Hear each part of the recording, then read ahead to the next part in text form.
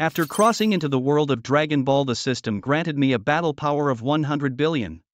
However, 100 billion in battle power wouldn't even surpass Beerus's pet dog in the later stages. Fortunately, I possess the transformations of a Super Saiyan from the first to the fourth level. Just the first level transformation alone amplifies my normal battle power by 50 times. I can hardly imagine how powerful I would be in the fourth level of Super Saiyan transformation. I closed my eyes and sensed the aura of the strong ones on Earth. I quickly confirmed that the timeline in Dragon Ball was just after the defeat of Majin Buu. Goku's normal battle power was only 150 million. Even after transforming into the third level of Super Saiyan, his power would only reach 60 billion. If nothing unexpected happens, the saga of the Great Wizard of Dragon Ball would begin in a year. The evil Namekians would use the Dragon Balls to turn Goku and the others into children. But now my arrival might change the storyline. Meanwhile, Goku and the others sensed my presence. On Turtle Island, where Goku and Vegeta were sparring, they became highly alert. Vegeta carefully felt this new and powerful aura. After a moment his face darkened. A Saiyan? And this power is far beyond our imagination. Goku, hearing this, wore an excited expression. As a battle fanatic, the appearance of a powerful Saiyan delighted him. Since the Saiyans were destroyed by Frieza, only a handful of pure-blooded Saiyans were left. Impossible, Vegeta muttered to himself. He stopped fighting with Goku and immediately flew towards Turtle Island. That guy Vegeta is really impulsive, Goku chuckled, then used instant transmission to join Vegeta. Grab onto me, Goku said as he grabbed Vegeta. Raising his right hand, he placed his two fingers on his forehead. Vegeta's face showed disgust, but before he could finish speaking, both vanished using Goku's instant transmission. When they appeared on Turtle Island, Gohan and Bulma were still having a party. Suddenly, a vortex appeared on the sea, and a figure in black was rapidly approaching. Who are you? Why have you come to Earth? Goku asked as he looked up at me, his initial excitement turning into solemnity because the aura I emitted was much stronger than he imagined. Over the years he had never seen such a formidable figure. Not even Majin Buu had such an overwhelming presence. I did not respond to Goku but merely looked down at everyone present. So handsome. Bulma blushed at her first sight of me, although she was already married to Vegeta. Who are you? Saiyans are supposed to be extinct. Apart from me and Kakarot, there should be no other pure-blooded Saiyans. Vegeta also sensed my terrifying presence. His heart was filled with anger. Damn it! It was Buu before and now another Saiyan appears. Why is every sudden enemy stronger than him? Knowing Vegeta's temperament, I chose to ignore his words and instead gave Bulma a slight smile. The post-marriage Bulma still had her charms. And my lascivious nature couldn't help but stir. Bulma, blushing even more, invited me to join their upcoming sea party right in front of Vegeta. However, I decisively declined her invitation. Although my current power is unmatched on Earth, I am hardly stronger than an ant in front of true gods. Let's not even talk about the Omni King who masters the laws of the universe.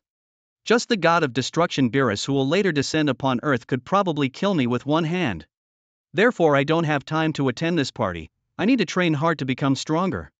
At the very least I must be able to sense the divine aura and have the ability to survive in the universe before Beerus arrives. However, Vegeta and Goku clearly didn't plan to let me go easily. Before I could turn around to leave, Goku's voice came from behind me. Since we've met, why not let us have a little sparring match? Goku, the battle fanatic, looked at me with eyes full of anticipation. I smiled knowingly at Goku below. To be honest, I'm not really interested in sparring with Goku right now. The main reason is that his power is still too weak. Sparring with him would just be bullying him. I don't want to see my once admired protagonist being pinned down and beaten. Just as I was about to refuse, I suddenly realized that although my power far surpasses Goku and the others, my battle experience is almost nil. After all, I've only just arrived in this world. Goku, on the other hand, has a wealth of combat experience. In this way, this battle seems to be a learning opportunity for me. With that thought, I smiled. Let's go. Let us unleash ourselves in the middle of the sea. As I spoke, I transformed into a beam of light and dashed towards the distance, with Goku and Vegeta following closely behind. The other Dragon Ball warriors were not surprised, only Bulma seemed a bit unhappy. The three of us stood in the air in the middle of the sea, tens of thousands of kilometers away, emitting an incredibly powerful aura. Vegeta seemed extremely angry at this moment. However, it wasn't because his wife Bulma was hitting on the man before him. The main reason was that among the aura emitted by the three of us, he, the proud Scion Prince, was the weakest. Veins bulged on his broad forehead. Kakarot, let me fight first, Vegeta said. Touching the back of his head with a smile, Vegeta, he's very strong, I'm worried you're no match for him, Goku replied. Which only angered Vegeta further. Kakarot, I am the Prince of Scions, don't speak to me in that tone reserved for lower-class warriors.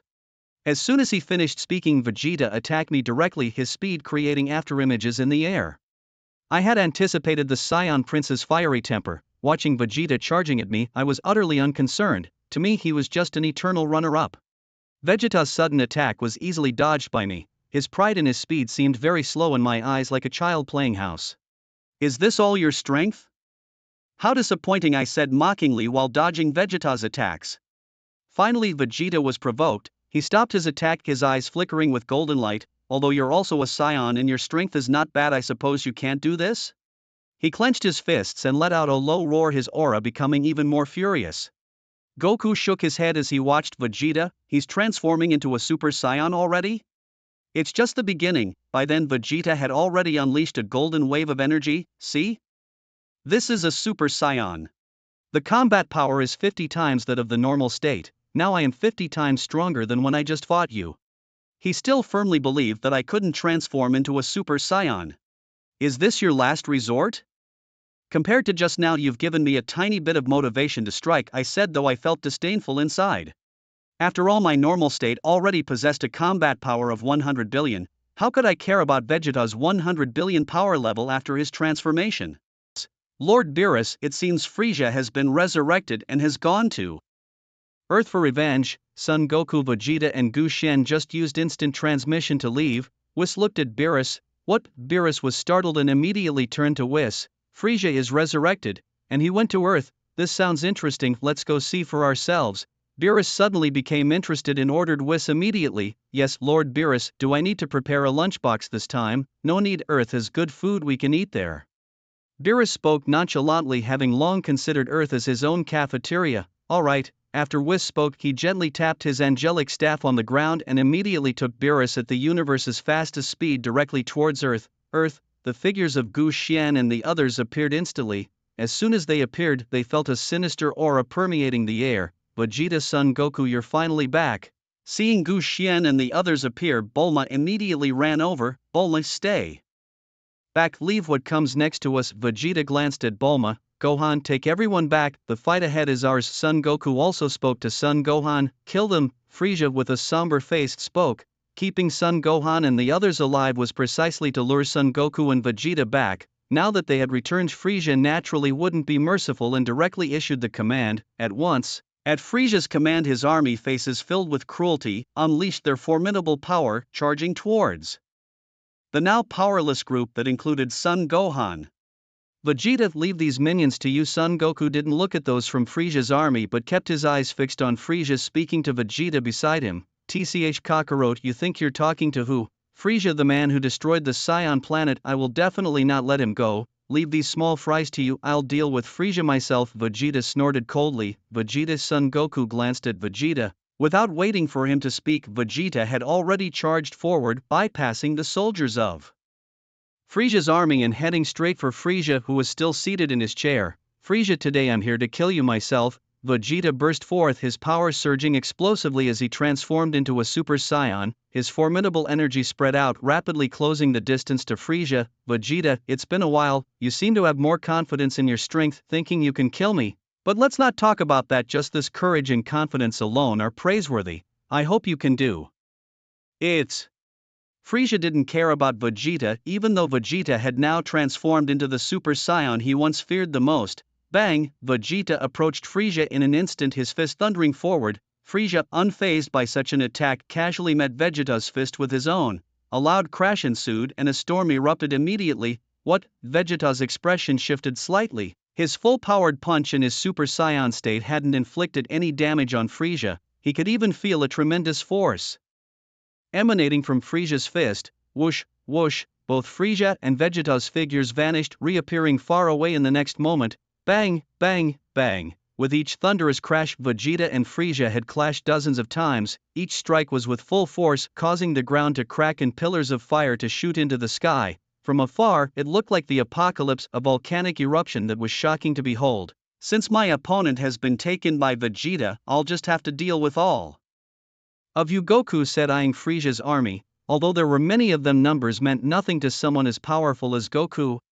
In his presence, no matter how many they were, if their strength was lacking, they could not harm him. Without even transforming, Goku charged into Frisia's army, and after a fierce battle that lasted only 30 seconds, all members of Frisia's army were severely injured. You're too weak, you can't even make me enjoy this. After defeating all the soldiers of Frisia's army, Goku slowly spoke, his gaze fixed on the battle between Vegeta and Frisia. For him, that was where the real action was. However, Vegeta had only just made his move and Goku was unsure if he would get a chance to join in. It seemed like Vegeta might win easily, but there still seemed to be a more powerful force inside Frisia. Goku watched Frisia closely. Bang! Just then Frisia and Vegeta's fists collided once again. Another intense roar ensued and both Vegeta and Frisia were forced to step back. Vegeta, if you can't handle it, then let me do it, Goku said as they momentarily paused. I was just getting ready to have some fun, but since you say so, I guess I have no choice. Vegeta shook his head. Frisia, I know you still have hidden strength, there's no need for us to continue testing each other anymore. Bring out all your strength and let's settle this once and for all. Vegeta stared at Frisia. As his words fell, Vegeta immediately clenched his fists and a low growl escaped from his mouth. With a roar, Vegeta's power crazily surged. The ground shook violently and mountains crumbled. Such immense power. What has happened to Vegeta during this time? How could he have changed so much? Is that really Vegeta? How is this possible? As Vegeta's power exploded, everyone around him showed shocked expressions, their eyes filled with disbelief. Under the stunned and dazed gazes of the crowd, a blue light burst forth from Vegeta. At the same time, his aura dissipated. Frisia, this is my latest form, Super Saiyan Blue. You better bring out your strongest power, otherwise you are no match for me. After transforming into Super Saiyan Blue, Vegeta glanced at Frisia and slowly spoke. Frisia clapped his hands and responded to Vegeta, I really didn't expect you to have improved so much. Super Saiyan Blue, that's quite interesting, he continued calmly, since you've gone this far, it would be disrespectful of me to hold back any longer. After saying this, Frisia clenched his fists fiercely. A crazy power burst forth from within him, increasing at an unimaginable speed. So strong, it's not much less than Vegeta's blue form, maybe even stronger. It should be this way, only then it becomes more interesting.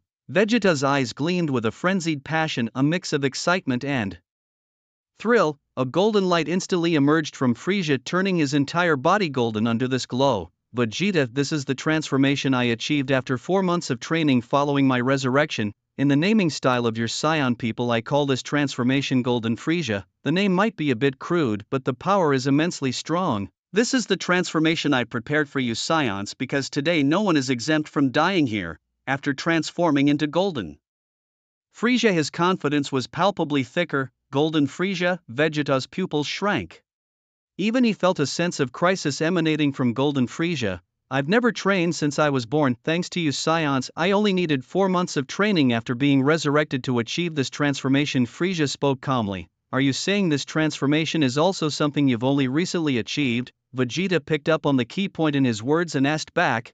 That's right, but even so, dealing with you will be effortless, there won't be any problem, Frisia replied confidently. Then come on, Vegeta laughed, already aware of Frisia's weakness. Just having transformed, Vegeta knew this was his best chance to defeat him, as his opponent was surely not yet accustomed to his new state. This is my chance to defeat him, Vegeta muttered to himself. With a whoosh, both Vegeta and Frisia's figures flashed and vanished, reappearing mid-air. Their fists collided with immense force, each feeling the other's power. Die, you filthy monkey, Vegeta and Frisia roared continuously as their battle quickly escalated to its peak. Bang, bang, bang. Under the intense booming sounds, no one besides Goku and Gushuan could clearly see their movements.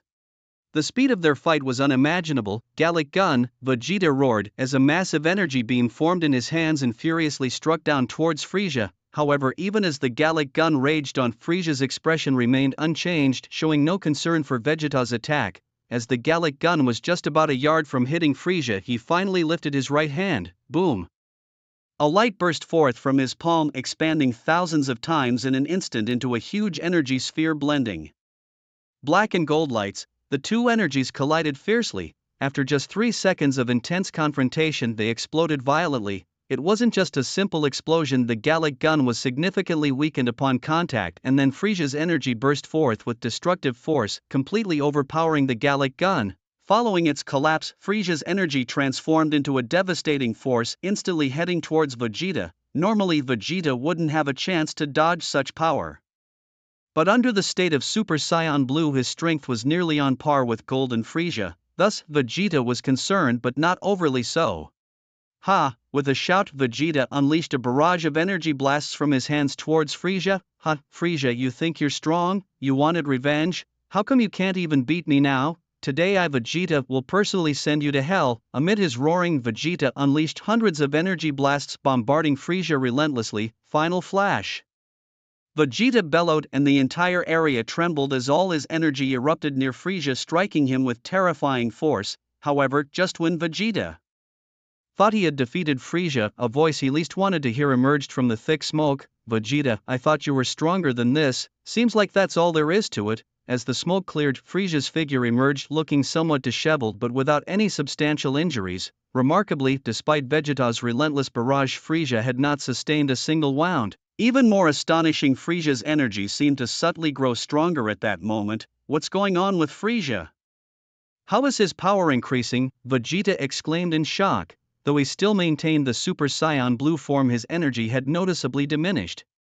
Vegeta, let's switch. Goku observed the worsening situation. Even though Vegeta was still in his Super Saiyan Blue form, his energy was gradually weakening. As for Frisia, not only was his energy not diminishing, but it also seemed to be growing stronger. Kakarot, Vegeta looked at Goku. Vegeta, Frisia didn't come to Earth looking for you, he came for me. Naturally, I should be his target. Why should you muddle in this mess? Besides, I'm quite curious to see this Golden Frisia for myself. Goku spoke, looking at Frisia. It doesn't matter, you can try to fight me 1 by 1 inch, I don't care because none of you are leaving here alive today, Frisia responded nonchalantly, very confident in his current strength. Even if Goku and Vegeta teamed up against him, he was unfazed. After all, he was acutely aware of the formidable power of Golden Frisia. Switch, Vegeta. Goku said again, and in a flash he moved in front of Vegeta, calmly facing Golden Frisia. Kakarot, he's very strong, be careful, Vegeta finally conceded. He knew that if the fight with Frisia continued, he would be the one to fall, not Frisia. If the outcome was already determined, it was better to retreat while they could. I know, Goku nodded. So Goku, you're finally taking action? This is the transformation I prepared for you. Are you satisfied? Frisia looked at Goku, unable to hide the hatred in his eyes. I'm indeed surprised. I didn't expect such power after your ultimate transformation. But if you think this transformation alone will be enough for revenge, then you're quite not V. Goku responded. What do you mean? Do you plan to kill me a second time today? Frisia spoke confidently. You saw Vegeta's transformation, strong but still not on par with me. Vegeta might not be able to defeat you, but that doesn't mean I can't. Moreover, this Golden Frisia transformation of yours has a fatal flaw that hasn't shown yet, but it won't be long before you realize it. Goku smiled slightly, then clenched his fists tightly. Let me show you my transformation, which is a completely different path from Vegeta's. Watch closely. Gushwan stood at the forefront of the crowd watching his son Goku and Frisia slowly began to speak. Although Gushwan was indifferent to the battle, in his view both Golden Frisia and Super Saiyan 4 Goku were insignificant figures before him. However, within the context of the entire Universe 7, the strength of these two was among the top tier. There were few who could defeat them, and those who could had not yet emerged. Goku, you should be able to transform just like Vegeta into that Super Saiyan Blue, right? Just bring it out. I'm not interested unless I defeat you at your peak, Frisia said confidently. Goku shook his head straightforwardly in response. I won't. Are you planning to use the previous version of Super Saiyan then? Frisia laughed slightly, thinking if Goku was only capable of that level, he wouldn't be interested at all. Of course not, Goku replied. I've already said, the path I take is completely different from Vegeta's. You've seen Vegeta's Super Saiyan Blue, but you haven't yet seen my ultimate form of Super Saiyan. As Goku's words fell, he clenched his fists tightly. An immensely powerful force burst forth from within him, instantly forming a storm of energy. I'm actually quite curious to see it, Frisia said, not interrupting Goku's transformation but rather watching with anticipation. He wanted to know what this so-called ultimate Super Saiyan transformation was like and how much power it held. However, in Frisia's view, no matter what, he would be the victor of this battle. He thought of his true strength, and even if he were to be defeated, he could resort to his secondary method. At that point, the Super Scions who couldn't survive in space would undoubtedly perish. Only he could truly survive in the cosmos. Even if a planet were to explode, Frieza could still live. The Super Saiyan 4 you wanted to see is here. Goku's demeanor suddenly changed, transforming into Super Saiyan 4. After transforming, Goku's power fully erupted, his eyes coldly fixed on Frieza, his face expressionless. Is this Super Saiyan 4? It seems strong, but I wonder about its true power, Frieza thought, his eyes flashing as he dashed towards Goku.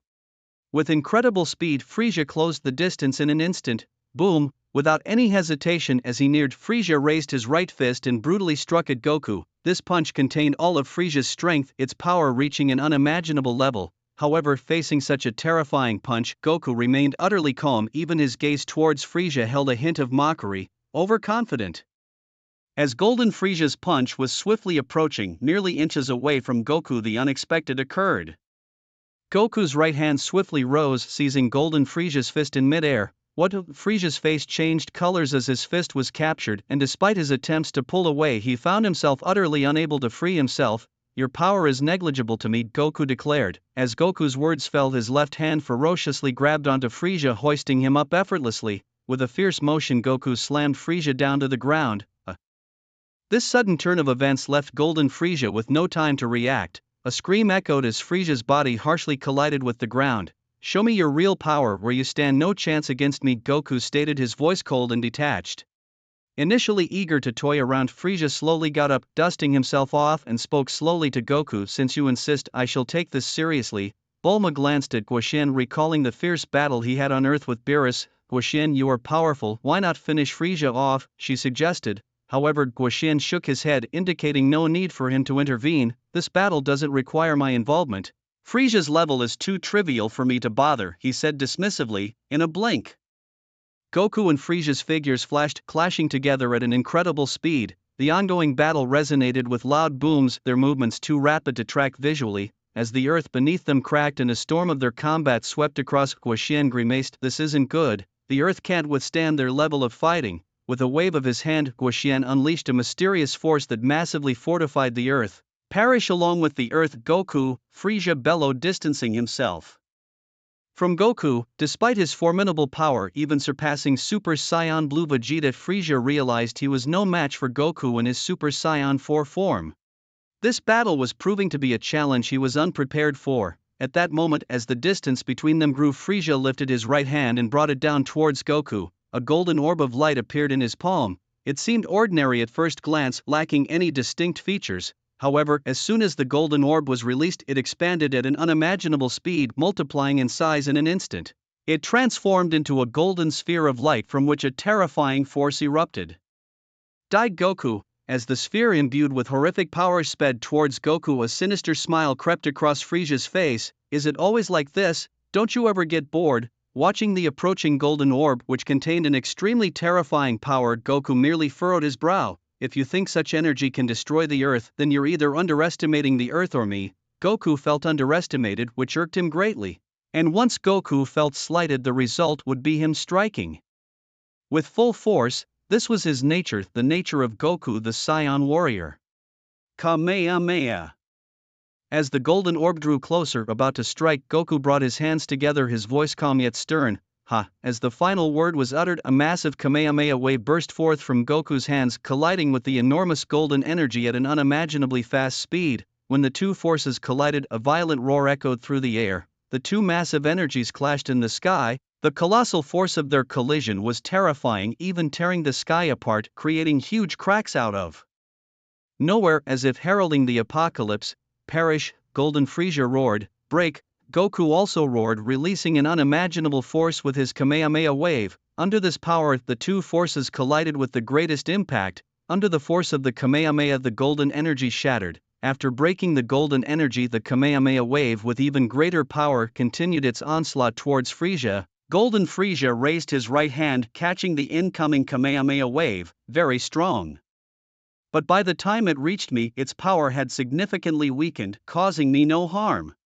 Golden Frieza slowly spoke, and the moment his words fell, his right hand clenched fiercely. The Kamehameha wave immediately collapsed, its dense energy spreading outwards and eventually dissipating. I've said it before, no one in front of me is my match. Even though you are strong, I still stand by my view. Now I am the most powerful being in the universe, no one can defeat me." Golden Frisia laughed confidently. "Is that so?"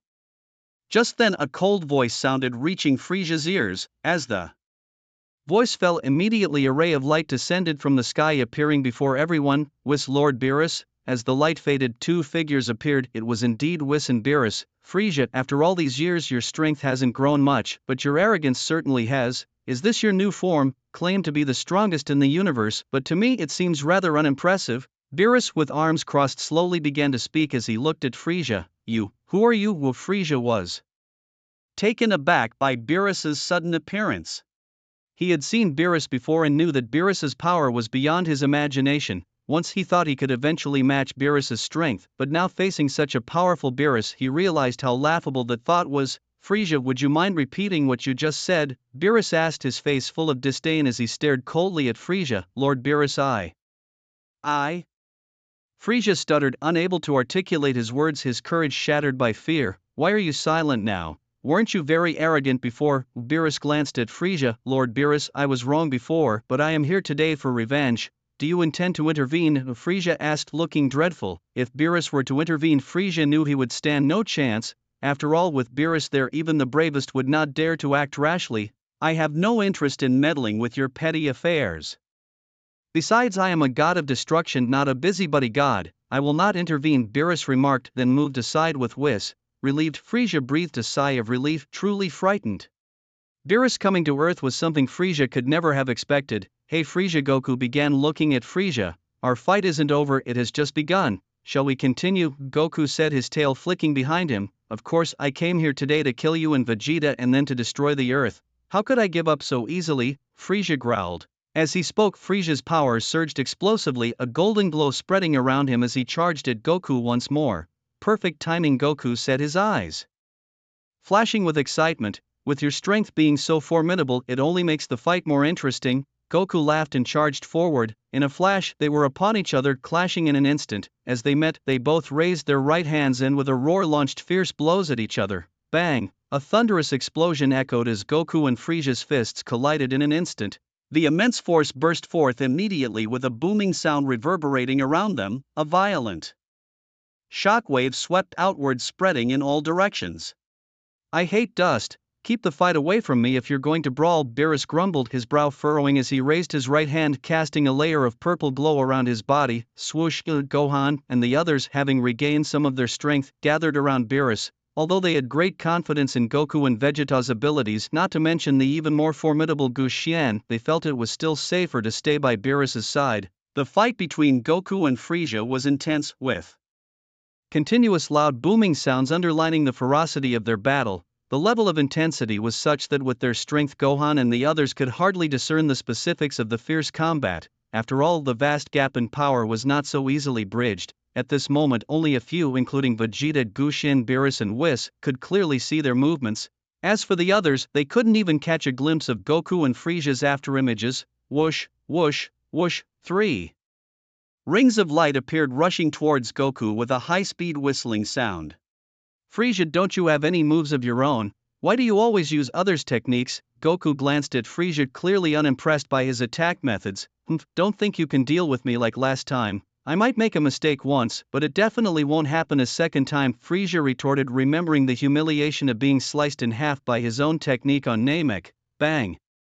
As the rings approached, Goku remained nonchalant, launching fierce punches forward. The sound of the explosion instantly filled the air, creating a storm that swept around them, and under Goku's assault, the rings of light simply collapsed. "I've told you, if you want to defeat me, you have to go all out. Your tentative attacks have tried many times and yielded no results. How many times do I have to tell you before you believe it?" Goku slowly said, clearly frustrated that Frisia never seemed to listen. "Of course I know that." Golden Frisia responded darkly. "If you know, then why continue with these meaningless probes?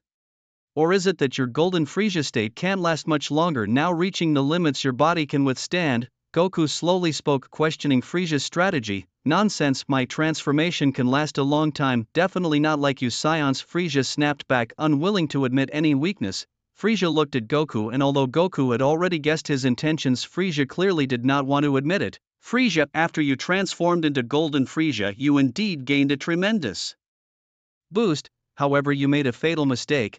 Had you continued to train after transforming and fully familiarized yourself with this new form before coming here, today's situation might have been different, but you did not. Instead, you came to seek revenge immediately after you were able to transform into Golden Frieza without mastering your new form, and that is your biggest mistake, Goku said, his eyes locked on Frieza. He had predicted this earlier, given Frieza's characteristically arrogant nature. It was inevitable that he would come to Earth as soon as he mastered his new transformation.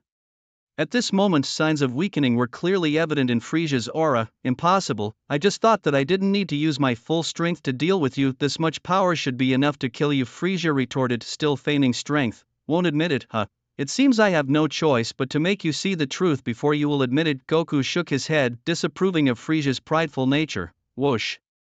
In the next second, Goku's figure flashed, instantly closing the distance to Frieza. With a loud shout, Frieza, Goku clenched his fist and power crazily surged within him. Boom, a punch thundered out, carrying immense force directly towards Frieza. Seeking death, Frieza muttered under his breath as his face slightly changed. He did not take Goku's formidable punch too seriously, however, and with a glint of cold light in his eyes, he too raised his right fist and punched towards Goku. Boom.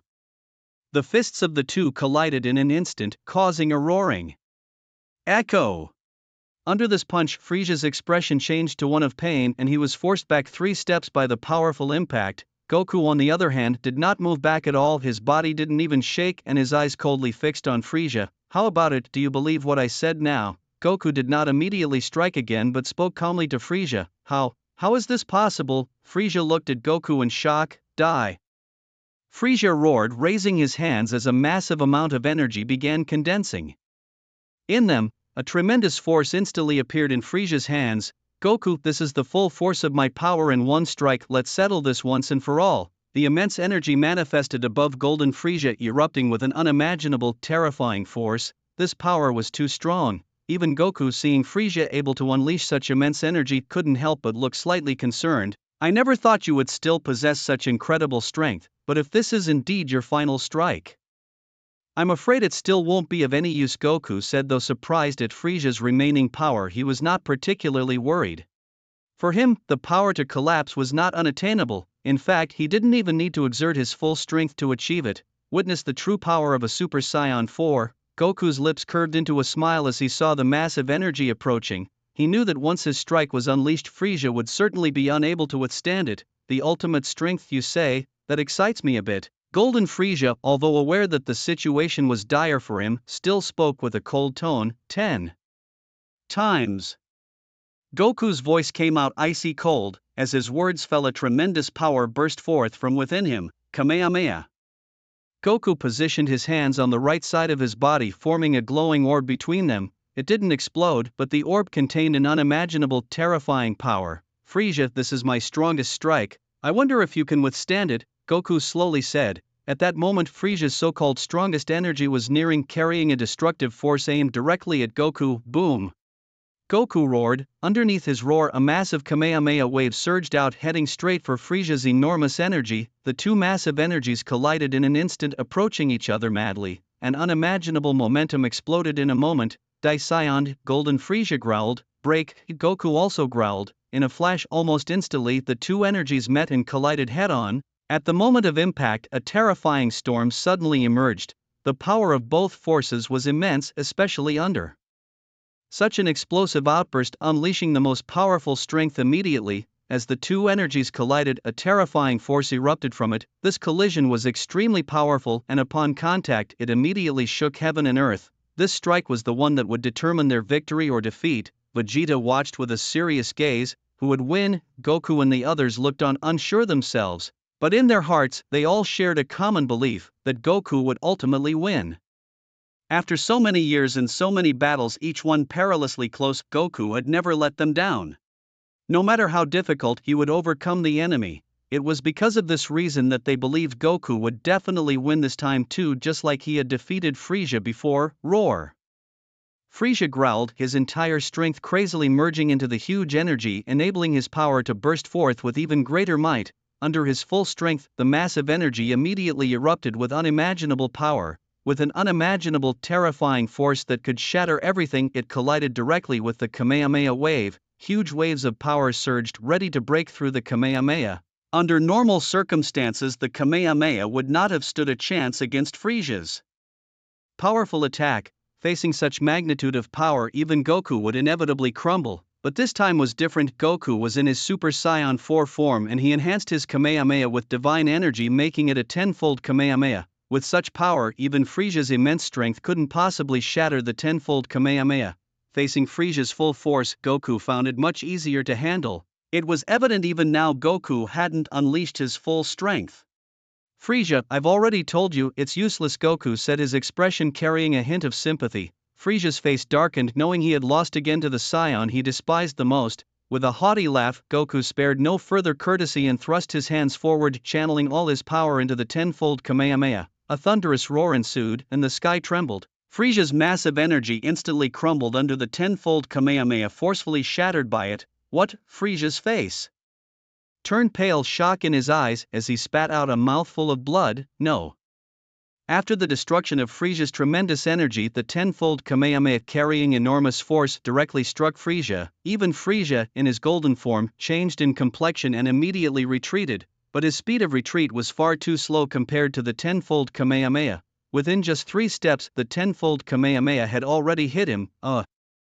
Struck by the tenfold Kamehameha, the immense power engulfed Frisia completely. Luckily, he was in his golden Frisia state, otherwise he couldn't have withstood it. Even as golden Frisia, he spat out several mouthfuls of blood and was blasted dozens of feet away, looking utterly disheveled.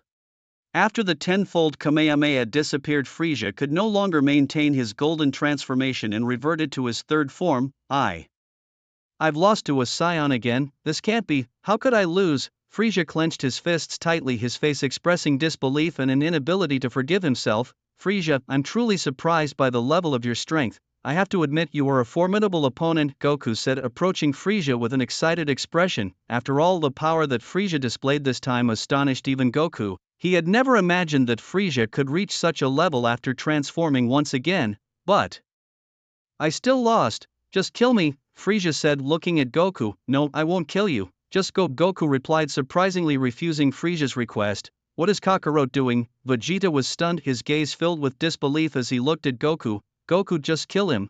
Krillin and Bulma also chimed in.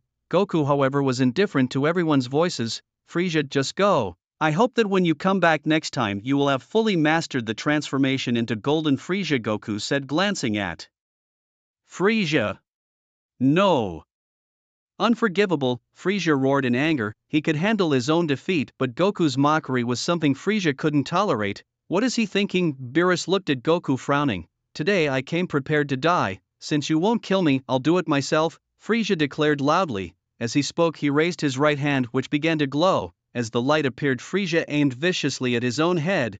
This scene looked like Frisia was intending to end his own life, although it was clearly a bluff to everyone but Goku. Frisia, Goku's expression changed. Whoosh, in an instant Goku was in front of Frisia, grabbing his hand. You.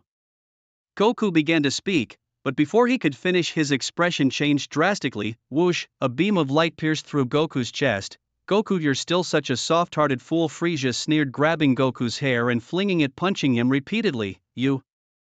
Goku's face turned pale, a hole visible in his body as blood flowed continuously. Clearly Goku was severely injured and reverted from his Super Saiyan 4 state. What's the matter? Aren't you supposed to be strong? Frisia coldly spoke, punching Goku with his right hand. The tremendous force caused Goku to scream in pain. Despicable. Despite immense pain, Goku managed to speak. Despicable. You're only realizing this now. As long as I can kill you, what does it matter if it's despicable? Anyway, you're going to die. Letting you curse me a few times before your death means nothing to me. Don't even think about using Earth's Dragon Balls to resurrect. Because after I kill you, I'll destroy the Earth. Then you'll never be able to come back to life. Frisia laughed maniacally, his expression filled with extreme excitement. He had thought about this moment countless times, and today he could finally realize it. Even though there was still Vegeta after Goku, Frisia didn't care at all. Damn it, Sun Wukong was furious beyond measure. However, no matter what, he was severely injured at the moment and didn't have the strength to spare. As for resistance, that was even more impossible. This sudden turn of events stunned everyone watching around. What was supposed to be a sure win situation now looked otherwise, but at this moment only Gu Xian felt differently, because compared to Frisia's successful surprise attack on Sun Wukong, he himself had encountered other troubles. Ding! The system has determined that the host has completed all tasks in the current universe. Reward: 1 minute of invincibility. The system will now transport the host to another universe. Deployment. Countdown, 1 minute, countdown begins. This. Gu Xian was also stunned by the system, which had not bubbled up for a long time and now suddenly appeared. He hadn't done anything and the system had never issued any tasks, and now it declared everything completed. Wasn't this system's judgment a bit too hasty? And what did it mean by soon transporting him into another universe? Was it to universes like the 4th or 6th, or to other worlds' universes? Gu Xian frantically questioned the system in his mind, but the system was as silent as death at the moment, ignoring him completely except for the ongoing countdown. While Gu Xian was furious, he also thought of something, that was whether the system might transport him into another world just like it had sent him into the Dragon Ball world at the beginning. But if that world was not as familiar as the Dragon Ball world, that would be terrible. Watching the countdown in his mind drop below 50 seconds, Gu Xian could not care about much else. He had to resolve the matter at hand first. This fool Kakarot always like this. Vegeta clenched his fist lightly. Very displeased with Frisia's current excitement, just as he was about to go over, another voice came from behind. Let me do it. A powerful aura erupted from Vegeta, shining with a burst of blue light as he transformed into Super Saiyan Blue in an instant. However, his newfound power was abruptly suppressed back into him the moment the hand of the voice's owner rested on his shoulder. Vegeta, taken aback, turned to see a solemn-looking Gu Xian standing beside him. Gu Xian, Vegeta said slowly, acknowledging his presence. Let me handle this next. Gu Xian spoke again, his expression serious as he stepped forward while keeping an eye on the countdown. 50 seconds should be more than enough to deal with Frisia, he muttered to himself. Though he had taken only a single step, Gu Xian instantly appeared in front of Frisia. So fast, Vegeta's eyes narrowed. Even with his power, he hadn't seen how Gu Xian moved in that moment, and Vegeta was sure that Gu Xian hadn't used instant transmission. It was just Gu Xian's sheer speed. What level had his speed reached to be unseen even by me? Moreover, the most crucial point was that he hadn't transformed into a Super Saiyan, which meant he was fighting purely in his God of Saiyan form. Vegeta muttered internally, his gaze on Gu Xian tinged with a hint of fear. The unknown is indeed the most terrifying. At this moment, Vegeta truly understood the meaning of those words. Although I don't know you and haven't seen you before, from the aura you emit, you must be a Saiyan too, right? And it seems you have a good relationship with Goku. And the others, Frisia said, his gaze sharpening. Honestly, Gu Xian's speed had taken Frisia by surprise, leaving him unable to react. It seems like you can sense my aura, Gu Xian remarked nonchalantly to Frisia, his tone even but underlined with indifference. Gu Xian, you've disappointed me, Goku said weakly, his injuries severe. He managed a bitter smile upon seeing Gu Xian. It's all right, learn from this and remember the lesson. Mercy towards an enemy is cruelty to oneself, for not everyone has a kind side. Your kindness might not earn you respect from your foes and might even be exploited by them. Remember this, or else no matter how powerful you are, you'll always be weak if you can't overcome this flaw. Gu Xian spoke slowly. I think you're taking me, Lord Frisia, too lightly. Frisia interrupted Gu Xian and Goku's conversation. After speaking, he raised his right hand and launched a fierce punch towards Goku, aiming to take his life while he was gravely injured. However, the moment Frisia's fist was about to connect, it didn't land on Goku as he had intended. Did I see you could make a move? Gu Xian's right hand grabbed Frisia's arm, his eyes cold as he slowly began to speak. How is this possible? Frisia looked at his right hand, now caught by Gu Xian, his expression revealing endless fear and shock. He could clearly feel the strength within him being suppressed by Gu Xian at this moment. Goku watched carefully. To deal with an enemy, you must crush them completely. This is where your Sun family is most complacent. Gu Xian turned to Goku and after speaking, his right hand tightened fiercely. Ah! A piercing scream echoed as Frisia's entire right arm exploded, turning into a shower of blood and flesh scattering around. I will kill you. In agonizing pain, Frisia let out a thunderous roar. Boom! A tremendous power burst forth from Frisia, who at that moment transformed into Golden Frisia. Useless. In front of me, your strength is nothing. Even your preparations for this battle are no different from trash. Gu Xian's voice remained calm, eerily so. Look at the time, 35 seconds left. Go to hell, Frisia bellowed, charging at Gu Xian. Boring. Gu Xian uttered just 2 words. Whoosh. Instantly Frisia was in front of Gu Xian, and just as he was about to strike, a palm suddenly appeared above Frisia, grabbing his head. "Frisia, after you die this time, don't think about coming back." Gu Xian's voice followed his right hand, squeezing fiercely. Bang! Frisia's head collapsed under the force of Gu Xian's grip without a chance to resist. Frisia's voice wasn't fully transmitted, he only managed to utter one word before his body fell lifeless. "Seat, this is how to deal with your enemies." Gu Xian waved his hand as if trying to shake off the blood stained on it. "I understand now."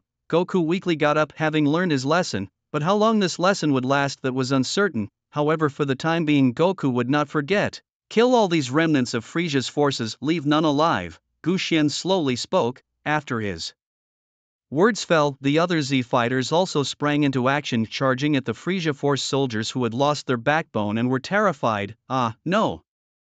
Screams rang out, and soon after there was silence. Only the thick smell of blood remained. Everyone was happy to have finally dealt with Frisia's forces. Only Whis noticed something unusual about Gu Xian. At this moment, Gu Xian's figure began to turn vague. As the countdown reached the last 10 seconds, Gu Xian's body gradually became transparent. "Gu Xian, what's happening to you?" Wes asked, and the sudden change in Gu Xian startled everyone else too. Those unaware might have thought Gu Xian was on the brink of death. "It's nothing serious, just that time has come and I might need to visit some other places," Gu Xian said with a bitter smile. "A minute can feel long or short. If the system had informed me earlier, I could have spent some time traveling around before." "What? Gu Xian, you're going out again? When do you plan to return this time?" Sun Wukong, supported by Gohan in his weakened state, hadn't yet grasped the gravity of the situation, naively thinking it was just another trip like Gu Xian's last visit to Universe 6. The others felt differently. They sensed a heavy atmosphere around Gu Xian. "I don't know." Gu Xian shook his head, "but I believe I should be able to return soon." As the countdown reached its final second and he spoke those words, Gu Xian's body became completely transparent. Everyone could no longer see him. Even Gu Xian's aura disappeared with him. The Scion Infinite Growth System informs you that multi-universe traversal was successful. Successful login to Marvel Universe 19999. Login time: 3 months before the first Avengers timeline. Mission issued: ensure Earth's safety through the Avengers timeline. Note: due to the host's login, the content of this universe might differ from the movie universe the host is familiar with. Mission completion reward: Super Scion 5 transformation, one-time return to the original universe, duration 1 day. Upon mission completion, system will automatically begin countdown to traverse universes. Have a pleasant journey, host. Under the boundless starry sky, silence should have prevailed as usual. However, tonight maintaining this silence proved difficult. At a secret shield base, the Pegasus project was underway. To call this place a secret base was somewhat ironic given its vast size of thousands of acres. Easily discoverable by anyone interested, thus the secrecy of the base was less about its location and more about the object of its research. If nothing went wrong, the object being studied here could remain unknown to all humanity in America and globally forever, as it was not meant for public disclosure. Now, the focus of this project was the Tesseract. Years ago, Nick Fury had retrieved it from the mouth of an orange cat at a great cost, a cost that meant he had to wear an eye patch for the rest of his life. Of course, Fury would only discuss the fierce battle he underwent to reclaim the Tesseract, never mentioning the orange cat.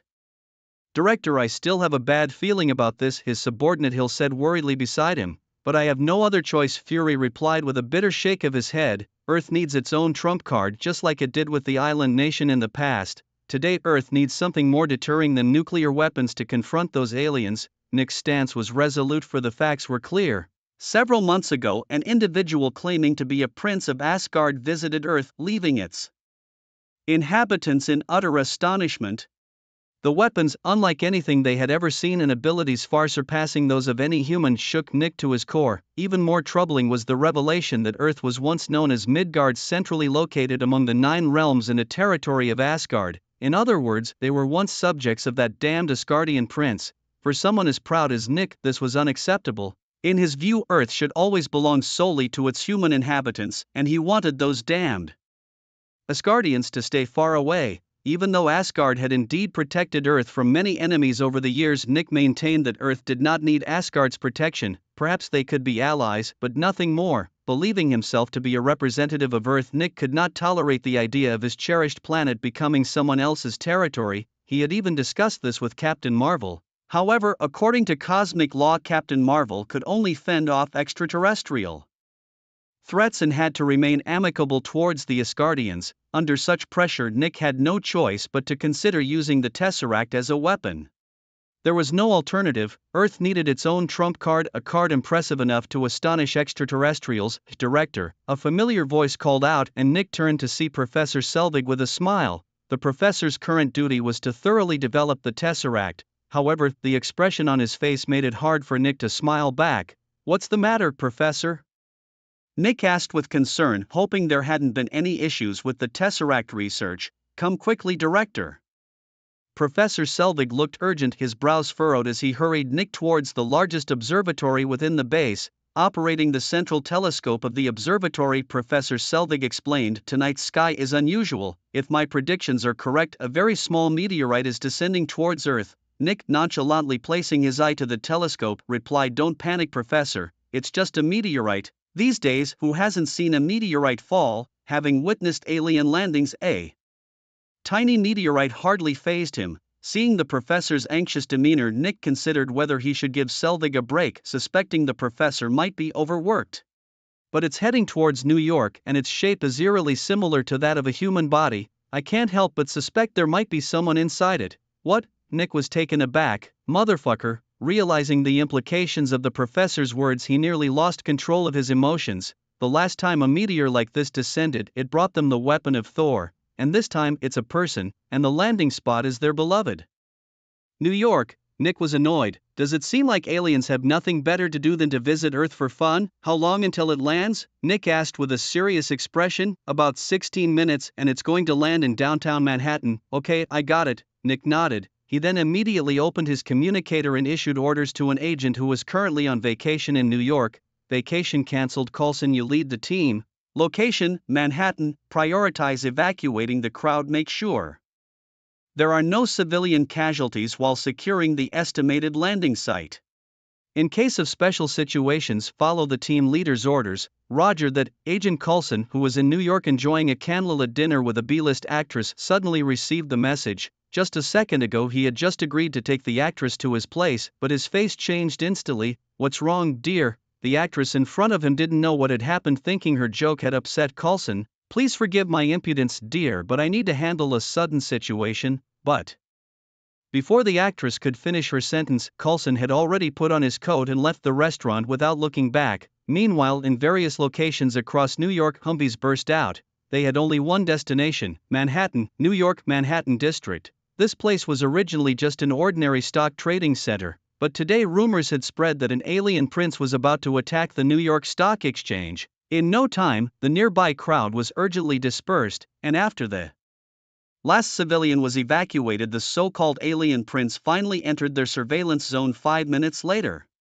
Greeting him were over 20 Humvees filled with agents and an emergency combat team led by Coulson. As for Natasha, she was still tied up with another mission and couldn't make it. Watching the meteor approaching in the sky, Coulson couldn't help but remark, "Why does every one of these guys have to make such a grand entrance? Last time it was Thor. This new guy too. I hope this new guy turns out to be as dumb as Thor. That would make our job a lot easier," Coulson muttered to himself. However, looking around, he still couldn't spot the most crucial person. "Where the hell is Iron Man? We need him to slow the damn thing down." "Don't worry, buddy, he's already slowing it down." Iron Man descended from the sky at that moment. After all, heroes always show up last. Cursing behind someone's back is not a good habit. "As a lesson, I've already picked up the actress you were hooking up with tonight," Tony said, laughing as he lifted his face mask, revealing that all too familiar smug face. "Fuck, how did you know what I was doing tonight?" Coulson was irked. "That was the woman he had his eyes on. I've been informed about you since you stepped into New York. I even know what brand of oil you used with another actress in bed the day before yesterday," he said. But what he didn't expect was Tony's unique taste. Tony casually draped his arm over Coulson's shoulder. "You're spying on me." Coulson was visibly annoyed, yet there was nothing he could do about this man because he was Tony Stark. As they spoke, the meteor successfully made its landing just as Tony had described, slowing down as it approached. It only managed to damage a stock exchange, thankfully causing no greater disaster. With the arrival of the man, everyone slowly approached him. However, everyone fell into silence. They tacitly focused their attention on the stranger's groin area, something slightly different from their own. as the man in the ruins slightly lifted his arm. In the next second, over 80 rifles and 15 rocket launchers were aimed at him. The glow of Iron Man's repulsor beams flickered relentlessly. Coulson's pistol seemed rather feeble at that moment. Cough cough, first team go check, second team stay back, third team follow me, Coulson commanded as he led the team forward. The man on the ground, after waving his arm once more, fell back into deathly stillness. Can you understand me? Who are you? Where did you come from? Coulson asked cautiously, his gun still aimed at the man, yet his gaze couldn't help but drift to the man's groin again. The man on the ground, however, was as still as the dead. Seeing this, Coulson grew bolder and led his team towards the man. Suddenly a scream halted their advance. Coulson, with his gun at the ready, watched the man vigilantly, fearing he might suddenly attack. Despite knowing that at least 300 bullets would hit him if he did, who could guarantee those bullets would actually harm him? Is this playing dead? Coulson asked. After the man's disturbance, they dared not move, only standing there with their guns aimed at him.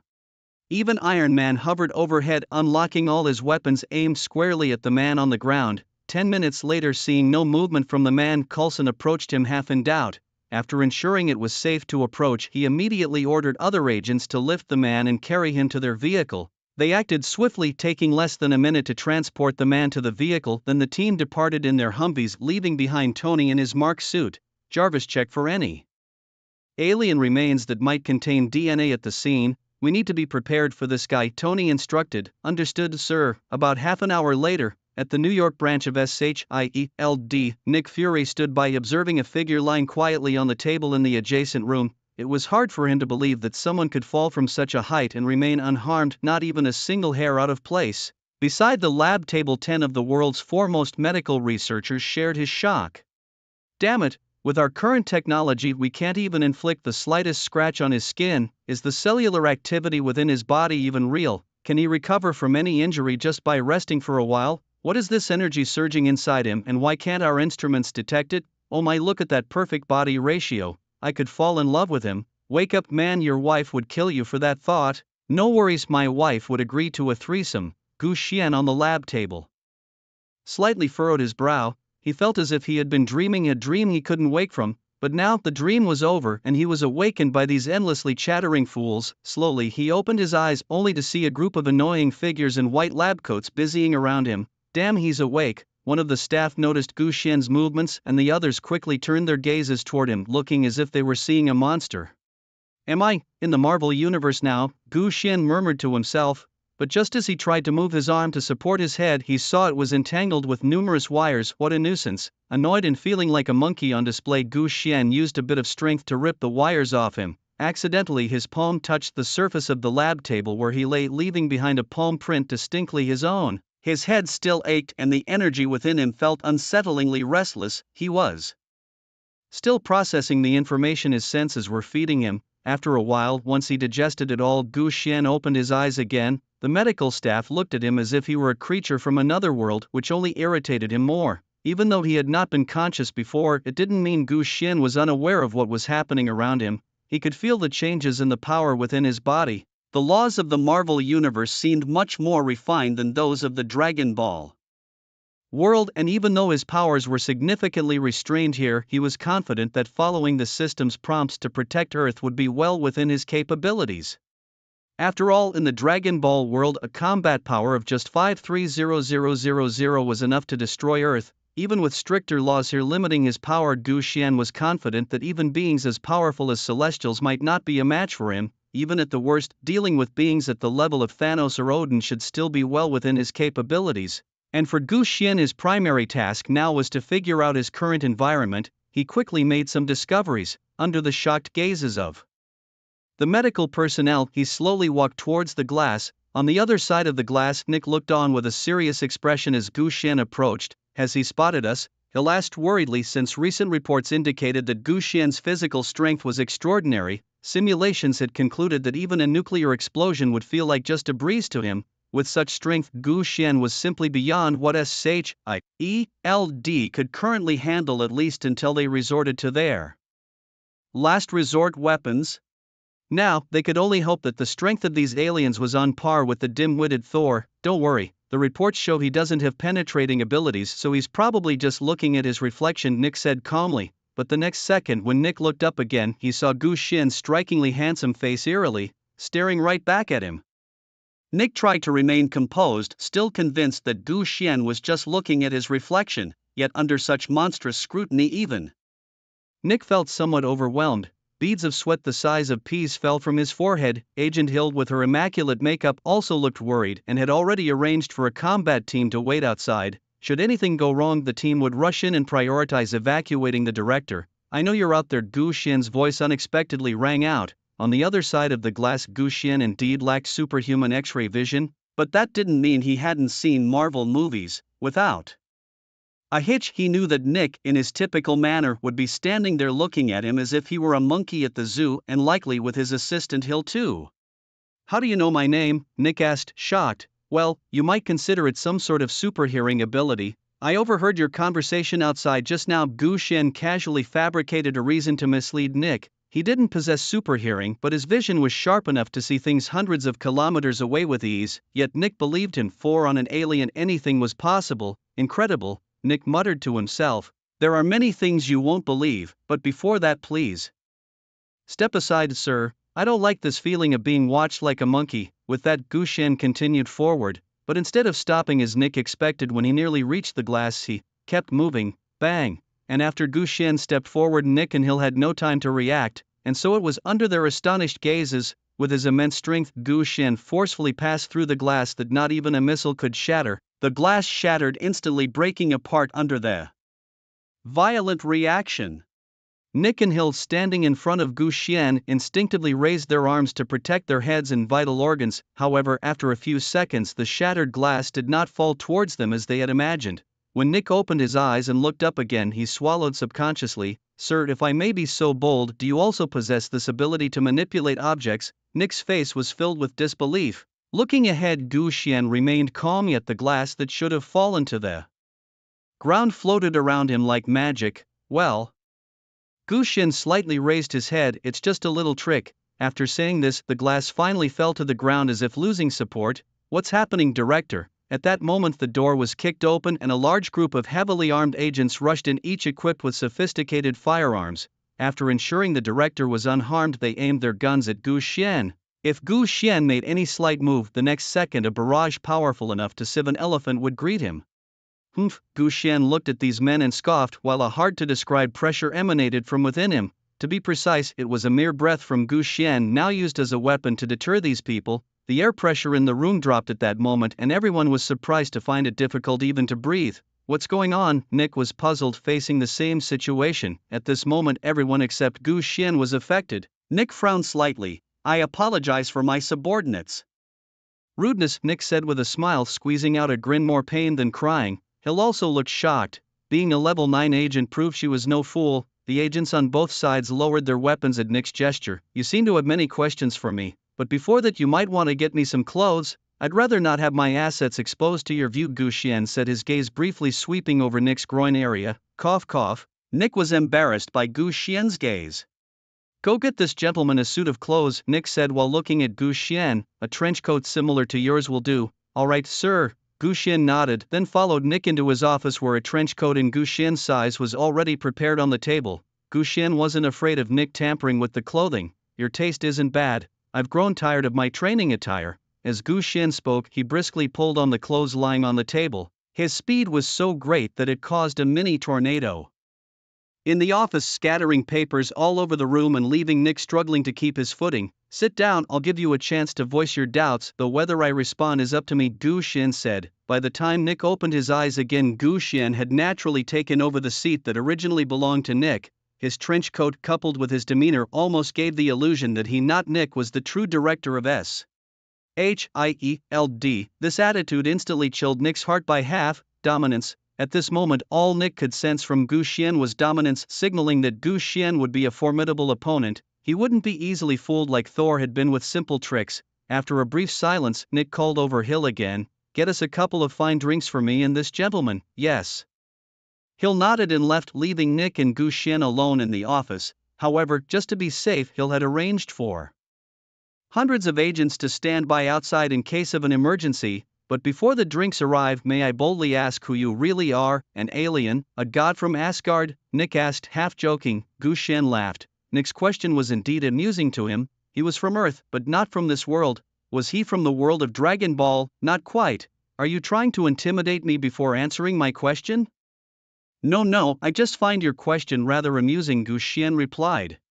None of the answers you mentioned are correct, so who are you really? Nick persisted. Me, just an ordinary scion. Gu Xian smiled, not intending to hide his identity. He believed that with SHIELD's intelligence network, the moment he used any similar abilities on Earth, they would detect the slightest clue, however implausible the truth might seem to them. Moreover, Gu Xian felt that when dealing with an organization like SHIELD, he had to demonstrate absolute strength to suppress them effectively. Otherwise, he was sure that with Nick's cunning nature, even a simple trip to the restroom might be monitored. After all, the title of Earth's representative was not for nothing. Any individual outside their influence was potential enemy to SHIELD, hence Gu Xian believed it was necessary to show some of his strength now to dispel their unfavorable thoughts. Scion?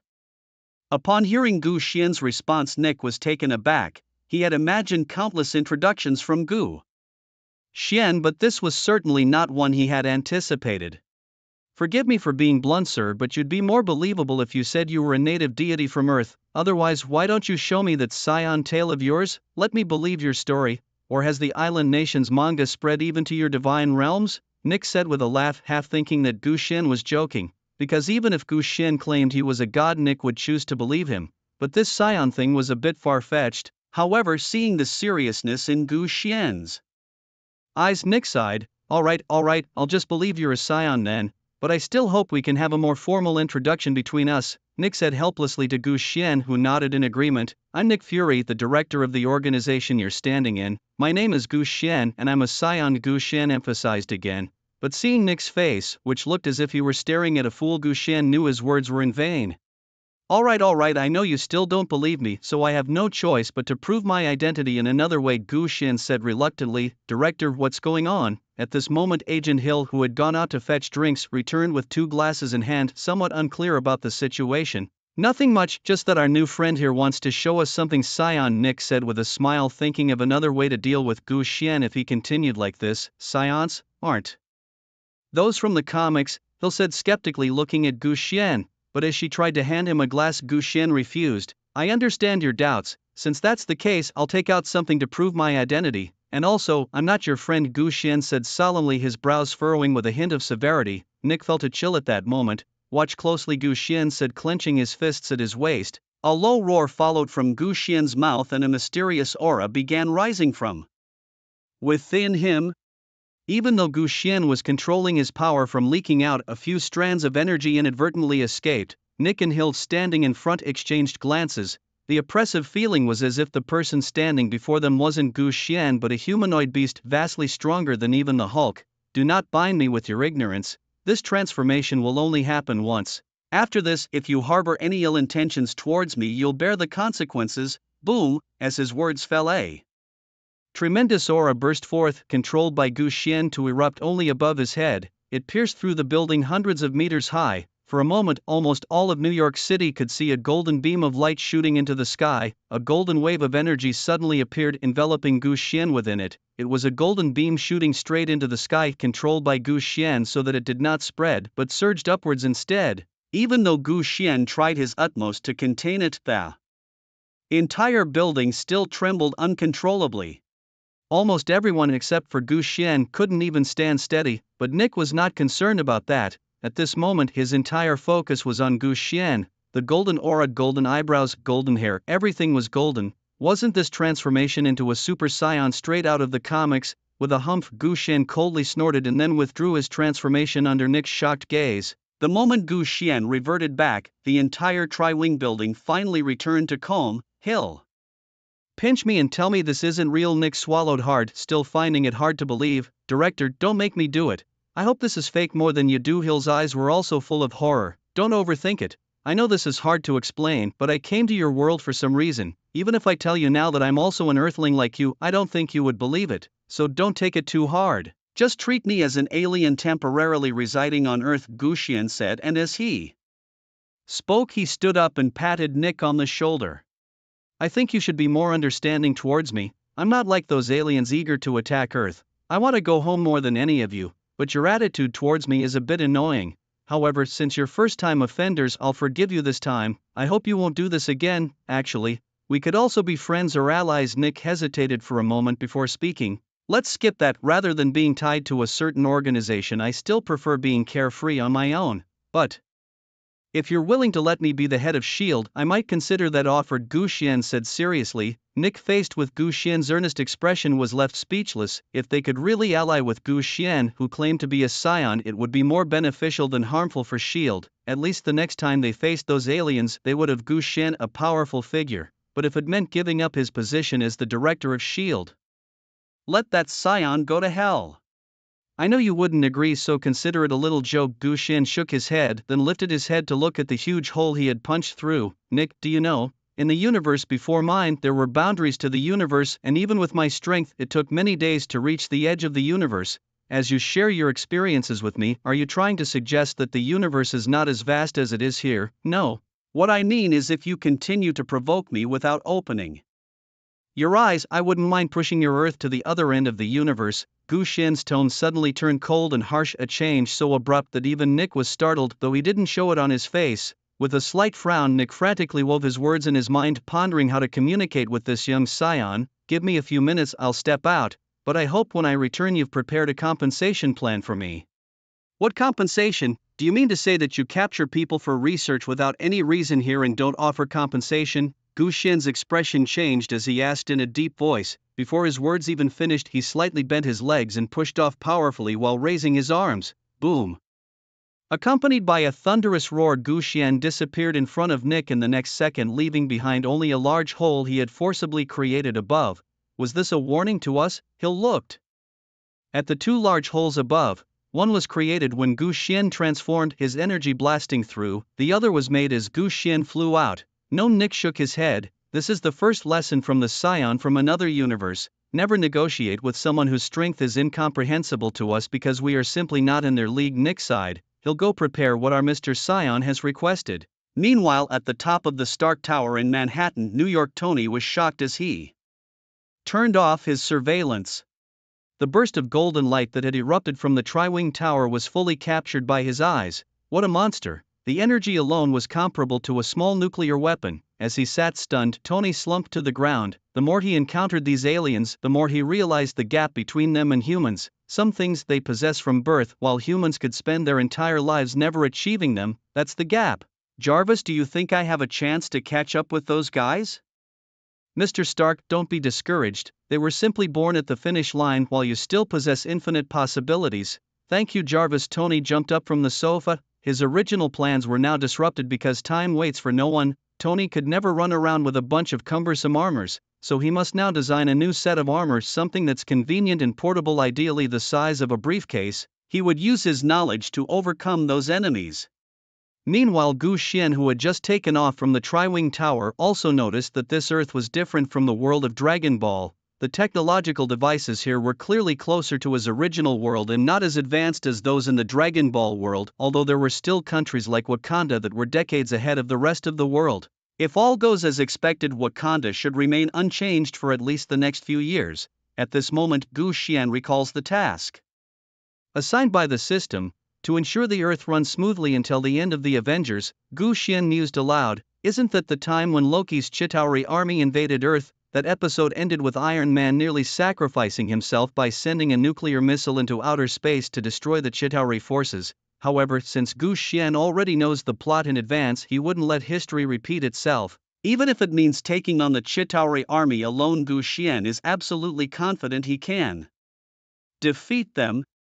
That's right, just Gu Xian against an entire army. With the transformation into Super Saiyan 4 and the realm of gods at his disposal, Gu Xian is fully confident in his abilities. Even during his recent trial, his power of law proved effective, much to his delight. This added yet another ace up his sleeve in the Marvel Universe.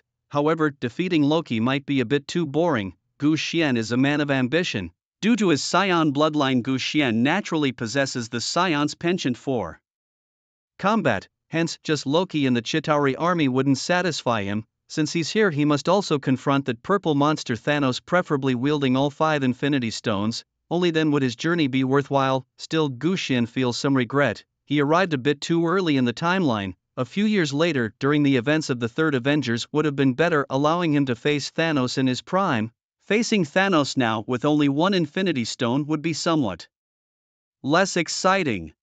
But a challenge is better than no challenge. Gu Xian wonders about Thanos' current strength and whether he could force him to escalate to Super Saiyan 2. Thinking this, Gu Xian grows impatient. It seems when Loki comes to Earth to steal the Tesseract, he'll have to intervene, making Loki summon Thanos. Then he would go to Asgard to confront Odin himself. That would make his trip truly worthwhile. While pondering all this, Gu Xian has already flown around the Earth countless times. Given his speed, circling the Earth takes just a few seconds, so fast that even satellites can't keep up, let alone capture a complete photo of him. It's not that Gu Xian fears flying in the universe here, rather he's cautious because this universe might not be as safe as the movie universe, with possibly slight deviations from what he knows. Otherwise he would have already flown deep into space. If lucky, he might even encounter Captain Marvel, who's currently playing Peacekeeper. Gu Xian is curious to see if he could match her strength without transforming.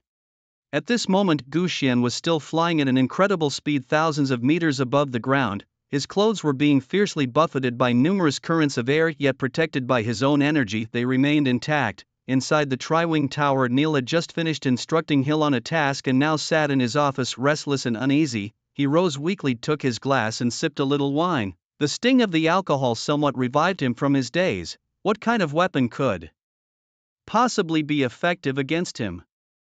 Neil muttered to himself.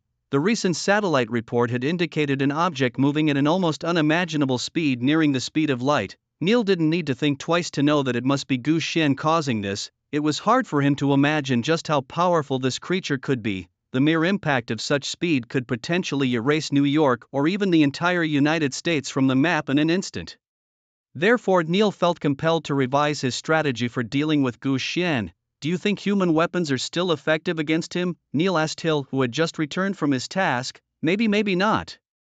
We still have a trump card, but it's best not to use it lightly. Yes, the sword of Damocles, the last weapon of S.H.I.E.L.D., if even it couldn't destroy that monster. Both fell silent at the thought. It was clear that Neil was deeply troubled by the situation with Gu Xian. The adversary he faced was unprecedented in strength. Even just now, Neil believed that the mere aura emitted by Gu Xian could have destroyed the entire Tri-Wing Tower if he wished. Regarding the Hulk, we must advance that plan, Neil declared. Don't worry, Director, I've already had Agent Natasha follow up on it and she should be landing in India by tonight, Hill reassured him. Good, and as for Dr. Selvig, have him accelerate his work on the Tesseract's power. We really need a weapon to deal with emergencies now. As for that jerk Tony, let Coulson continue to look for him. We must get that jerk to consult for us. Tony had already initiated contact and accepted the previous request, but he also took all the information on Gu Xian and expressed hope that the Superboy group could be activated immediately. Well, Nick rubbed his temples. Not everything is going terribly, at least most things are still on track. As for Thor, Nick would naturally send someone to have Jane contact Thor, urging that muscle bound fool to come back as soon as possible. Keep an eye on all activities of Gu Xian, but remember not to provoke him. Accommodate his demands when appropriate, Neil instructed. Also lock down all information on Gu Xian. It must not be leaked. We can't let those fools anger this unpredictable scion, otherwise it's not just S.H.I.E.L.D. that's finished. Alright, Hill nodded. Tell me, where has our dear scion Mr. flown off to now? Nick asked. Hill immediately opened up the satellite imagery. Although they couldn't track Gu Xian's movements in real time, they were able to capture his general trajectory. It seems our Mr. Scion is quite fond of flying. So far he has circled the Earth 3,612 times, Hill said with a face full of astonishment. Fine, if he loves to fly, let him fly. At least it's better than causing us unnecessary trouble. Nick sighed. As long as Gu Xian doesn't resort to violence, then everything is manageable. Wait a minute. Director, what now? The satellite shows that Gu Xian has now seemingly run up to the top of our Lincoln statue. What is he doing there? Could it be that scions have a habit of sightseeing? No. Not exactly, Director. The satellite image shows, it seems he has urinated on Lincoln's head. Motherfucker, exhilarating, incomparably exhilarating. Even Gu Xian himself didn't know how long he had been flying. Just continuously flying, he had become thoroughly familiar with the environment of this universe. After urinating on the Lincoln statue, Gu Xian also planned to head back first to see how sincere Nick and his team really were. Honestly, Gu Xian felt there was no need to be hostile with the people from S.H.I.E.L.D., but that didn't mean he had a high opinion of them either. He was someone who wouldn't provoke others unless provoked himself. Of course, if an enemy that attracted Gu Xian's attention appeared, that would be a different story. All he had to do now was stay on Earth waiting for Loki to attack Earth. Other than that, he only needed a place to continue his training. After all, in the Dragon Ball world, Gu Xian was used to periods of training and seclusion, sometimes lasting 6 months to a year, so changing the place was the same for him. However, Gu Xian, flying around, eventually noticed something was amiss. Normally he could traverse a range in a few seconds, but now after flying for more than half a minute he still couldn't return to New York. The law, Gu Xian murmured softly. At once a faint force of the law emerged from his hand and spread out from Gu Xian. This was the space law force he had just begun to grasp. At that time he also used this law to create the move Seal the Ground targeted against Beerus, but now Gu Xian was using it to check his surroundings. His intuition told Gu Xian that he might have fallen into someone else's trap. However, who could that person be, having the ability to trap him without his knowledge? Gu Xian's survey was fruitless, and without any hesitation he chose to transform into Super Saiyan 3, Kamehameha. Gu Xian positioned his hands at his waist, gathering all his strength at this moment. In the next second, a sphere of light appeared, bursting with a terrifying force. The corners of his mouth curled up slightly. Since he was intent on trapping himself here, it would be better to just destroy it. And the reason Gu Xian transformed was to further confirm his thoughts. Even under his powerful transformation, the earth beneath him showed no reaction at all. Logically, if he were to recklessly spread his aura, the entire earth should tremble under his formidable presence. But now, there was not the slightest response, which further confirmed Gu Xian's thoughts. Boom! As the last word fell, Gu Xian's hands pushed forward fiercely. A massive surge of chi burst forth from his hands at an unimaginable speed, heading straight ahead. Even though Gu Xian couldn't see its limits, he believed that as long as this wasn't the real world, there would definitely be an end. And now what Gu Xian needed to do was to rely on the Kamehameha wave he launched to directly blast it to the end and destroy it. Give me. Channeling all the chi into the palm of his hands, Gu Xian took a deep breath, and then break, boom! The Kamehameha wave in Gu Xian's hands instantly grew several times larger, roaring out with an unmatched momentum. Instantly, the entire world Gu Xian was in began to shake, rumbling incessantly, and the corners of Gu Xian's mouth were slightly raised again. It seems that he was right. The space around him began to crack, spreading like a spider web. Almost the entire world was covered in these cracks. It seemed that with just a little more effort it would completely shatter. But before Gu Xian could act again, the spider web-like space had already completely shattered. Bang! With the first sound, the rest of the spatial fragments began to fall. Gu Xian was about to release his chi to shield himself from these fragments, but in the next second, the fragments dissipated in mid-air. Slowly, the true appearance of the entire space was revealed to Gu Xian. Why is your head so big? Gu Xian said helplessly to the little figure that appeared before him. The head was simply too large. It wasn't the size of a normal person's head at all. Gu Xian even wondered if dragging such a big head around might cause him to trip and twist his neck to death one day. After the original fragments disappeared, the surrounding space turned into a mirror world. Looking at the various versions of himself in the mirror, Gu Xian found the observer in front of him even more amusing. The wise always transcend your understanding, the observer said solemnly. And as he slowly approached from not far away, Gu Xian finally saw his true size. Although he was almost as tall as Gu Xian, his head occupied half of his height, but Gu Xian did not dare to lower his guard because after all he was considered an all-knowing and omnipotent entity. Although he had encountered some setbacks later, his current strength was second only to the Celestial group, and his race's technological level was billions of years ahead of other civilizations in the Marvel Universe. Even Tony of this universe isn't sure if he can surpass it in his lifetime. As the strongest spectator, the observer has always taken the role of a third party, watching everything that happens in the universe and rarely intervening. But now it's clear that he thinks his appearance has disrupted the peace of the universe he was supposed to protect, and he plans to capture himself to ask some questions. Although in the animations the strength of the observer isn't even a match for an Ultron. With 5 gems, it doesn't mean that Gu Xian at this moment would be careless enough to ignore his status and just run away. So where am I now? Earth? Or another dimension? Gu Xian asked helplessly. Neither. It was clear that the observer did not intend to tell Gu Xian this. Gu Xian, knowing his place, did not ask further. He had roughly guessed the observer's intention for bringing him here. All Gu Xian could think about was to let the observer finish his questions quickly so he could return. You seem very impatient?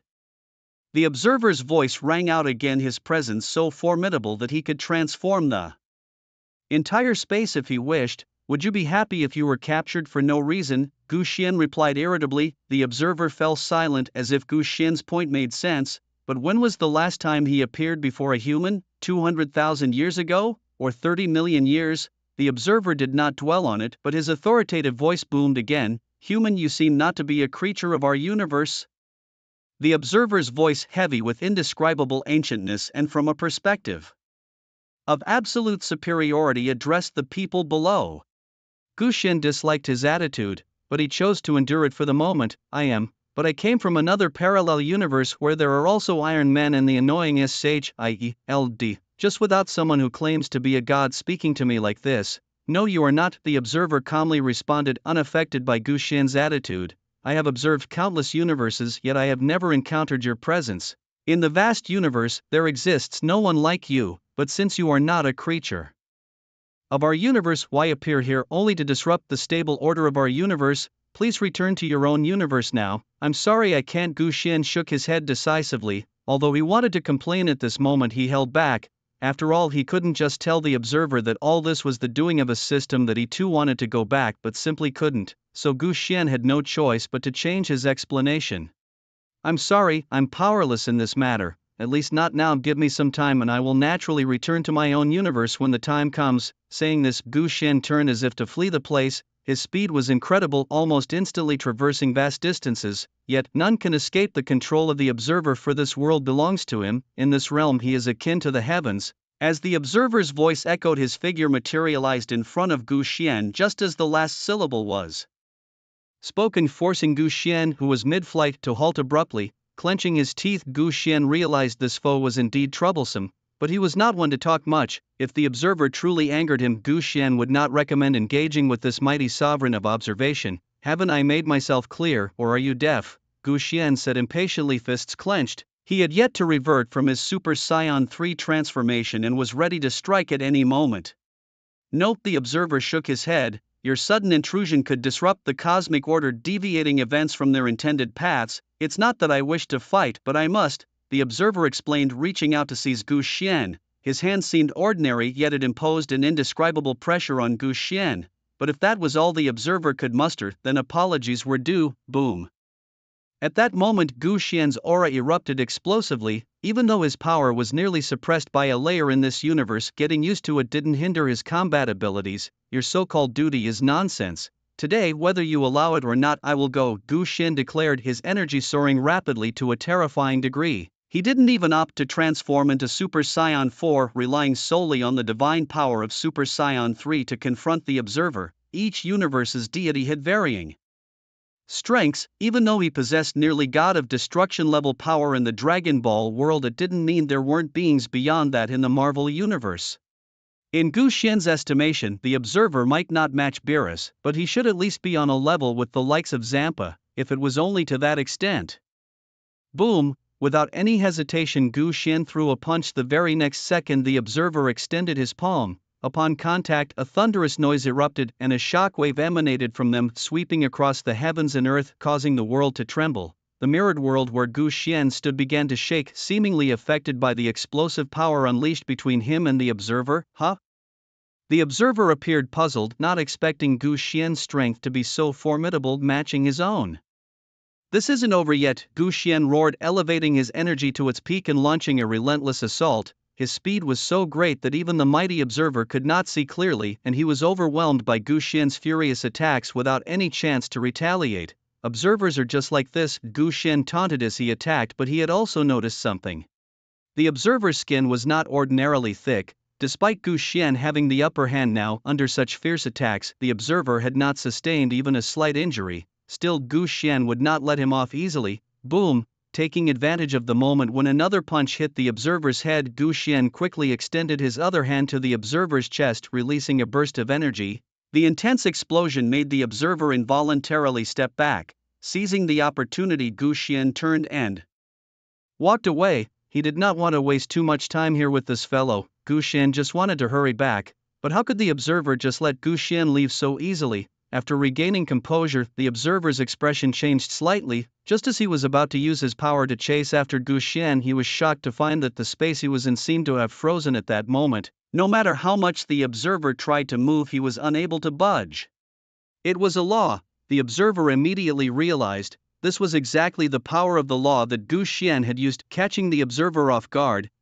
Meanwhile, Gu Xian, who was almost reaching the edge of this world, looked back at the observer with a smile while also retracting his own power of the law. See you next time. Gu Xian waved at the observer, then turned around preparing to use the energy wave to break through this world again, but before Gu Xian could gather the energy in his palms, he found that the mirrored space above his head had already been withdrawn by the observer. What did this mean? Gu Xian didn't care if it was intentional or not. Since the observer had given him a chance, he was definitely going to seize it. Whoosh! Gu Xian's figure flashed, and as he accelerated, he also vanished from the observer's sight. The observer did nothing, just letting Gu Xian leave.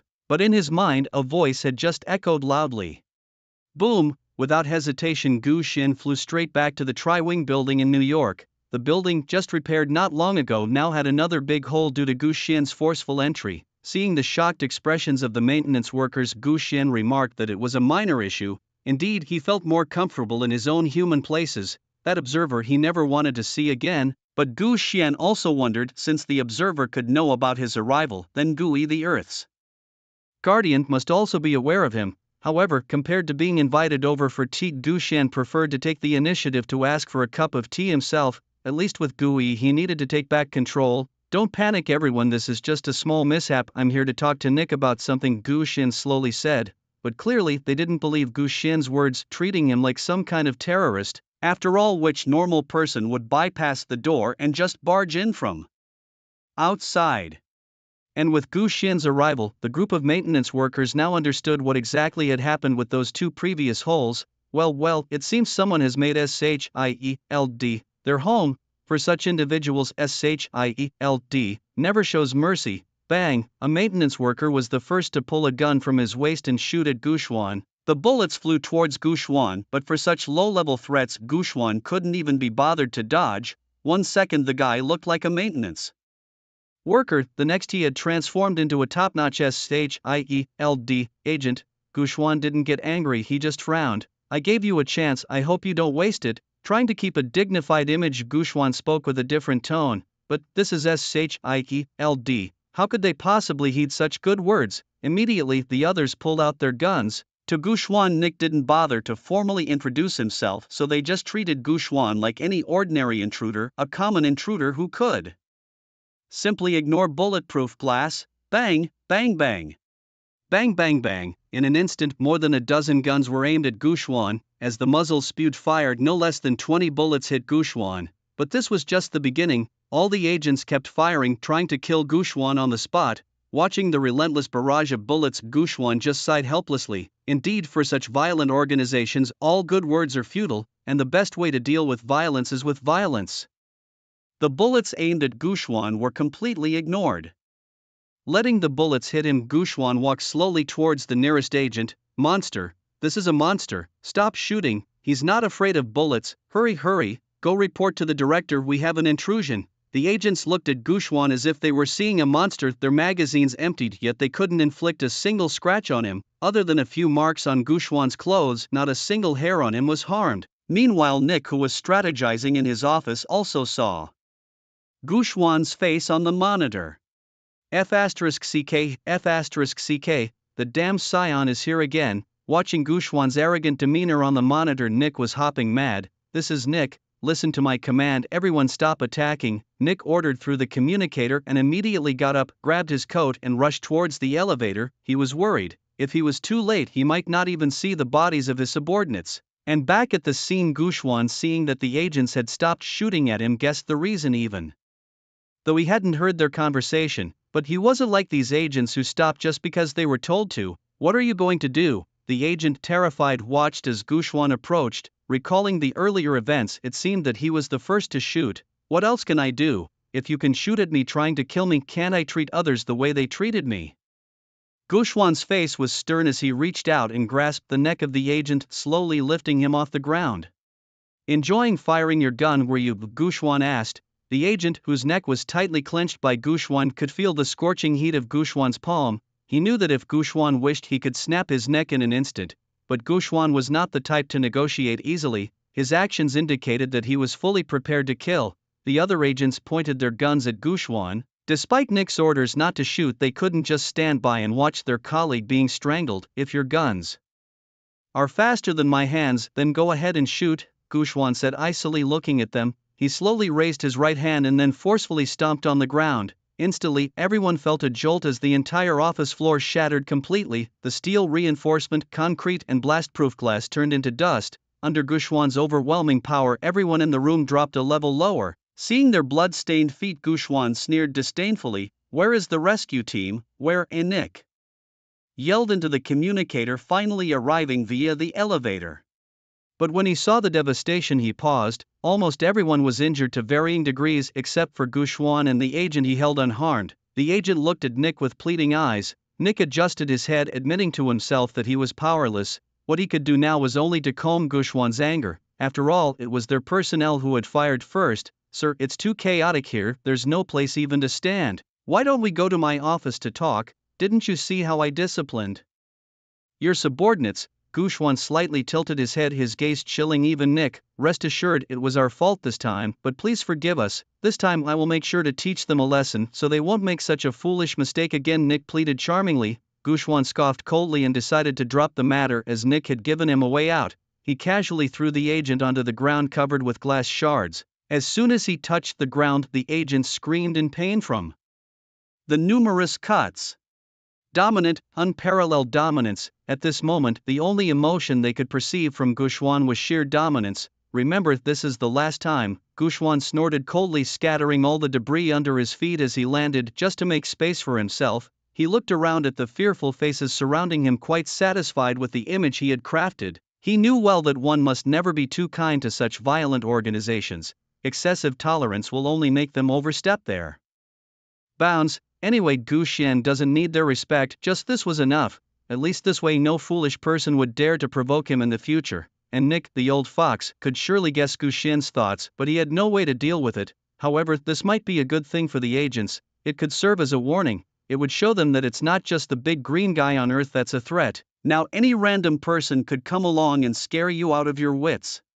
It was also a signal to Nick. Guxian was very strong, so strong that even he didn't know if he should provoke him, just like Goku from the comics, who by the middle of the story had the power to destroy Earth. But Guxian was not Goku. He wouldn't sacrifice everything for Earth, nor would he carelessly hand over all the credit to an inept Earthling. Nick felt a headache coming on just thinking about having to deal with such a person often in the future. But for now, it was better to settle Guxian down first. Put away your useless tricks, Nick. Everything you do looks childish to me, unless you're absolutely sure you can eliminate me, otherwise the consequences of angering me are severe, Guxian said as he approached Nick. With each step he took, the debris on the ground ahead seemed to consciously clear a path for him. This was Guxian using his chi to clear the obstacles. Coming to this world, Guxian discovered the many wonderful uses of the chi within him, something he had never experienced in the Dragon Ball world.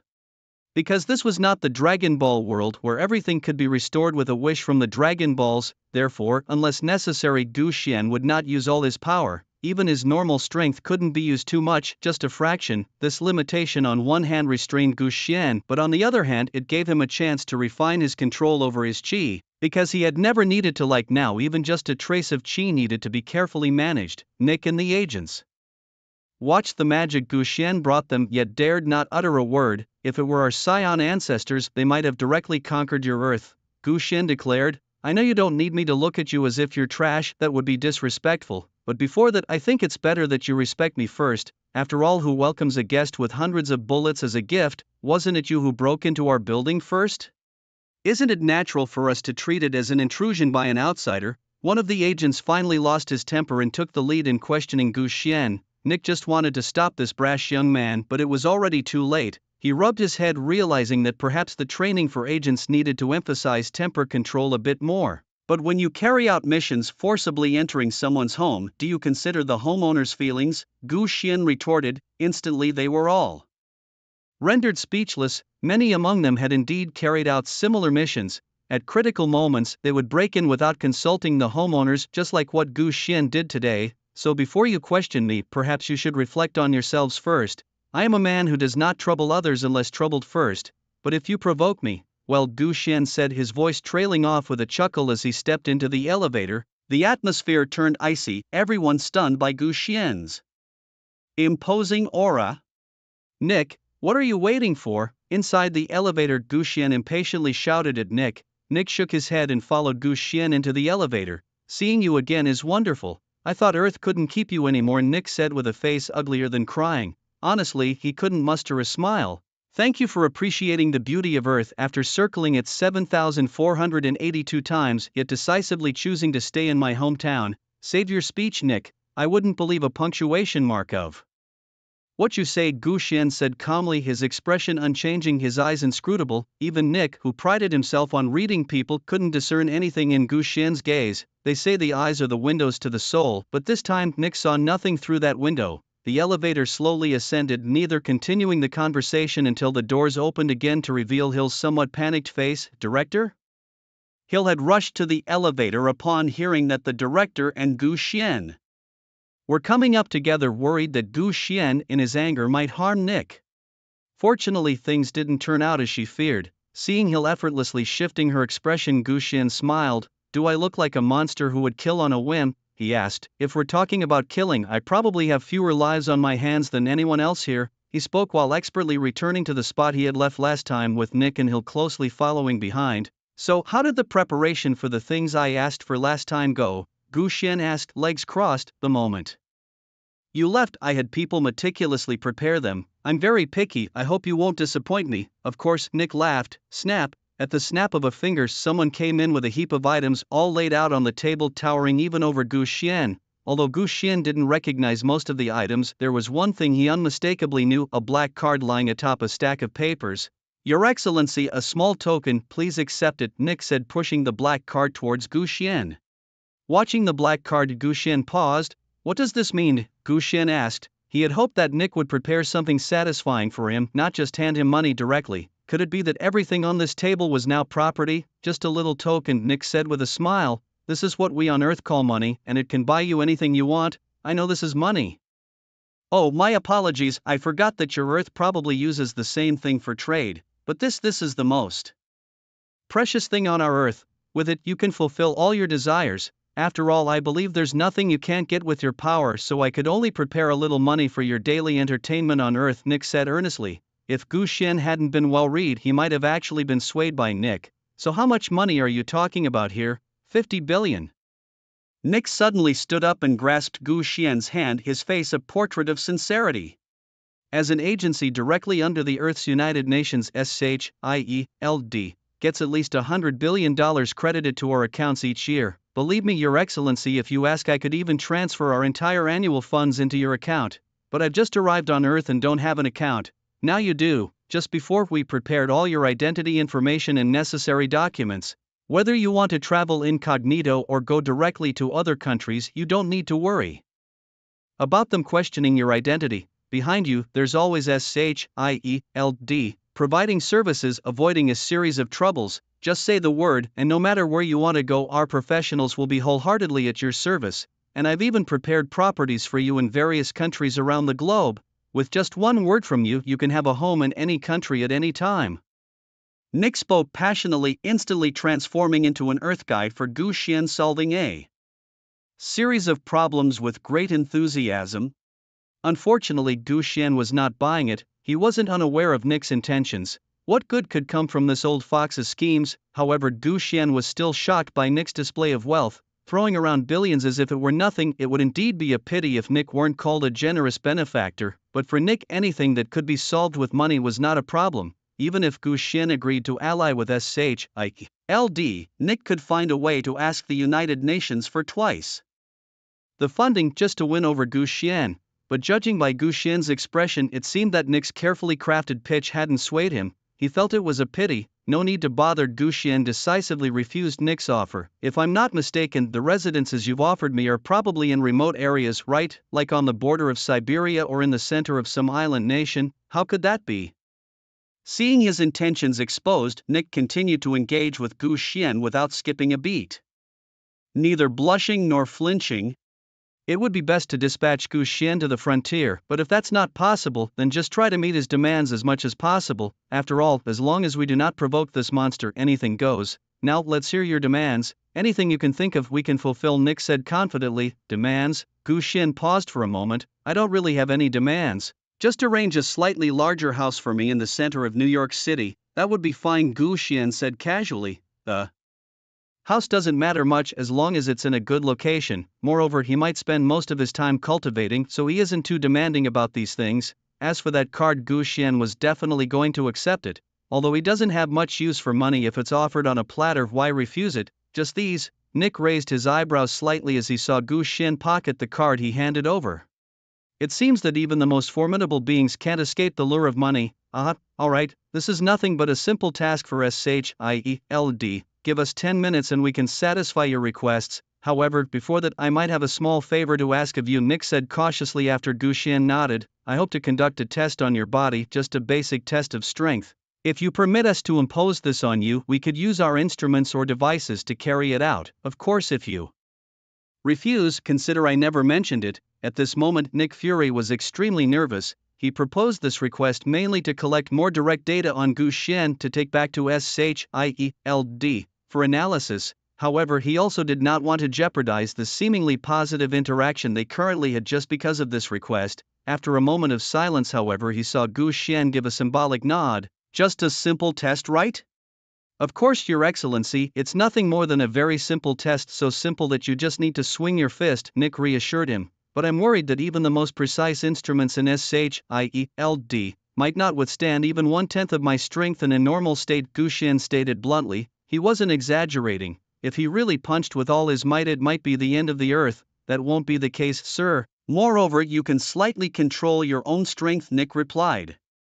With a smile, alright, Gu Xian nodded. Since Nick put it that way, there was no need for further discussion. Shall we go now? Anytime you prefer. Wait, you aren't planning to analyze my data and then find a way to counter me, are you? Gu Xian suddenly realized. How could that be, sir? This is merely an opportunity for us foolish earthlings to broaden our horizons, a minor effort for you, but for us, it could expand our perspectives more than centuries could, Nick returned with a smooth reply. Gu Xian let out a cold laugh after hearing the conversation. Honestly, it doesn't matter if you're honest with me, because even if you are collecting my data to target me, I am not afraid. You could try for another 100 years and still not develop a weapon that can defeat me, Gu Xian declared confidently. Then, under Nick's extremely unpleasant gaze, he stepped into the elevator. Nick looked terrible, but he felt powerless against Gu Xian's threat, believing in Gu Xian's words. However, Nick believed it wouldn't take a century. Once they thoroughly researched the cosmic cube, they could surely find a way to counter Gu Xian swiftly with its mysterious power. When that time comes, he would definitely reclaim the dignity he lost today. Aren't you coming? Gu Xian somewhat impatiently called out from the elevator. Coming. Nick hurried into the elevator and immediately pressed the descent button. You could have just told me where you wanted to go, I could have flown us there directly. Taking the elevator is a bit slow. No need to trouble yourself, I prefer to stay grounded rather than fly, Nick replied, his expression somewhat contorted. If Gu Xian really took him flying at his speed, Nick feared he might not survive the trip. The elevator descended to the ground floor. Gu Xian followed Nick out, their presence drawing curious looks as they exited the Sankui building and took a special car to the SHIELD Academy. This was an academy established under SHIELD, and it could be said that all the students currently studying here would become part of SHIELD in the future. Most of their internship tasks were directly assigned by SHIELD. After Gu Xian got out of the car, a red and gold figure descended from the sky with a thud. Iron Man landed precisely in front of Gu Xian and Nick. Frick, Tony, this is my favorite turf. Nick looked painfully at the lawn ruined by Iron Man's show-off landing, which he had specially ordered from Australia for the Academy's shooting practice, but Tony didn't care. Your taste is as bad as your breath, Tony quipped as he lifted his helmet to reveal his trademark goatee. So this must be Mr. Scion, right? Nice to meet you, but if I may ask, where is your tail? Tony boldly circled behind Gouchuan to check, but his face fell when he saw that Gouchuan did not have a tail as he had imagined. I thought I'd satisfy some people's weird fury fetish, Tony mused as he closed his helmet again. Gouchuan raised an eyebrow slightly and began to look at Nick with increasing curiosity. No wonder this egghead kept staring at his backside. Thinking about it now, Gouchuan felt disgusted. Cut the crap, Tony. Take your annoying turtle shell and scram. I need to get Mr. Gouchuan to his appointment. Nick, his face reddening, directly scolded Tony. As for Tony, he was quite thick-skinned. Similar insults were nothing new to him. So I left, no need to worry about me. But I still think you should be careful. I remember this guy loves butts the most.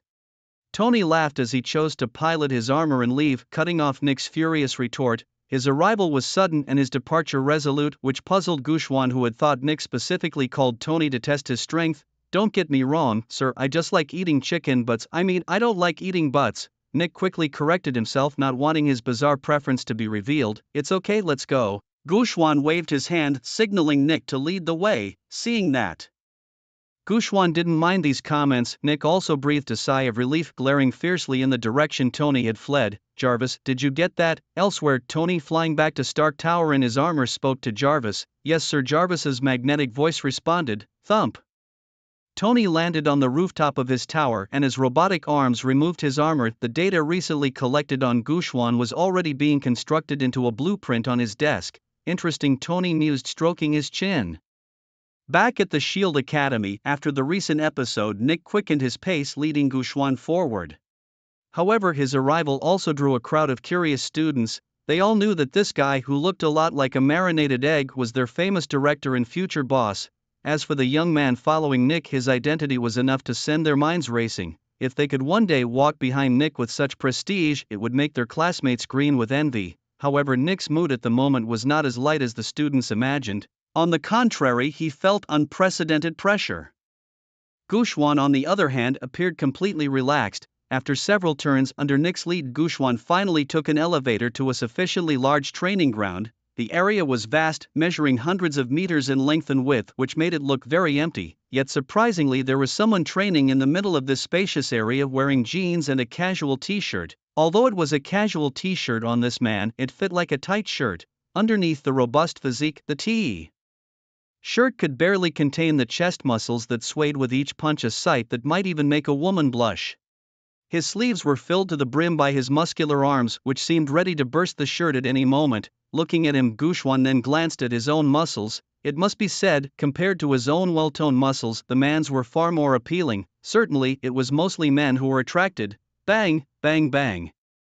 The man did not stop his training due to the arrival of Nick and Gouchuan, or perhaps he heard them but did not want to give up at the last moment of his training. He kept throwing punches fierce and swift, and the punching bag in front of him became the unfortunate recipient of his blows. Each punch caused a muffled thud on the bag. With such force, any adult male on the receiving end would definitely not feel good. Bang! After throwing a punch, the man instantly changed direction, followed by a left hook that sent the punching bag flying. He leapt up and then kicked out, breaking the punching bag and sending it flying. The whole set of movements flowed seamlessly. Hey, Nick, it's been a while since I've seen you. The man walked up to Nick and Gouchuan enthusiastically after kicking the punching bag away. And who is this? The man asked. Gouchuan. Gouchuan extended his hand. Hello, I'm Steve Rogers. The man also extended his hand. The self-proclaimed Steve looked at Gouchuan. His facial expression seemed to be anticipating something. However, quickly Steve appeared disappointed because Gouchuan did not react.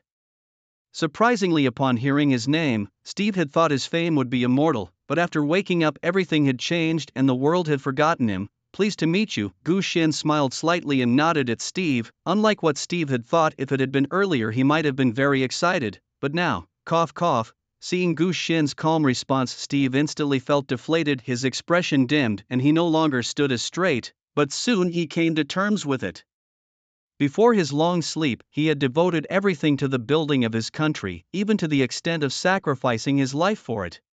But now the world was at peace, there was no longer a need for a big soldier to lead the people. This was a good outcome. At least he could pursue what he wanted to do and fulfill his previous regrets. But if you ask what his biggest regret was, Steve lowered his head, lost in thought. Buddy, what's wrong? Nick, keenly noticing Steve's demeanor, asked him with concern. It's nothing, just reminiscing about the past. Interrupted by Nick. Steve quickly adjusted himself, not wanting others to think of him as just a sad sack. It's okay, Captain, that's all in the past, we need to look forward. Yes, alright, now that I've met your friend, but why did you bring him to see me? Do you want me to be his sparring partner? Steve asked Nick. His sharp intuition telling him that the man before him might not be simple and might even have some unusual abilities like himself, but if he thought that would be enough to defeat Steve Rogers, that was obviously impossible. Sparring? I'm not opposed to it. Gu Xian clenched his fists, eyeing Steve with a trace of interest. He contemplated just how much force he needed to avoid completely obliterating the confident American hero with a single punch. Oh no. Seeing the two eager for action, Nick hurriedly stepped between them. You've got it wrong, Steve. Our guest here just needs a secluded place to demonstrate his strength, that's all. As for sparring, I'll arrange someone else for you to loosen up with later. Nick quickly pulled Steve aside, but he dared not interfere with Gu Xian. Moreover, Nick was genuinely concerned about letting these two actually come to blows. Should Gu Xian seriously injure Steve with a single punch, it would not only be a blow to Steve's pride but could also damage the centenarian's fragile ego. Okay, Steve seemed somewhat disappointed. He had been demolishing sandbags here, nearly a dozen of them, and yet Nick still wouldn't consent to let him out for some real action, not even basic interaction with outsiders.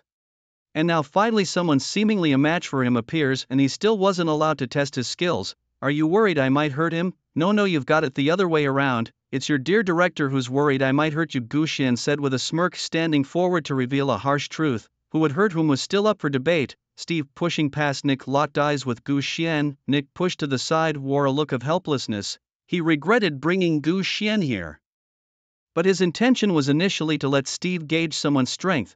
Little did he know this would inadvertently trigger Steve's competitive spirit. No offense, Steve, but you're probably not a match for my friend here, Nick confessed, managing to hold Steve back as he hesitated. How should I demonstrate? Just throw a punch, Gu Xian asked, glancing at the surrounding equipment. Feel free, we have the finest equipment here for you to use. And of course, both Steve and I will keep everything you do completely confidential. Alright then, Gu Xian shrugged his shoulders, but I'm afraid your finest equipment might not withstand a single punch from me, so I won't use it. With that, Gu Xian didn't hesitate to unleash his punch. Boom! His punch, delivered without transforming and using just his normal strength, was formidable. Even though this universe suppressed part of his power, it was still not to be underestimated. He threw his punch so quickly that Steve and Nick could barely see it. All they could feel was the space in front of Gu Xian seeming to tremble with the force of his rapid punch. Of course, this was just the beginning. The power of Gu Xian's punch was far from mere. An indescribable gust of wind roared into being at that moment, causing the entire training ground to shake. Luckily, Nick and Steve were standing behind Gu Xian. Otherwise, their bodies might have ended up like the punching bag in front of them, utterly annihilated under the force of the wind. Gu Xian's power continued to spread, quickly moving to the buildings and objects beyond the destroyed punching bag, including the sophisticated equipment Nick had just been bragging about. Now, under the force of Gu Xian's punch, everything was reduced to nothingness, as fragile as if made of paper, unable to withstand even a second. Nick's face turned red, having just boasted about his equipment's excellence.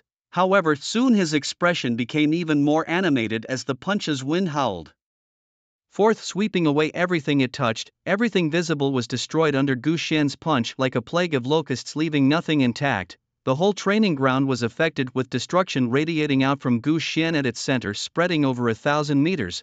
Within that radius, everything turned to dust. Nothing could remain intact under the might of Gu Xian's punch. Even the dust stirred up turned into a storm, swirling in the air. 3 minutes passed before calm was restored. Gu Xian then turned back to look at Nick and Steve, who were already shock-stricken, flashing a bright white smile. How about that? Not bad, right? Everything in front of him was a ruin, and even that term seemed too mild because the power of Gu Xian's punch was too terrifying. Everything it touched was reduced to nothingness, most directly obliterated into dust. This power was beyond imagination, indescribable by words, and not even calling it a miracle brought by a creator would be an exaggeration. At this moment, Gu Xian truly deserved such a title. How about that? Gu Xian asked again. Because of his recent demonstration, Nick and Steve were too stunned to pay attention to his words, overwhelmed by the scene before them. Eye-opening, Nick exclaimed. He now even began to understand why Gu Xian could be so reckless. If he had that power, he wouldn't just be some damn director of SHIELD, he'd own the entire Earth. Plus, considering the experiments conducted on Gu Xian when he was unconscious, which showed that his body was strong enough to withstand a nuclear bomb, combined with his exaggerated strength and speed undetectable by satellites, calling him invincible was an understatement. With such abilities, it would be a waste not to rule over Earth. Luckily, Gu Xian didn't seem to have such intentions except for the somewhat dangerous idea of wanting to live in New York. At least for now, everything remains fine. After witnessing such a display by Gu Xian, Nick's conviction only deepened: this man must not be left unchecked. Unless they could develop a weapon specifically against Gu Xian, they would be defenseless should he ever decide on a whim to try and dominate the Earth. However, before taking any drastic measures, Nick's demeanor remained as before. "I apologize for my earlier ignorance, sir," he said sincerely after his initial shock, walking towards Gu Xian. "Of course, it's no problem," Gu Xian replied with a smile, then turned his head to look at Nick. "Be careful with your mechanical eye, it wouldn't be good if it recorded too much and exploded." "What?" Nick was taken aback. His mechanical eye, hidden and unused for decades, had been detected by Gu Xian? With no other choice, Nick discreetly shut it down, although he had already recorded everything from that scene for future study. "It seems your academy's guards mistook the incident for an earthquake," Gu Xian mentioned casually. His punch had caused a massive hole in the underground training facility, creating a direct path to the surface. The well-trained SHIELD agents had descended into the hole using ropes from above. As agents, it was their duty to find out what had happened. "What's going on?" The agents, who had descended from 800 meters above, were shocked by the scene. Were the director and these two men conducting some secret experiment here? They couldn't think of any other explanation for the state of the scene. "Find some way to calm them down. I'm leaving first," Gu Xian said, and amidst the agent's disbelief, he left through another hole he had made in the wall. "Director?" The agents swallowed hard, knowing that typically they wouldn't have clearance for such situations. "It's nothing," Nick sighed, feeling overwhelmed by Gu Xian's effortless punch. "Just how powerful is this guy? Let no one speak of today's events, or they will be held accountable." Nick reverted to his imposing, inscrutable self as the director of SHIELD. "Steve, you saw the monster's strength. Yes, the worst-case scenario now is becoming his enemy." Half an hour later, Nick, with a somber expression, entered the conference room in the Tri-Wing building, followed by his secretary Hill. Hill had learned of Gu Xian from Nick and understood the concerns he would raise at this meeting. Seeing Nick's grave expression, Hill could only try her best to alleviate some of his burden. After all, SHIELD wasn't just Nick's responsibility alone. The content of their meeting this time was straightforward. It was to discuss the handling of an individual named Gu Xian. Only agents of level 7 or higher from the SHIELD could attend this meeting, as those below this level did not have the clearance. Many level 7 agents, due to being out on missions, couldn't attend in person and had to make do with projecting their presence. Once everyone had assembled, Nick Fury, having prepared earlier using his prosthetic eye, displayed a video on the large screen. The video showed Gu Xian throwing a punch. Observing the anticipated reactions, Nick nodded in satisfaction. As long as he wasn't the only one shocked, it was manageable. Nick then began to speak amidst the surprised expressions of the audience. "Gu Xian, an extraterrestrial unknown visitor, claims to be a scion and has demonstrated transformations akin to those seen in comic book scions. So far, this is all the power he has shown us. However, it is certain that he has more tricks up his sleeve that he hasn't revealed yet." "Wait a minute. Are you saying this strong individual is someone who stepped out of a comic book?" Clearly, some agents were skeptical of Nick's explanation. Not just one, but the attitude was widespread among the agents. It was hard for them to believe that a character who originally existed only in comic books could now appear in reality. "I know this is hard to accept, but it is the truth. The enemies we will face in the future will likely be even more bizarre," Nick sighed. 20 minutes later, the meeting was over and the outcome was almost exactly as Nick had anticipated. Nearly half of the people present opposed his statements. The remaining few maintained a neutral stance without any specific comments. "Damn, these fools just don't realize the severity of the situation." Nick was furious after the meeting. No matter how much he spoke, it seemed like a waste of breath. These arrogant fools, unable to even deal with a green giant monster, were delusional enough to think they could oppose a scion capable of destroying the Earth. And this wasn't the first or second time. Their attitude was always the same, no matter how clearly he spoke. It was like they didn't understand at all. Continuing in the same vein, Nick left the meeting room, sighing deeply. Is SHIELD really still my SHIELD? He dared not ponder this question any further. Now he had other matters to attend to, like meeting an old friend. Meanwhile, unconcerned about what Nick and the others were up to, Gu Xian was leisurely lying on a lounge chair he had somehow moved to the rooftop of the tri-wing tower. With his legs crossed, he basked in the sun. Since his housing situation was still unresolved, Gu Xian decided to rest here. For a while. System, are you still there? Gu Xian tentatively asked in his mind, but as before there was no response. The system seemed to have vanished again. It was always the system that sought out Gu Xian, never the other way around. Faced with his own system's overbearing temperament, Gu Xian felt powerless. After all, it was his system, and if anyone was to indulge it, it had to be him. However, Gu Xian had many questions he wanted to ask the system. For instance, he wondered when the next time travel would occur, whether it would be right after he defeated the invading Loki. He also pondered whether the reward for completing his system task, returning to the past universe, would allow him to return to the world of Dragon Ball. After all, considering the timeline, there wasn't much time left until the grand tournament of power held by the Omni King. He wasn't sure if he would have time to participate after completing his task. Even now, Gu Xian was looking forward to a match against fighters of Jiren's caliber. Nowadays, apart from beings like Beerus and the Omni King, there seemed to be no one else who could catch Gu Xian's eye, angels excluded of course, whose strength was always mysteriously profound. Stretching lazily, Gu Xian thought to himself, and admittedly, the warmth of the sun was quite pleasant. At least he had the company of a beauty, which was indeed a pleasant thing. Say, do all scions love basking in the sun like this?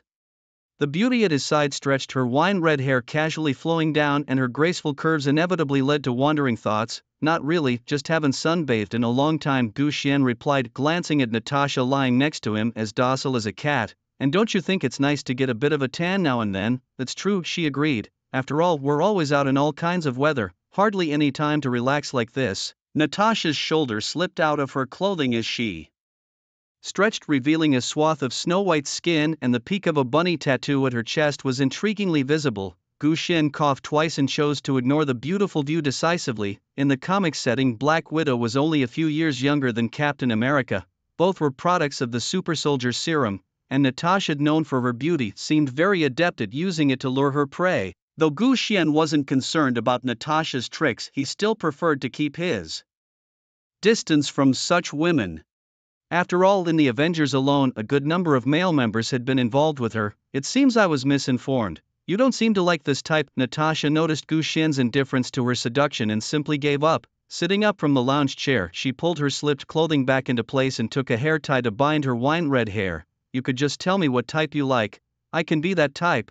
No need, Gu Xian decisively refused her offer. But honestly, your expression now is much more comfortable to look at, much better than a moment ago when you resembled a cat in heat.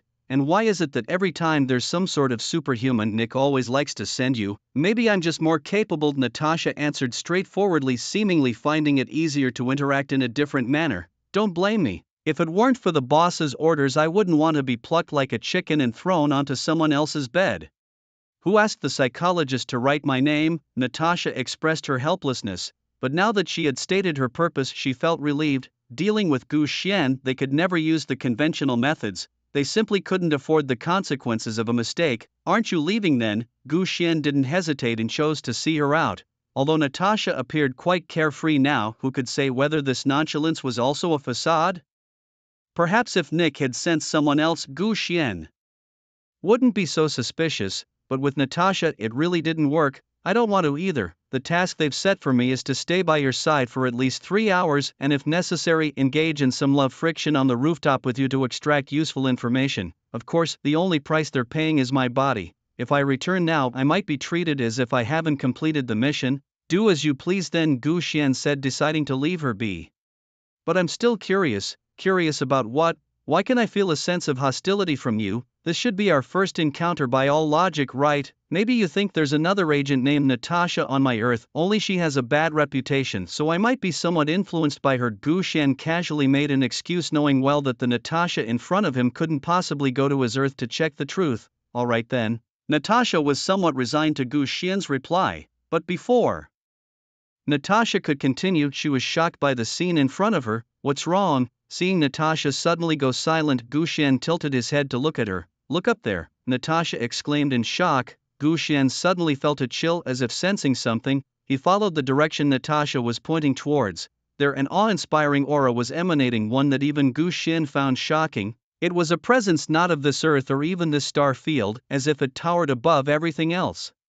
Boom! Above Gu Xian a series of loud noises sounded, signaling the approach of that being. As the sounds continued, the distance between that entity and Gu Xian also closed in, and it had a name of its own, a planet devourer. A massive head slowly rose, surrounded by a purple helmet. Its gaze, deep as an abyss, was fixed on Earth, or perhaps it should be said on Gu Xian. Damn it, why is he appearing here? Gu Xian looked up with a grave expression at the ancient giant-like planet devourer.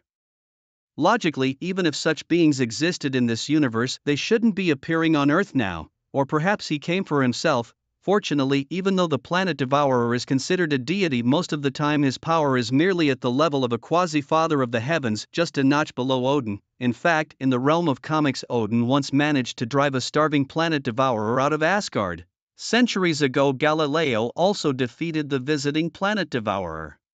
Of course, the weapon used against the planet devourer back then has been lost to time, and with the current level of humanity, it's unlikely that we could stop this deity. Unfortunately, this time Gu Xian is here. You look delicious, the planet devourer spoke, his voice carrying an ancient and weathered tone that made one's heart shiver. However, Natasha, who was standing by, wasn't as composed as Gu Xian. Director, we might be in big trouble. A deity is about to descend upon Earth, Natasha urgently communicated through the device. In her view, this hideous giant's target was very likely Earth itself. I'm not blind, came Nick's voice from the other end of the communicator. At this moment, Nick was so angry he felt like cursing. Day after day, do these gods never rest? Why do they always seem to make trips to Earth so casually? Gu Xian didn't catch what followed, but from Natasha's expression he could guess the gist of it. What?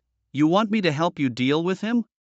Gu Xian asked before Natasha could speak. Name your price, as long as you can help us take care of him. I know you have the power. Do you think I look as powerful as him? I don't want to die for a small profit on your behalf. Besides, I hate being ordered around, Gu Xian said. No, I know you can handle it. A man can't say he can't. Besides, didn't you say you wanted to stay on Earth for a while?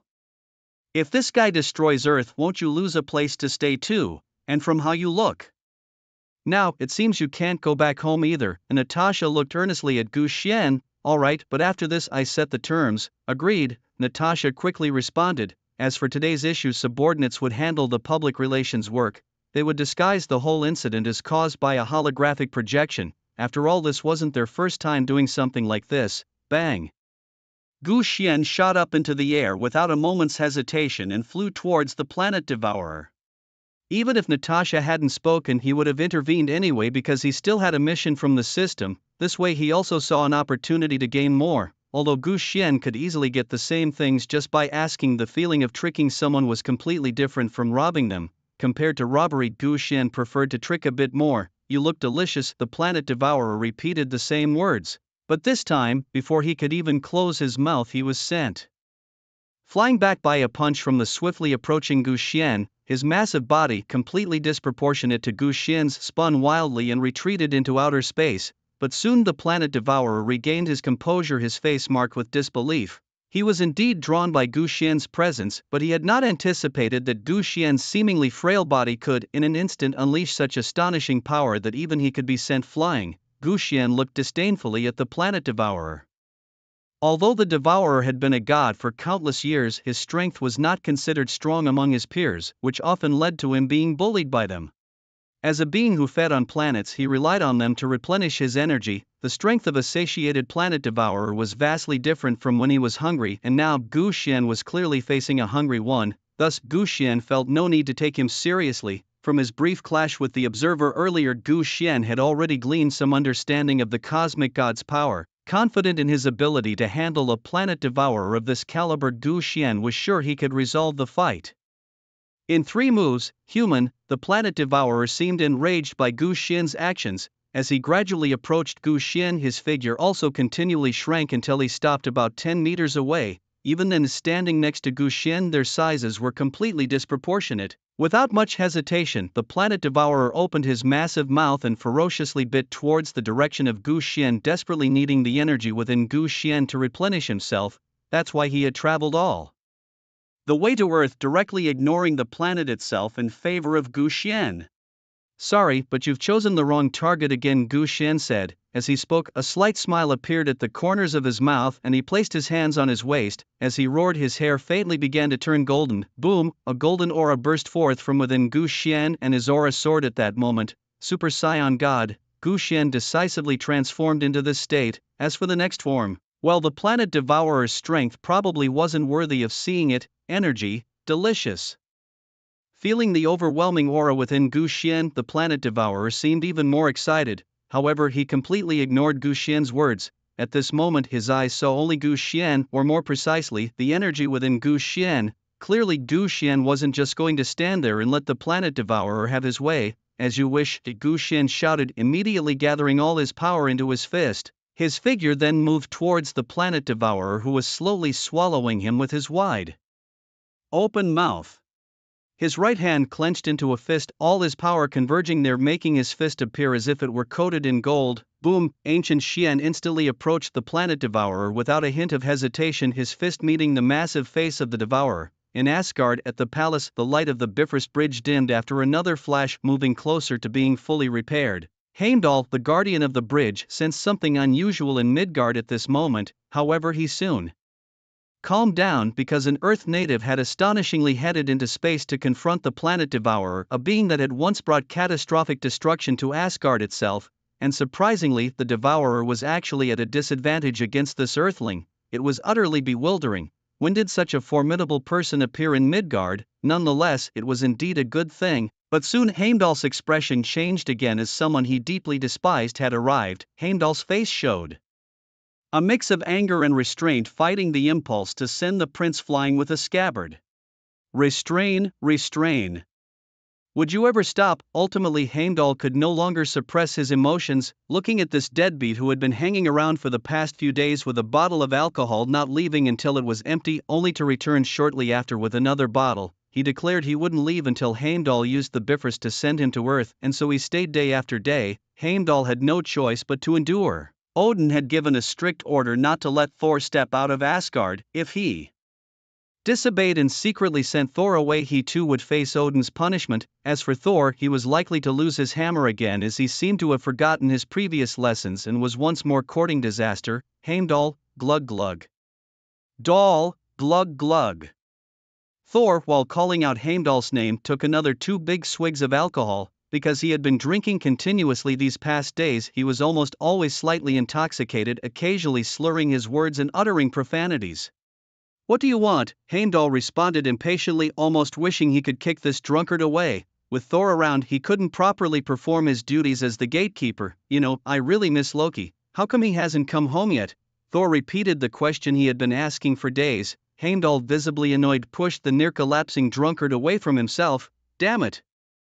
Did this guy just wipe his greasy hands, which had just grabbed a pig's leg, on my favorite armor? Heimdall was nearly driven mad. Mother of Asgard, father of Asgard, is this ragged drunkard really our Prince of Asgard, the future helmsman? Is Asgard doomed? Who knows where he has gone off to play since Odin last scolded him? Heimdall, the damned second prince, had somehow even managed to evade my tracking. Heimdall massaged his forehead. The 2 brothers could hardly be less ambitious. The second one is a drunkard, that's bad enough. But the third, he's nothing but a scammer, always tricking and deceiving, even picking on the weakest in a fight. It's a disgrace to Odin, yet the crux is there's nothing one can do about it. Sigh. Well, Thor appeared deeply upset, then took a large gulp of his drink. Old pal, let's put aside Loki's matter for now. Could you open the Bifrost for me? I just want to swing by Earth for a bit, I'll be right back. Thor tried to clasp Heimdall's shoulder, but this time Heimdall had learned his lesson and dodged Thor swiftly. Even though Thor missed his grasp, he wasn't disheartened. Shaking his slightly dizzy head, he was about to speak, but Heimdall interrupted him. I've said it must be approved by His Majesty, otherwise even I would be punished. Heimdall almost roared these words. Besides, now in all of Asgard, who doesn't know you Thor have a sweetheart on Earth you're dying to visit? Heimdall revealed the truth. He really couldn't understand whether it was the taste of the Midgardian girls or something else. How could they fall for Thor? Heimdall, watch your words. It's not just for Jane that I go to Earth, but Jane is indeed a nice girl. I must introduce you to her sometime. I believe you'd like her too. Thor, unabashed, continued to drink with a chuckle, then smashed the empty bottle on the ground in the way he used to with his brothers. Damn Midgard, not even allowing a bottle to be smashed. Asgard is indeed better, Thor lamented. Heimdall raised an eyebrow looking at the figure before him. Do you really care about your brother, not even asking why? Even I can't locate him, because there are very few things that can escape my surveillance, like the Infinity Stones or someone with Odin's level of power. Heimdall heaved a sigh of relief.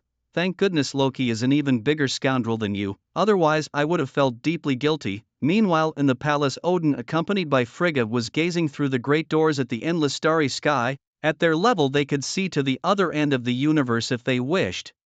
As for Frigga, she shared the view with Odin, enhanced by his magic. He's still the same old, Odin remarked, his voice tinged with the wear of ages. I think he has changed quite a bit, Frigga responded with a smile. Being a mother, she naturally noticed the precious glimmers of growth in her child. At least he started to show interest in women, not just fighting and killing. Frigga, though no longer young, bore few signs of aging on her face, instead looking exceptionally graceful. Odin need not hold back. I truly hope he brings that girl to us next time. A girl who can love Thor must have a heart capable of embracing everything, Frigga remarked. If Thor heard what I just said, he would be quite upset, she sighed. Compared to Thor, I am even more worried about Loki, Frigga continued. It's all because you were too harsh last time. His intentions were good, albeit his methods were a bit extreme, Odin, unimpressed, retorted. I know my own children.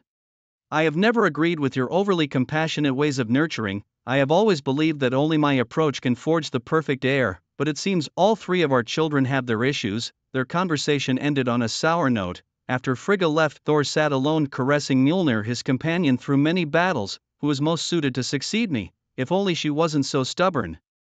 Odin seemed to fall into a pit of self-blame. Aging thousands of years in a moment, it was supposed to be her who would take over my position. Odin sighed deeply, shaking his head, deciding it was better not to be so stern. He walked over to the window facing the direction of the Bifrost and flicked his fingers. In the next second, under Heimdall's incredulous gaze, the Bifrost activated. A massive halo enveloped the laughing Thor. Midgard, or as we know it, our beautiful Earth, had its satellite signal restored. Sif looked towards the large screen, which now displayed images from outer space, still as peaceful as ever.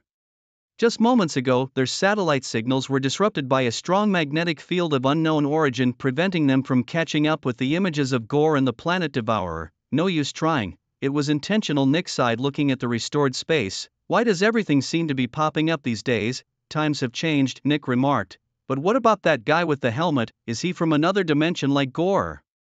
Sif asked, unfamiliar with the planet Devourer. Nick shook his head. If I remember correctly, he is a deity who visited Earth centuries ago, perhaps even older than Thor by many folds. Back then, it was the Shield Brotherhood that prevented that disaster. The Shield Brotherhood? Sif tried to recall this term she heard for the first time, but to no avail. It's the highest secret of Shield, only accessible by someone with Nick's level of clearance. The power of our ancestors is boundless, even gods have fallen before them. But the power of that scion. Could it really be that even the deity cannot match him? The best scenario would be both the scion and the planet Devourer weakening each other, but for now to them everything remains unknown. Director, suddenly Hill gasped in alarm as their detector picked up a surge of immense energy. Damn it, it's that scion! Boom! Before Nick and the others could react, Gu Xian had already crashed through the roof and plunged straight into the room, landing in a stylish superhero pose right in front of them. Mother Fasterus Kerr, damn scion, do you ever use the front door? Nick finally lost his patience, letting all pretense of protocol go to hell. However, Gu Xian chose to completely ignore Nick's angrily blurted words. Truth be told, he did it on purpose. He enjoyed seeing Nick's expression of infuriated helplessness, finding a peculiar satisfaction in it. Don't be mad, Nick, I'm here to discuss a deal, Gu Xian said, waving his hand lightly with a calm smile. What deal? Nick asked, his voice tinged with suspicion. Didn't you say that if I helped you solve your problem you would grant me any request I made?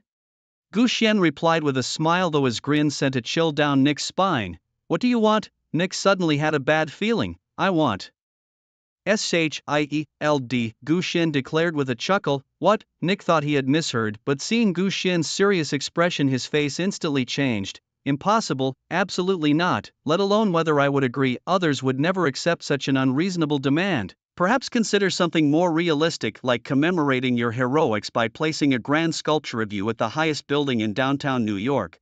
Let's forget about that. I don't want people to think I'm dead. Gu Xian had anticipated Nick's refusal and treated it more as a joke. his real target lay elsewhere. How about this? I'll take a step back, just give me your Tesseract, Gu Xian proposed. His aim had always been the Tesseract, knowing SHIELD's nature, it was likely hidden deep underground. Unless he turned the Earth upside down, locating it might be impossible. His interest in the Tesseract wasn't for its power. He was more curious about the strength of the Space Stone, one of the 6 Infinity Stones. Later Loki would surely arrive next to the Tesseract through Thanos' device. All he had to do was wait patiently, and he could also obtain the Mind Stone from Loki's scepter. It would be killing 2 birds with 1 stone. As for the Time Stone, another of the Infinity Stones on Earth, Gu Xian wasn't considering it yet. The bald guardian of the Time Stone was too powerful. Even with his formidable physique, he couldn't handle magical damage. Gu Xian certainly didn't want to experience astral projection. Could you consider another option? Nick hesitated, realizing that Gu Xian indeed seemed to have backed down significantly. Moreover, it is only reasonable to ask for something in return for protecting the Earth on behalf of SHIELD, out of goodwill. However, it just so happens that the Tesseract is precisely what SHIELD wants to study to develop weapons against ancient threats, so if it was anything else it might be negotiable, but the Tesseract, how could that not be possible? Gu Xian instantly guessed Nick Fury's intentions. I knew it, all of you at SHIELD are nothing but a bunch of insincere petty folks lacking even the most basic decency of honesty. Honestly, you've really disappointed me, Gu Xian remarked, his face darkening. Nick Fury hesitated greatly. Don't give me excuses. The Tesseract was promised by you, and if you don't deliver, you'll bear the consequences. Gu Xian's aura exuding from him confirmed the seriousness of his words as he stared down Nick Fury. Under such intense pressure, both Nick Fury and Maria Hill could barely raise their heads. Finally, with no other options left, Nick reluctantly agreed to Gu Xian's request. After all, Gu Xian had shown he possessed the strength to easily defeat even deities. Under such power, it seemed SHIELD had little choice. No rush, just find some free time in the next few days to hand it over, Gu Xian said with a smile, proving that dealing with these people required a firm approach. And Natasha? Gu Xian looked around but did not see Natasha Romanoff. She's handling your accommodation issues, Nick replied, his expression as grim as if a common household had just lost all its savings. In the intersection of Hell's Kitchen and Queens, the Natasha Romanoff that Gu Xian was looking for was interacting with a seemingly obese man. Their conversation appeared amicable, yet a sharp glint flickered briefly in the fat man's eyes. Clearly this man named Jean Biao had no intention of peacefully completing the transaction. As an emperor who had ruled over New York's underworld for over a decade, he couldn't make a deal with his archenemy without some tricks up his sleeve. Dressed in a white suit with a pink tie, Jean Biao smiled at the beautiful woman before him. Even a custom suit couldn't fully contain his massive physique, giving the illusion that it might split at any moment. But anyone deceived by his size had suffered greatly at his hands, for beneath that massive frame was 90% muscle. One punch could knock down even Steve Rogers. After all, in the early comics, Jean Biao was stronger than Captain America. Mr. Jean Biao, thank you for the government's gift, Natasha said, standing up and shaking hands with the hefty man in front of her. It's hard for me to resist your offer, Jean Biao replied with a smile. But before that, I would like your organization to accept a big gift from me. Boom! A loud explosion occurred, shattering the surrounding glass with the roar. A figure in a trench coat burst in from the outside, carrying an unconscious thug in his hands. Gu Xian chose to ignore the shocked expression on Jean Bing's face. According to Jean Bing's plan, it should have been his own men who broke through the door. However, when Jean Bing looked out the window, what he saw were his men already knocked unconscious on the ground. Of course, this included the one Gu Xian was holding. Do you guys always like to ambush with so many people when you negotiate? Gu Xian asked. Not only were there Jean Bing's men, but there were also quite a few from SHIELD. However, Gu Xian hadn't held back earlier and had knocked out everyone outside the room as he landed. What are you doing here? Natasha sighed. Gu Xian's intrusion was likely to disrupt everything. I came to check out my new home early, isn't that natural? Gu Xian said. Then he turned around facing Jean Bing, who, despite being furious, still wore a forced smile, and his eager henchman behind him. Target. Gu Xian looked at the man with a very conspicuous target on his head. However, the response was not from the target, but 3 throwing knives hurled at him from different directions, each at a tricky angle. Ordinary people would find them unavoidable, and with target's ruthless tactics, almost every attack was aimed at a vital spot. Jin Bing watched Gu Xian with a somber expression, the attack order having been given by him. As a mafia emperor, he could accept negotiating terms with the government as long as the price was right, though the negotiator might suffer. Physically afterwards they could still be very friendly partners. However, this did not mean he could accept someone breaking in and taking down his men without a word. Thus, when such an intruder burst in, he hoped they would possess the same resolve they had when breaking in, the resolve to accept death. But soon Jin Bing's expression drastically changed, because in front of him, facing such skilled knife throws, Gu Xian didn't even bother to dodge. How does aiming at vital spots matter if it can't even harm me? Clang, clang, clang, the three knives almost simultaneously touched Gu Xian's body but quickly fell to the ground upon contact. Aside from a few small cuts on Gu Xian's clothes, they caused him no trouble. I don't recall saying you could make a move, Gu Xian said, his figure flashing, and in the next second he appeared in front of Jin Bing like a ghost. As for target behind him, Gu Xian completely ignored his presence even as target was preparing to throw a few more knives at Gu Xian.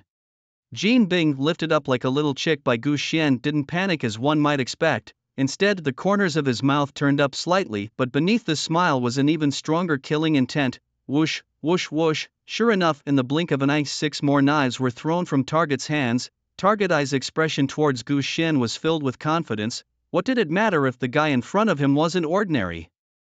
He had encountered similar types before and the outcomes were always obvious. When facing such individuals, all that was needed was to attach a paralyzing electric current to his throwing knives. No matter how formidable one's body might be, it couldn't be immune to electricity. Once his opponent was paralyzed by the current on the throwing knife, Target Eye would have plenty of time to have some fun. No worries, I'll handle it myself, Gu Xian said, cutting off Natasha, who was stepping forward to assist him, his gaze then fixed on Jin Bing and Target Eye behind him. Initially he had planned to deal with him later, but seeing how devoted Jin Bing's subordinate was, whoosh, Gu Xian was so fast that even Jin Bing, who was closest to him, felt a blur before his eyes. By the time Jin Bing realized what was happening, Gu Xian had already caught all 6 throwing knives that had been aimed at him. As for the electricity on them, Gu Xian frowned slightly, questioning whether there really was an electric current, as he felt nothing at all. At this moment, Target Eye wore a ghostly expression, wanting to put some distance between himself and Gu Xian, but his reaction was too late.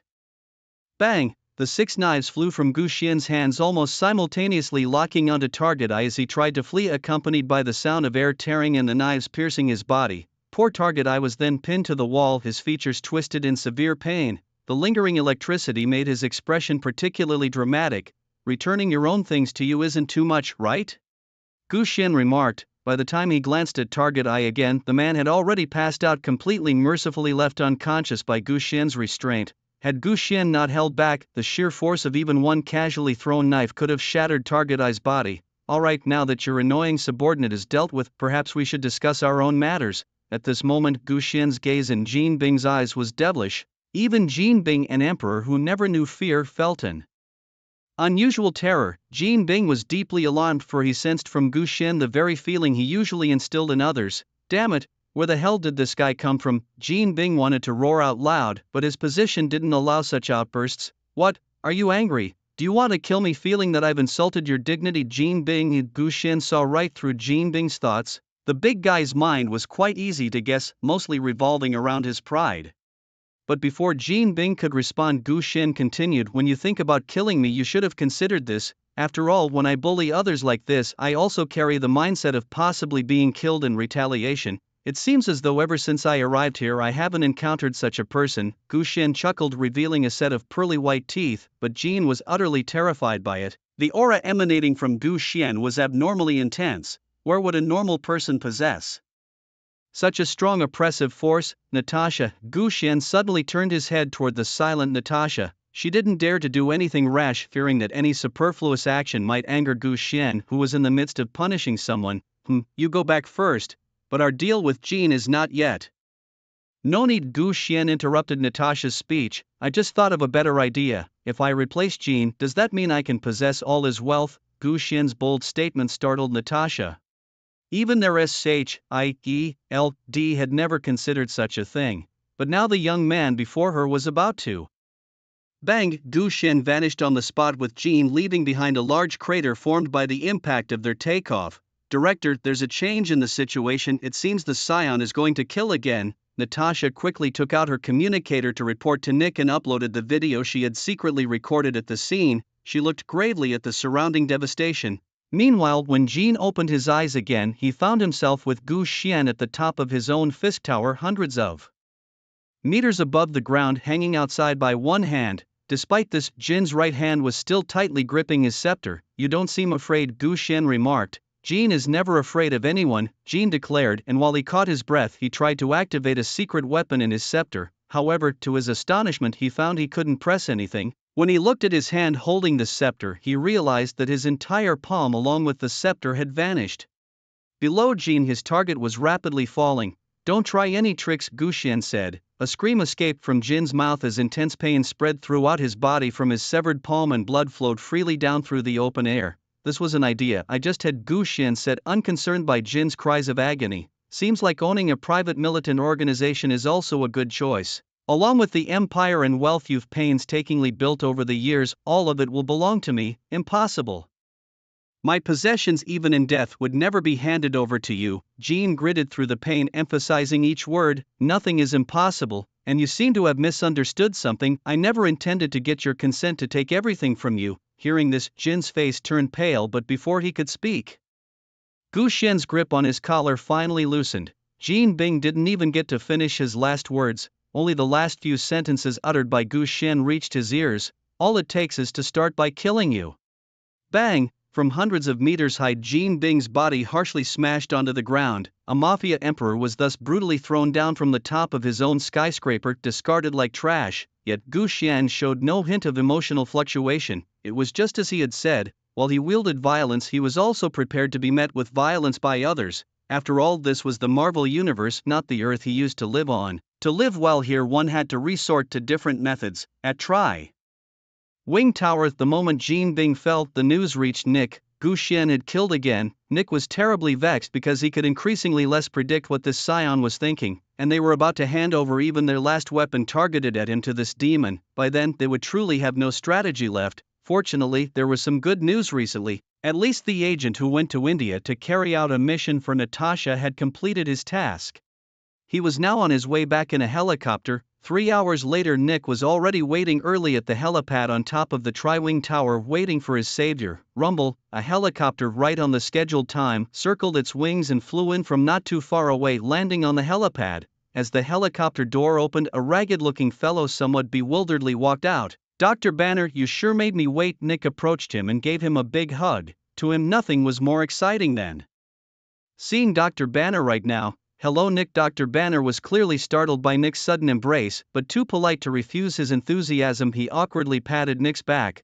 Wait, don't tell me these guys are here to welcome me just like you. Banner quickly noticed something was amiss. Just by the edge of the helipad, there were no fewer than 10 fully armed agents standing guard. Just as the rumors say, you guys always like to do things that are not as they seem. Banner was clearly displeased with Nick's arrangements.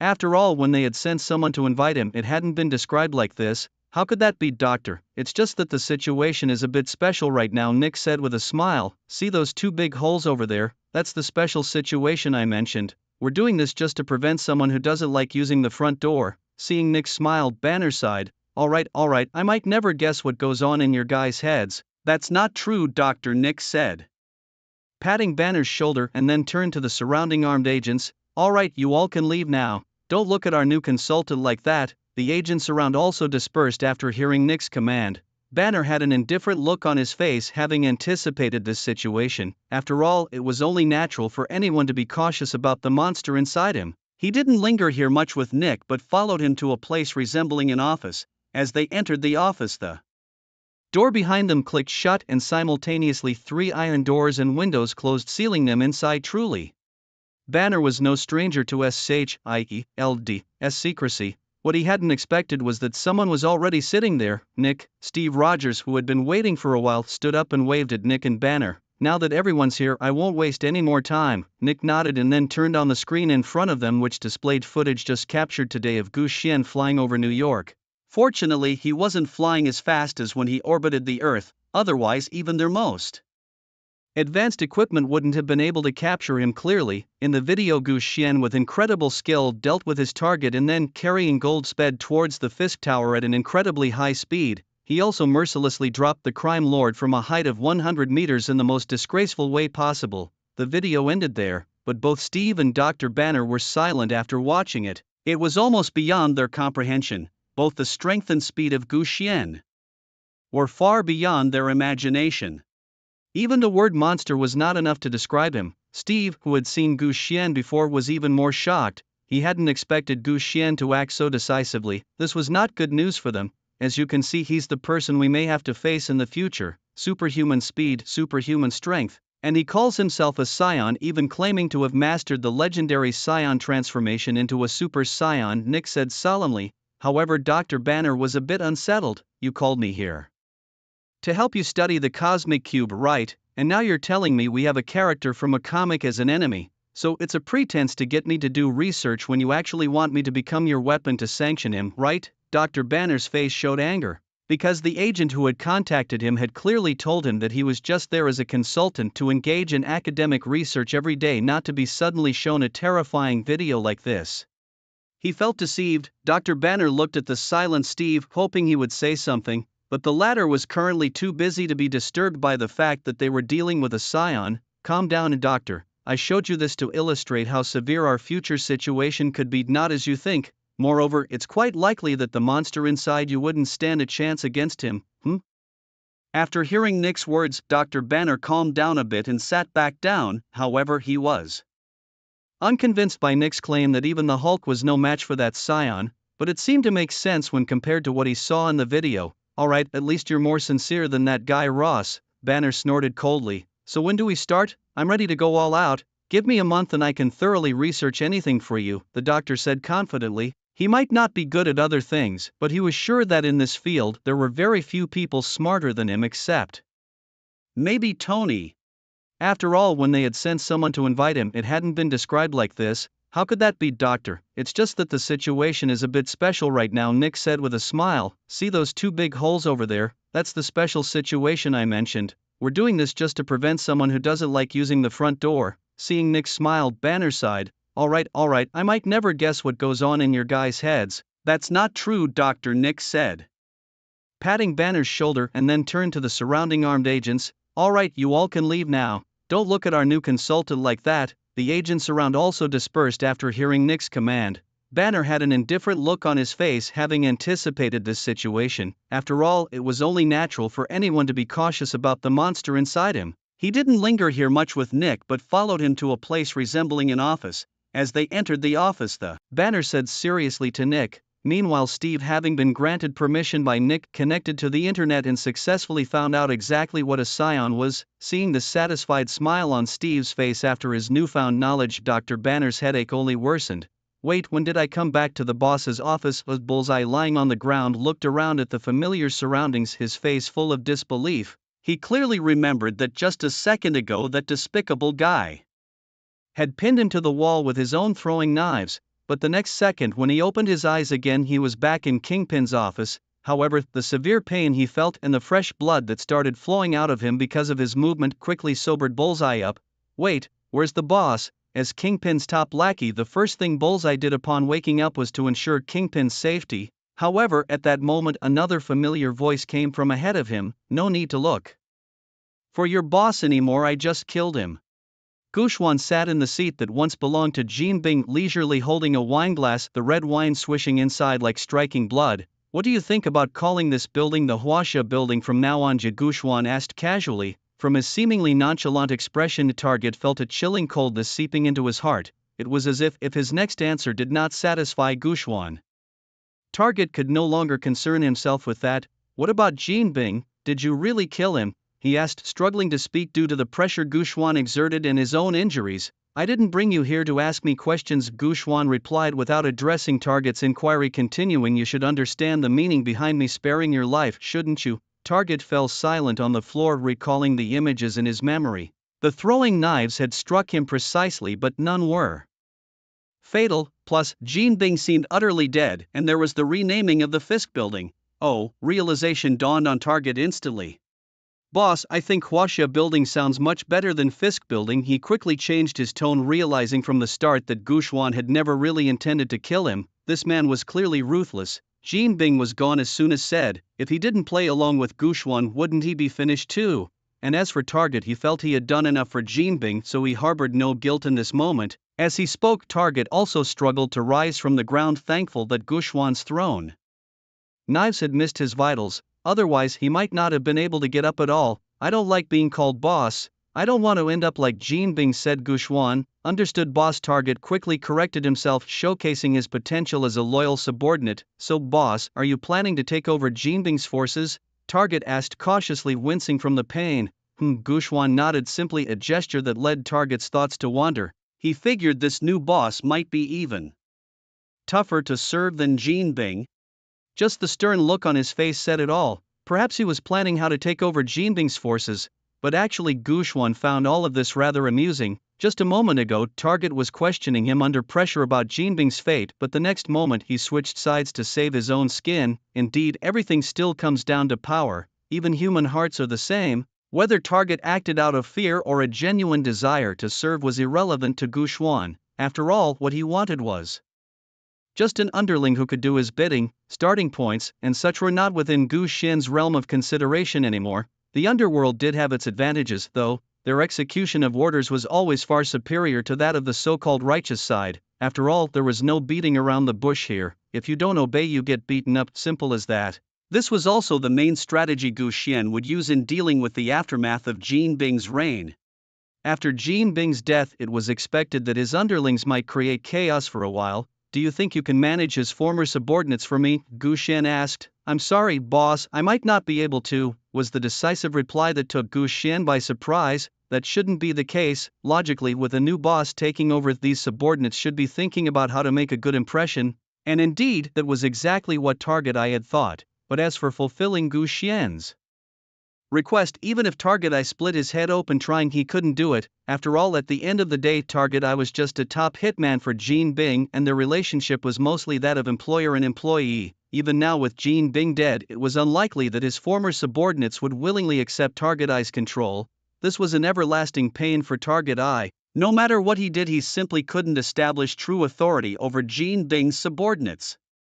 Target I explained himself. Although Jin Bing was ruthless and unreasonable, he had ruled over his underworld empire for over a decade. Everyone was accustomed to his presence and the pressure he brought. These are not things that can change overnight. Even though he's now dead, the influence he had still persists. I can't control it in a short time. His death might even cause his former subordinates to become more agitated. So, if you could give me enough time, no, give me 1 year, I am confident I can bring all of Jin Bing's forces under your command. Target I looked earnestly at Gu Xian as he spoke. After hearing Target I's speech, Gu Xian fell into silence. Clearly he had to admit that in terms of managing people he really couldn't compare to Jin Bing, and what Target I said made sense. The influence of Jin Bing wouldn't disappear quickly and might even make his own position difficult. But did Gu Xian care?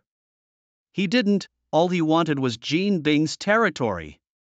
As for winning over the people's hearts, he couldn't be bothered. As long as he achieved his goal and could build up the information network he wanted, that was enough for him. Besides, who said he couldn't take over Jin Bing's forces in a short time? Gu Xian thought of a very good method, one that could both make these guys obey and bring them together. What's wrong, boss? If you're still not satisfied, I can try to shorten this time even more. Target I thought it was his answer that displeased Gu Xian, so he immediately asked about it. No, Gu Xian shook his head, feeling that even if Target I could have the time, he was still impatient. He had to resolve these troubles quickly. I've suddenly thought of a method, a way to quickly resolve the issues you mentioned. What method? Target I was skeptical of Gu Xian's words, but as he leaned closer and heard what was proposed, his expression suddenly changed.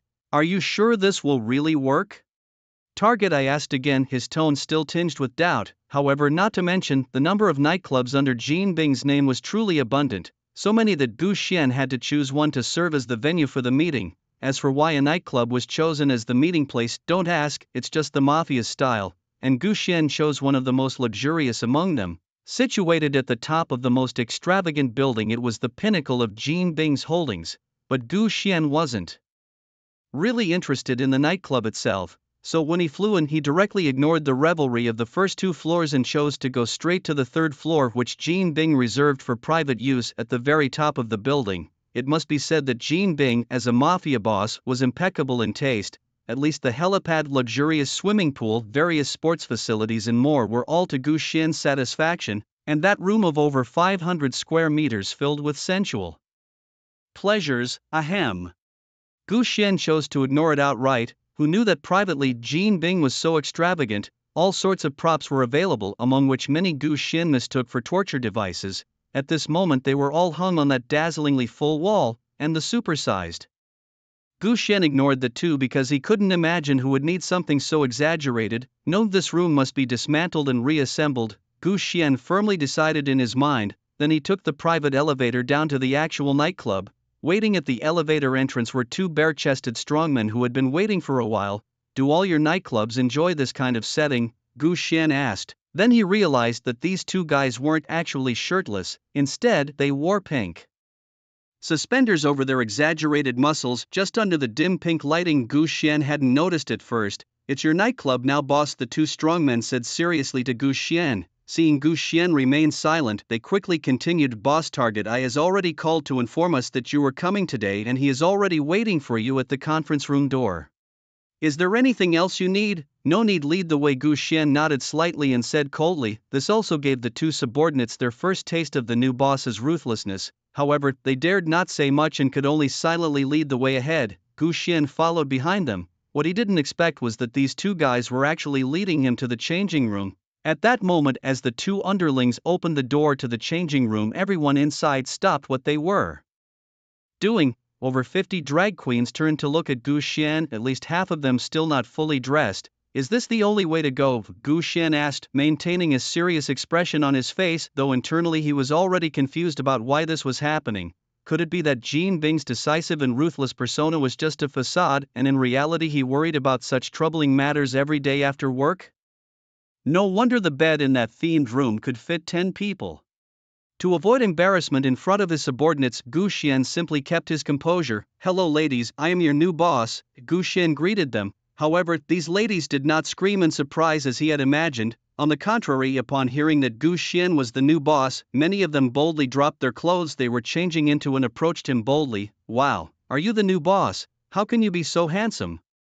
Look at this physique. The muscles are not big, but how come they feel even harder than that thing? Boss, do you need a massage? I can offer you my exclusive secret techniques. The ladies boldly surrounded Gu Xian, creating a chirpy and lively atmosphere, leaving him somewhat at a loss. After all, who could endure being rubbed against their chest and arms so openly and with such direct gazes? Deep breaths, Gu Xian reminded himself internally. Eventually, the ladies managed to get a reaction out of the unflappable Gu Xian, who maintained his usual cool demeanor. However, many of the ladies thought the new boss was very cool. They directly leaned on Gu Xian's shoulder, covering his eyes, ready to play some different games. As for the two underlings who accompanied Gu Xian, they were completely pushed aside, totally ignored. And as for whether they were worried about being seen by the other two underlings, the answer was definitely not a concern. After all, the previous Jean Bing was even more extravagant. Both of them stood calmly on the side, planning to wait until Gu Xian finished enjoying the services before leaving. However, seeing the look in Gu Xian's eyes, they immediately abandoned such thoughts. Alright ladies, the game is over. Our new boss is busy now, so I'm afraid we'll have to trouble you another time. They instantly understood the message from Gu Xian's gaze and very cooperatively stepped forward to push the ladies away, rescuing Gu Xian. There won't be a next time.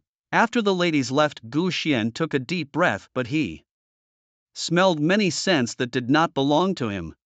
Damn, I need to keep my distance from these guys from now on, Gu Xian muttered to himself as he tried to mask his own scent. Finally entering the real meeting room. Outside the meeting room stood Target I, who had been anxiously waiting. Boss. Target I immediately stood up upon seeing Gu Xian, as he had just heard that the boss was caught in some kind of crisis and had been contemplating whether to rescue him for a long time. I'm fine. Gu Xian waved his hand dismissively. Tell me, are those guys inside not behaving? Upon hearing this, Target I promptly did his best to give Gu Xian a detailed report. Ever since the news of Jean Bing's death reached the underworld kitchen, deaths have been nearly constant there. Everyone sees Jean Bing's death as a big opportunity, so they are seizing territory at all costs. The Rhino Gang and the Lion Gang are fighting most fiercely. 3 days have passed and their gang infighting has already involved at least 100 innocent civilians, getting injured with a fifth of them dying directly. As for the drug business, I have already cut it off as per your instructions, but the other gangs don't seem very satisfied since drug-related transactions have always been a major source of income externally. Even the motorcycle gang and lightning gang have proposed breaking away from our control because of this, and although the other gangs haven't spoken up, such thoughts are inevitable. As for Jean Bing's subordinates, I've managed them well these past few days, and I believe most of them are still willing to follow you. However, the turmoil caused by Jean Bing's death is still fermenting and shows no signs of settling down. So boss, I think it's time for us to make a move. Target I's report was incredibly detailed. As Gu Xian's #1 subordinate and eager to please, he wished to experience everything personally and then report his accomplishments to Gu Xian. It could even be said that without Target I's help during these days, Gu Xian would not have been able to consolidate Jean Bing's former power so quickly. Target I never hid his thoughts, always openly displaying them to Gu Xian, which Gu Xian found satisfying. This was a point that those so-called righteous organizations could not match. Compared to their meticulous and duplicitous schemes, Gu Xian preferred the people here. At least their intentions were simple and clear, just like Target I. At this moment Gu Xian also needed such subordinates whose ambitions were written on their faces. He would occasionally express his approval and appreciation for his actions, which would motivate him to work even harder for him. Otherwise, if all these matters were left to Gu Xian himself, he would probably be overwhelmed with headaches. Alright, I understand. Gu Xian stood up, his long coat accentuating his tall figure. His handsome face bore an expression that no one dared to look directly at. It's time to get to the point, Gu Xian declared. Then he led Target I and pushed open the large doors of the meeting room. Creak, the door was gently pushed open by him. Seated inside were the gang leaders who had been waiting for quite some time. Hello everyone, Gu Xian greeted them with a smile. However, as he waved his hand, the others were shocked to discover that he was holding a head dripping with blood, a freshly severed head. Fuck. The leader of the lightning gang exclaimed, having focused earlier on Gu Xian's hands and failing to notice that the leader of the motorcycle gang, who had just been boasting and laughing, was now mysteriously covered in blood which had pooled on the floor. Upon closer inspection, the horror struck them. The head in Gu Xian's hand was none other than that of the motorcycle gang leader. As they processed this, their view of Gu Xian shifted dramatically. His seemingly innocent smile paired with his pearly white teeth now seemed chillingly sinister, more demonic than any demon. None of them could manage such a feat, holding someone's head and smiling like that. Was this a show of power? Ah, just a trick. Surely, remarked a gang leader attempting to stay calm, convinced it was just a stunt by Gu Xian to scare them. Only the lightning gang leader, who was closest to the recent victim, felt uneasy under Gu Xian's gaze. He knew better than anyone that this was no trick, it was as real as it gets, and he also quickly realized why the motorcycle gang leader was the first to die. Hadn't he just proposed breaking away from Gu Xian's control? And it seemed he had agreed too. Thinking of this, the lightning gang leader couldn't help but swallow nervously. He knew a bit more about their new boss, rumored to possess supernatural abilities. Initially he thought these were just rumors, but now it seemed there might be some truth to them. Look how scared you are, scoffed the leader of the lion gang, viewing the lightning gang leader with disdain. They were unaware of these details, simply thinking him a fool for being frightened by such child's play. After all, each of them was accustomed to a life of violence, with a terrifying tally of lives taken, any of which could lead to a hefty bounty on their heads. They had willingly worked for Jean Bing, largely out of fear of his influence and partly because he was genuinely good to his subordinates, at least in terms of sharing the spoils. But now, their new boss's first order of business was to cut off their most lucrative drug trade, an unforgivable act. Moreover, learning that their new boss was just a young kid only deepened their scorn. He indeed had the skill to kill Jean Bing, that's undeniable. However, they are not the arrogant Jean Bing. They could have easily joined forces to kill him before he could react. As for the sharpshooters by Gu Xian's side, they presented some challenges, but they believed that the sharpshooters who had been so loyal to Jean Bing would betray Gu Xian just as they had betrayed Jean Bing if given enough benefits. It was just that they would probably think differently once they realized Gu Xian's true strength. Close the door, Gu Xian commanded sharply. This was the first time Gu Xian had spoken in front of the former dynasty's elders since replacing Jean Bing. Many were displeased with Gu Xian's tone. Some even wanted to draw their guns on this young upstart to teach him how to respect his elders. The reason they could bring guns to the meeting was precisely because Gu Xian had allowed it, otherwise they wouldn't have come so easily. This of course was also the reason why these people dared to be so bold. What Gu Xian wanted was exactly this boldness. Everyone be quiet. As soon as Gu Xian spoke, he exuded an invisible pressure that silenced everyone in the room. Gu Xian looked around the now quiet meeting room with satisfaction and continued, I know some of you are dissatisfied with my management, some even think I am not fit to lead you and are plotting to replace me. But to those voices, I only have one thing to say. It's not that I disregard everyone here, it's just that I consider all of you as trash. Since you are all trash, why should I care about a trash's thoughts? What's wrong? Are you angry because I called you trash? Gu Xian scanned the room, each face displaying a mix of emotions, yet under the aura he intentionally emitted no one could speak. They hadn't realized this, they just felt like Gu Xian was a fierce beast at that moment, delivering a strong impact. This left them astonished. After dominating the underworld for so many years, they were actually being intimidated by a young newcomer at their first meeting. I am very disappointed in you, Gu Xian said, shaking his head. I thought Jin Bing's men were of a certain caliber, but it turns out you were so weak that you're scared by someone you fundamentally don't respect. Well then, here's your chance to replace me, to kill me. I believe you all brought your guns, right? If so, please go ahead and make your move, otherwise you might miss your chance. Gu Xian's expression was cold and his brow revealed a fierce energy. A strong oppressive aura emanated from him, chilling the atmosphere of the entire meeting to an extreme. Even the sharpshooter behind Gu Xian felt the same. He too was shaken by Gu Xian's speech. This kind of boldness was something Jin Bing once had as well. Even Jin Bing himself could not commit an act so direct as making someone shoot him dead. After all, powerful as he was, Jin Bing was still flesh and blood. When faced with bullets, he too had to step back.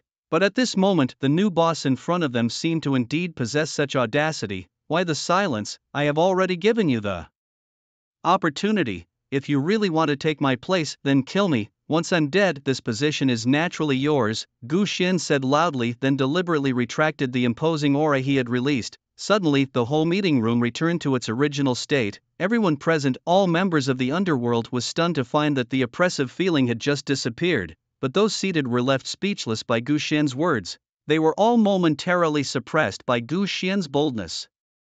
So much so that none of them could react.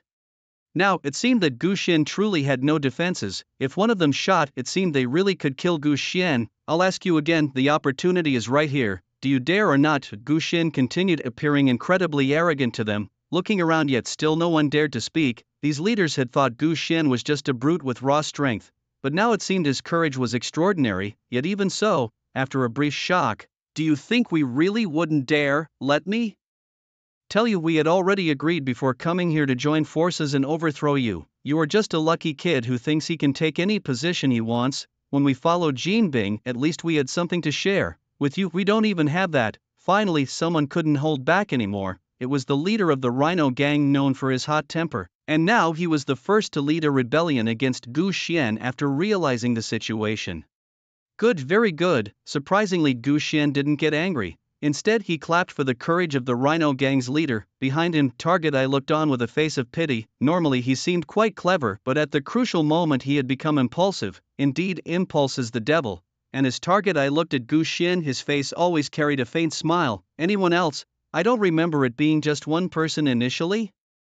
Gu Xian's eyes slightly narrowed, his hands propped on the table under his chin, giving off an inexplicably dangerous vibe. But by now the other underworld bosses couldn't care less. Led by the Rhino gang's leader, their morale was greatly boosted. Without a second thought, as they stood up, they slapped the weapons hidden under the table onto the table to intimidate Gu Xian. Unfortunately for them, even after seeing so many guns, Gu Xian's expression did not change in the slightest, even though these weapons combined could level the entire building. What does it matter? Count me in. I've long been fed up with this guy. The grumbling voices kept coming, each one indicating that another gang leader was ready to join the Rhino gang's boss in the rebellion against Gu Xian.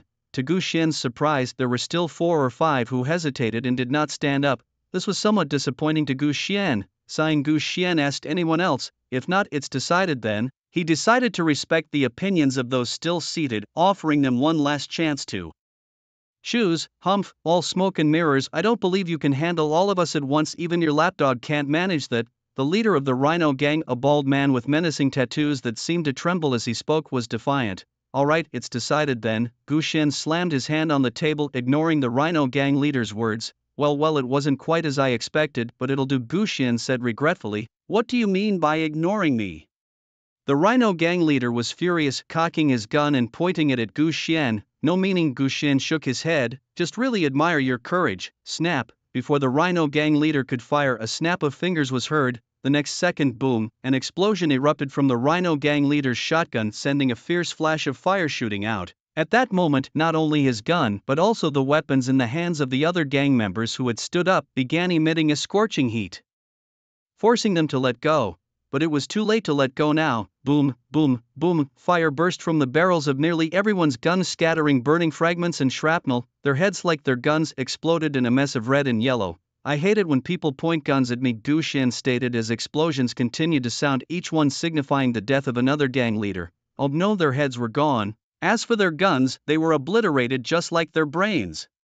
Watching their heads pop like balloons, the remaining survivors swallowed nervously, glad they hadn't been swayed by Gu Xian's words to join his opponents. Otherwise, their fate would have been the same. "Demon, you're a demon." Among those who had sided with him, there was one whose head hadn't exploded, but he was trembling all over, knowing death was inevitable. This was the punishment Gu Xian had intentionally left for him. He reserved the most ferocious punishment for the one who had just dared to defy him. His intention was to make this man watch helplessly as his so-called allies died one by one around him, and he would be the last to go. A demon. Well, if demon he was, hadn't they just tried to kill him too? Now that the tables have turned, do you think it's unacceptable? Gu Xian retorted. Before the gangster could respond, his head burst just like the others, with fluid splattering all over the room, filling the air with an indescribable stench.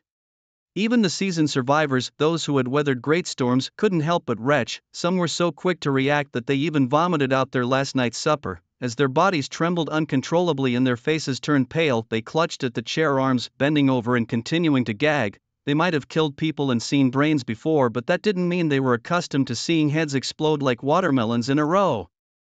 No matter how hardened a criminal one was, enduring such a scene was nearly impossible unless one was insane. Of course, Gu Xian was an exception. At that moment, Gu Xian watched everyone retching with a smile on his face. The reason he could remain so composed was that he had dispersed the foul air around him, keeping his immediate surroundings clear. The person standing behind him, Target Eye, bore the brunt of it. The stench Gu Xian had driven away collided with him full force, leaving him with no escape. Tears filled his eyes as he breathed in the suffocating air.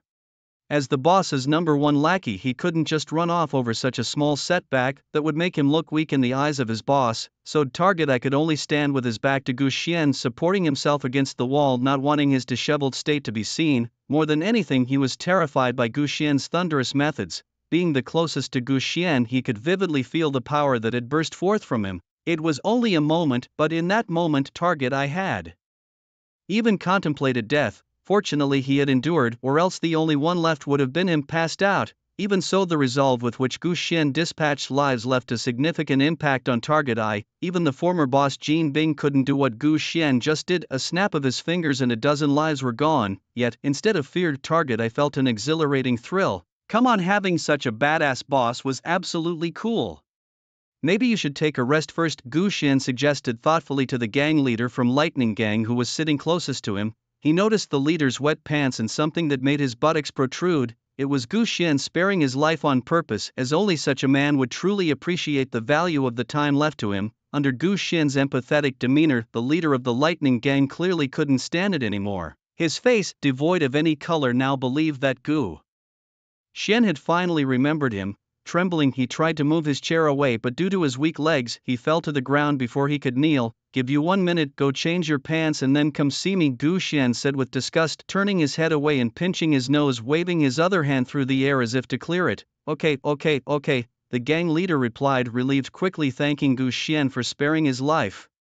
However, it was clear he couldn't manage to go change his pants by himself at that moment. "Target Eye," Gu Xian muttered, rubbing his head and immediately calling for Target Eye. Target Eye looked disdainfully at the gang leader, who was lying on the ground amid his own mess, and reluctantly reached out to help him up. If this were outside, anyone daring to face him with such a mess would at least suffer a few knife wounds. 1 minute countdown, you bear the consequences when time's up. Before Target Eye could even carry the gang leader to the door, Gu Xian's voice drifted over carelessly. All right. The gang leader forced out an ugly smile worse than crying, and then the door opened. With his subordinate's help, he walked out. but he had barely taken a few steps when Target I came back to report to Gu Xian. The guy fainted as soon as he stepped outside. What should we do? Target I asked. What can we do? Just leave him be, Gu Xian said helplessly, thinking of the unreliable people around him. As he pondered, his subordinates who had been waiting outside for a long time came in with cleaning tools, one bag per headless guy. They were going to turn into 4-pound boxes by tomorrow night. After these guys, the few surviving gang members discreetly glanced at Gu Xian with the corner of their eyes, wanting to see the expression of their new boss. Clearly, they were met with Gu Xian's direct gaze. Good. You should feel fortunate about your choice, Gu Xian addressed them, his voice calm, yet commanding the attention of the gang members who suppressed their fear. You've seen what I'm capable of. Those not with us must be eliminated. It's that simple, and don't think I'll feel guilty. In my view, the guys who just died, including you, are nothing but social scum. There are plenty out there who want your heads, so I am merely ridding society of pests. But from this moment your status changes. From today you are no longer the unruly gang under Jin's leadership.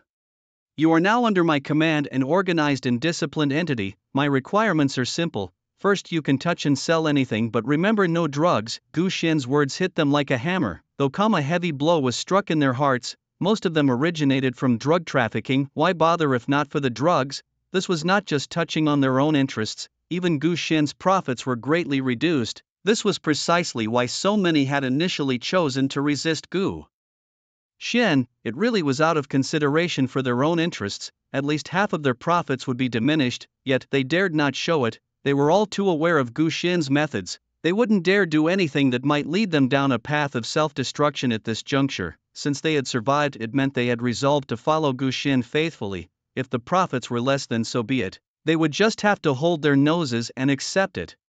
Gu Xian looked around. He was pleased with the deterrent effect he had just created. Even if they were dissatisfied with his demands, they would likely have to grit their teeth and swallow their complaints. This premise was due to their fear of him, but clearly Gu Xian didn't care. As long as they obeyed, it didn't matter why. After all, they had all seen what happened to those who didn't obey. In the past, leaders like Jin might have considered the interests of their subordinates and acted cautiously. Gu Xian wouldn't do that. He wasn't burdened by such concerns. But boss, one gang leader, mustering his courage, wanted to voice his concerns, yet his expression seemed to be restrained by his fear of Gu Xian. Speak up, Gu Xian said. Here, if you have a question, just ask. Even if you're wrong, it's okay. If you're wrong, I'll forgive you. If you're right, I might consider changing my mind based on how I feel, Gu Xian said solemnly.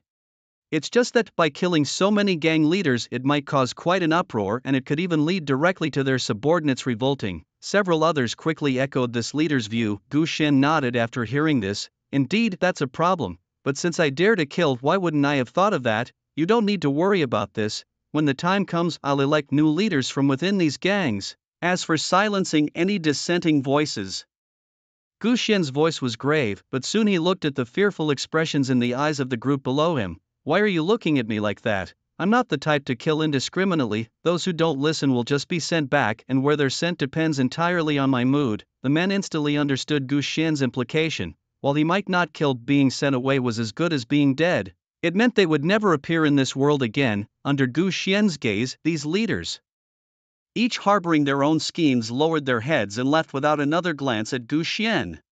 Finally, only Target and Gu Xian remained in the meeting room. Boss, I must say you were absolutely awesome just now. Target, after the others had left, instantly transformed into Gu Xian's #1 fanboy, showering him with praise and adulation. Gu Xian had long been immune to such disturbances. Let's talk business. How do you think Hell's Kitchen will fare in the coming days? Riots, continuous unrest, and a skyrocketing crime rate. After a brief moment of contemplation, Target gave Gu Xian his answer. Gu Xian nodded in agreement. Indeed, after he had eliminated those leaders, he had anticipated trouble, yet it would still inevitably cause a lot of problems. The election of puppet leaders would still take a few days. During this period, Hell's Kitchen would undoubtedly experience some of its darkest days.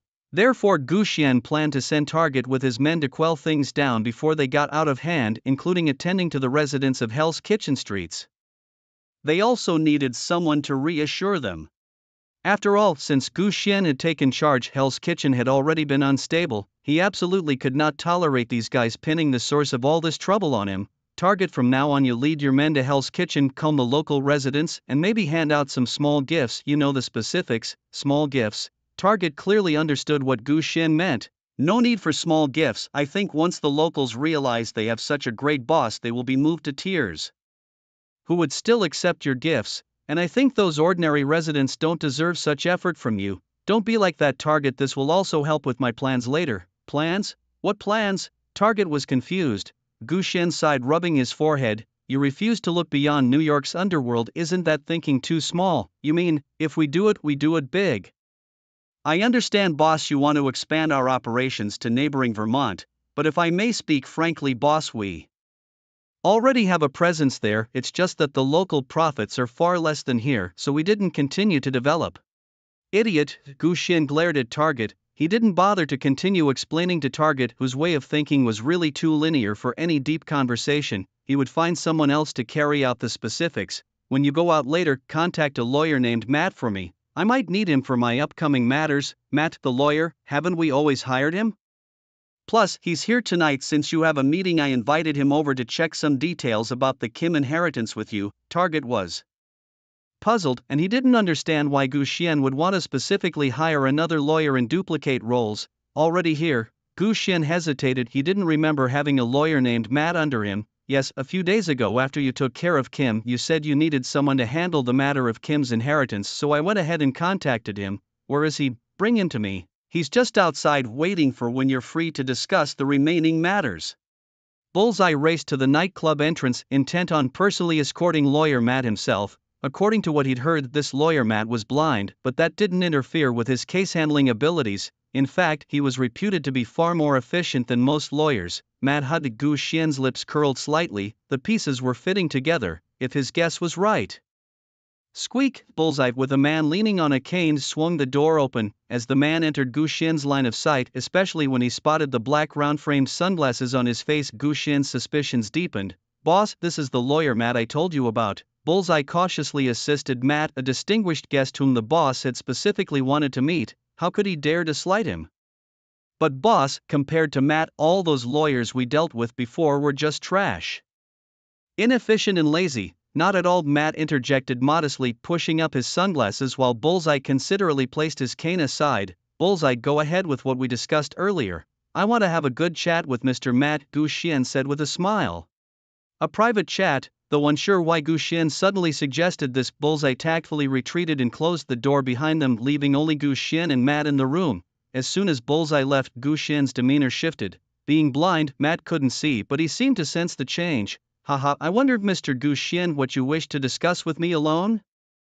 If it's about the details of the Kim inheritance, I've already organized the documents and sent them to your email along with a printed copy for your review. If there are no issues, I can proceed with those and wrap everything up in a couple of days. Matt spoke slowly, pulling out the mentioned documents from his briefcase and handing them to Gu Xian. Gu Xian briefly scanned the documents but didn't look closely. Professional matters are best left to professionals. I can't make much of it anyway, but now, he had other things to do. Let's talk about your true purpose, Gu Xian suddenly said, lifting his leg.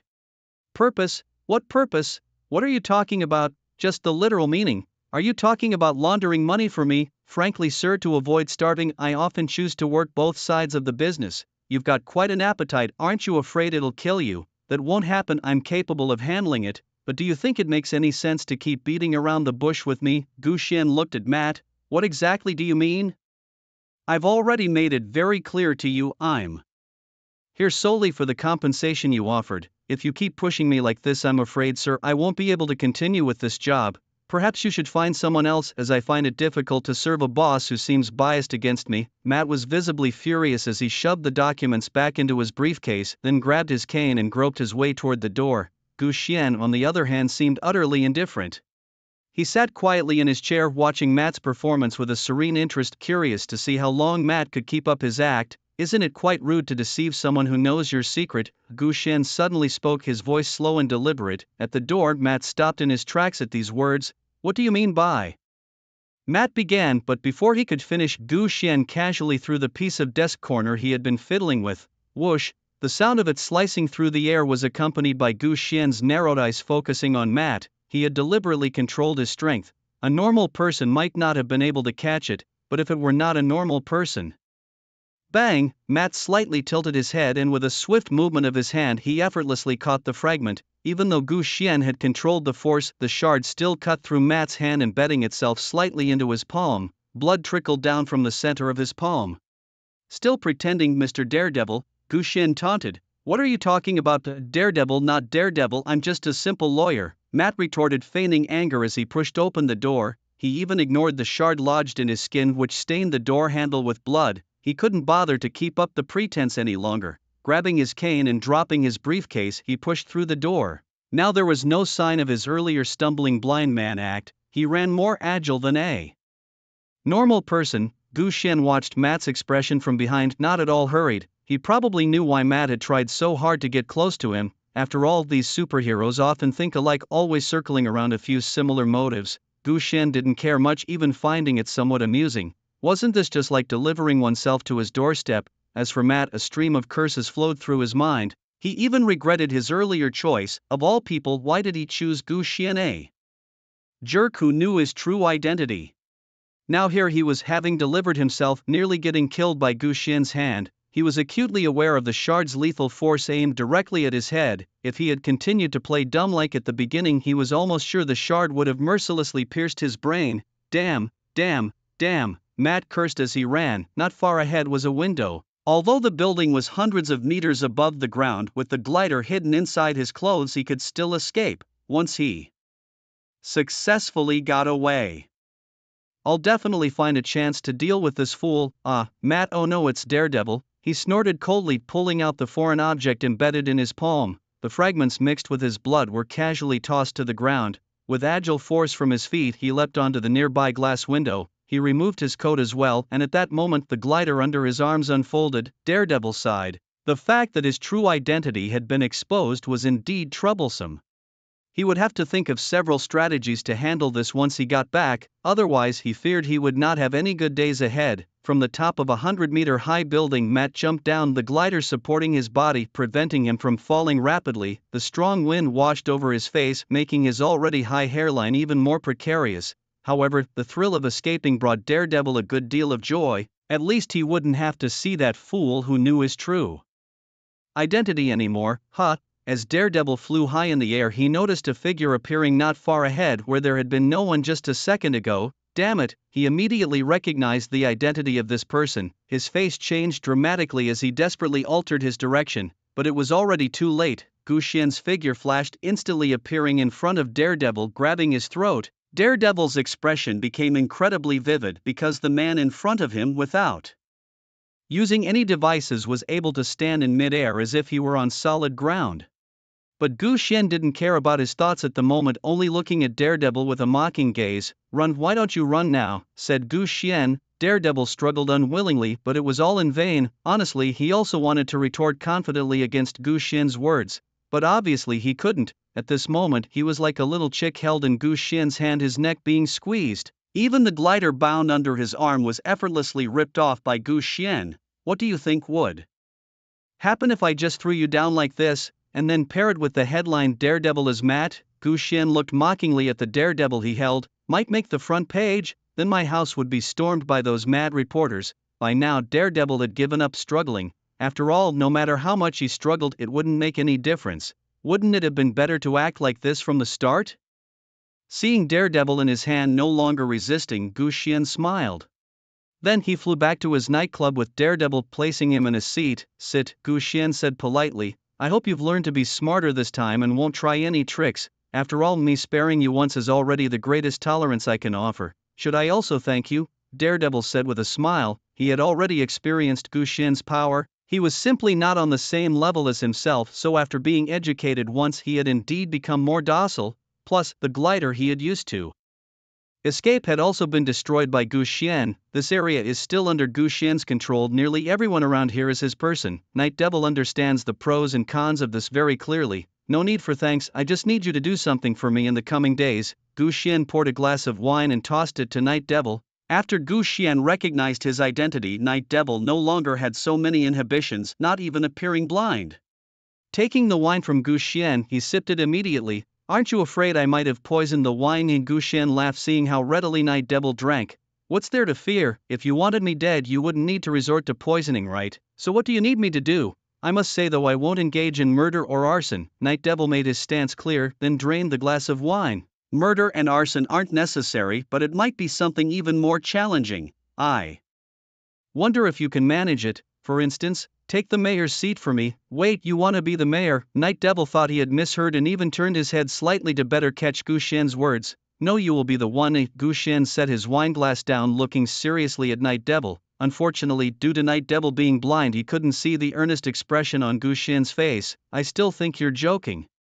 You're a gangster. What use do you have with me being the mayor? I'm just an ordinary person. How could they possibly let a blind man be mayor? Night Devil outright rejected Gu Xian's idea, still convinced it was a joke. No, Gu Xian shook his head. Perhaps an ordinary lawyer can't become mayor, but that doesn't mean Night Devil can't. These days, I'll have Target Eye expedite the process of comforting the citizens of New York. Then you'll put on your costume and give a speech. If necessary, I'll appear as a figure of justice. I believe with this plan, nobody can resist. Of course, if needed, we can also adopt some extraordinary measures, Gu Xian said lightly, though implementing this would be far from easy. This is also why Gu Xian himself didn't run for mayor. It's too troublesome, not to mention the massive waste of time and effort. And if he failed, how embarrassing that would be amongst his followers. Moreover, Gu Xian's position didn't allow him to do so. Even though he now appears as a hero, he is still at the helm of Jin Bing's position, and inevitably there will be some who can't keep their mouths shut and make a big deal out of it. So to avoid unnecessary trouble, Gu Xian chose Night Devil for this role. Later he would even have Target Eye acquire New York's largest newspapers to maximize the publicity. Under Gu Xian's plan, Night Devil was silent. After all, Gu Xian seemed to have a point. According to him, it seems quite possible to engineer a mayoral victory within his sphere of influence. However, that would likely mean a tough time for his competitors. Aren't you afraid that if I get elected, I might stab you in the back? Night Devil asked Gu Xian with a meaningful look. Afraid? Of course not. Gu Xian responded as if it were the most natural thing. After all, you must still care about some people in this city, right? Unless you can send them to a galaxy I can't find. Head.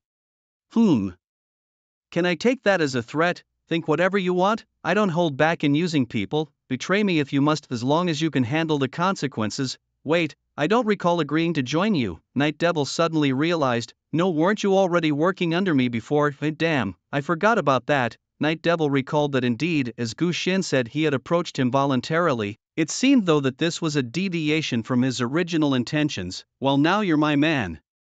But it's funny, isn't it? You and Target Eye fought tooth and nail before, and now you both work for me. Is it too late for me to resign now? What do you think? Gu Xian chuckled, looking at Night Devil's troubled face. Boom! Before he could finish his drink, a massive burst of energy erupted not far away, originating from Hell's Kitchen. A giant rainbow beam descended from the sky, forming a huge column of light on the street. At that moment, in Hell's Kitchen, Target Eye stared at the rainbow column that had landed not far from him, almost dumbfounded.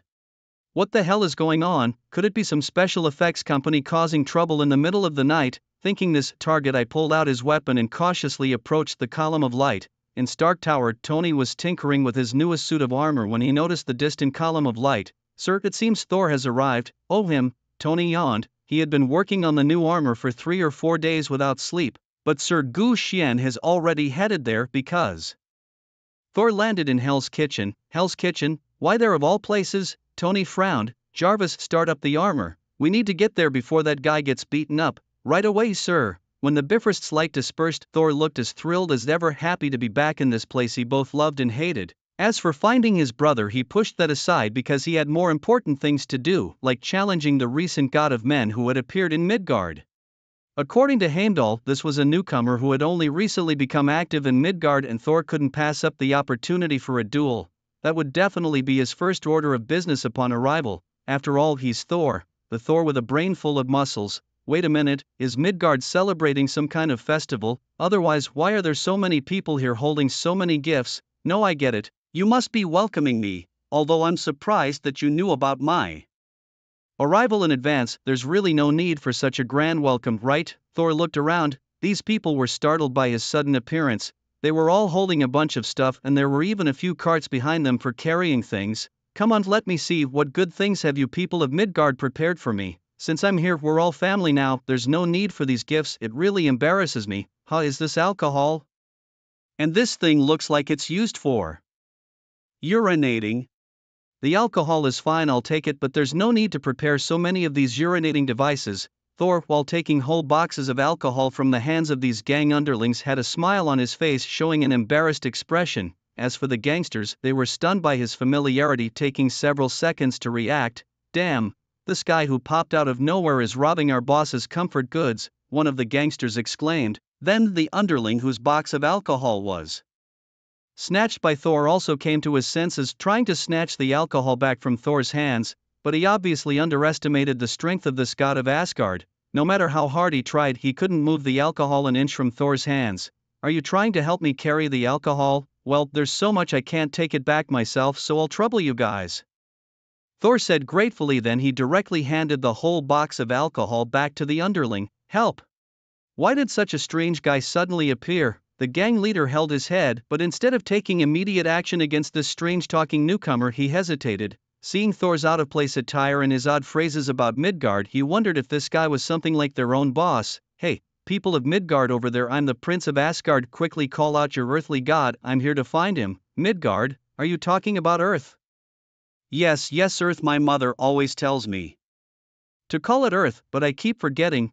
The gang leader was even more confused by Thor's words, now doubting if this newcomer had some issues with his mind. However, just to be safe, he ordered his underlings to put down their heavy items and draw their weapons to surround Thor. What are you doing? The latest welcome ceremony of Midgard. Wait, I think I know what those things in your hands are. Thor looked around. Alien, I don't know who the earthly god you're talking about is, I only know you just tried to rob our boss's gifts.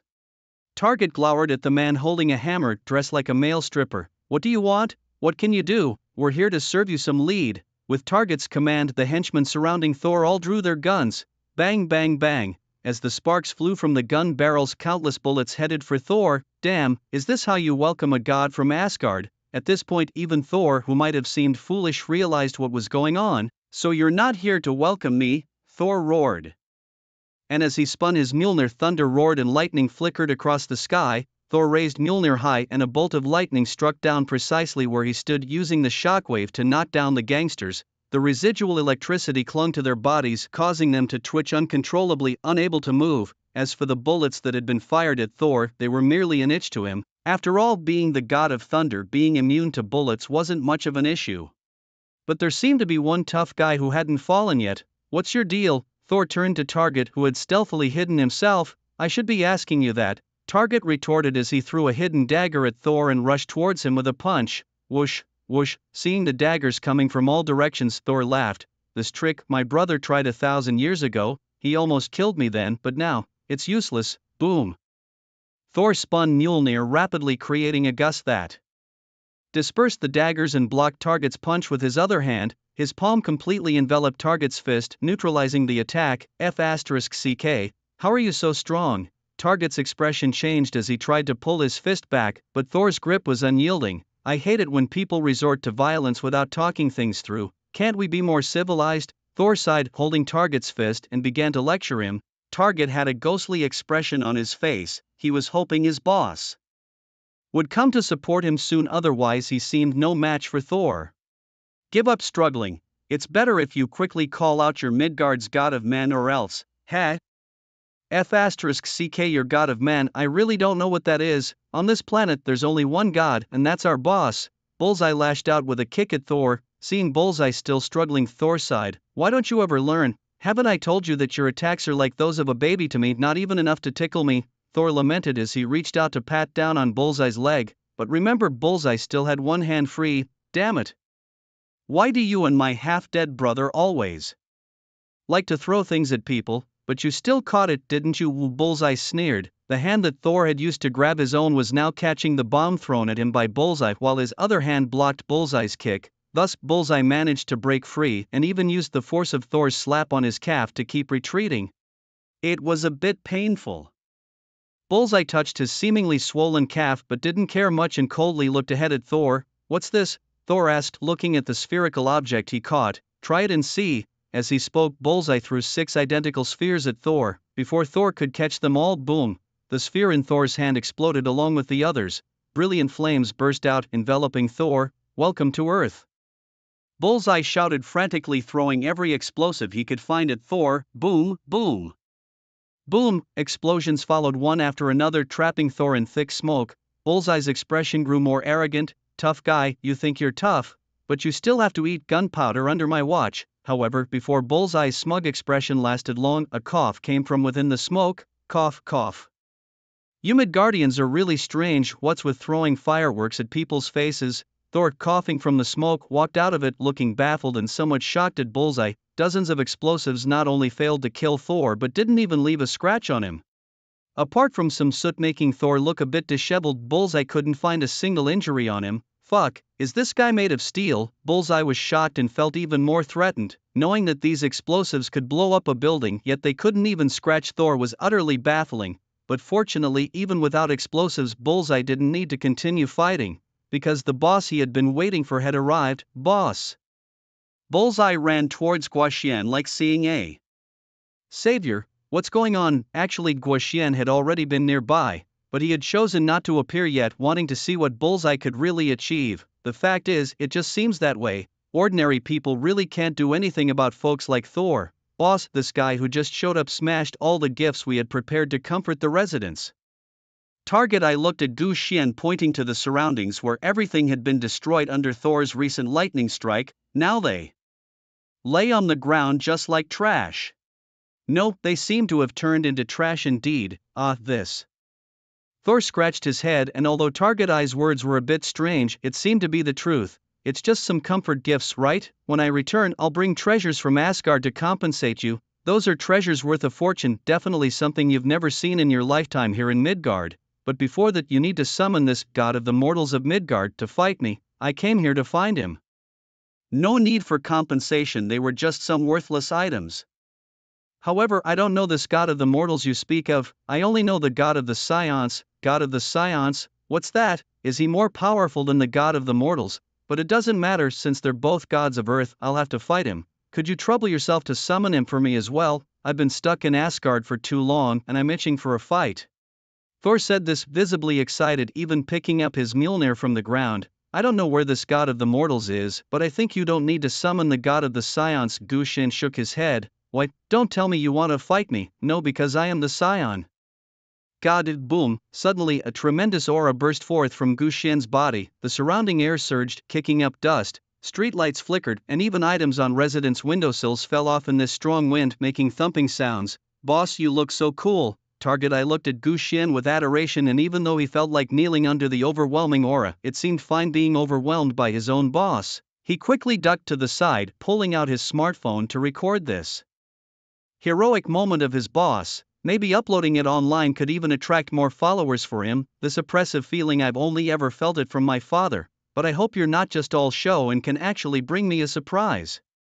Thor excitedly spun Mjolnir in his hand. After a long silence, he was finally able to meet an interesting opponent. After dealing with this so-called god of the Scions, he would then go find that god of the mortals. Wait, Gu Xian suddenly halted Thor's movements. What's wrong? Don't tell me you're scared before we even start. Of course not, I'm just concerned that fighting here might damage the surrounding buildings. How about we change locations? Of course. Whoosh, whoosh, with two sounds of breaking the air, two figures, one following the other closely, moved to a new location. It was only by holding a hammer all the way that he could barely keep up.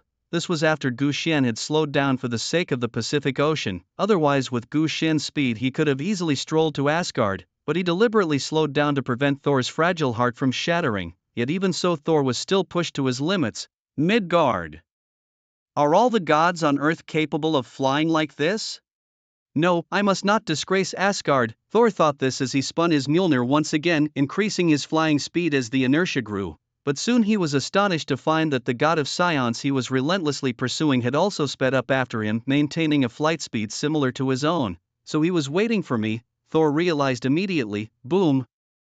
Gu Xian suddenly made an emergency landing ahead, hitting the ground and creating a thunderous noise. Even the ground under his feet was smashed into a crater 100 meters in diameter. Seeing this, Thor quickly redirected his hammer and landed in front of Gu Xian. This is indeed a great place, perfect for me to unleash my full potential, Thor said, his golden hair fluttering in the wind. The surroundings were desolate and it was unclear how Gu Xian had found this place, but it indeed suited a battlefield. At least it was remote enough that they could fight for miles without worrying about injuring anyone.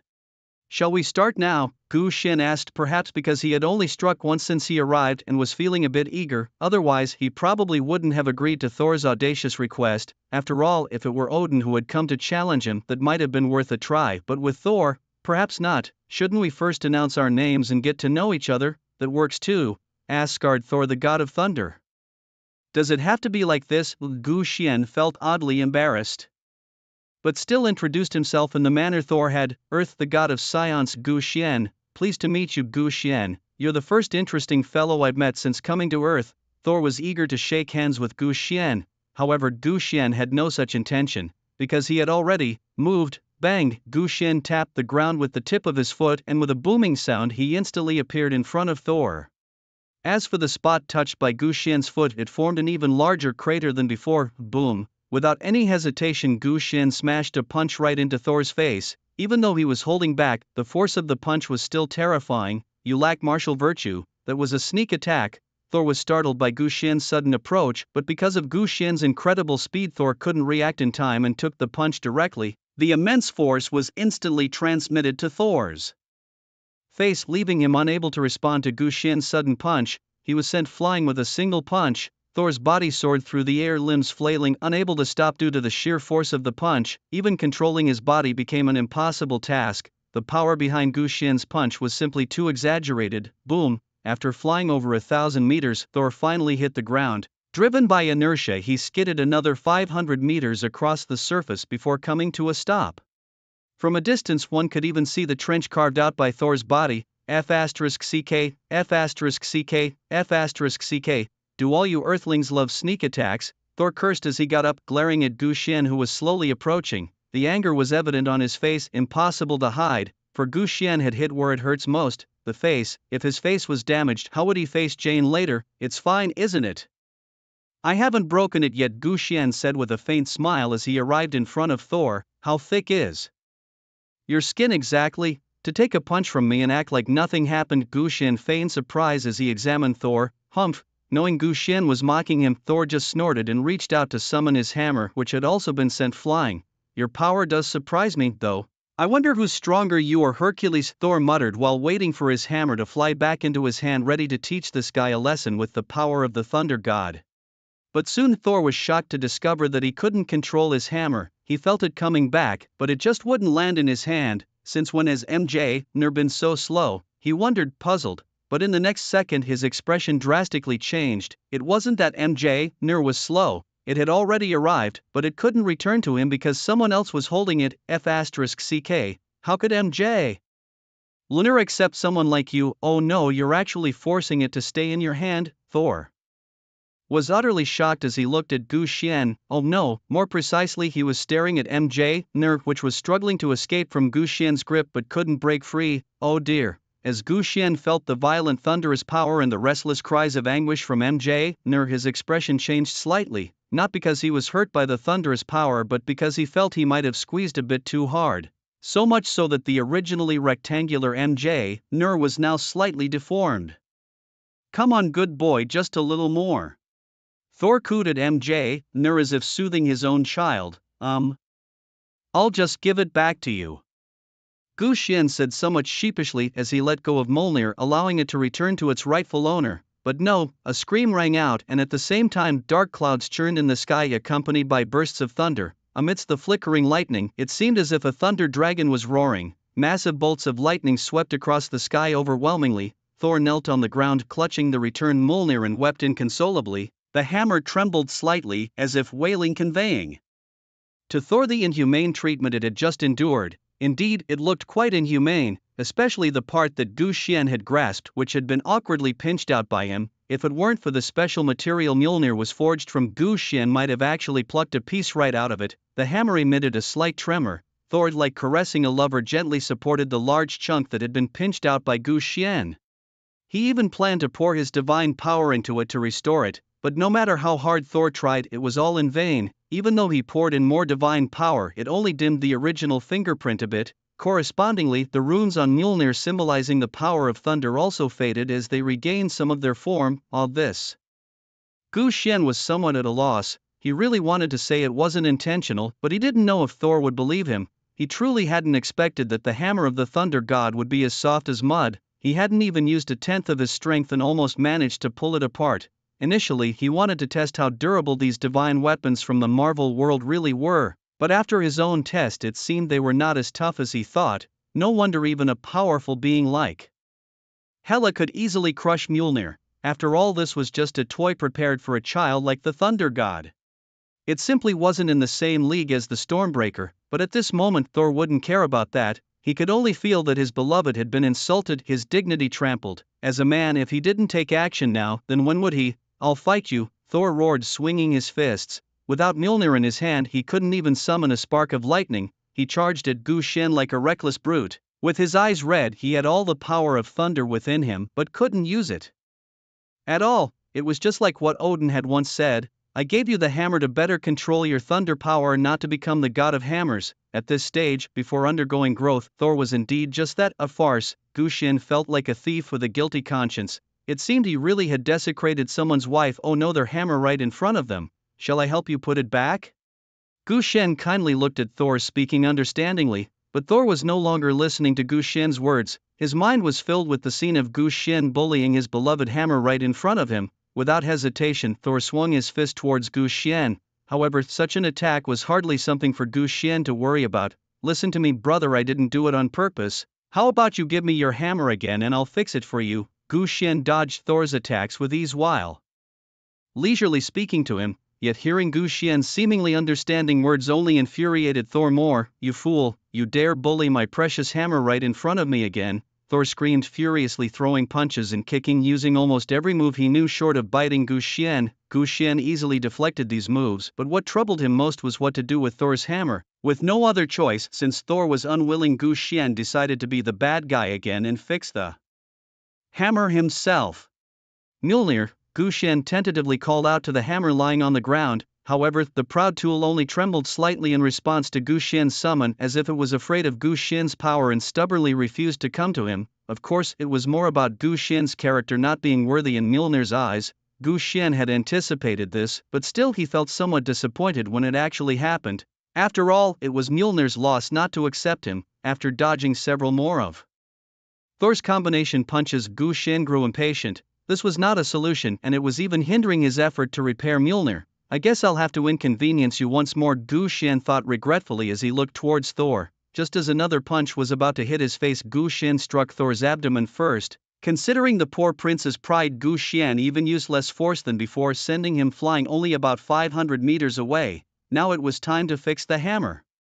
Gu Shen walked over to Mjolnir and reached out his hand to it. 500 meters away, Thor, having crash-landed, rolled several times on the ground and finally calmed down under Gu Shen's punch, becoming acutely aware of the terrifying gap in strength between them. He even regretted coming to Earth under the pretense of looking for his brother to pick a fight. Now not only was his hammer swollen from being pinched, but he himself had been beaten like a dog without any strength left to fight back. Before he could recover, the next scene completely shocked him. His hammer, not only publicly humiliated by Gu Shen, was now actually being picked up by him. F***ck, why would such a person be accepted? "Odin, are you blind?"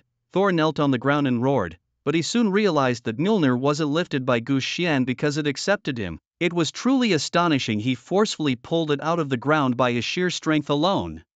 The hammer continuously let out wails, as if desperately resisting Gu Shen's actions. Thor, kneeling helplessly on the ground, could only watch as Gu Shen forcefully snatched his beloved hammer back from his hands. Then, boom, a blast of air swept across. Even Thor could feel it distinctly, but at this moment he didn't even dare to blink, because before him, the man who had just crushed a large chunk out of his hammer was now pressing that same piece back into place.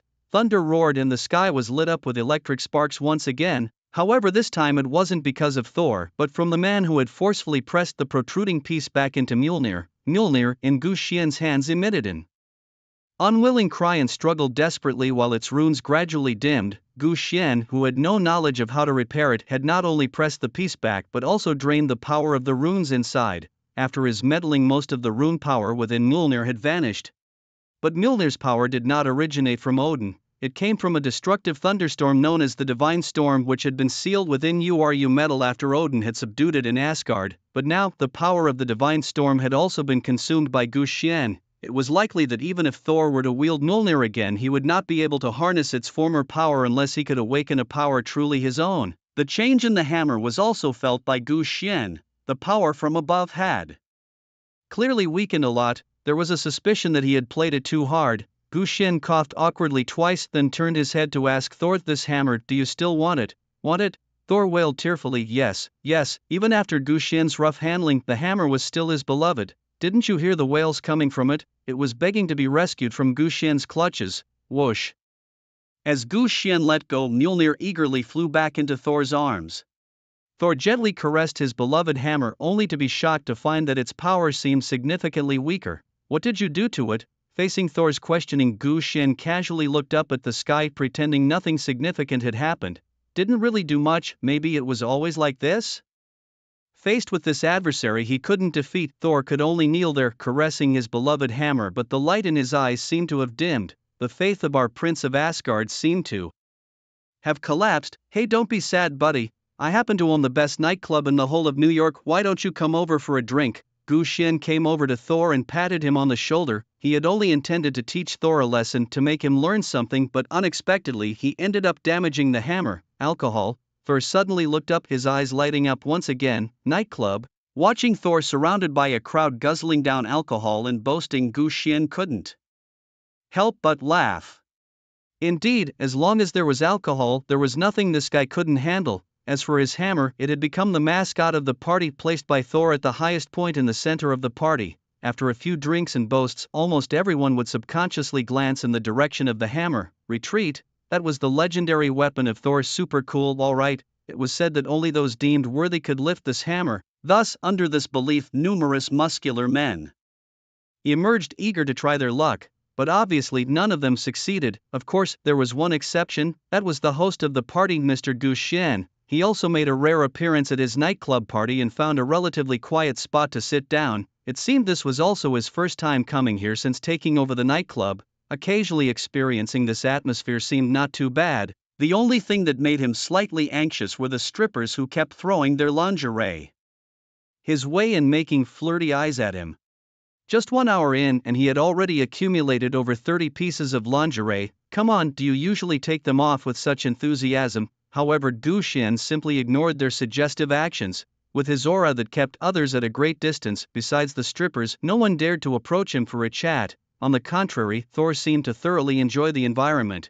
Surrounded by no less than 7 or 8 beautiful young women, he appeared to be having a great time, letting their hands caress his muscles and occasionally picking a lucky spectator for a passionate kiss. Of course, it was always the girls who initiated it. Don't blame Thor. If there's anyone to blame, it's because they were too enticing. Watching Thor, who had completely forgotten about Jane waiting for him at home, being fed drink after drink and enjoying free massages. "Hey, give up, buddy, no one can lift my hammer." Thor suddenly noticed someone who seemed familiar daring to step up and try to lift his hammer and sneered, waiting for him to make a move. "Damn it, go drink your alcohol." Target did not heed Thor's scoffs and was eager to try his hand at lifting Mjolnir. According to his boss, anyone whom Mjolnir deems worthy could lift the hammer and become the new Thor. Could it be that he also had a chance to become as powerful as his boss? Wrong, it seems such a powerful guy was also beaten up and dragged back by his boss. But Target didn't care too much about that, eagerly placing his hand on the hammer, then adopting a horse stance and took a deep breath. "Phew, Target boss, you're here again? Is this your 11th time tonight?" A drunk underling staggered up to the Target, winking and nudging him. "Ah, indeed, only the boss deserves this toy." The Target, feeling utterly dejected, released his grip on the handle of Mjolnir. "Hey, who are those guys over there? Are they guests the boss invited tonight too?" The Target looked towards the door, only to see a swarm of people in uniforms flooding towards the crowd, among them a strange figure in red and gold armor, helmet included. "Damn, is that Iron Man, and the one following him? Captain America, didn't he die decades ago? I used to read his comics when I was a kid." The Target's face was a picture of sheer disbelief. Meanwhile, the prominently visible Iron Man and Captain, under such scrutinizing gazes, started to feel a headache brewing. "It's all your fault, Rogers. If we had come in through the outside, it wouldn't have been such a hassle." Tony, quite annoyed, peered through his helmet at Thor, who was surrounded by ladies. So this is the rescue Nick mentioned? It seems Thor is quite enjoying himself. Never mind that, let's just get him out of here, Roger said with a headache. Excuse me, make way. The SHIELD agents behind him pushed through the crowd, clearing a path for Steve to walk through easily. Move aside, drunkards, don't forget which side you're on, Steve said as he walked towards the stage where the hammer lay. Is this thing his? Why would he just leave it here? Isn't he afraid of losing it? Saying so, Steve bent down and grabbed Mjolnir. The next second, whoosh, whoosh, whoosh, whoosh, countless bolts of electricity instantly covered Steve's body, the hammer in his hand trembling slightly. As the electricity spread, the emerging force of thunder wrapped around Steve. At one point, even Steve's eyes turned white. Boom! In the outside world, thunder roared in the heavens as if heralding the arrival of a new god of thunder. In just a moment, Steve felt a power so immense spread throughout his body, a strength filling his organs so powerful that even a simple punch from him now could be infinitely stronger than anything he had done before. Thor, still enjoying a massage from the beauties, suddenly opened his eyes upon seeing the electrifying scene not far ahead. He pushed the ladies in the crowd away, struggling with the acceptance as he approached the stage where Steve stood. He felt the thunderous power he was so familiar with now all transferred to Steve. Thor couldn't accept it. In just a few hours his worldview had crumbled twice. No, no, no, he knelt on the ground wailing, unable to accept the scene before him, unable to accept that his beloved had betrayed him again. What's going on? Gu Xian, sitting by the window pondering, noticed the commotion. Unlike Thor, he wasn't at all surprised that Steve could lift Mjolnir. After all, someone once couldn't even lift the hammer openly. But behind the scenes, the plan had been cleverly devised. No worries, my friend, we're just here to take the Tesseract back for Nick. And while we're at it, take this drunk back as well. Steve gestured. An ASHIELD agent behind him handed a box containing the Tesseract to Gu Xian. As for the hammer, well, he wanted to return it to Thor after seeing him cry so miserably, but Thor wouldn't accept it. Alright then, take it back with you. Gu Xian nodded, took the box and felt the power of the Tesseract within. He then instructed Hawkeye to set the box down. As Hawkeye left, he kept his eyes on Steve, seemingly envious that Steve could lift the hammer so effortlessly. No, I'm not going back. My hammer has betrayed me. What's there to go back to? Thor lamented as he pushed through the crowd and returned to his place, lying down surrounded by ladies and closing his eyes, perhaps the only way to momentarily ease his sorrow. I don't mind, he can stay here for a year if he likes. Gu Xian was helpless. After all, Thor couldn't drink away his money. Don't look at me, I haven't done this in a long time. Tony seemed to enjoy the ambience too, being approached by a bevy of beautiful women for autographs and drinks from the moment he arrived, so he conveniently opened his armor helmet to facilitate their kisses. Unlike at Steve's side, where mostly men stood, since we're here, might as well have some fun before going back. Tony, with an arm around a scantily clad lady, grinned at Steve. Alright. Steve had no choice but to go along. However, it was his first visit to such a place since awakening, and it seemed quite novel to him. Captain, can I have your autograph? I've admired you for 20 years. A gangster hopeful looked at Steve.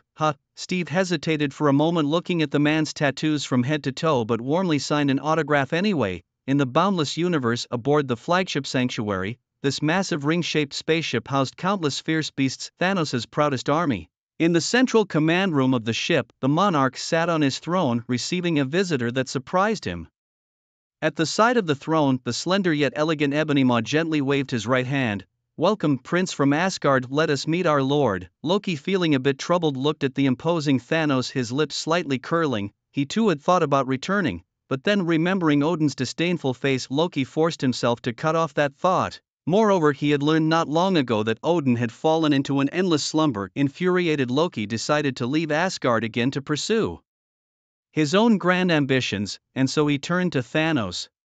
He may be your master, but not mine, Loki responded with his characteristic smile. Ebony Maw was somewhat displeased by his tone and turned his head to look at his master, trying to decipher some message from his eyes, perhaps an instruction to strike down this disrespectful prince or to break his limbs and banish him to the cosmos. However, before Thanos could show any reaction, Loki spoke again. But great and supreme cosmic Emperor Thanos, I wish to be your harbinger, Loki said, bowing deeply, one hand over his chest to signify his sincerity. Ebony Maw nodded in satisfaction. Then he spoke softly to Loki. Prince of Asgard, are you intending to join Lord Thanos' empire, thereby triggering a war between the empire and Asgard? No, wise Ebony Maw, Loki replied. I have no interest in causing a war between the Empire and Asgard, even though Odin has now fallen into a deep sleep. Furthermore, I do not wish to acknowledge my identity as a prince of Asgard.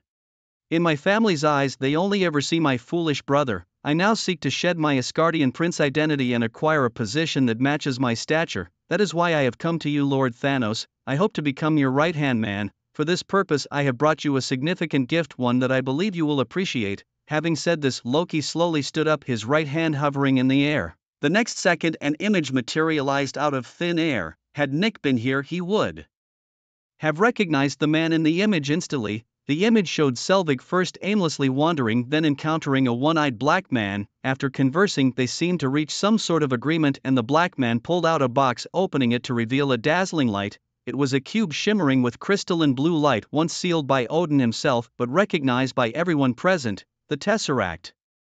For the first time Thanos moved, finally speaking, his voice embodying the majesty of a sovereign filled with weariness and the weight of ages, but beyond that Loki could hear in it the cries of countless lives, like an invisible torment of the spirit.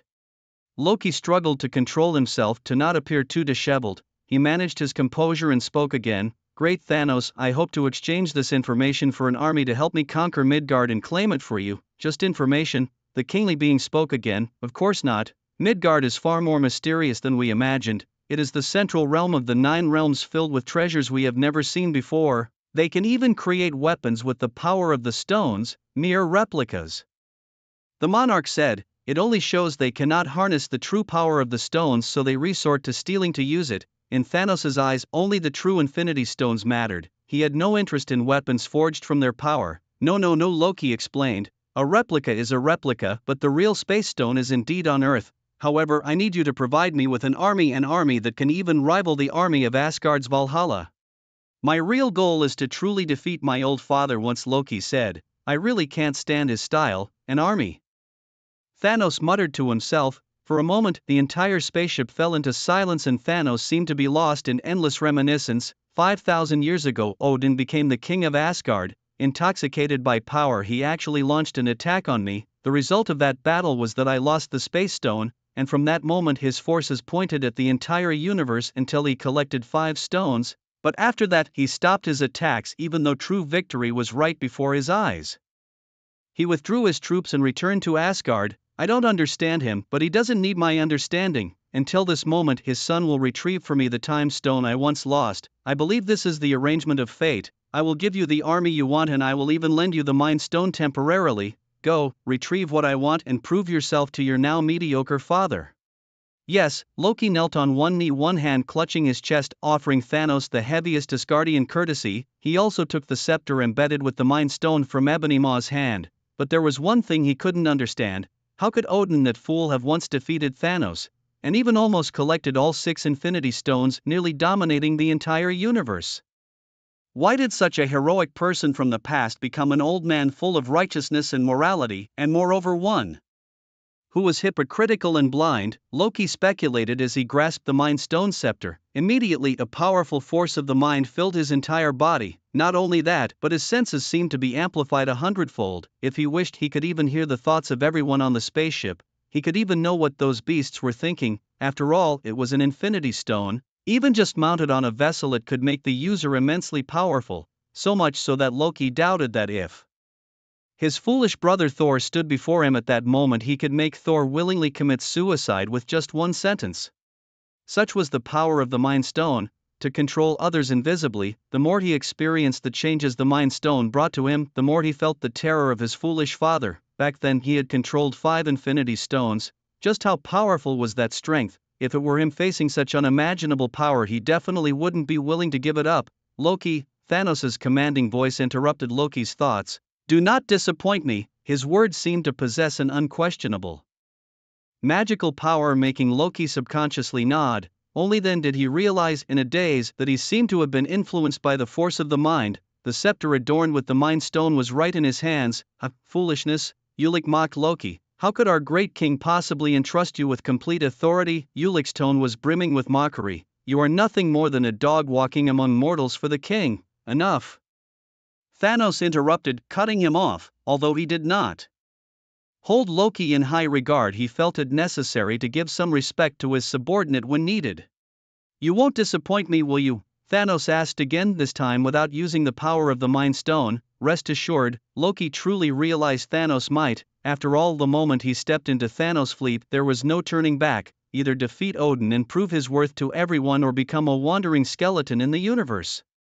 With such determination in his heart, Loki approached Thanos, stopping 10 meters away, and placed down the Mind Scepter. Thank you for your boon, I, Loki, stake my life on not disappointing you. I believe in you, Prince of Asgard, Thanos said. Come, Ulik, take our prince to see his army. Yes, commanded Ulik. He led Loki, who held the Mind Scepter, into a small spacecraft. Loki sat in the co-pilot seat, smiling, while Ulik, the pilot, appeared less than happy. After a jump through space, they arrived at the troops Thanos had promised. His Majesty seldom trusts anyone, but you have easily gained his trust, although every move you make is filled with deceit and cunning. I hope for the sake of your dignity you will not disappoint His Majesty.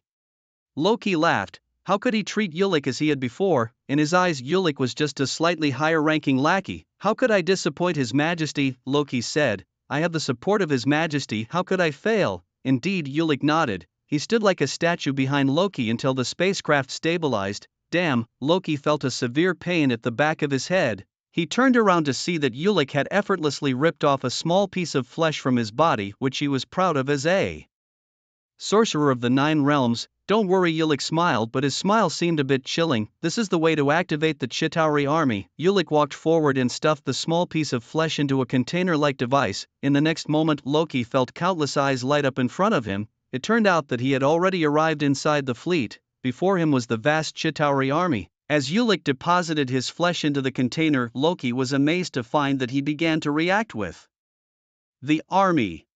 It felt as if he could easily command millions of soldiers to attack if he wished.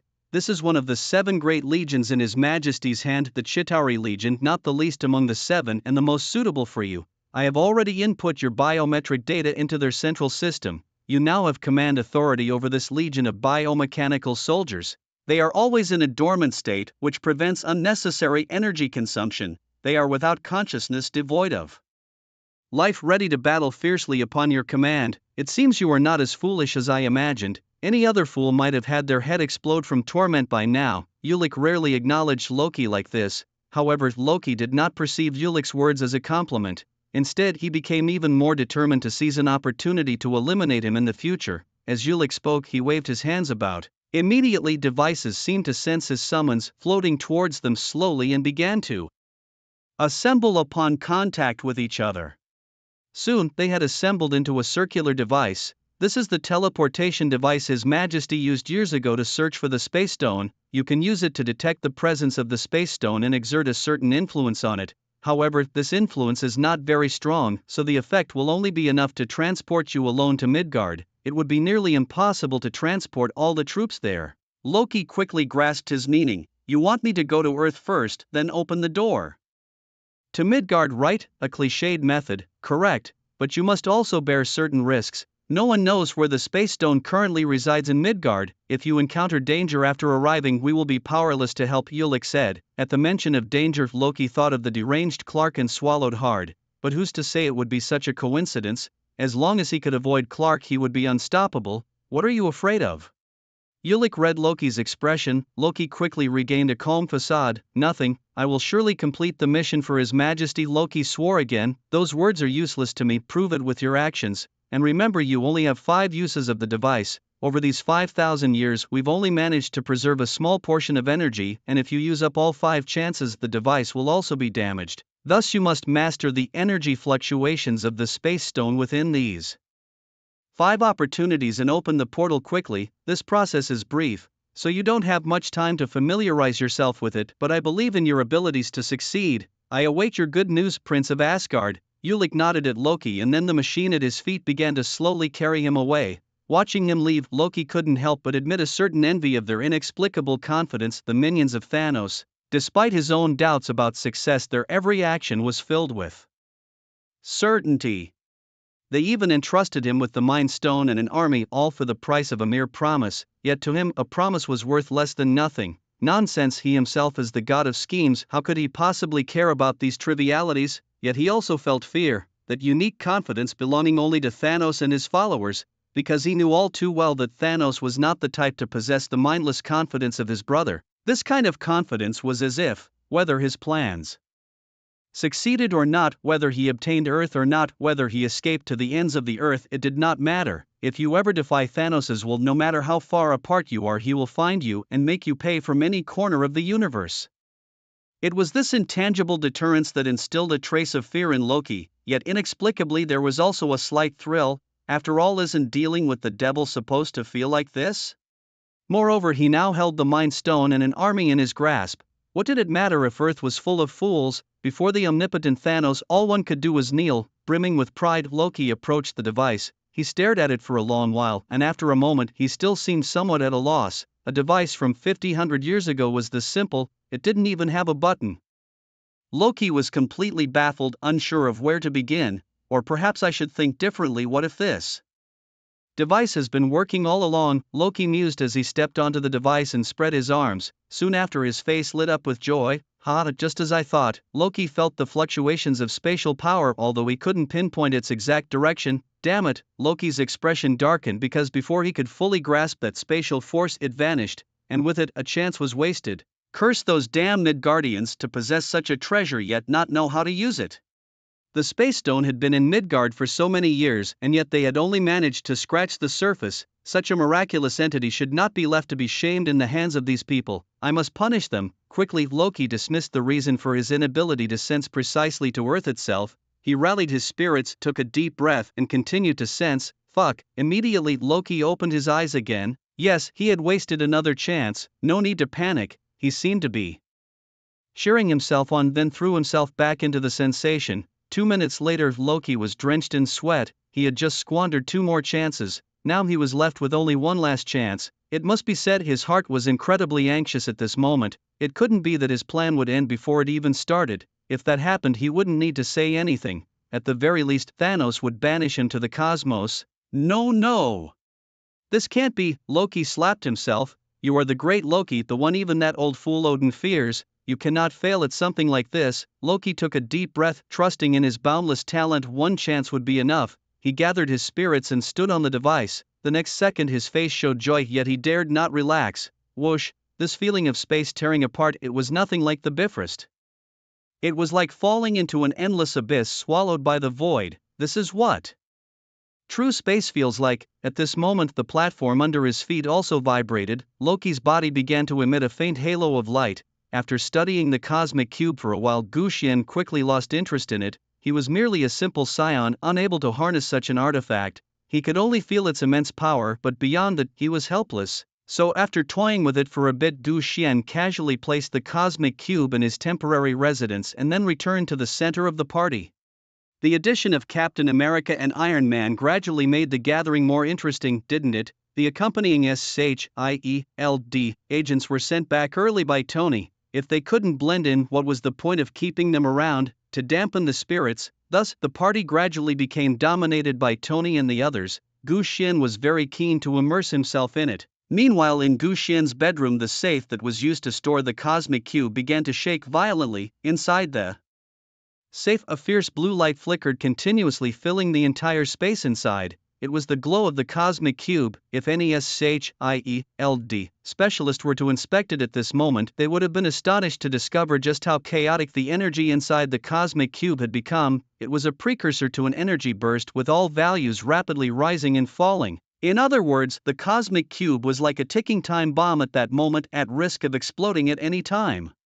However, after about half a minute of this turmoil, it gradually stabilized. But this did not mean that the energy inside the cosmic cube had dissipated. Instead, whoosh, a sound of an energy surge came from the safe, and a burst of visible light shone through, almost enveloping the entire bedroom. To an outsider, it might seem as if Gu Xian had installed a new blue light tube. Shortly after, the blue energy rapidly contracted, and finally, after shrinking to just a speck of light, it exploded once more. Boom! Under the fierce power surge, even the safe, reputed to be the best in the world, faced damage. Fortunately, the energy quieted down at the last moment, and finally, as the blue light dimmed, Loki finally arrived at his long-desired Midgard. However, this place seemed a bit different from what he remembered. It was pitch black and he could see nothing, which frightened Loki into using the cube to conjure a flame in his palm to light up his surroundings. Could this be a foolishly constructed new house by the natives of Midgard? Were they regressing? Loki puzzled over the surroundings, the crude materials likely only something earthlings would use to build a house. But soon a burning sensation emanated from his right hand. It was the hand that grasped the scepter of the mind. Damn it, how could this cursed mind stone be so terrifyingly powerful?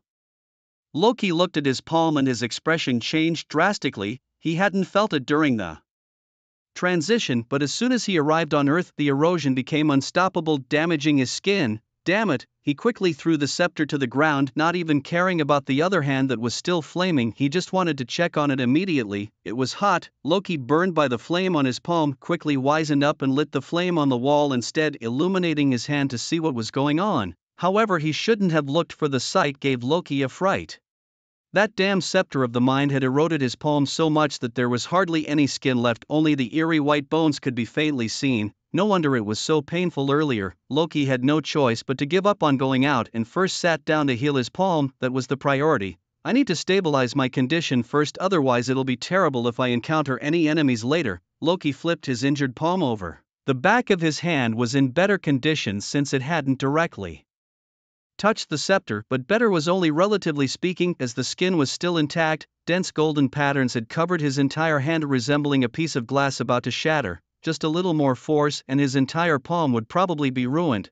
Thankfully, it wasn't too late, or he might have lost his arm. Loki breathed a sigh of relief. The situation wasn't beyond repair. With his current abilities, it would just take some time, but there were no problems.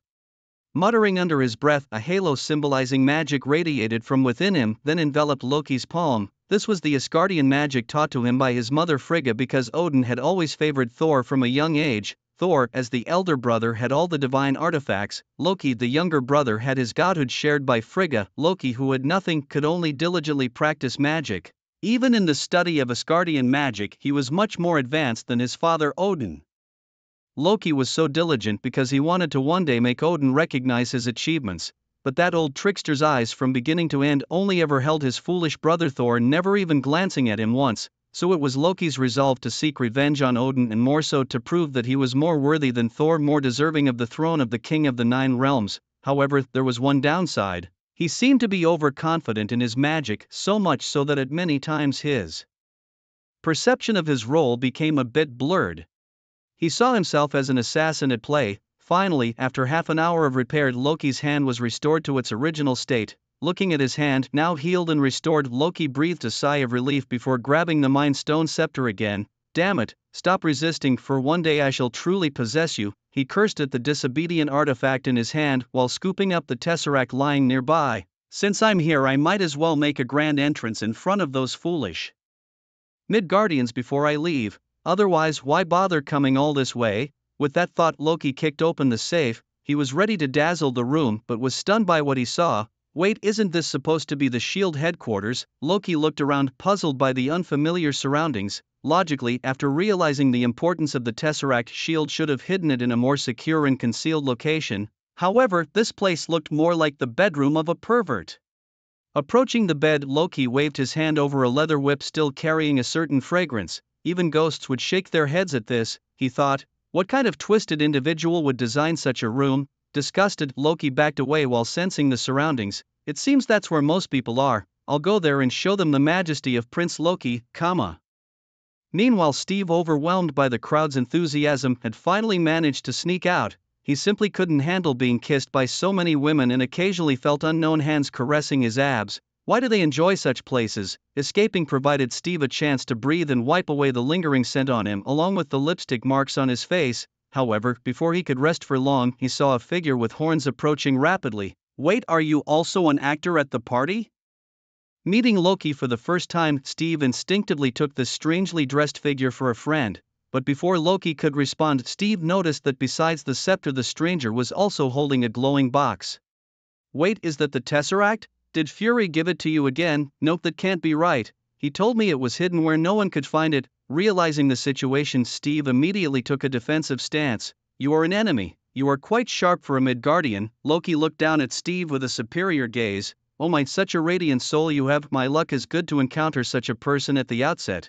Come become one of Loki's followers, it would be the highest honor for you. What are you talking about? But first put down that cube. Steve ran towards Loki, his shield unfortunately left behind at the party, revered as a sacred object next to Thor's hammer, leaving Steve to confront this invader with bare hands. As for why he didn't opt for rescue, it's because our dear Captain America believed he was more than capable of handling a minor scuffle like Bambi. Moreover, this was to be his first battle upon awakening. He certainly did not wish for any interference. But wait, my arm can actually pass through your body. It was only after Steve swung his fist at Loki's face that he realized his mistake, astonished to find his fist passing right through Loki's body without any tactile sensation. Ding! A cold sensation began to spread from his neck. The Loki that Steve had just phased through gradually started to appear illusory. So it seems the people of Midgard are still as foolish as ever, unable to distinguish between reality and illusion. Loki mused, activating the power of the scepter in his hand. An indescribable psychic force instantly infiltrated Steve's body, turning his pupils dark. Controlled by Loki, Steve still attempted to resist, however his elbow strike towards Loki was effortlessly blocked. Impressive strength, worthy of a Midgard warrior, almost rivaling the weakest berserker, Loki remarked, pleased with himself as he looked at Steve, now subdued under his control. Becoming my servant will be the most illustrious moment of your life. Celebrate. Yes, Master, Steve responded, his voice lifeless, which slightly displeased Loki, but seeing Steve's vacant expression, Loki decided to let it go. Now lead the way. I want more people to sing praises of my name. Loki, yes. Controlled. Steve nodded and led the way, with Loki humming a tune behind him. Wait, Loki suddenly had a thought and called out to Steve ahead, does Midgard have any native gods? It might be interesting to meet one, maybe even make him my servant. Yes, there are. Really? Loki was delighted. He had only asked on a whim but was surprised to actually get an answer. It's right where you're headed, on the way. Even better, don't just stand there, lead the way. Loki followed behind Steve, plotting. A god of Midgard, probably no stronger than this fellow here. Once I conquer him, I'll conquer all of Midgard, comma. Steve, you're finally back. A tipsy Tony, holding a girl in each arm, grinned upon seeing Steve return, immediately forgetting the girls as he staggered towards him. But being quite drunk, he veered off course after just a few steps. Is this the god you spoke of? He seems no better than my brother, who only knows how to drink and fight. Midgard really is pathetic, Loki remarked disdainfully, looking at the drunken Tony. No, master, he is not the god of earth, Steve explained, shaking his head. Then who is? Point him out to me quickly. I can hardly wait to conquer the strongest guy in your Midgard. Upon hearing it wasn't Tony, Loki immediately perked up with excitement. Conquering a drunkard like that wouldn't give him any sense of achievement at all. That one is. Loki looked in the direction Steve was pointing, and to appear more imposing, he deliberately adopted what he thought was a cooler expression. However, despite Steve's mention of a god, Loki didn't see any. Instead, his eyes instantly recognized a familiar figure among the crowd. Fuck, isn't that my drunken brother? Loki looked utterly astonished. What is he doing here?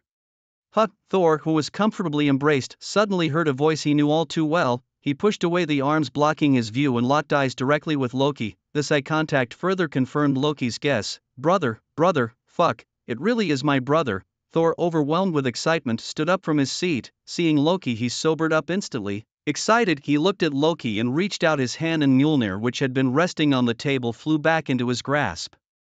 Instantly, the mighty power of thunder filled his body, and his palm holding Mjolnir was wrapped in swirling lightning. Who's going to stop that drunkard? The minions of Gu Xian were shocked. Usually brothers greet each other with respect, so why did this drunkard look like this upon seeing his brother? And was that Steve standing next to Loki? How did he get over there? In no time, all eyes in the venue were focused on Thor and Loki. Both were equally captivating, one enveloped in lightning, instantly embodying the Norse god of thunder, and the other with horns on his head, looking like a character out of a circus. Gu Xian looked at the enraged Thor and unusually revealed a playful smile. If it were anyone else causing havoc in his venue, he might have stepped in to teach them a lesson, but if it was these two brothers, he didn't mind sitting back and enjoying the show so long as it didn't interfere with his business. As for Steve, who was standing next to Loki with a blank stare, Gu Xian didn't need to think much to know he was under Loki's control. Classic mind control, if Gu Xian wasn't mistaken. It was Barton who was controlled in the first Avengers movie, but this time, because the cosmic cube was with him, the future was altered. Even the timing was inconveniently premature, but no matter, the outcome would be the same, and besides, Gu Xian had been waiting for this day for a while. it suited his own plans just fine. Meanwhile, back to the Asgardian duo.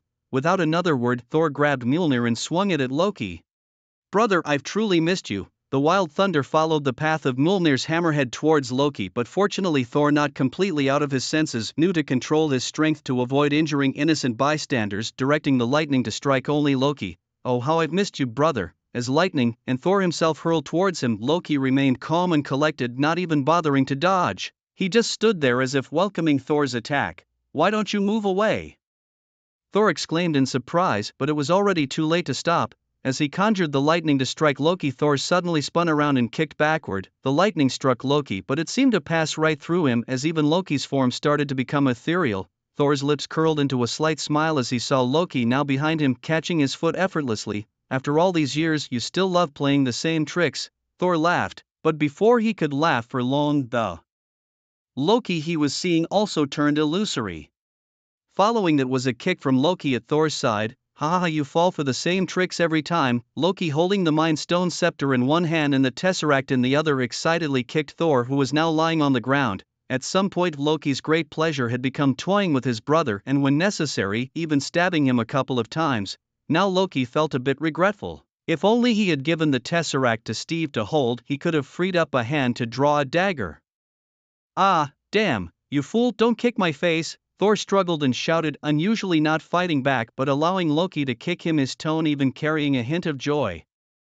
Almost everyone watched as the younger brother relentlessly kicked the older one, who not only did not fight back but even seemed to enjoy it. Is this what they call a loving family? Hey, nice, but smack! A heavily intoxicated Tony struggled to rise from the ground, his hand immediately landing on Steve's buttocks. The delightful touch reminded him of a certain pin-up girl, though perhaps even she couldn't compare to the man before him. "Let me feel it again," Tony muttered, ignoring Steve's gaze and becoming even more brazen with his groping. Despite being under control, Steve remained good-natured as ever, choosing to sidestep to avoid giving Tony the chance to take advantage rather than kicking the rogue away. "Feeling good, my dear brother?" Loki, caught up in his kicking, almost forgot his main purpose. Seeing Thor not even attempting to retaliate just fueled his anger even more. "All right, Mr. Bambi, your family drama can end now. But if you still feel unsatisfied, I can certainly arrange a private room for you to continue till dawn. However, before that, please return what originally belongs to me." Gushwan stepped forward, instantly positioning himself between Thor and Loki, forcefully separating the nearly conjoined brothers. He was genuinely concerned that if Loki continued his assault, he might awaken some bizarre attribute in Thor that would not be ideal. Meanwhile, Gushwan's understanding subordinates quietly collected the Tesseract and the scepter from the ground after their boss had left. Their boss had a penchant for oddly shaped, glowing objects, so they were determined to keep them safe. "Indeed, who gave you the courage to challenge me?" Gushwan said as he flew towards Loki, his speed even faster than Loki's kicked form. Boom! After Loki dashed through a building, Gushien quickly grabbed his collar and soared with him into the sky.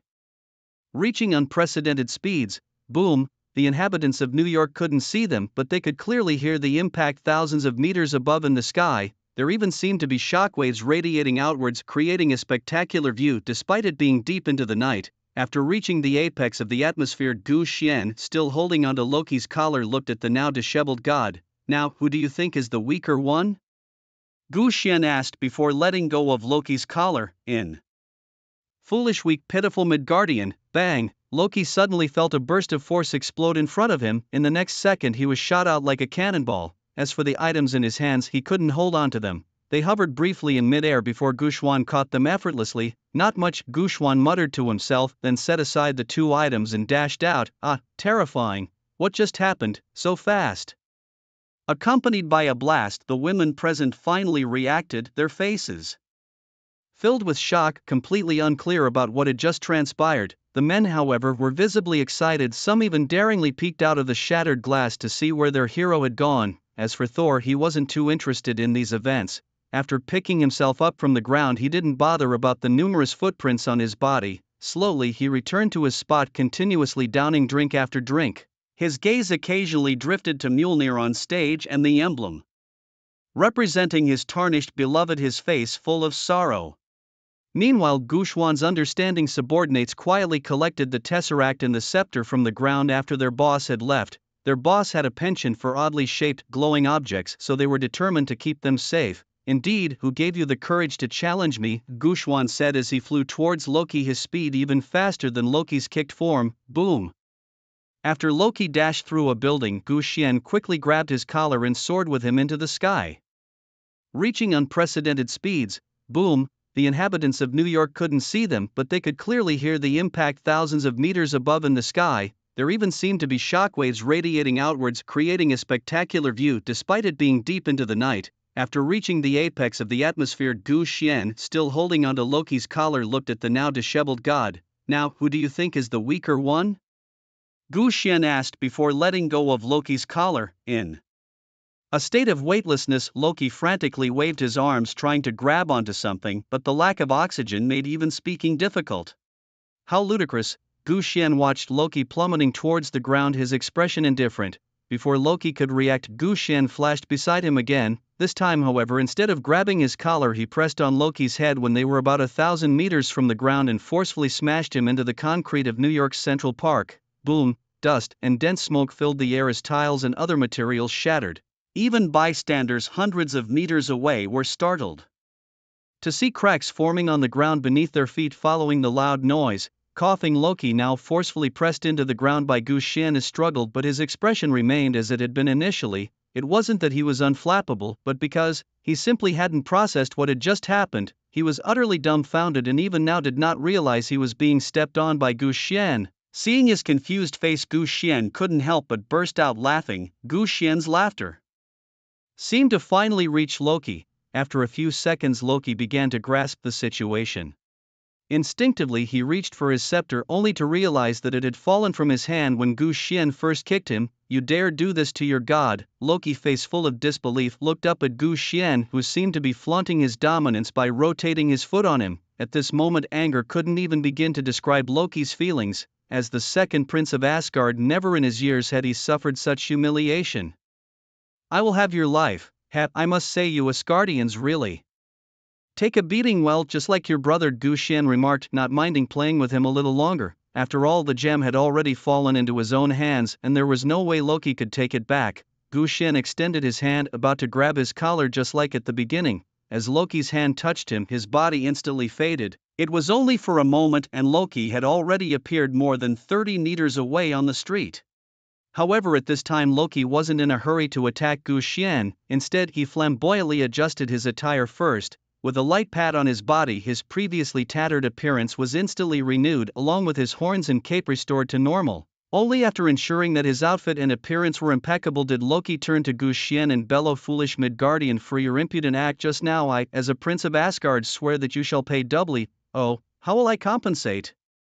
Gu Xian raised an eyebrow, intrigued by this flamboyant prince. Watching him fuss over his appearance, Gu Xian couldn't help but think he was just like Thor in demeanor. After being beaten, his first concern wasn't about his opponent but to check if his hairstyle was disturbed. "No, not compensation, I demand restitution. I want you to pay back double, to plunge into endless fear. Only then can my hatred be quelled."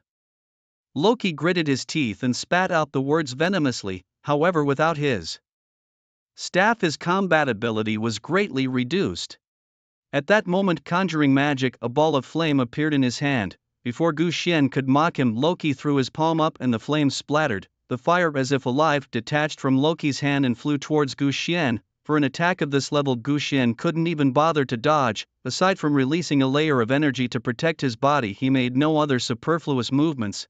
Seeing Gu Xian so confident and dismissive of his attack, Loki couldn't help but laugh out loud. "Haha.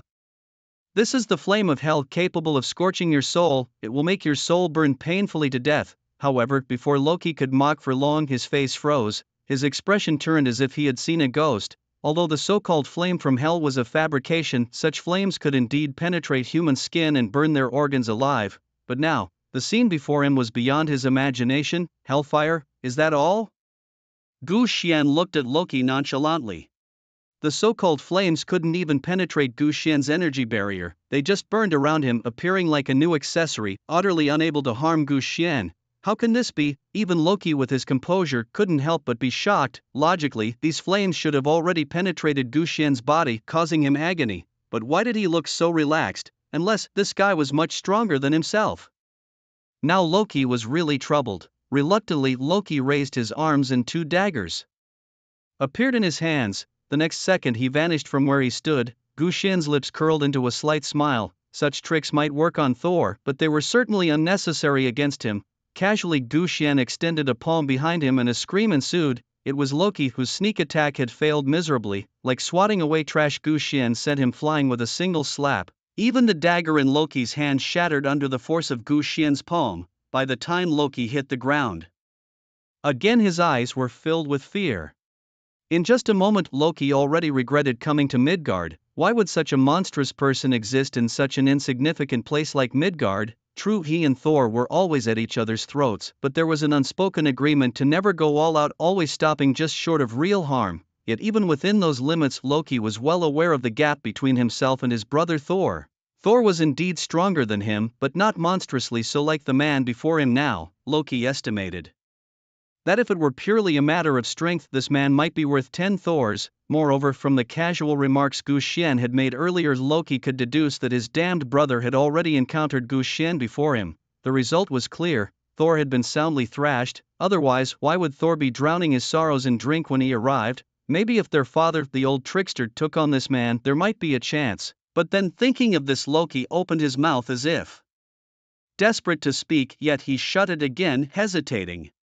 See the difference between us now. Seeing Loki's expression, Gu Xian chuckled and flew up to his face. As for the flames that still clung to his body, they never once broke through the barrier Gu Xian had set up with his energy, but keeping them burning was troublesome nonetheless, so Gu Xian simply dispersed some of his energy and snuffed them out. Boom! A gust of wind radiated from Gu Xian, leaving Loki utterly dumbfounded. His flames, which he had always taken pride in, were extinguished with just one shot from Gu Xian. And despite the flames burning for so long, Gu Xian's clothes remained unscathed and as intact as before. Damn it, what are you exactly? Loki couldn't believe that he, a god, was humiliated so badly on Earth by someone who seemed to be a native deity. By your words, am I not a god of Earth? Gu Xian laughed, plunging Loki into deeper despair. Since when did Midgard have such a freak like you?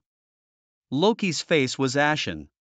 At this moment he was merely sustaining his body with his magic, for without it his numerous broken bones would have nearly cost him his life. Yet as the god of mischief, Loki was not about to resign himself to fate so easily. He propped himself up from the ground and, as he rose, his expression transformed into one that was unmistakably Loki's trademark mischievous grin filled with his unique brand of unruliness.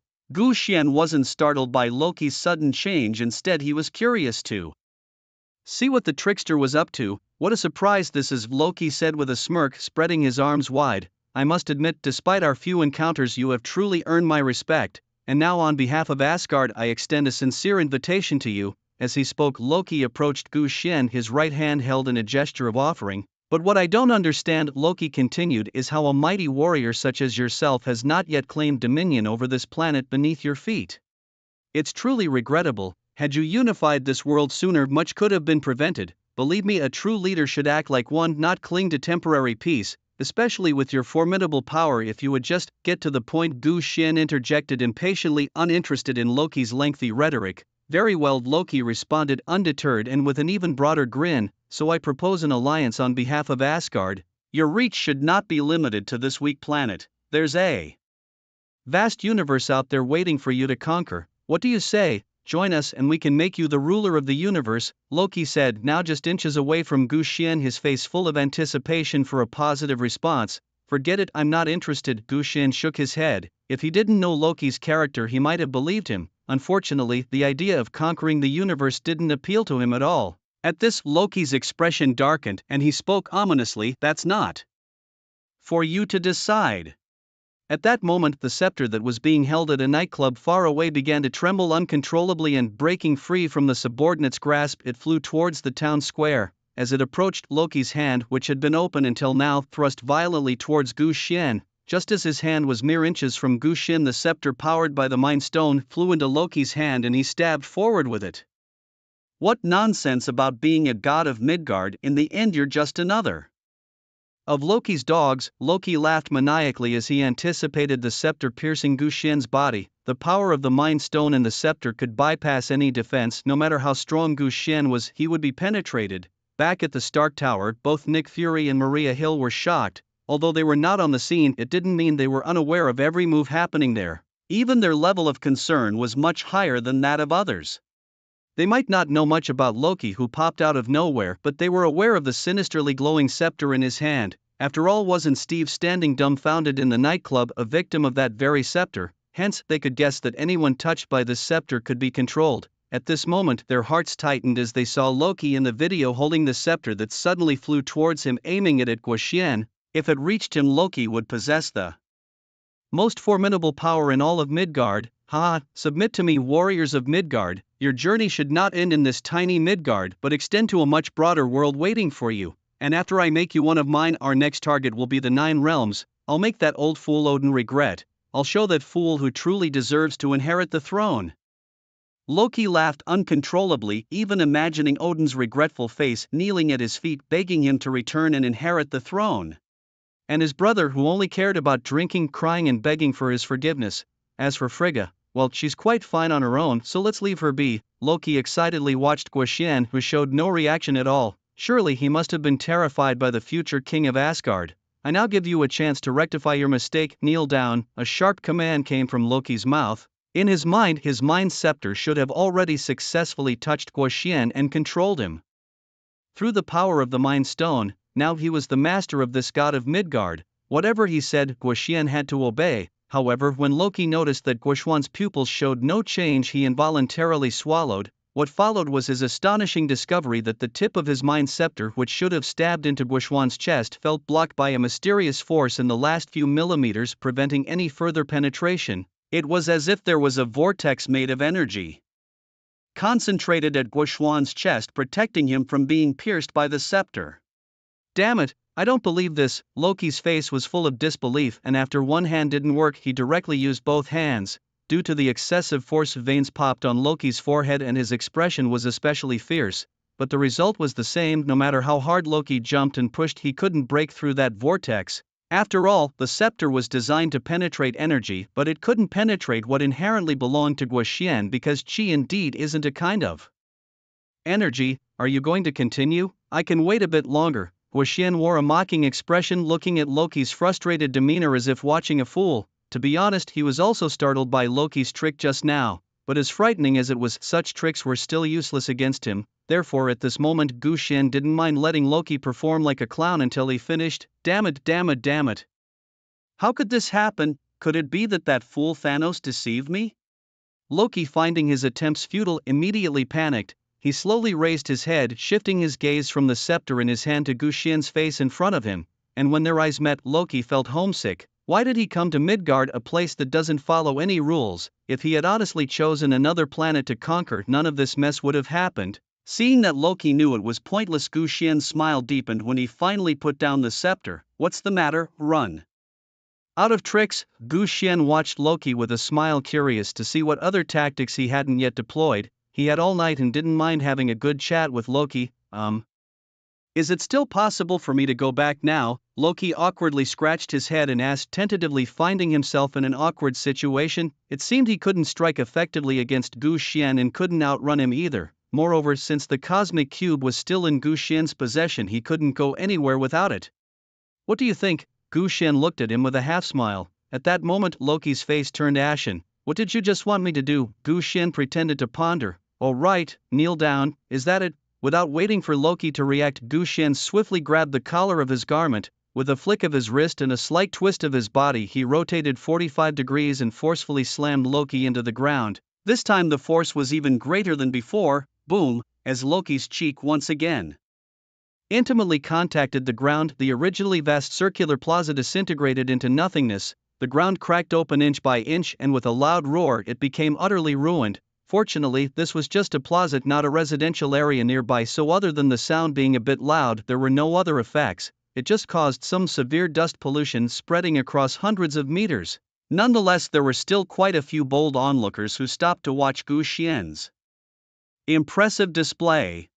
After all, this new underworld boss was someone they had rarely seen before, and when they truly witnessed Guoxian in action, they realized that their previous notions of gang fights were mere child's play. Real fighting, they learned, should be like Guoxian's, direct and manly. As the dust settled, Guoxian's tall figure was revealed, along with Loki's motionless body lying in a large crater.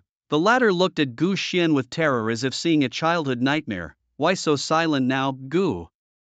Xian taunted, weren't you quite the talker before? Weren't you planning to take me along to conquer the 9 realms? What, are we now trapped on this tiny earth unable to escape? Facing Gu Xian's blatant humiliation, Loki, instead of getting angry, wore a look of surprise on his face. Your Excellency, Loki struggled to rise from the ground, your power is awe-inspiring. Please give me another chance, I will faithfully serve you.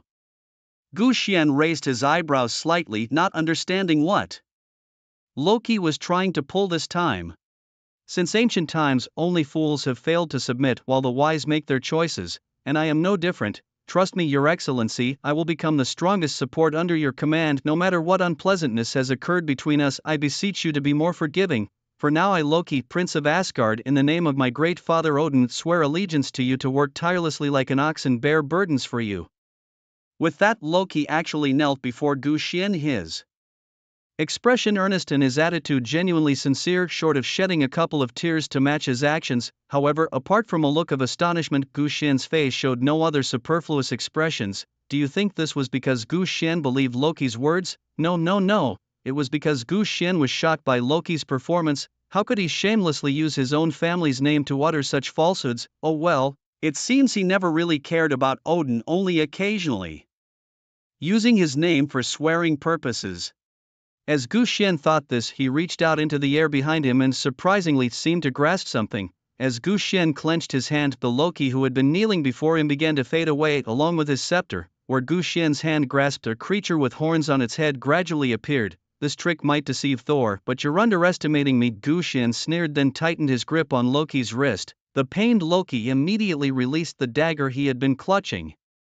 Just like that, under the gaze of countless onlookers, Gu Xian lifted Loki entirely off the ground. With Gu Xian's mocking laughter, the Asgardian prince once again came into intimate contact with the floor much more intensely than before. Every time Loki screamed, another shape of him appeared on the ground. In just a few seconds, countless sounds of smashing echoed, and with each sound, another Loki appeared on the ground. Damn it, do something! Loki yelled with all his might, of course. This wasn't meant for Gu Xian, who was smashing him, but for Steve, who stood motionless at the entrance of the nightclub. Bang! Damn it! Bang! You'll regret this. Bang! Inside the nightclub, it seemed as if Steve had received Loki's distant call, albeit mixed with too many screams, so much so that Steve didn't react at first, but after a little while he moved towards the back where his subordinate had placed the cosmic cube. What are you doing? Due to the riot Loki had just incited, Hawkeye had responsibly called some people over who rushed in. As for the people inside the nightclub, they showed no intention of leaving. They always believed that Gu Xian would protect their safety. Moreover, it wasn't every night that such drama unfolded, and with the mentality of seizing the opportunity that might not come again, they preferred to stay, even bringing unprecedentedly large orders to the nightclub. This was why Hawkeye didn't drive them away. Now only Steve, who looked a bit off, remained, but since he was motionless he seemed harmless. The most troublesome enemy was currently engaged with Gu Xian, so it seemed the nightclub would likely have no other disturbances for a while. What are you doing? Hawkeye spotted Steve's movements immediately and hurried to the nightclub's entrance ahead of Steve to stop him. Move aside, Steve warned, his voice firm, though controlled. His nature of not wanting to harm the innocent was still intact. He didn't want to strike Hawkeye. He just wanted to retrieve the cosmic cube for Loki. Impossible. Hawkeye stared him down and signaled to his subordinates, calling them over. Creak. The nightclub's doors were shut by them. They chose to handle the situation outside so as not to disturb the ongoing activities inside. Let's wait for the boss to return and discuss this. For now, please stay here, Hawkeye said as he threw 3 throwing knives at Steve, each charged with enough electricity to stun an adult man. Even more, he had intentionally increased the electric voltage to avoid past mistakes. Perhaps such a current was trivial for people like Gu Xian, but Hawkeye believed it was enough for Steve. Recognizing who Steve was, he didn't hesitate, since Steve was after Gu Xian's possessions. Whoosh, whoosh, whoosh. The 3 knives flew towards Steve from different angles, each cleverly aimed and carrying a current strong enough to incapacitate him. Captain, consider this a welcoming gift, Hawkeye said as the others around him also moved, not hesitating to coordinate with Hawkeye's 3 knives to take Steve down. After all, they were facing none other than Captain America. His strength alone was possibly more than all of theirs combined, so they aimed for a quick resolution. However, to Hawkeye's surprise, Steve made an unexpected move. He suddenly dashed to the right, letting one of the electrified knives stab into his calf. The numbing sensation of the electricity spread through his body instantly, causing his leg to bend slightly, but with his remarkable willpower he didn't fall immediately. Instead, he continued to reach out and grabbed a subordinate who had charged at him first. With one hand, he lifted the man while simultaneously using him to block two more. Flying daggers. Screams of agony erupted from the man's mouth as an electric current far stronger than before coursed through his body, causing him to convulse uncontrollably before he passed out. The entire ordeal lasted less than 2 seconds, yet Steve managed to minimize the damage inflicted. This scene made the onlookers halt in their tracks, watching Steve, waiting for him to show a weakness. In a swift motion, Steve pulled out the dagger from his calf, blood trailing as he stood there fighting the numbing paralysis that gripped his body. He surveyed his surroundings and said, "Come on." Even though he was under Loki's control, Steve Rogers' combat skills remained intact. In the center of the square, Gu Xian, completely satisfied, swung Loki hard onto the ground, imprinting Loki's shape into it. After all, when Marvel is involved, not giving Loki a good thrashing seemed almost inappropriate. This was indeed a rite of passage for every dimension traveler. After ensuring Loki was still breathing, Gu Xian finally dropped him on the ground. Loki was still of some use to Gu Xian, so he couldn't let him die just yet. After all, some of his plans still relied on Loki's involvement. However, the surrounding crowd was somewhat annoying, normally so hesitant and slow, making them do anything seem like a near-death experience. Despite their age, they seemed to be in better physical shape than the young, yet they acted as if they were frail. Didn't they see that the young were wisely running for their lives? Only the elderly remained pointing and discussing as if fearless of death. Gu Xian decided that he needed to enforce stricter control over such situations in the future. Gu Xian frowned slightly. These people were ultimately a nuisance, and from what he could make out from their lip movements, they seemed to be speaking ill of him. Gu Xian despised such backdoor gossip, so, with another punch, he struck the already uneven ground, causing further destruction to the already dilapidated square. Huge sections of the ground were upheaved, revealing the soil beneath, and waves spreading over 500 to 600 meters. This forced the onlookers to flee lest they be swallowed by the upheaving ground. Watching the distressed New Yorkers, Gu Xian's brow finally relaxed. As for Loki, lying on the ground like ash, he truly gave up struggling. Gu Xian's strength was overwhelming, not even close to his own level. His attacks felt like mere tickles. "You've won, Gu Xian," Loki conceded. "Kill me and claim your glory as the god of Midgard. But please reconsider what I've said before. Midgard should not constrain someone like you. Only the throne of the 9 realms is worthy of you. I've said it. I'm not interested in these things," I declared. Gu Xian shook his head, a slight smile curling at his lips as he sensed the energy fluctuations of the cosmic cube within the nightclub. When he had gone out to pursue Loki, he had deliberately left a mark of his own on the cosmic cube. "And if I'm not mistaken, now you're just trying to buy time for your men to steal the cosmic cube and bring it to you, right?" Gu Xian chuckled. Loki was about to retort when, in the next second, he felt the world spin around him, finding himself back where Gu Xian had kicked him out. That place was Gu Xian's bedroom in the skyscraper, and here a fierce battle was unfolding. Bullseye and his gang were engaged in a fierce fight with Steve, and to prevent the cube from being taken by Steve in the melee, Bullseye had handed it to one of his minions for safekeeping before he himself tried to subdue Steve, although Steve had been injected with the super soldier serum and was proficient in various combat skills. It was somewhat difficult for him to handle over 20 men with one leg incapacitated. Moreover, Gu Xian's sudden intervention completely dashed his hopes. "Your master is already defeated. Do you still wish to continue?"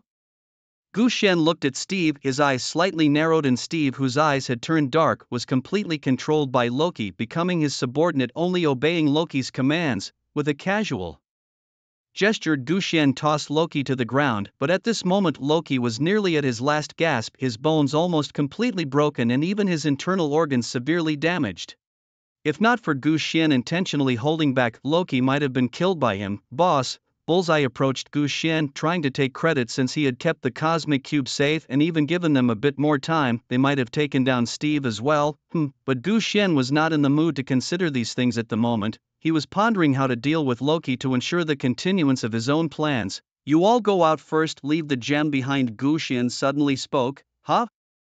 Bullseye and the others thought they had misheard, but considering Loki's condition, it seemed he couldn't really do anything to Gu Xian, so they obediently walked out. "And you?" Gu Xian looked at Steve, who was unwilling to leave.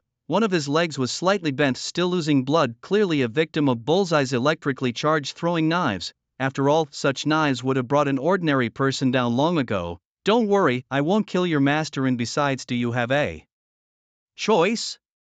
It was only after Gu Xin spoke again that Steve reluctantly walked out. The method of dealing with Steve afterward was also a bit of a hassle, possibly requiring a strong impact to wake him up. Once everyone had left, Gu Xin plopped down next to Loki. At this moment Loki's features were twisted, clearly in agonizing pain. "It's yours now, I'm no longer worthy of owning it," Loki, summoning all his strength, said as he looked at the mind scepter brought back by Gu Xian, his expression filled with desolation. He had come to Earth full of ambition, eager to prove himself and show his wretched father what he was capable of, yet before he could even begin he was defeated by the sudden emergence of a god from Midgard. This psychological gap was hard for him to accept. "Don't move if you want to die, quickly, keep talking." Gu Xin frowned, placing his hand on Loki. Although unsure of Gu Xin's intentions, Loki was already resigned and let him be. After all, his life was to be taken eventually, so why not sooner? "Come on, kill me," Loki said, spitting out a mouthful of blue blood to prove he was not Asgardian. "I said don't move." Gu Xin ignored him, pressing Loki down firmly, and a gentle energy flowed from his body into Loki's. Though the energy was mild for Gu Xin, it was not so for Loki at that moment. "Ah!" Loki screamed in agony, his body convulsing and his bones crackling loudly. "Kill me, please, just kill me. Why are you torturing me like this?" "Ah!" Loki screamed, the intense pain nearly unbearable, his body writhing as if he were a wildly squirming maggot. After the energy transferred, Gu Xian stood up, coldly observing Loki's animalistic performance. Why, half a minute later, although the severe pain had not subsided, Loki quickly realized that Gu Xian was not leading him to his death but was healing his injuries using some unknown method. In just half a minute his previously broken bones and heavily bleeding internal organs were being repaired by this power. Although not fully healed, it pulled him back from the brink of death, yet all this was done by an enemy which Loki found hard to believe. In his view, someone as tempestuous as Gu Xian should simply crush an enemy's head directly. If it were him, he would smile while mercilessly plunging a cold knife into his enemy's heart, feeling the hot flow of blood. "Are you referring to the healing?" Gu Xian smiled. "It's a minor thing for me. Whether you're in your prime or at death's door, you pose no threat to me, but I think for our next conversation it's better to have a more lively audience. Otherwise it would be much less fun." As he spoke, Gu Xian reached out, and under the guidance of the energy, the mind scepter which belonged to Loki fell into his hand, along with the tesseract on the ground emitting a blue glow. "Honestly, I do pity you, Loki. Even your so-called father at such a critical moment just stands by and watches coldly, doesn't he? He hasn't even offered you a word of consolation. Are you pitying me?" "I don't need your pity," Loki spoke with a heavy voice. The pain had faded over time and now he could barely move his joints. Given some time and using his magic for self-healing, he wouldn't need long to recover fully. However, he didn't choose to do so. Instead, he stood up and walked over to the one who attempted to pity him. Loki might crave love and seek Odin's approval, but that doesn't mean he needs pity from someone who just beat him up. No, pity is one thing, but it can't stop my original intent to kill you." Gu Xian shook his head with a smile. "What I really value in you is your determination to achieve your goals by any means necessary. Under that resolve, I wouldn't be surprised if you even dared to betray Thanos." "What are you talking about? How do you know all this?" Loki looked at Gu Xian in disbelief. Known for his cunning, it was unprecedented for him to be at a loss about someone's intentions, so now he was somewhat flustered. "Ah," Gu Xian laughed, "I know much more than you think, but instead of fretting over this, you might want to listen to what I'm about to say. It could change your fate and earn you your father's approval." "How so?" "What if, for me, you betray Thanos?" "Why should I? Thanos trusts me, he even lent me the Mind Stone to use. Why do you think I would betray him based on a few words from you and switch sides?" Loki shook his head, his gaze serious. "Because whatever Thanos has given you, I can give you too. Whatever he promised you, I can promise the same. In fact, I can do it better and faster," Gu Xian said, and slapped the tesseract into Loki's hand. "Take it.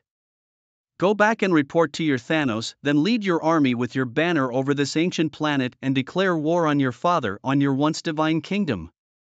"Why? Why would you help me?" Loki looked at Gu Xian, surprised, feeling that his words were somewhat unreal, yet feeling the very real energy of the tesseract in his palm. Loki involuntarily swallowed. "Because I admire your character, and also, I need a strong opponent to compete with, otherwise it would be lonely. However, I hope you choose an uninhabited area to start the war, otherwise it would cause too much damage to the urban population." "No problem, sir. from this moment on my body and mind are yours." Loki knelt on one knee and swore to Gu Xian, although his words might not be sincere. As long as he takes action, that's enough for Gu Xian. But there is one more thing I need to remind you of, sir. While the gem you hold was once Thanos, and if he senses it he'll surely come after you first. He's the one who even gave Odin a headache, and returning the Tesseract to him would greatly enhance his power.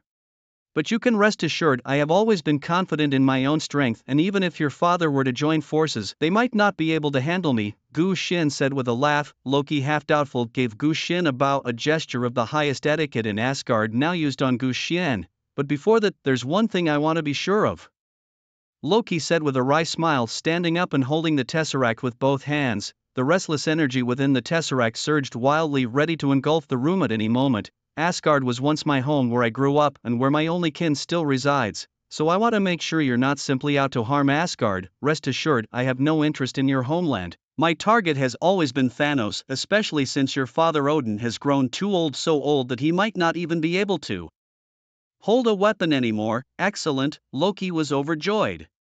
He never really intended to ally with Thanos, it was merely a matter of using him, and since Gu Xian agreed to deal with Thanos afterwards, Loki felt much more at ease. As for which side would win, Loki cared even less. What he wanted was never more than to ignite this war because of himself. What he wanted was simply the achievement of starting a battle. When the time came, he would surely show Odin, the son who was once looked down upon, just what kind of grand gift he would bring to his old man. In the nightclub, Gu Xian was drinking hard liquor with the crowd. Only someone as unusual as him could match the gods of Asgard in drinking prowess. Bottle after bottle, as if there was no end, the two had emptied 70 to 80 bottles in less than an hour. Loki had already taken the Tesseract and left. With his efficiency, it wouldn't be long before he brought Thanos to strike. Then the Earth would become the battlefield for an unprecedented war. And the instigators were both Loki and Gu Xian. Whether it be today or tomorrow, enjoying a good drink beforehand seemed like a good choice. But because of his overwhelming power, Gu Xian could not get as drunk as Tony, who was now unconscious on a nearby sofa. Meanwhile, Gu Xian was still competing with Thor amid the cheers of the crowd. Hug, god of Midgard. I may not be your match in a fight, but when it comes to drinking, I am your grandfather, Thor snorted coldly, downing the mug of beer. In his hand, a man who had once spent 7 days and nights in the Asgardian cellars. Just on sheer drinking capacity, he could probably drink for days and only be slightly tipsy. For a while, he and Gu Xian were evenly matched, unable to determine a winner. Target, feeling discontent, approached Gu Xian. What's wrong? Gu Xian asked, downing his drink in one gulp. As soon as he set down his glass, a knowledgeable underling hurried to refill it. Still want to try for the hammer? Gu Xian saw right through him. Yes, I can't accept it. Why can this man lift the hammer but not I? Target said bitterly, referring to Thor, whom he saw as nothing more than a wasteful drunkard inferior to himself. Yet the hammer, as if blind, only obeyed Thor, unmoving for anyone else. That's not your fault. After all, he is an Asgardian deity, the god of thunder. You are merely a mortal. There's no need to compare yourself to him, Gu Xian consoled him. But isn't the captain also a mortal, yet he can lift the hammer? Target protested. Gu Xian was at a loss for words. In Asgard it was rare for Odin to leave his chambers. He walked along the still-damaged Rainbow Bridge to meet Heimdall. Your Majesty, Heimdall greeted Odin, his concern for Odin's current state apparent. You're worried about Prince Loki again, aren't you? Heimdall could instantly tell what was troubling Odin, although Odin never openly expressed his love for his younger son. It was always buried deep in his heart, known only to a few close to him. It wasn't that Odin didn't want to show his affection, but that he truly couldn't. Expressing equal love for Loki as for Thor would only encourage the younger son to vie for the throne. Logically, Thor was indeed less suitable than Loki to be the next king, but the fact remained, Loki could never inherit his position, as only a god with pure Asgardian royal blood could succeed. Unfortunately, Loki was not such a god. Being an adopted child with the blood of the frost giants, he was destined never to become king, which was Odin's greatest regret. This secret could have been kept forever, but a few months ago Loki had discovered his true heritage. What was once a secret Odin could have kept for a lifetime now lay bare. The love and remorse Odin felt had been transformed into hatred by Loki. Because of this, Odin had spent many sleepless nights, even being roused from his deep rest due to concerns about Loki. Yes, he has never been an easy child, Odin sighed, rarely showing his worries for Loki. Recently, I felt his presence in Midgard, but soon after he disappeared again. I worry. Don't worry about him, believe me, even without me he can live well.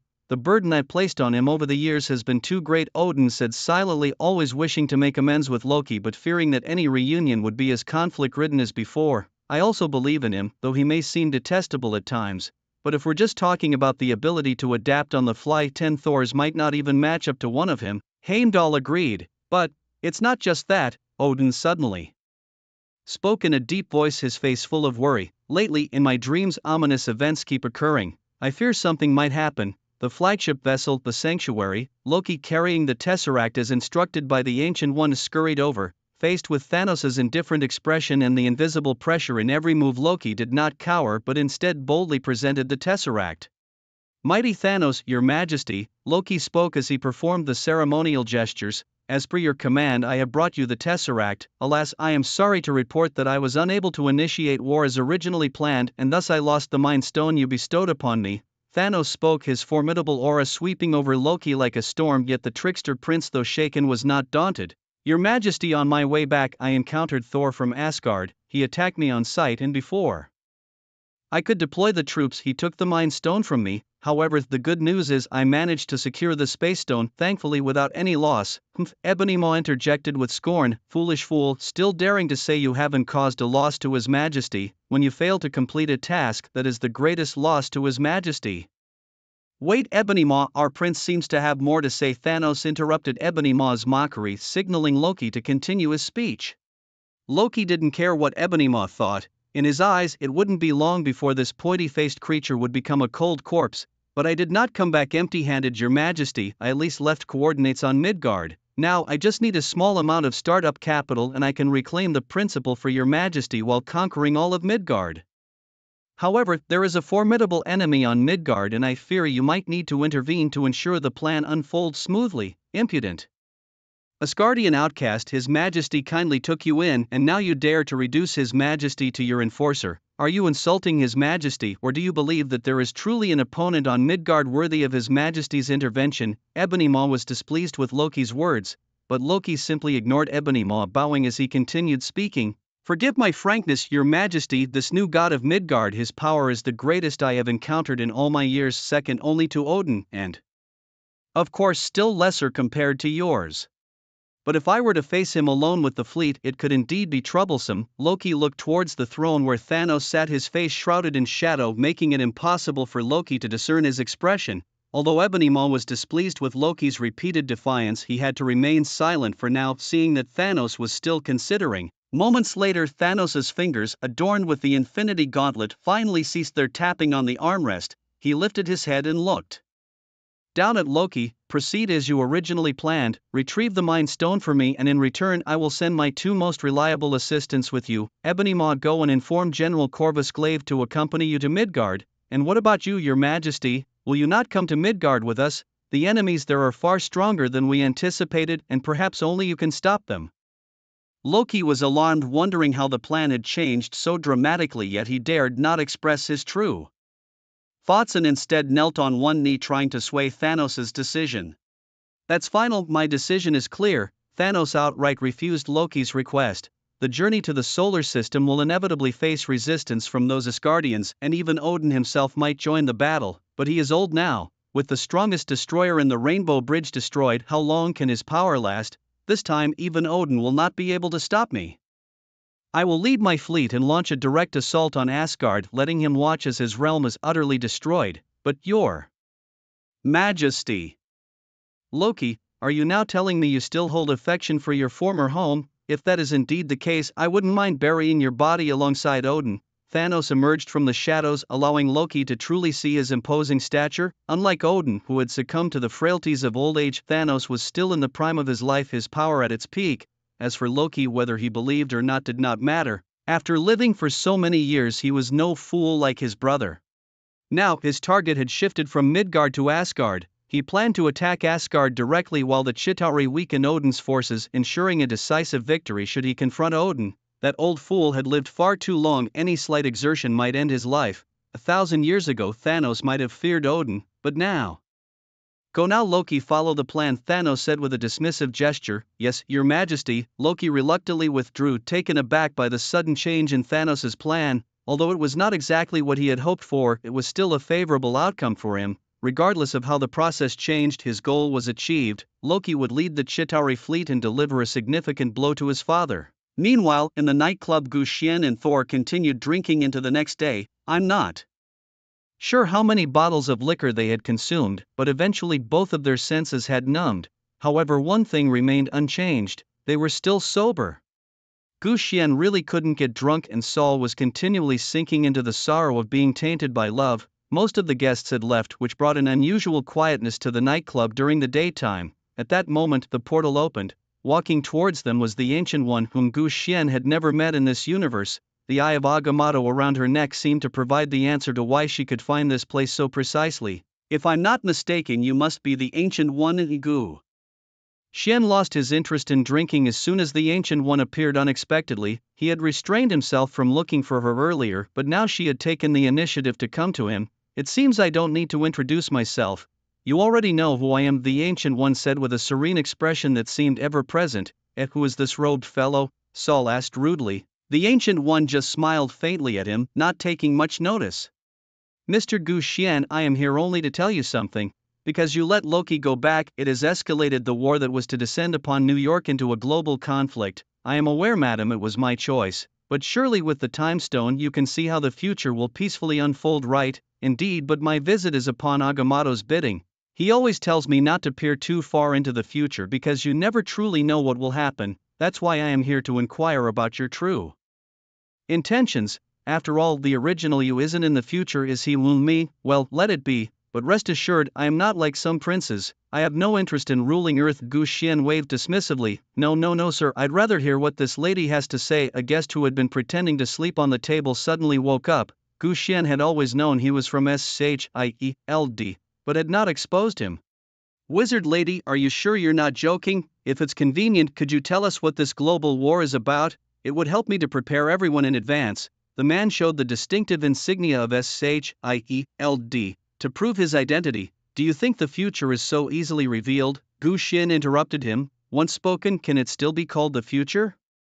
Gu Xian moved to the shattered window and with his far superior strength immediately saw countless fleets heading their way. He then turned to the Shield agent and said, Sir, the war has already arrived. Your Highness of Asgard, I have observed an increasing energy accumulation in the Midgard system, a military force, and it will enter Midgard in less than 2 hours. Heimdall hurried into Odin's chamber, where Odin was still resting with his eyes closed. It seems my fears are about to come true. Loki is moving against Midgard, and they are not yet strong enough to resist his forces. Pass my command, Heimdall. Muster the troops. At Odin's command, Heimdall, accompanied by 2 of Odin's personal guards, swiftly ran towards the Asgardian barracks. Odin opened the doors of his long-sealed wardrobe, revealing a magnificent and vividly colored armor. This armor was forged by the Dwarf King using the energy of a dying neutron star, further enhanced by Asgard's unique technological runes, greatly augmenting Odin's power. This armor had shielded the supreme ruler of the 9 realms from countless fatal injuries throughout many years of war. It's time, old friend, Odin said solemnly as he walked to the Hall of Weapons. The guards beside him opened the grand doors, and there in the center of the hall lay the long-speared Gungnir, Odin's ultimate weapon. Standing before the Asgardian army, Odin reminisced about his past battles across the 9 realms, each a legendary war. Now he could revisit his youthful days. This formidable army had helped him win every battle, and even though the adversary this time was his own son, he would not shirk his duty. Immortal warriors of Asgard, I, Odin Borson, will lead you to defend the peace of the 9 realms, to uphold the glory of Asgard. In this war for peace we shall prevail. The soldiers responded with a resounding cheer. Now march. The troops moved in neat rows towards the Rainbow Bridge, and with bursts of colorful beams, Asgard's army set forth towards Midgard. Meanwhile, aboard the Chitauri fleet, Loki gazed at Earth, deeply troubled. Thanos had not arrived on Earth as predicted, but had instead headed to Asgard, Loki's homeland. He worried that his elderly father might not withstand Thanos' forces, potentially even dying in battle. Asgardians, I hope this time you will not disappoint our king, and this so-called god of Midgard is just an excuse for your failure, mocked Ebony Maw, clenching his fist towards Earth. Well, I look forward to seeing your maneuvers, as this Midgardian god is no less formidable than Odin. Do entertain me, Loki retorted sarcastically. Ebony Maw slammed his hand on the armrest of Loki's throne. Don't be too arrogant. Your past failures and my upcoming success will show the king that supporting you was a mistake, for you are a born loser. Loki outwardly continued to quarrel with Ebony Maw, but inwardly he was deeply concerned about Asgard. At this moment, the Earth's atmosphere was suddenly invaded by bursts of colorful light, and a series of golden spacecraft appeared in the sky. On these vessels stood figures clad in golden armor, and at the center of the fleet an old man wearing an eye patch rode a white horse wielding a long spear. "Father, the armies of Asgard, why are they here?" Loki exclaimed in shock. Both Ebony Maw and General Corvus Glaive were stunned by the scene unfolding before them. "Looks like your old man still likes to meddle in affairs, arriving so swiftly," Ebony Maw taunted Loki. "Seems like you might get to face your father personally. Do you have the courage to kill him yourself?" General Corvus Glaive added. Loki, silent, kept his gaze fixed on the distant visage of his father. "Boss, where are these guys from? Are all these aliens?" Hawkeye asked, eyeing the bizarre spectacle in the sky. "Aliens? Nope, they are the gods of our myths," answered Gu Xian. Gu Xian hadn't expected that Asgard would also be drawn into this, and now with the looming battle against Thanos, their plans had to change. "How much longer is the experimental phase for the Sky Mother ship?" Nick Fury asked Agent Hill. "About 6 more months, but it can still be used in a crunch though." Agent Hill replied, "Do you not see this as a crisis?" Fury pointed angrily at the Asgardian forces in the sky. "Notify Iron Man and the others." "And that man?" "Yes, Director, I'll arrange for the crew to board for combat and send the notifications right away," Hill hurriedly responded, then went to prepare. As Agent Hill left, Nick Fury gazed thoughtfully outside. He had long prepared for an alien invasion and was fully ready to defend Earth in battle. Suddenly, the bulletproof glass in front of Fury shattered with a bang, startling him in his high-rise office as a figure stood before him. Lying on the ground, Nick kicked at the air in fright. "How did you get here so fast?" "Hill's efficiency is too high." Nick shuddered in surprise. "Please use the front door next time." "You always have to break something," Nick complained. "I figured you'd come to notify me, so I came to you first," Gu Xian responded. "The people in the atmosphere aren't enemies. There's another army in outer space approaching. They are here to help us, or rather to defend their territory." "Their territory? Why theirs? Earth has always belonged to humans," Nick firmly stated. "Think what you will, but this enemy is formidable, so powerful that I haven't even sensed their presence yet," Gu Xian said, puzzled. "Prepare for the reception," Gu Xian said before shooting up into the sky like the wind. Meanwhile, aboard the Asgardian spaceship, Odin was having an emotional exchange with his son Thor. With a flash, Gu Xian bypassed the guards and appeared before Odin. "Who goes there?" Odin quickly rose from his seat, his guards circling to fiercely protect him. Seeing that it was Gu Xian who had arrived, Thor quickly stepped forward to intervene. "Father, he is my friend." "Thor's friend? You seem very powerful. Where are you from?" Odin waved his hand to dismiss the guards. Thor did not continue his introduction but looked at Gu Xian with difficulty. Gu Xian raised an eyebrow and said calmly, "A god of Midgard." Odin almost choked. "You say you are a god of Midgard? How dare you claim to be a god without my coronation? Does Midgard no longer regard me the ruler of the 9 realms?" Odin cursed in a fit of rage. He had originally intended to help Midgard resist Loki's invasion, but now someone here was claiming to be a god and seeking independence, which made the elderly Odin feel insulted. Gu Xian was taken aback by the strong reaction, not expecting the title to be taken so seriously, but he knew the temperament of Earthlings. They too were unwilling to acknowledge being ruled by someone. Moreover, the elderly Odin no longer possessed the strength of his youthful days as a Sky Father, and even if he did, it wouldn't shake Gu Xian in the slightest. However, Gu Xian still spoke with great respect. "Your Majesty, whether I consider myself a self-proclaimed god is not important, but Earth is a new star that has ignited. It will not accept Asgard's rule but will be a planet that can defend its own freedom independently." Odin was about to continue his tirade when Thor quickly stepped forward to interject. "Let's discuss this matter later. The immediate concern is Loki's army. Perhaps after witnessing my strength, Father Odin will be able to see the current state of Asgard clearly," Gu Xian confidently said. "Since your excellency is so confident in your strength, show it to me then," Odin responded discontentedly. Gu Xian then flew out of the spaceship, using the energy around him to swiftly shuttle through space. The friction around him sparked huge sparks, emitting a massive light, turning into a meteor heading towards the Chitauri spaceship.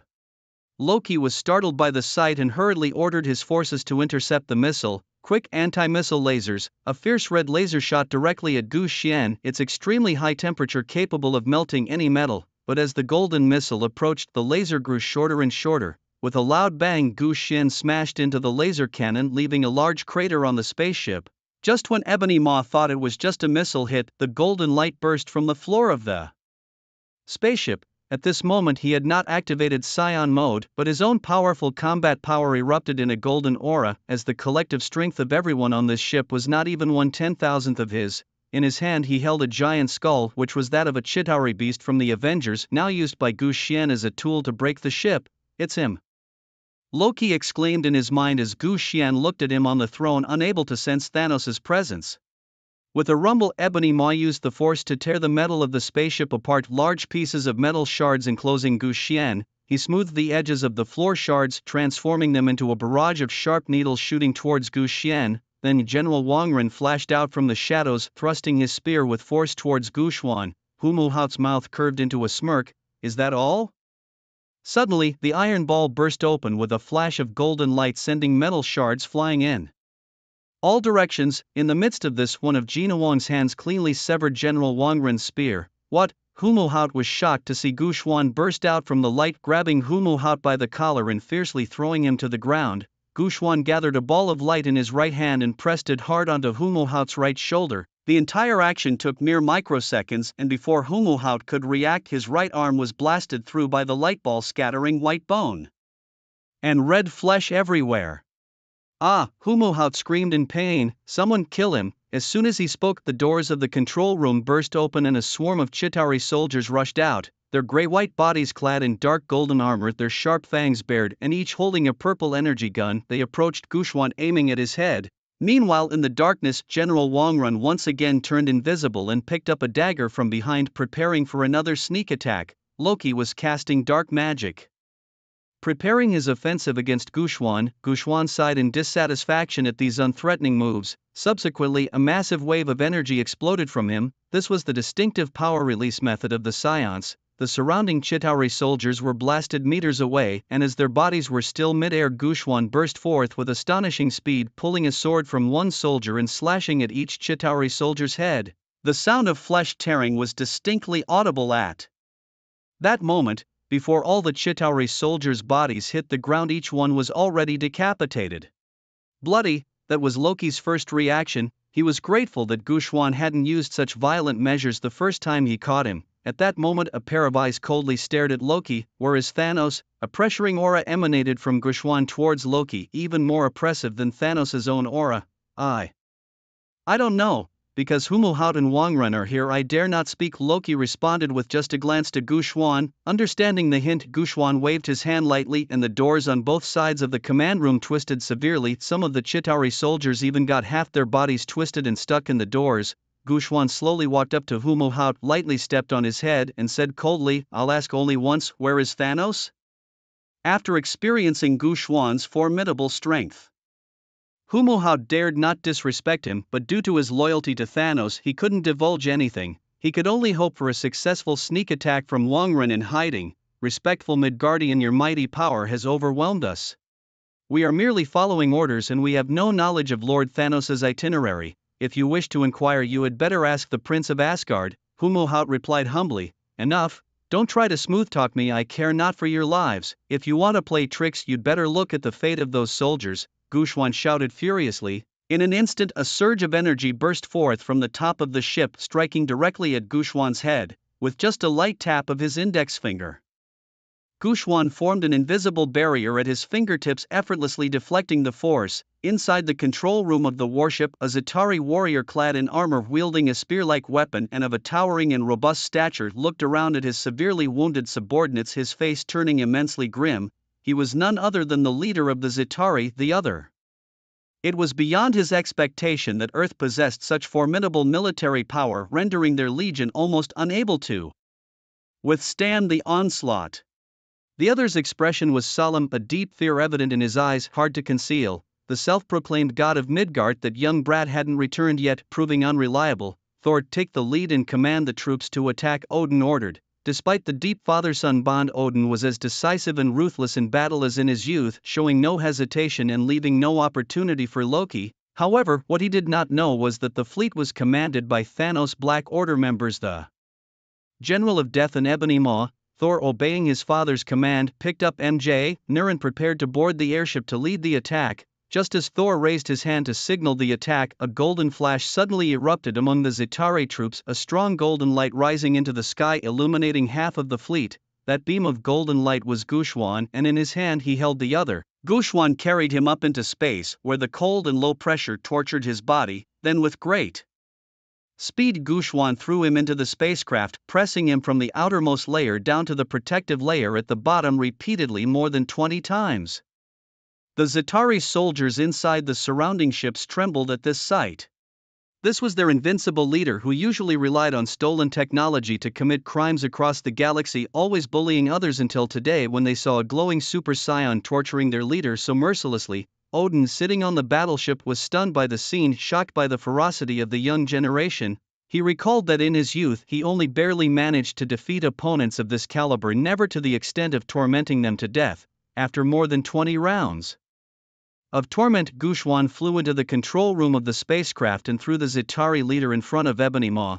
The Zitari leader's limbs were broken in half, a testament to how fragile his bones could be in the cold of space, and his organs were displaced after countless collisions with metal, only his face still twitching uncontrollably. Just as Ebony Maw had managed to stand up, he was startled by the grievous sight of the other and collapsed to the ground. Just when everyone thought this leader could be treated with the same respect as Luo Yu and Zhou Xin, Luo Yu tortured him as casually as one would an ant. Now, do you still hold on to hope? Tell me where Thanos is, and I might consider sparing your life and even take you under my command, freeing you from Thanos' threat. How about it? Gushwan raised an eyebrow and taunted, squatting in front of Ebony Maw, hesitating, hidden in the shadows. Corvus Glaive revealed himself.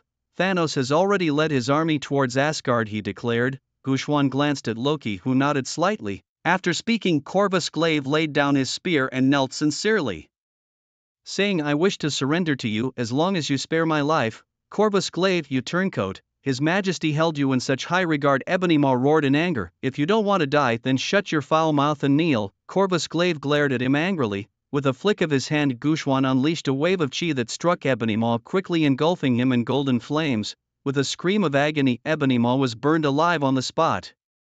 At that moment, Gushwan along with Corvus Glaive and Loki flew out of the main ship.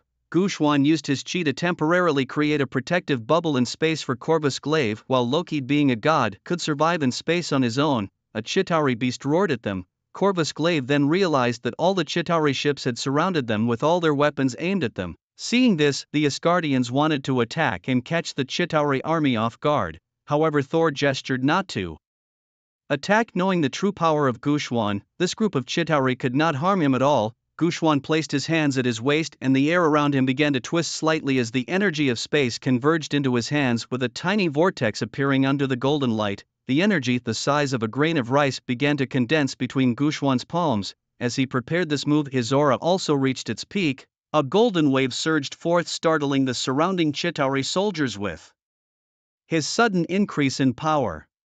The energy, now shaped like a sphere, swirled violently between Gushwan's hands, and then boom! A wave of chi radiated from Gushwan, affecting all machines and life forms within its radius, with engines exploding in flames, creating a spectacle like fireworks in space, dazzling like stars before the eyes of the Asgardian army. Watching the explosions that lasted for several minutes, Odin deeply pondered the future of Asgard from his throne. In his most glorious days, he united the 9 realms, making Asgard the brightest blossom on the world tree. Observing his 2 sons, one cunning and morally ambiguous, the other strong but simple-minded, he wondered if either could achieve as much. To speak of unifying the 9 realms and upholding the glory of Asgard, even the god of Midgard before him was proving to be a tough challenge. This was giving Odin a severe headache. Father, they have returned. Thor rushed excitedly to Odin. Gushwan arrived, carrying the Blade of Oblivion with Loki handcuffed in tow. Before Loki could speak, Odin rebuked. Traitor!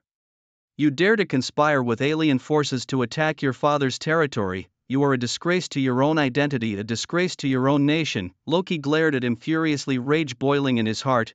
Everything I have done was just to gain your approval, father. You are old, and the future of Asgard shall be ruled by an omnipotent successor. All I have done was to prove my capabilities to you, Loki roared. Destroying a race does not bring recognition of one's strength, it is the kindness and maturity of the heart that qualify one for the throne. You have deeply disappointed me. Odin bowed his head, no longer speaking. Lock him up. The guards by his side took Loki away, and Odin closed his eyes in anger. Perhaps there is something you should know, Sir Gushwan said calmly, breaking the silence. Impatiently Odin asked, what is it? Thanos has gone to attack Asgard. Odin suddenly opened his eyes. Are you serious? He could see for himself as an Asgardian intelligence officer. Hurried forward, looking tense.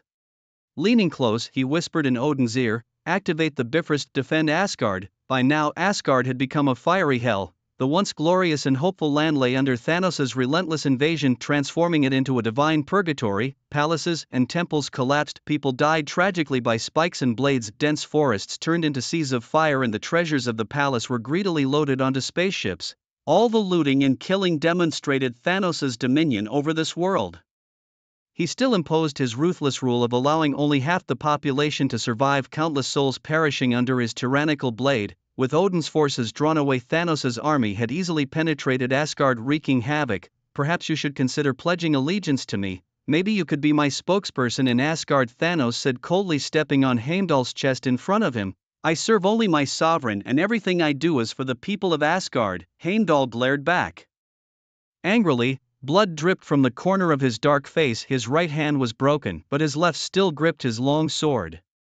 Using his last strength, he raised the sword. All-Father, grant me the power of darkness one last time. The destroyed Bifrost bridge glowed anew with colorful light, teleporting the Asgardian army from Earth back to Asgard. You shouldn't have done this, Thanos said coldly, then thrust his tyrant's blade fiercely into Heimdall's body. No, he will pay for his actions. Upon arriving in Asgard, Thor, the god of thunder, was consumed with boundless rage at the sight before him. Heimdall, not just a mentor but a dear friend, had been betrayed. Such a betrayal was unforgivable. Odin, witnessing his realm engulfed in flames and his people slaughtered, was overwhelmed with guilt and anger, regretting his reckless decision to go to war. Mounting his white steed, Odin charged onto the Bifrost, raising his spear Gungnir and striking a divine punishment upon Thanos. However, Thanos merely brushed off the dust from his cloak and calmly stepped out of the light. You have aged, Odin, you are no longer the ruler of the 9 realms. Thanos declared, hurling his tyrannical blade towards Odin. With a clang, Odin deflected it with Gungnir, though the immense force caused his hands to tremble. Thor, in a burst of fury, swung Mjolnir at Thanos, who deftly parried the hammer with his blade and landed a powerful punch on Thor's waist. Thor was sent crashing into Asgard's warships. As Guashien quickly dodged to the side, Thor coughed up blood. Won't you help us? Thor snarled. I am under no obligation. I am not of Asgard, merely a god of Midgard, Guashien replied coldly, chilling Thor's heart. Thor had thought himself a superhero with a savior's heart, but it seemed he was as selfish as any other. Resolved, Thor rallied Asgard's army and launched an attack on the Celestial Palace. Brave soldiers charged home, spears clashing with Thanos' forces. The battle began with a contest of aura. Odin unleashed his rune energy, boosted by the secret energies of Asgard. The distinctive glow of rune energy erupted, skyrocketing Odin's power as he entered his God King state, peaking in strength with thunder dragons coiling around him and the God King's power bursting forth. Thunder rumbled, and even the horizon turned oppressively dark, lightning flickering amidst the thunderous roars from the skies. In his right hand he wielded Gungnir, the ancient artifact that had aided him in defeating countless foes through millennia. Yet Odin did not intend to use such overpowering force initially. He wished to show Thanos, the insolent fool, the majesty of the King of the 9 realms, which was not to be infringed lightly. Thanos, with a slight smile and a disdainful look in his eyes, was unimpressed by Odin's display. In his view, the once mighty King of the 9 realms was merely struggling in his final throes, a typical last burst of light before fading. The god who had ruled the 9 realms had long since faded into obscurity thousands of years ago. All that remains now is a barely surviving old man. The corners of his mouth twitched slightly, and the great sword in his hand, forged from the sturdiest metal in the universe, gleams coldly. Even the renowned Mjolnir would seem like a child's toy compared to it. In this moment he brandishes the great sword and charges at Odin with unparalleled sharpness, as if capable of slicing through the very void in front of him. On Odin's side, Gungnir, after all, is a divine weapon. In Asgard, Odin is also bolstered by his strength, and his own power is formidable. Thus, as Thanos swings down his mighty sword, Odin stands majestically, unflinching, while the power of runes greatly intensifies around him, lightning twining before him, clinging to Gungnir in his hand. This long silent divine weapon finally reveals its fierce might today. Lightning swiftly covers the spear, and Odin's single eye turns a terrifying blazing white, as if even his eyeball is engulfed in thunder. At this moment he is about to transform into a monarch of thunder and lightning wielding Gungnir to counter Thanos' assault, but ultimately Odin is old, and although the Asgardians grow stronger. With divine power, Odin's aged body is too frail to support such immense divine strength.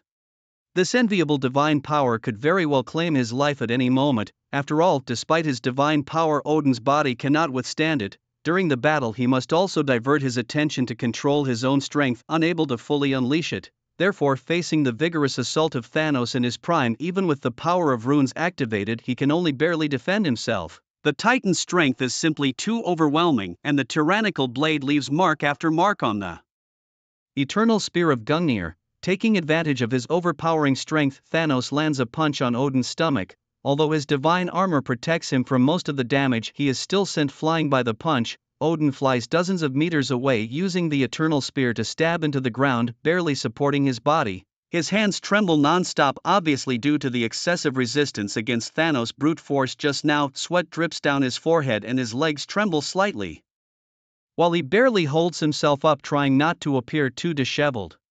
He is the king of the 9 realms. How could he fall behind in the face of a mere subordinate? Yet Thanos shows no sign of strain, looking at Odin with a face full of mockery. He had known the outcome from the beginning, so this was no surprise at all. After all, from the moment this battle started, the end was already declared. Odin is just too old. If he were 2,000 years younger, Thanos would probably be no issue at all. Watching this battle, Guoxian stands with crossed arms, his face expressionless as he watches the blood slowly drip from the corner of Odin's mouth. If Guoxian is not mistaken, Odin is likely at the end of his tether, his dignity the only thing still supporting his body, keeping him from falling. Sending a man who was on the brink of death into battle is far too forced, especially when the opponent is Thanos. At this moment, the eternal spear was scarred with countless marks and strikes, turning it into the spear of eternal scars. Odin, supporting himself with one hand on Gungnir, pushed himself up from the ground. Despite the serious injuries he had sustained, Odin still stood tall and defiant, his gaze toward Thanos cold and kingly. He had not lost his fighting spirit because he was at a disadvantage just moments ago. On the contrary, at this moment Odin was brimming with the zeal of battle. In his single-eyed bright white lightning seemed ready to burst forth, the aura of a god-king unfolding mightily. Come on, old fellow. Thanos looked at Odin disdainfully, waiting for him to bring out his last resort. Good, Odin said as he lifted his spear and swung it down powerfully, sending one divine flame after another crashing down on Thanos, followed by chanting spells to activate the power of the runes that surrounded Thanos. The power of the runes exploded on Thanos. Golden godly threads pulled from the space, binding Thanos' hands and feet tightly, and the power of the rune punishment fiercely struck Thanos' chest. Odin gasped heavily, leaning on his spear. The skill he had just used had drained most of his energy. After a fierce offensive, Thanos still stood firmly in place, black smoke continuously emerging from his chest armor, his face slightly scorched, yet his tone remained calm. 1,000 years ago, I would never dare to invade Asgard, for you were of a heavenly father's strength then, but now you are old, lacking half the power of your peak. Won't you surrender? Thanos said solemnly, knowing full well that Odin was no match for him now, so he was not concerned. Yes, I am old, but I am not dead yet. Even though I have passed the mantle of godhood to my rebellious son, I will never hand over the 9 realms to a tyrant like you, Odin declared solemnly. Thunder and lightning roared behind him as if proclaiming his will. As his words fell, Odin was full of a soaring spirit, a majestic aura bursting from within him, a combination of the power of runes and the power of a god-king, now converging in Gungnir. In an instant, Gungnir seemed to be wrapped in a veil woven of thunder and lightning, its chilly presence carrying a solemn killing intent. Carved on Gungnir was a sacred covenant of rune. Through its magic, no armor could not be pierced, and it also had an attribute of being unavoidable, sure to hit, piercing the shackles of fate, striking at the evasion of fear. Such a strike, Thanos, catch it well. Gungnir, the eternal spear, transformed into a meteor, stabbing at Thanos at a speed close to that of light. Time seemed to stand still, for under the tyrannical rule of Gungnir, Thanos could not even lift his tyrant's cleaver to block in front of his chest. At that moment, Gungnir stood upright in the ground of the Rainbow Bridge. As a wave of hot wind passed, the eternal spear's brilliance dispersed, and its tip was covered with the fresh blood of this titan. Thanos had a gaping hole in his chest, and a torrent of blood spurted from his mouth as he collapsed to the ground with a thud.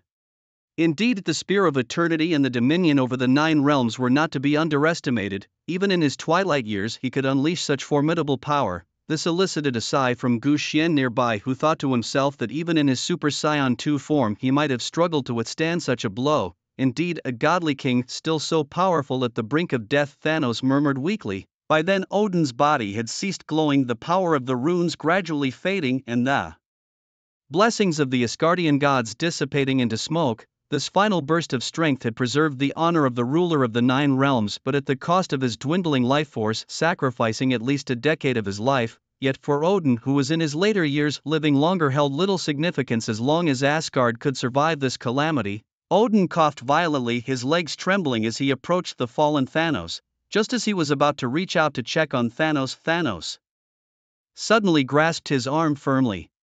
A strong strike indeed, but alas, it only wounded me, Thanos declared before standing back up, his chest wound already half healed and the remaining injuries rapidly closing. Impossible. Odin's face was etched with shock, but he could not free himself from Thanos' grip.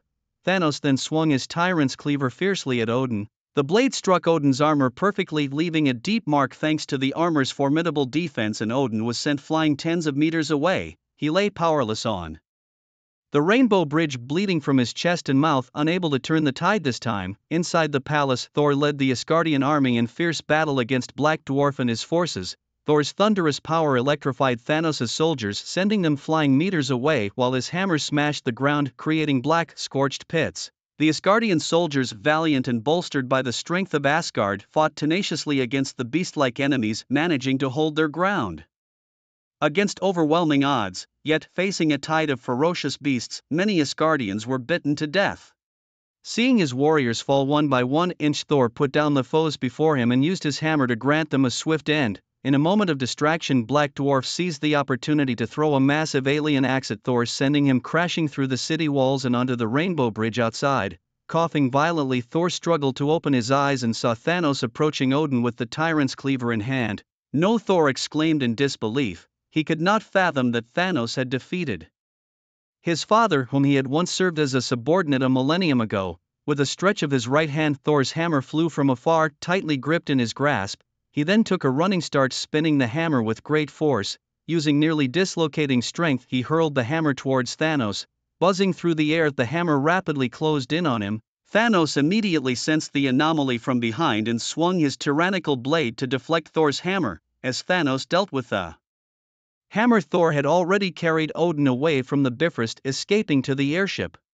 At this moment, Thanos simply watched as Thor took Odin away, not pursuing them, for Asgard was now entirely under his control. Thor gently placed his father on the airship, tears welling up as he stared at his father's face. Large tears dropped from his eyes as he passionately caressed his father's face. "You'll be all right, father, you will be," Thor said with a sobbing tone. Meanwhile, Loki stood quietly by, watching the scene unfold. Silent, yet his heart was filled with immense rage. The sanctuary he once called home, Asgard, was destroyed. His father was severely injured by Thanos. Despite his resentment towards Odin for his indifference and lack of recognition of his efforts, he still loved him deeply. The flames of vengeance burned fiercely within Loki as he stared down Thanos standing on the Bifrost. Thanos returned his glare with a mocking look, scoffing at his weakness and helplessness. "I'm sorry, my child. I have not fulfilled my duties as a king. I am no match for him.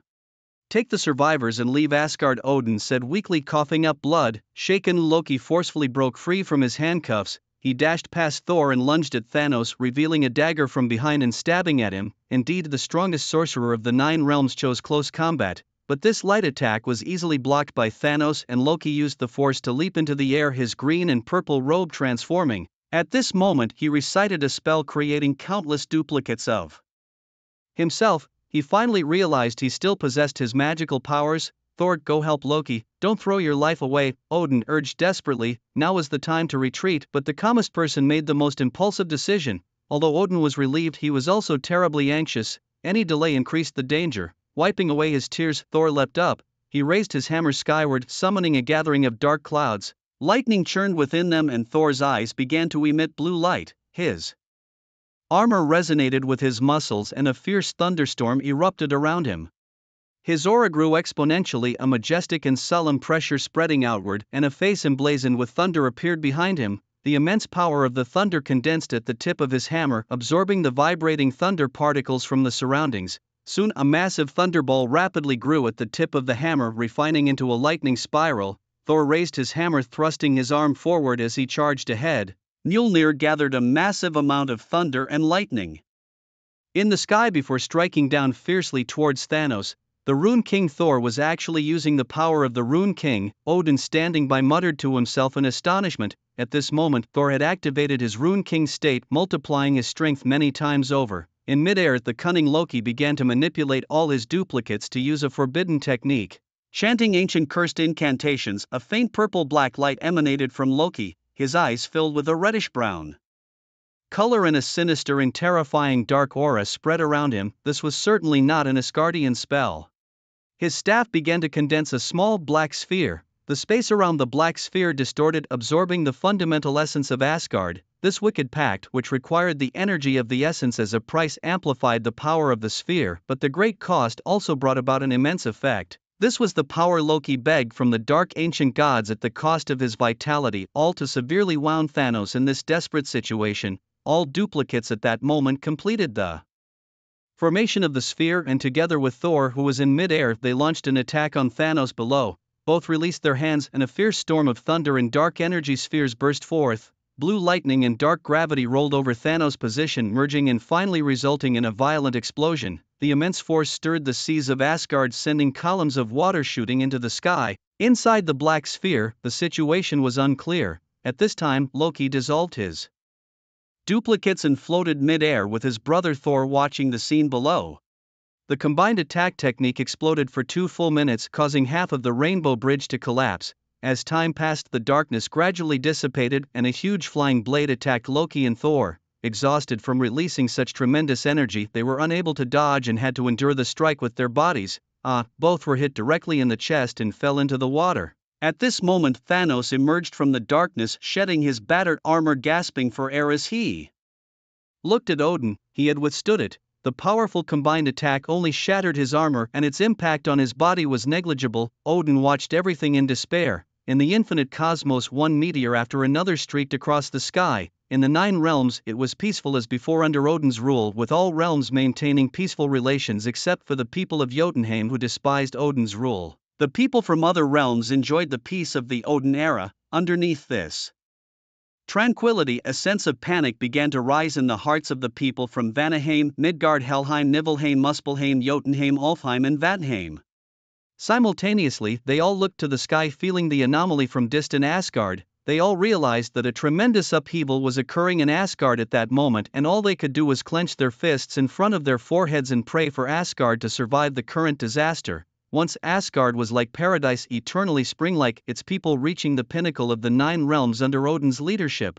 Being an Asgardian was an immense honor. Asgard, situated above the divine heavens, was an extraordinary land filled with magic. Yet today this beautiful and miraculous place teeters on the brink of destruction. The valiant warriors, once the pride of Asgard for their battlefield glories, now fall within the palace walls, not in glory but in bitter resignation to the fact that their nation has been breached by foreign enemies. Smoke billows as the resplendent palaces slowly turn to ruins. Temples collapse, arches crumble, and forests burn while citizens perish under deadly weapons. The dark dwarf, wielding his monstrous strength, swings his axe, decapitating Asgardian soldiers one by one, cleaving through the beams and pillars of the city walls.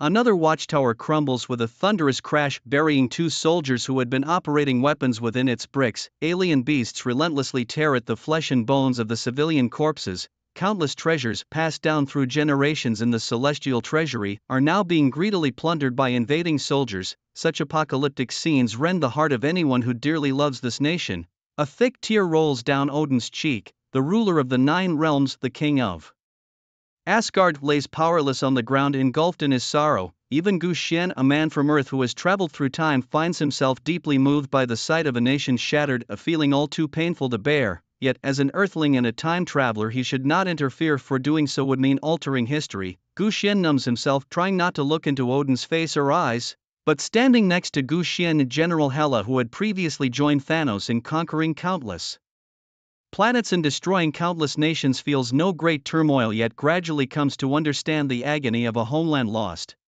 They had all believed in Thanos' deceitful theory that happiness could be achieved by eliminating half of all life. Now he realizes that it was merely a noble pretext for their plundering and conquest. Odin, despairingly watching his Asgard crumble, is overwhelmed with infinite sorrow. This is his homeland, the legacy of his ancestors. He, Odin, the reigning king of Asgard, cannot allow it to be destroyed. At that moment Odin struggles to his feet, leaning on Gungnir to support his weary body. Slowly approaching Guxian, he lifts the spear with both hands, then suddenly kneels on one knee. Young man, Odin pleads, by the gods, I beseech you, save Asgard, help our people who are now in dire straits. In return you shall become the new ruler of the 9 realms. All that I have will be yours. Odin swears solemnly to the heavens, calling out his name, then remains kneeling before Guxian, holding up the eternal spear. Guxian is startled by Odin's sudden entreaty, at a loss for how to respond. He knew he had no right to meddle in the affairs of Asgard, but the crisis at hand was urgent. Odin had exhausted all his powers, and it was only under these desperate circumstances that he could devise such a strategy to protect Asgard. I swear by the god of Midgard I will agree to help Asgard defeat Thanos. However, I have no interest in the vain position of the ruler of the 9 realms. I only request that Midgard's independence be respected, he vowed. Gushwan hurriedly took Mjolnir and then slowly helped Odin to his feet. Thank you for your mercy and kindness. The people of Asgard will never forget your grace, Odin said, pounding his left chest with his right hand, then bowing respectfully. Take care of King Odin. Hela, who was standing by, quickly stepped forward to support him. Everything will end, rest assured, we will prevail, and before that you will witness my supreme power defeating this purple potato bald fool, Gushwan confidently promised Odin. Wait, young man, take this with you, it might help, Odin said, tossing Mjolnir to Gushwan. With Gushwan's strength, having Mjolnir or not didn't really matter, but after all, it was a divine artifact and it was nice to have it in hand. He then took a run up and leapt towards Thanos. The rainbow bridge shook violently, even the pillars connecting the sea and the bridge were stirring the waters, and Thanos had to dig his hands into the bridge surface to steady himself. Gushwan's light jump had caused the remaining half of the rainbow bridge to shake considerably. Thanos used his brute strength to stabilize the area around him, then turned to look at the oddity behind him, only to see a young man standing before him. Thanos scrutinized Gushwan carefully but couldn't gauge his strength, which surprised him a bit. He didn't take him seriously, just felt that he was good at hiding his aura, not knowing that Gushwan's Super Saiyan battle strength was far beyond his expectations. To him, it was just another life being thrown away. So you want to die too? Is Asgard now only able to send a youngster to stop me? He mocked, laughing loudly. Just then a huge crack appeared on the rainbow bridge, starting from under Gushwan's feet and rapidly extending towards Thanos. As the crack drew closer, Thanos sensed something was amiss and leaped into the air away from the rainbow bridge. The bridge itself burst with a loud rumble, shattering into pieces and falling into the sea. Who are you underestimating? I'm here to take your life, Thanos. Thanos' original smile vanished, slightly shocked by the scene before him. He hadn't expected Gushwan, just by showing some aura, to completely shatter half of the rainbow bridge. Even the powerful combined attack of Loki and Thor had only managed to destroy half of the bridge surface, but in the face of Gushwan's attack, the rainbow bridge was as fragile as papier-mâché. Seeing his demeanor, it was clear he wasn't Asgardian. Perhaps a hidden master from another place or an emissary of another deity. Thanos internally strategized, realizing he shouldn't underestimate this adversary. Who are you and why do you choose to oppose me? Thanos asked him. Me? I am merely a righteous Super Saiyan, or you could call me the god of Midgard. Guxian did not care much about his title, but he was determined to show the strength of Earth, making it unforgettable to enemies beyond Midgard.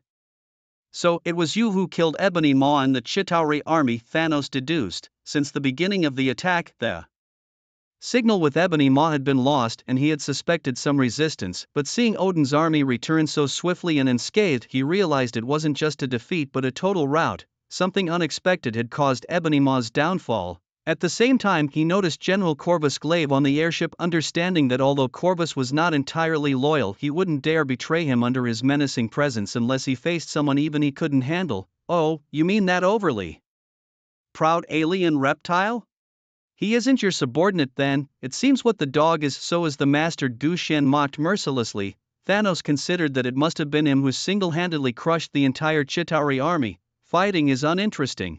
Perhaps we can make a good deal. A sinister smile appeared on Thanos' face. Guxian casually replied, what kind of deal? The two of us together could take over this galaxy and the Andromeda Galaxy, and you would directly rule this entire galaxy with half the command of my army." Gu Xian knew Thanos was not genuinely offering but rather using him as a tool to conquer other planets with empty promises as mere icing.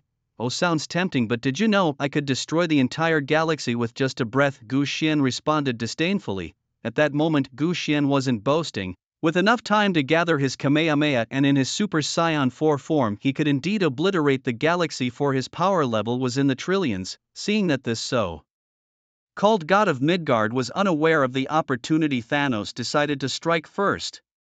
His right hand swung the tyrant's blade, swiftly flashing beside Gu Xian in the blink of an eye. As the tyrant's blade fiercely struck at Gu Xian, "Too slow," Gu Xian said disdainfully, letting the blade strike him. Clang! The tyrant's blade rebounded as if a small knife had struck diamond. "Not enough strength," Gu Xian continued to taunt.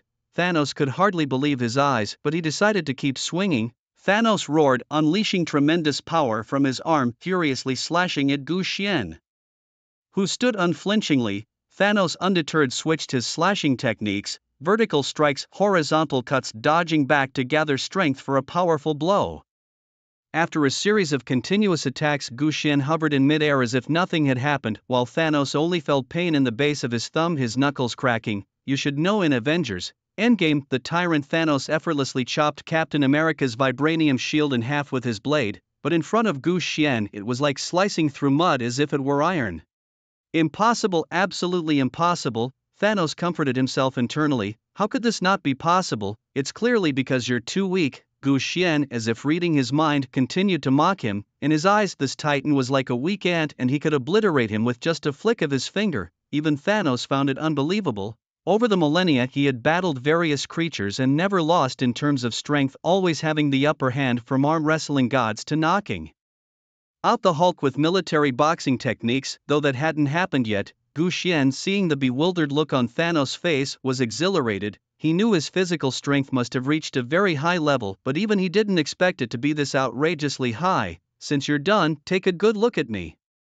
A few microseconds after his words fell, a powerful aura burst from Gu Xian's meridians and exploded around him, activating the power of a Super Saiyan. You could see his right hand emitting a golden glow, the eternal spear absorbing the gold light like it was resonant, responding to the runes and spells on it.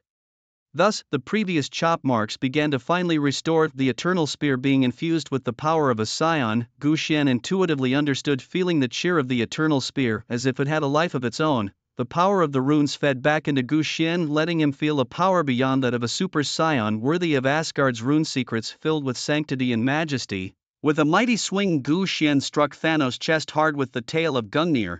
Thanos was sent flying straight into the center of Asgard's royal palace, breaking through several walls and crashing next to Odin's throne, incidentally killing some alien beasts that were dismantling the walls. The tyrant's blade also fell from his hand to the bottom of the city. Eitri, who was underneath the palace, was startled by the sudden noise. In the midst of the battle he recognized the tyrant's blade and quickly realized something was wrong. The person smashed into the wall was Thanos himself. He hadn't expected that his seemingly invincible emperor could be struck down like this, as Thanos might strike him. So he quickly halted his fight with Asgard's soldiers and led them to protect the sovereign. A spurt of fresh blood came from Thanos' mouth and he could feel the sound of his chest bones fracturing and grinding. Under the fierce strike he could clearly feel that 5 of his ribs had broken and his hands were dislocated due to the quality of the tyrant's blade being dragged through the air. This super scion is very strong. Thanos grimaced in pain, trying to rise and stand up again, his eyes gradually gleaming with a strengthening white light. It was Gu Xian gathering his energy in midair, preparing to release a ki blast at him. Not good. In urgency Thanos crossed his arms over his chest. A thunderous impact sound followed and Eitri broke through the wall, supporting his massive body and solidly shielding Thanos. The energy wave of Qi Gong struck him hard, sending a pungent smell of scorched black smoke into the air. It pierced through the body of Black Dwarf, creating a large hole, and continued to blast forward, hitting Thanos. His skin turned from purple to a charred color. In this moment Thanos marveled at the power of the Super Saiyan, however he was still able to hold on. He knew that Gu Xian's Qi Gong wave could only reach up to 100 meters and he had his minions to shield him, so the wave hadn't caused him significant damage. At this critical juncture, even if it meant death for those shielding him, Thanos was not about to show mercy or compassion for Black Dwarf.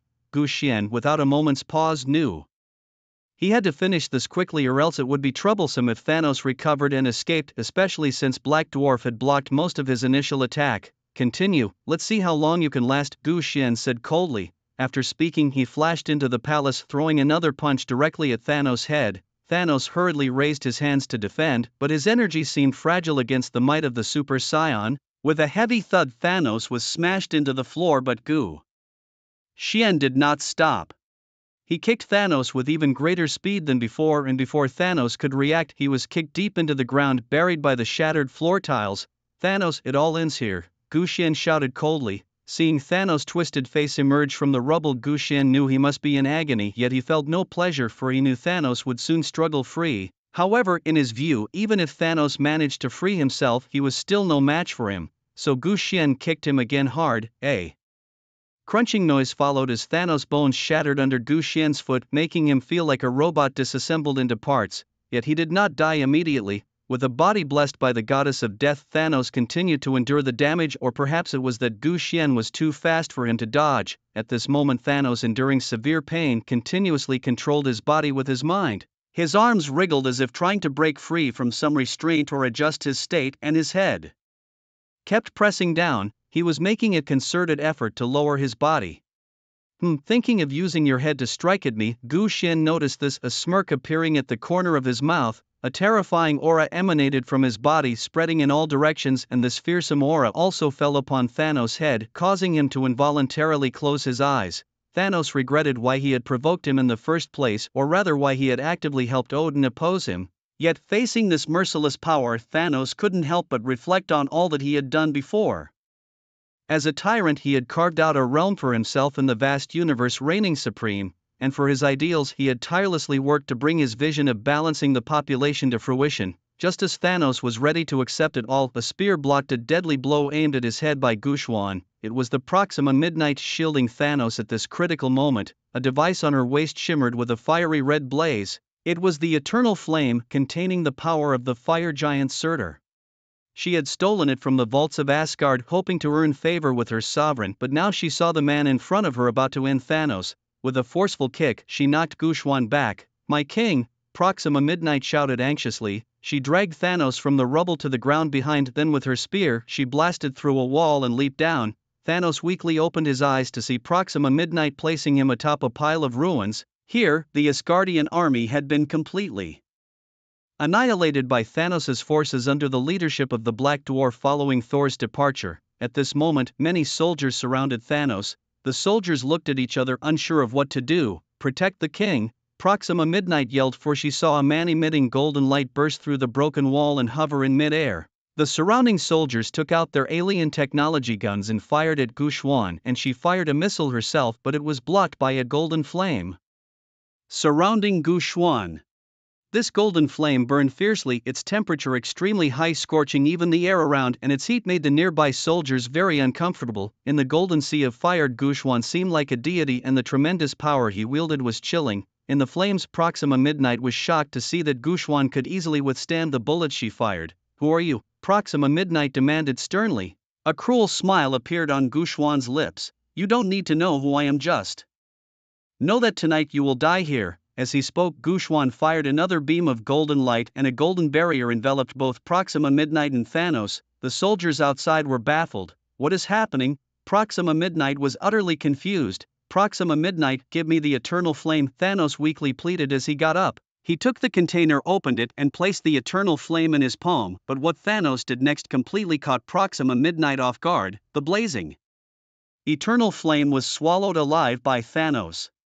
"Ah!" Thanos let out a cry of pain as the Eternal Flame roiled within him. He had chosen to absorb the power of the Eternal Flame in an attempt to turn the tide of battle, despite the irreversible harm it could cause him. "My lord, this will damage your body," Proxima Midnight expressed her concern. Thanos ignored her, consumed by his desperate absorption of the Eternal Flame, driven by a singular goal, to restore himself to his peak condition. Gradually, Thanos' body began to swell, flames erupting from his chest and arms as his shattered bones rapidly healed and the wounds on his chest slowly closed up.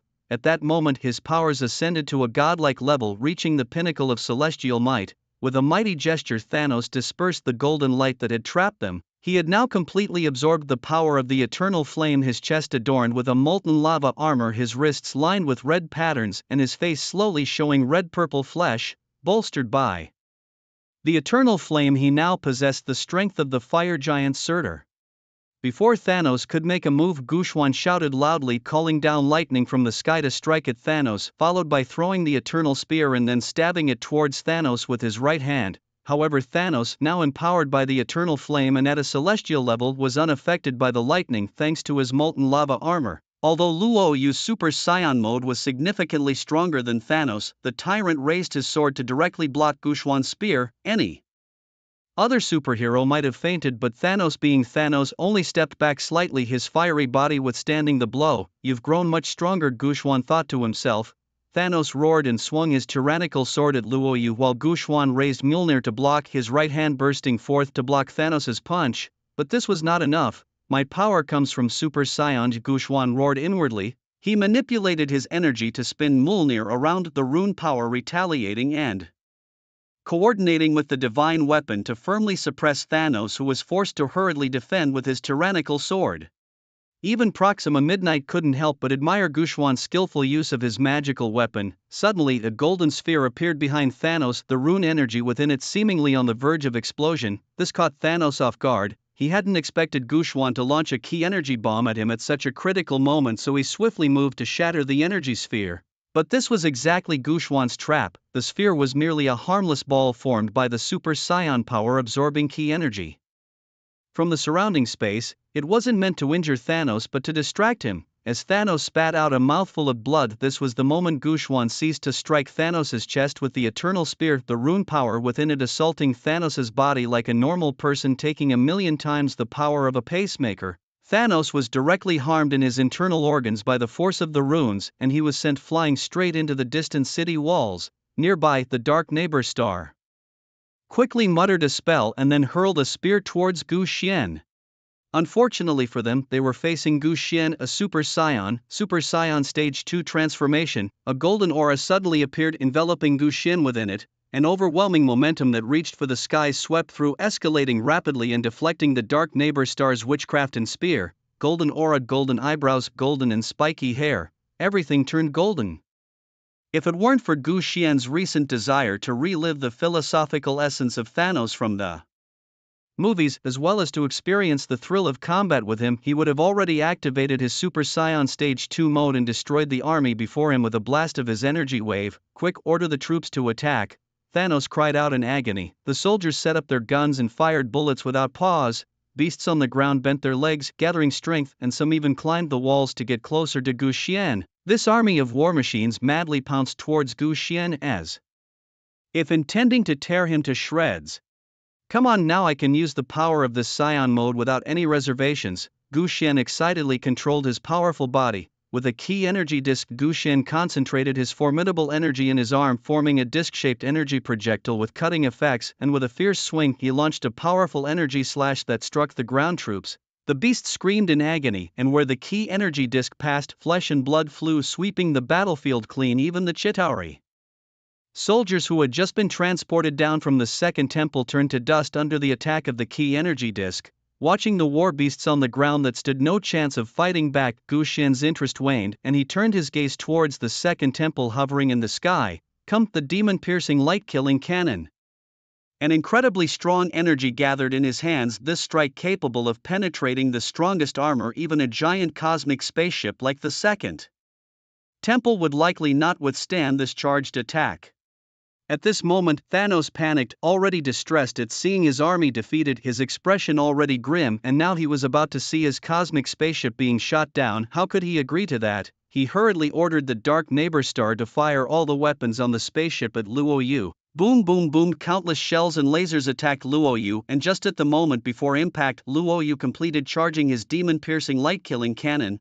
All the missiles were destroyed in an instant in the air by the light-killing cannon, and the laser directly struck the second temple, slicing it in half with a sweep. A massive firework exploded in the air, and the more dazzling it burst, the more it tormented the ashen heart of Thanos. Odin and Deathblade, observing the distant battle from the battleship, were stunned by the scene before them, Odin's mouth trembling slightly, incredulously witnessing this power. Thanos could never have imagined that a move that could have advanced his plans by 5 years would instead bury all his assets and even his life. All this was premised on sheer power, the kind of celestial strength one could only dream of, yet Gu Xian emerged, demonstrating with his formidable might that the celestial tier's strength was but a mere fraction of his super scion power. Flame Thanos watched in disappointment as everything before him crumbled, his armies annihilated, his fleet destroyed, and his personal defeat in a duel. On the other side, Odin's face bore a slight smile, exuding an air of confidence as if victory was assured. The golden aura slowly faded and Gu Xian's hair returned from its gold-spiked state to its sleek ebony sheen. Indeed, the power of a super scion was formidable. With a swift motion, Gu Xian pulled his mighty hand back, unleashing an invisible gravitational wave toward Thanos. Stones shattered around Thanos as an unseen force gripped his throat and drew him towards Gu Xian. Watching Flame Thanos struggle in despair, Gu Xian showed no mercy, gripping his throat tightly before slamming him into the ground with tremendous force. Coughing, struggling to breathe, Thanos hastily gasped for air, which triggered a fit of coughing. Was that golden state the super scion power you spoke of? Gu Xian nodded slightly. It seems this is all you have. If I could obtain the Infinity Gauntlet and reach my peak state, you would be no more than an ant, a god of Midgard? Puh. Thanos spat out in disdain, unwilling to concede. Do you think that was my strongest power? No, that was merely my super scion level 2. I haven't fully unleashed my power. I'm controlling it, releasing it gradually like sand through an hourglass so as not to destroy the beautiful and sacred Asgard. Since you're so curious about my power, watch closely. With a loud shout from Gu Xian, the stars that once speckled the sky magnetically converged before him, pulling together countless luminous stars thousands of light years away from Asgard into a single dazzling point. Is this the power of a god? Thanos could hardly believe his eyes. It turned out that Gu Xian hadn't even used a fraction of his power in their previous battle. No, this is the power of a super scion. Then, with a thunderous cry, Gu Xian lifted Mjolnir, summoning the most potent divine punishment ever to strike Thanos' fiery body. A brilliant white light split the sky, bursting forth in a blaze that made the surrounding air shimmer like a meteor hurtling towards Thanos. The wrath of the gods. Such was the terror of divine punishment, a sacred, inviolable aura swept through, targeting the weak and titan Thanos. This was not going to be easy to handle. Hidden in the rubble, a neighboring dark star watched as the ultimate daylight suddenly appeared in the sky, closing its eyes in pale resignation, moving towards the realm of death with its sovereign. With a scream amidst a divine baptism, the titan Thanos was utterly consumed by the holy flames, leaving a brightness that lit up the night sky. Only a burning flame continued to blaze atop the ashes of what had been destroyed by Thanos.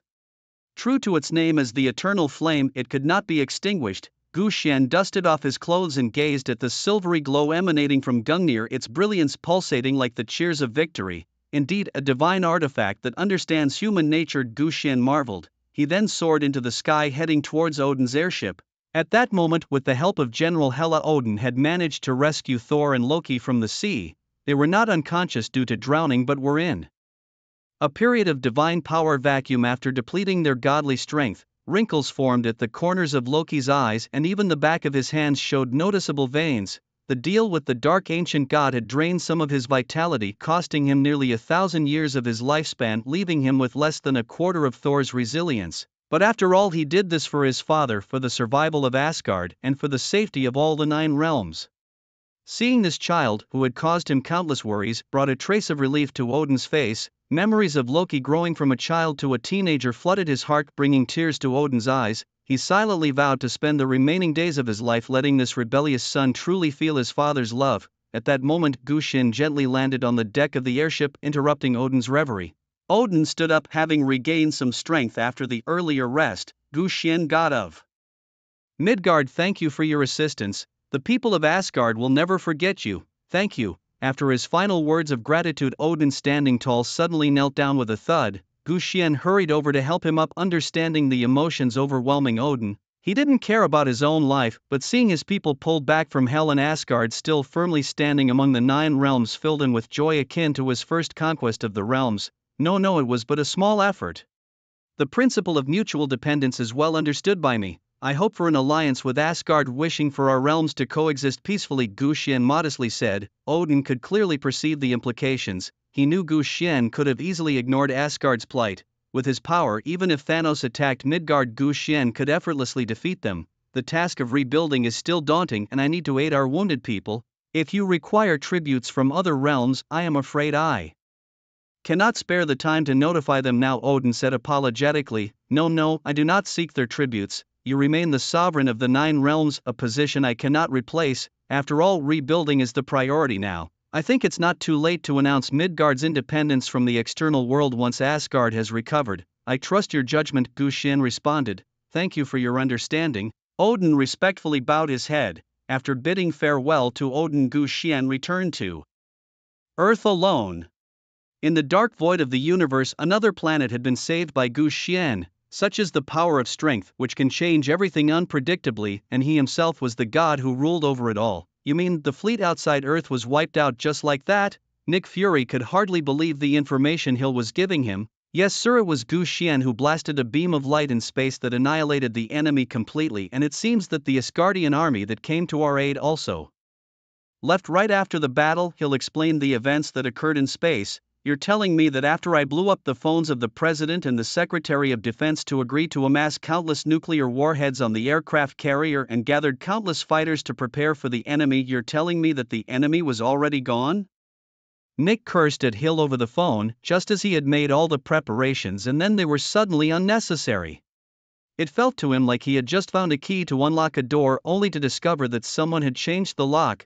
Hill felt very wronged by the scolding. Wasn't it a good thing that the enemy had been eliminated? Why the sudden outburst? Hill was at a loss. Then, amidst strange noises over the phone, the call was abruptly disconnected. The control room of the aircraft carrier was blasted open and a familiar figure stood before Nick. Motherfucker, Nick screamed as the shattered bulletproof glass brushed past his head and slammed into the wall behind him. Did I hear you talking about me? Gu Xian stared fiercely at Nick, who was terrified on the ground. No, how could I? You are the great hero who saved the world. How dare I talk about you? Nick hurriedly explained, fearing that this powerful being who had just destroyed an alien army might get angry and further dismantle his aircraft carrier. What he didn't know was that Gu Xian had destroyed 2 alien fleets.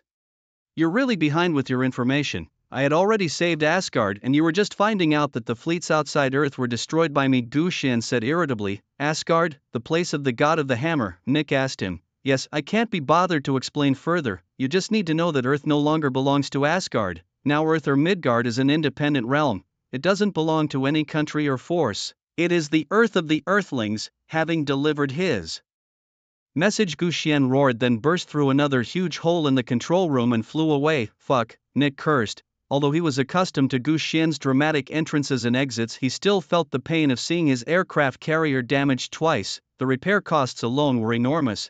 But after all, the trouble was resolved, which was much better than having to deal with it himself. Moreover, Gu Xian's words just now had reinforced his resolve to protect Earth. Drip, the 1-month task of protecting Earth is complete, main mission accomplished. About to open the next universe, please select the next universe. A cold mechanical voice echoed in his mind. This unpredictable system gave Gu Xian, who was flying through the air, quite a scare. Wasn't there supposed to be a reward? How come you only issue tasks without rewards? Aren't you bullying an honest person here? Gu Xian angrily responded to this unscrupulous system. Please choose a universe. The reward will be available in the next universe. Gu Xian grew even angrier. Great, now you've learned to make empty promises. Can you change that icy tone of yours? Wait until you learn to speak respectfully before I choose. Gu Xian was also irritated by its attitude. A system and I can't handle you. I'm the one who has dealt with Thanos. Host's request detected. Retrieving voice mode. Installing sweet adorable girl voice. Multiverses #1 clip installation complete. Please test host. Clip voice. Gu Xian was completely thrown off by the system's operation. Why has it suddenly become so nice? Just a moment ago it had such an attitude, but it's finally changed, so I might as well try it out. Test. Do you like it now? The pure and sweet voice of a little girl completely caught Gu Xian off guard. Good grief, is this supposed to disgust me? Gu Xian almost spat out a mouthful of old blood. Host's dissatisfaction detected. Retrieving again. Installing mature lady voice. 3 words that captivate the soul. Installation complete. Please adjust host. Gu Xian did not hesitate, eager to make the change. Is this voice okay, little brother? Oh my, yes, very much so, Gu Xian hurriedly agreed. Now initiating the multiverse teleportation, please choose from the following universes. 1. Pleasant Goat and Big Wolf Universe. 2. One Piece Universe. 3. Naruto Universe. What's the first one? Gu Xian felt his intelligence was being insulted. Choose quickly, good little brother, choose and sister will give you a reward. The voice, both pure and suggestive, echoed in Gu Xian's mind, making him uncomfortable yet excited. This new voice pack really understood people. Let's go with the Naruto universe then. After thinking it over, Gu Xian made his choice between One Piece and Naruto. Then, as you wish, teleporting now, a gust of wind flashed by and Gu Xian, who had just been flying over New York City, was suddenly pulled into a black hole. As Gu Xian screamed, a dizzying sensation spread throughout his body. About to arrive in the new universe, get ready little brother. 3, 2, 1, welcome to the Naruto universe, please claim your reward from the previous universe. Don't make me wait too long. According to the universe mechanism, the power of the Super Saiyan will be recalled and your body will become intangible. Claim it. At this moment, Gu Xian lost the power of the Super Saiyan and immediately lost his ability to fly. At this moment, he was being dropped by the system into the sky, performing a free fall. Claim successful. Congratulations on obtaining the power of the Nine Tails, mastery of all ninjutsu from the 5 great nations. The legendary Ninja Tools gift pack and the summoning beast Geto Mazo. Current timeline, Obito declares the start of the 4th Great Ninja War 1 week from now. Main mission issued, defeat Madara Uchiha with the power of 6 paths. I'm looking forward to it, little brother. As the seductive voice passed through, Gu Xian truly felt the intense changes happening to his body. The vacancy left by the Super Saiyan now filled with a powerful surge of chakra. At this moment, although Gu Xian had acquired the power of the Nine Tails, it wasn't the real Nine Tails trapped within his body, so he wasn't a true Jinchuriki like Naruto Uzumaki. Instead, the reborn Gu Xian was controlling the powerful chakra as he flew steadily through mid-air. He breathed out a chill breath, feeling relieved that he hadn't fallen to the ground. Now he had arrived in this brand new universe where knowledge of ninja techniques flooded into his mind, allowing Gu Xian to engage with this new world. Let's give this a try, he thought. Gu Xian changed the position of his hands continuously, the surroundings transforming as he altered his hand seals: snake, goat, monkey, pig, horse, tiger. He overlapped his thumbs, left thumb on top and then stretched them up, keeping the left thumb above. Next, his little fingers aligned parallel with the thumbs, a position demanding flexibility in the wrists. Then, extending his elbows out, the index fingers of both hands met to form a triangle, and finally his thumbs stretched out straight, fire style. Great fireball technique, Gu Xian shouted vehemently. A massive fireball then condensed in front of him, and with a wide open mouth he inhaled deeply before propelling the fireball forward with great force. Boom, the fierce flames burned, turning the surrounding air into smoky shadows and illusions. The fireball struck a large tree in front, splitting its trunk in the middle, sending the top half soaring into the sky. Yet the fireball didn't burst open immediately. It continued to crush several more trees behind before exploding against a huge boulder. With an earth-shattering explosion, the fireball created a massive impact within a 20-meter radius, shattering the nearby trees and rocks and evaporating a nearby river with its intense heat, leaving a giant mushroom cloud hanging in the mid-air. Not bad, this chakra is worthy of my identity. Gu Xian nodded in satisfaction, feeling the abundant flow of chakra within his body. A new side mission was then assigned. Defeat Uchiha Sasuke to earn the Eternal Mangekyo Sharingan as a reward. You can do it. The sultry voice of the system echoed again in Gu Xian's ears. Uchiha, the embodiment of evil, your end is near. A slight smile formed on Gu Xian's lips as he anticipated his encounter with Sasuke. The map of the Naruto universe was then implanted into Gu Xian's brain by the system, marking Sasuke's location. Here I come. Gu Xian concentrated his chakra on his feet and leaped onto a large tree heading towards Sasuke. On a branch in the forest, a figure in a standard Akatsuki cloak with a cloud pattern appeared from a singularity, spinning outward with a sound like an electric current. Uchiha Sasuke. Hearing the noise, the members of Hawk Squad also halted their pace to Konoha, steadying themselves on the tree branches. Upon seeing the person before him, Sasuke immediately became alert. Though he didn't know what was happening, he knew that no one would come without a reason. He felt no presence. It was as if the body had suddenly materialized before him. Xiang Lin stared at the formidable figure before her. Although she didn't know who he was, she understood that his strength likely surpassed that of their quartet. Shueyu showed a helpless expression while Zhang Wu stood calmly behind Sasuke, waiting for his reaction. How did you know I was here? Sasuke asked, puzzled. I have my ways, but I'm here for something else, the man in the mask explained calmly. He had previously implanted by Ju within Sasuke's body to locate him whenever needed and to take Sasuke's eternal Mangekyo Sharingan for his own use when the time came. We Hawk have already broken away from the Akatsuki. You have no right to command us anymore, Sasuke responded. I tasked you with capturing the Eight Tails Jinchuriki and you failed. It was only his substitute, the masked man said, disappointed. Sasuke recalled that battle. He had observed everything with his Sharingan and had not missed anything. It was then, Sasuke remembered that a tentacle of the Eight Tails had been chopped off and Killer Bee must have escaped at that moment.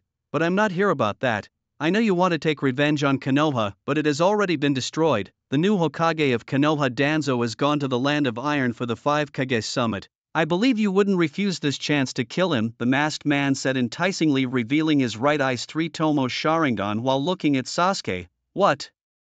If I refuse? Sasuke asked coldly. Then we will have to fight, the masked man stated flatly. A sharp cry of a bird came from Sasuke's right hand and blue lightning suddenly appeared. The violet electricity instantly charred the surrounding trees, continuously vibrating the air around his hand. This was Sasuke's signature move, Chidori. Though inherited from his former teacher Kakashi's lightning cutter, he had also developed his own lightning techniques like Chidori Sharp Spear and Chidori Stream, managing to summon it instantly without hand seals. In an instant, Sasuke raised his right hand. Chidori aimed straight at the masked man's chest. His Sharingan activated in a blink. The reaction took less than a second, leaving the three bystanders unable to react in time. The unstable lightning energy passed through the masked man's body as if striking air, and his body began to dematerialize, allowing Sasuke to phase right through him. What? Still the same abilities as before? Sasuke thought to himself. The Leaf Village no longer exists. Everything you are doing is meaningless, the masked man tried to persuade them. What do you mean? Xianglin asked him. At that moment, something resembling a man-eating flower emerged from the branches beside the masked man's left foot. Let me explain, he said as the flower opened, revealing a body that looked like Baiju, but with the right side entirely black. He is also a member of the Akatsuki. Black Ju, my companion, the masked man explained to the group. Our member Pain has destroyed the Leaf Village, and with your actions, the 5 Kage have already begun to move. Upon hearing that the members of the Shao organization had directly destroyed the village hidden in the leaves, faces of the four were marked with shock. Soon after, Kuratsuchi explained the whole situation to Team Hawk. After listening to Kuratsuchi's account, Sasuke and the others understood the intentions of the masked man. Following a discussion among the four, Sasuke agreed to the masked man's request. However, he also declared his stance, stating he would not serve the Shao organization, but was only participating to seek revenge against the Leaf for the death of his brother, his enemy, Danzo. The masked man gave a faint smile, warned them about the power of the 5 Kage, and prepared to leave with Kuratsuchi. Just then, a ninjutsu dart flew towards the masked man's head, forcing him to interrupt his majestic transfer and turn to look at the unexpected guest who had appeared. A figure clad in leaf ninja garb stood on the other side of the branch, staring intently at Sasuke. It was Guo Xian. With a cold snort, Guo Xian said, Sasuke, prepare to die. Who are you? Sasuke, engaged in conversation with the masked man, hadn't noticed someone approaching. The person before him had hidden his presence well. Me? I am Guo Xian, a ninja from the village hidden in the leaves, here today to defeat you, the traitor, Guo Xian replied coolly. Hearing that his opponent was a leaf ninja ignited Sasuke's fury. The leaf? The people of the leaf deserve to be slaughtered. Sasuke drew his sword and charged at Guo Xian, his blade crackling with the power of lightning, slashing towards Guo Xian's heart. Guo Xian didn't dodge. Instead, a slight smile appeared on his face as a red nine-tails chakra cloak suddenly enveloped him, his eyes marked with the vertical slits of the nine-tails. His right hand grabbed the Chidori blade, easily blocking the paralyzing effect of Sasuke's lightning attack with the nine-tails chakra cloak. Nine-tails chakra. Both Sasuke and the masked man exclaimed in surprise. This was a power only Naruto Uzumaki possessed, and now it appeared on this leaf ninja before them. The power of the nine-tails. Has Naruto died at your hands? The masked man, initially wanting to observe how much Sasuke's eye powers had progressed without intervening, now started inquiring about the situation upon seeing the nine-tails power. You don't need to know the reason, Guo Xian coldly answered. Sasuke tried to pull his Chidori blade free but found it stuck as if glued, unable to withdraw it by his own strength. He possesses such incredible power, Sasuke thought, shocked. Take Suddenly chakra erupted from the Chidori, forming a burst of piercing thunderous power in his hand aimed directly at Guoxuan's head. Guoxian still did not dodge, instead catching the Chidori with his right hand, which now exploded with Nine Tails chakra, and as the chirping faded the Chidori was snapped in two. Guoxuan's hand transformed into a Nine Tails chakra-clad claw. Is this all you've got? Guoxian looked down on Sasuke disdainfully, then with a powerful swing of his right hand he threw Sasuke away, flinging the Kusanagi sword after him. Sasuke, Karen called out worriedly. Seeing the situation, Shigekazu quickly leapt into the air to catch Sasuke, then used his curse seal to block the Kusanagi sword with his transformed shell. Sasuke jumped from Shigekazu's arms onto a tree trunk and began to form hand seals, fire style, great fireball technique. A fireball blew out from in front of Sasuke's mouth and flew towards Kogwan. Although the fireball consumed a lot of Sasuke's chakra, it was only half the size of the one Kogwan had launched earlier. The gap in their talents was like that between Itachi and Sasuke when they were children. You dare to use such a small fireball, Kogwan said disdainfully, and then he too began to form hand seals, water style, great shark bomb technique. A huge wave with a shark pattern emerged behind him, followed by a thunderous roar of a shark swallowing Sasuke's fireball and then charging directly at Sasuke. But Sasuke remained calm. Chidori sharp spear, intense lightning sprayed from Sasuke's hand, striking the shark fiercely. However, the shark's momentum only decreased and did not disappear. Seeing that the situation was unfavorable, Sasuke quickly increased the chakra in his hands and finally shattered the shark before it could reach him. A shark's ninjutsu, the masked man frowned. Hawk Team, go! The four members burst into action. Sasuke leapt into the air, summoning clouds above, and began gathering lightning for his next powerful move. Suigetsu transformed into a pool of water and moved towards Kogwan's feet. Attempting to trap him, Shigekazu activated his curse seal, launching a gigantic arm at Kogwan's body. After being bitten in the neck by Sasuke, Karen sprayed poison forward while trying to timely replenish chakra for the trio. Fire style, fire annihilation. High flames instantly evaporated most of Suigetsu's body, forcing him to dodge to the side. Earth style, rock fist technique. His own Nine Tails four claws gathered a large amount of rocks, eventually forming a fist that met Shigekazu's fist head-on, sending Shigekazu flying. Karen's weak poisonous fog was directly absorbed by the chakra coat. Then Karen was swiftly knocked away. In just a few seconds, Hawk Team's aggressive attack crumbled under Kogwan's powerful strength and robust chakra. But they had at least bought some time. In these few seconds, Sasuke also gathered enough clouds. The forest sky was covered with clouds, the wild wind blowing Sasuke's unruly hair, while his eyes transformed from 3 Tomo into a Mangekyo Sharingan, firmly locking onto Kogwan's position.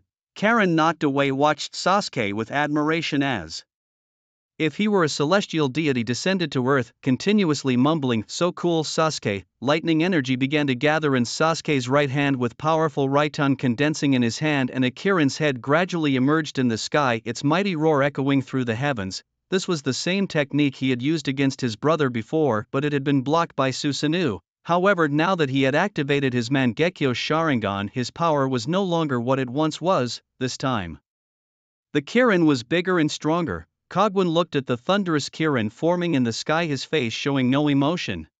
He merely began to form seals in front of his chest. In Sasuke's eyes, Guoxuan was already a dead man, and killing him was just a matter of laying hands. The technique was ready. Guoxuan smiled confidently. At that moment, Sasuke also lowered his right hand. With a roar, a massive thunderous Kirin fiercely struck towards Guoxuan. Would release. Advent of a world of flowering trees. The surrounding forest began to transform dramatically. Within a 50-meter radius, the trees started moving towards Guoxuan, and soon a gigantic tree condensed into a shield blocking the powerful lightning technique. Due to the drastic change in the branches, Hawk Team's 3 members quickly jumped down, and the masked man also used his divine power to teleport himself and Kuratsuchi far away. Under Guoxuan's control, the huge tree branches encircled Hawk Team's trio, and despite their various ninja techniques, the powerful trees still bound them one by one. Seeing the situation turning bad, Sasuke hurriedly moved to rescue, but the trees also extended in front of him, blocking his path.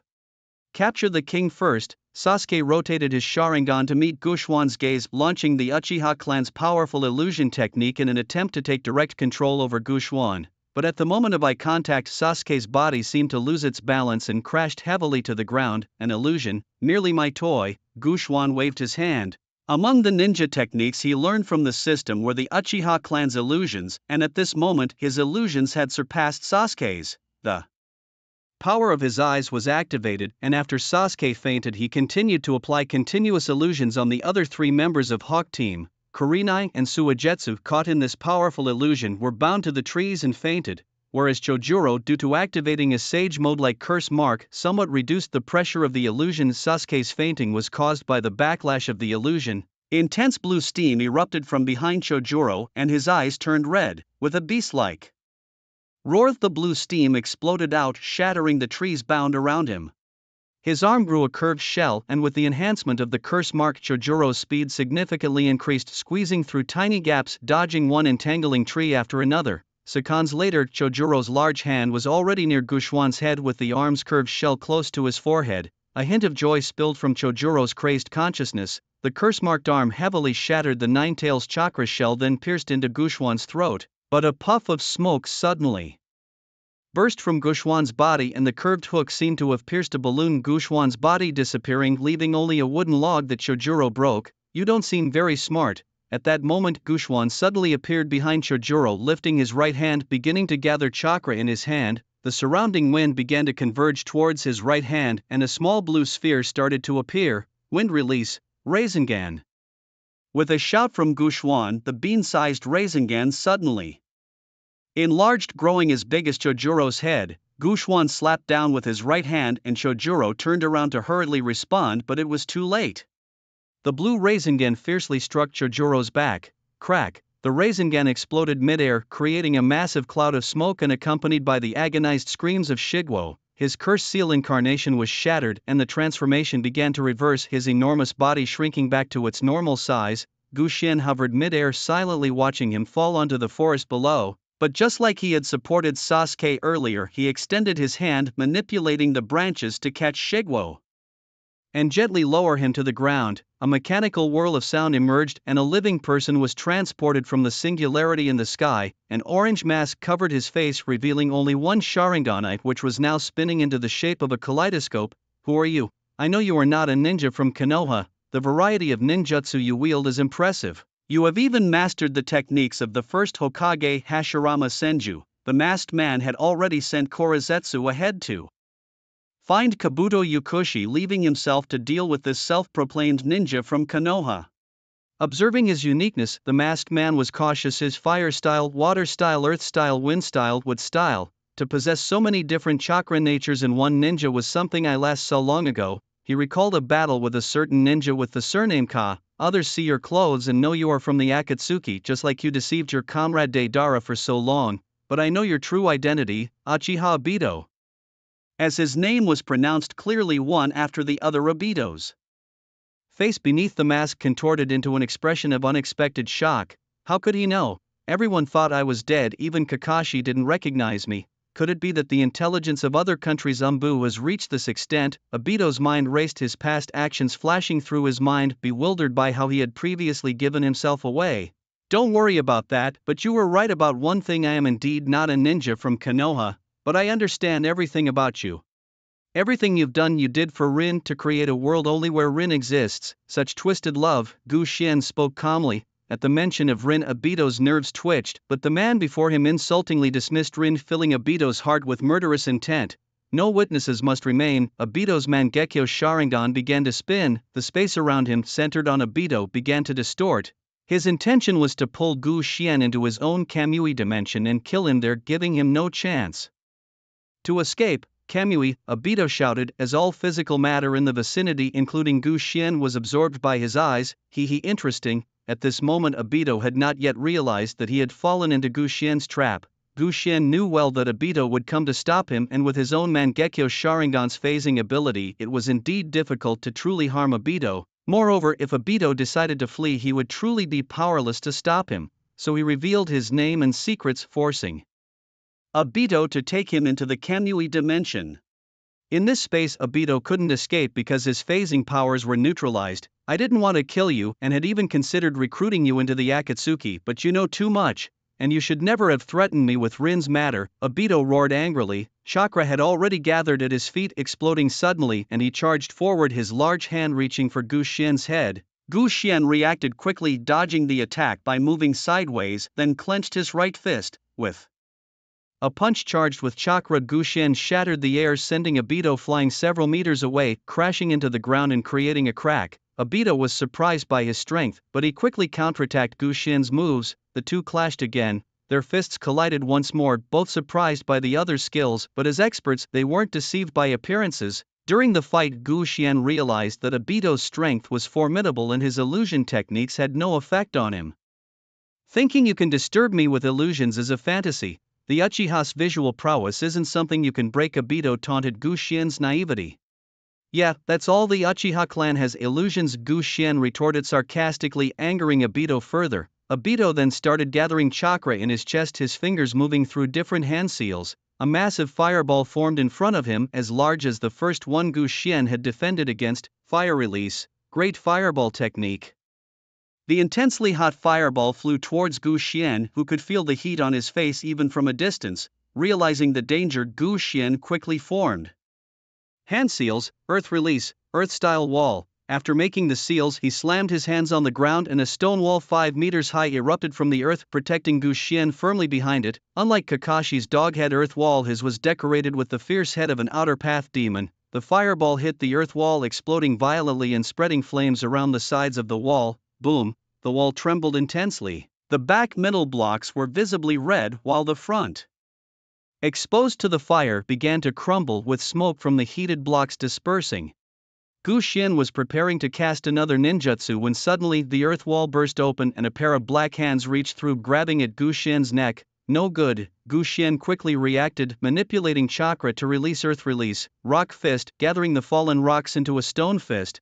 Bang, the hands collided, and with a burst of circular air explosion, Gu Xian was flung backward. Gu Xian felt intense pain in his arm and had to release the stone fist. How did he muster such strength? Gu Xian wondered, bewildered. At that moment, Obito's right arm fell off, revealing a white arm made of some white substance falling from his sleeve. Gu Xian suddenly remembered that his arm was attached using Baiju's organ, which enabled him to unleash such power with the severed arm combat technique. How will you form hand seals then? Gu Xian coldly asked, looking at his own severed arm. Don't worry about it. Tidy angrily continued to throw punches with his left hand at Gu Xian. Gu Xian hurriedly caught the punch, but Tidy's attacks were very fast and his second punch was aimed at Gu Xian's waist. Gu Xian prepared to defend with his right hand while his left hand gathered strength for a rock fist counterattack. However, Tidy's left hand suddenly shifted from a fist to a hand seal, and then, by opening and closing his fingers, he changed Gu Xian's fingers into hand seals as well. Chakra began to drain from the fingertips and the rock fist that was about to be flung at Tidy was blocked by a sudden fireball. Well done, Tidy, using my fingers to form seals and consuming my chakra to release ninjutsu for defense. Gu Xian had to admire Tidy's high intelligence. Tidy leaped backward, moving away from Gu Xian. Gu Xian got ready, thinking Tidy was about to launch another attack, but Tidy just coldly chuckled from afar. A new hand grew out of his hollow sleeve. What the heck? He has this trick up his sleeve too. Gu Xian cursed under his breath. He also realized Tidy's strategy with the earlier severed arm attack, which indicated that Baiju was still inside Tidy, supplying him with new organs. Now, Tidy seemed to have regained his strength as before, while Gu Xian had expended much chakra in defense.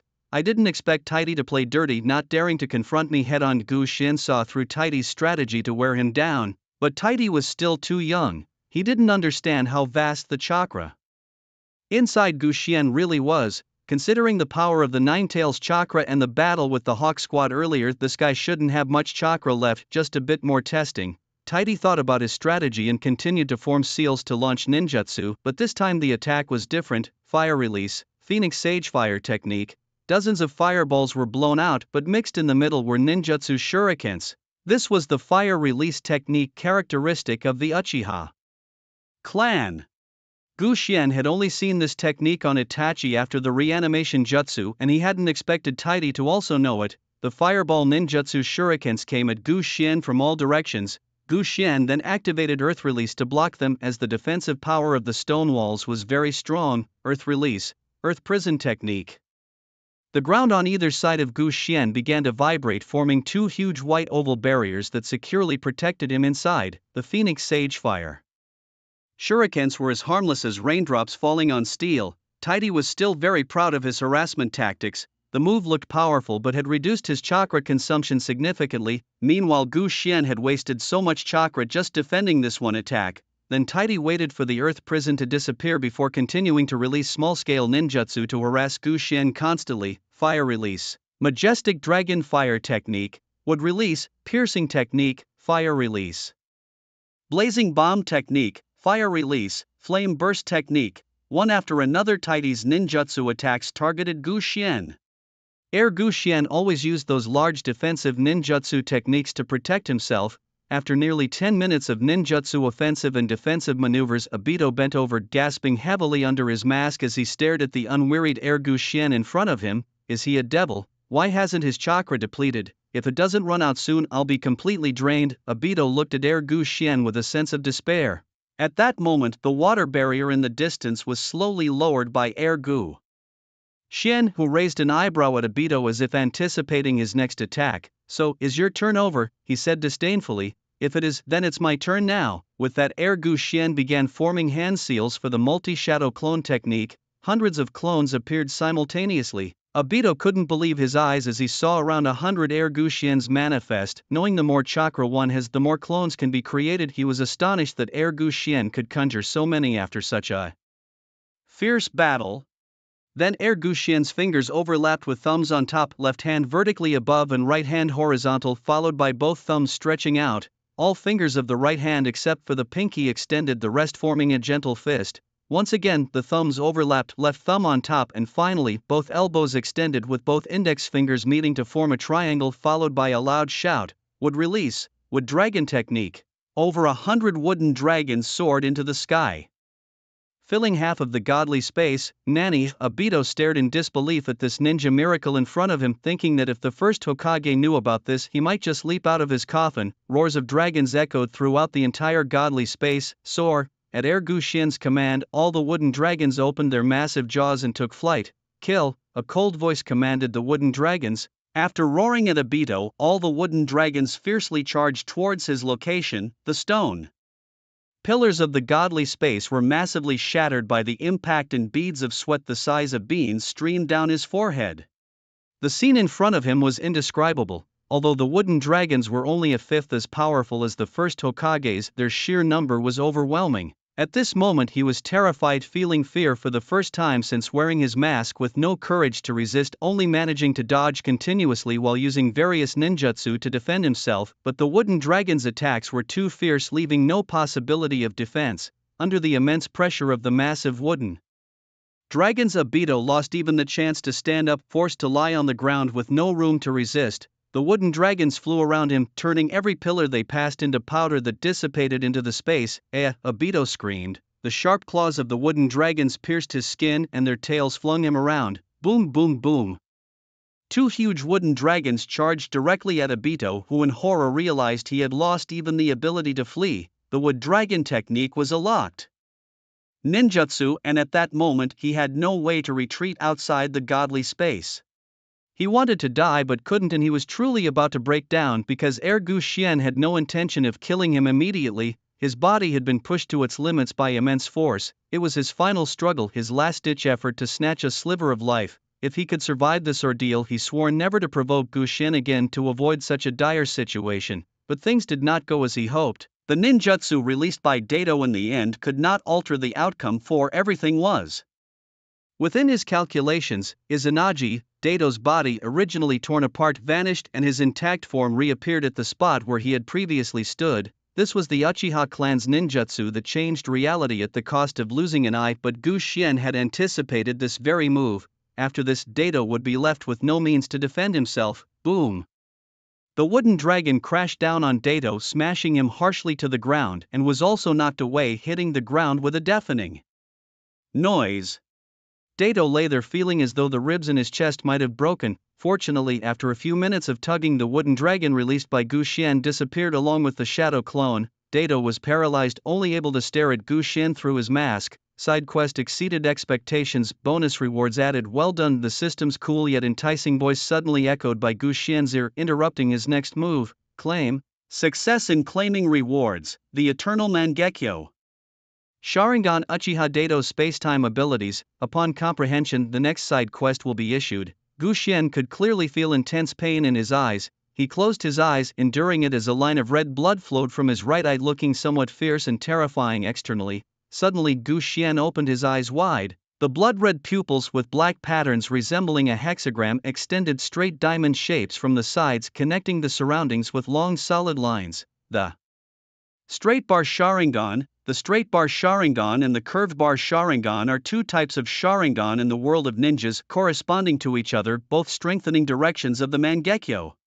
The basic function of the straight bar Sharingan is to enhance reaction speed, while the curved bar focuses on illusions and space-time manipulation. The meaning of the straight bar Sharingan represents the eternal Mangekyo, enhancing the visual power significantly more than the curved bar Sharingan, which excels in illusions.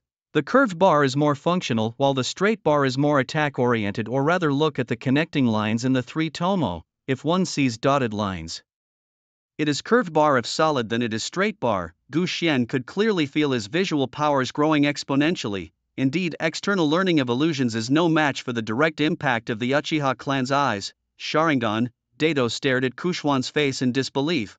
Although he was now unable to move, even turning his eyes requiring effort, the sight of Kushwan's kaleidoscope Sharingan was too much to bear. Imagine a ninja who possesses the kaleidoscope Sharingan, the power of the 9 tails, and even the ability to use would release, truly a terrifying existence. Kushwan, feeling the ease throughout his body, found his senses sharpened many-fold, a worthy bearer of the Uchiha's kaleidoscope.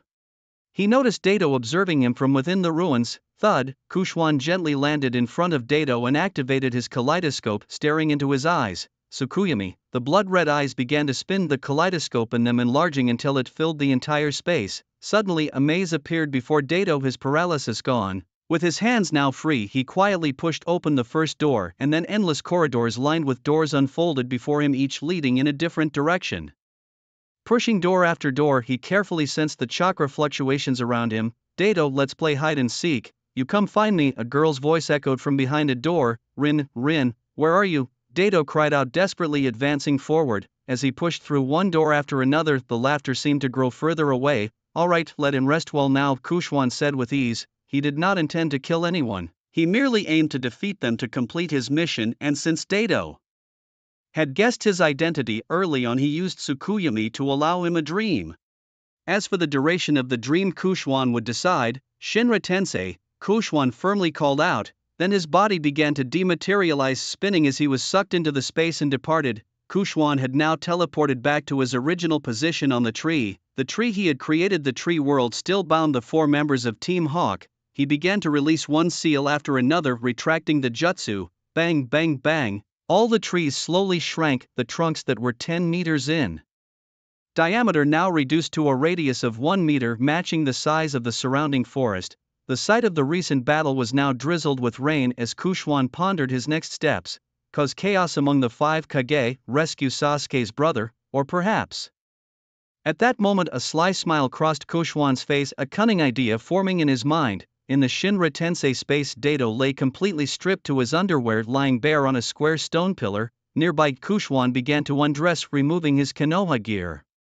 With his perfect physique exposed to the air, his messy hair slightly lifted by the wind revealing a clean profile, his 8-pack abs and robust calves perfectly connected, displaying the most primal and majestic aspect of masculinity. His handsome face was filled with wildness and charm, his narrow, captivating eyes shining with an unusual light. His features, like a masterpiece from God, were incredibly handsome with sharp, chiseled angles.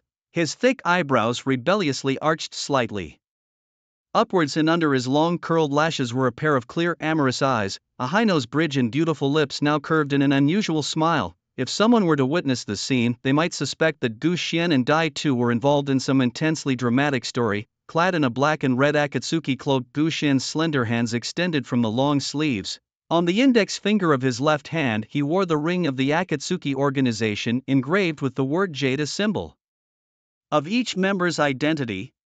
Lastly, he donned Dai Tu's tiger skin mask. Using a transformation technique common in ninjutsu, he altered his body to match Dai Tu's physique.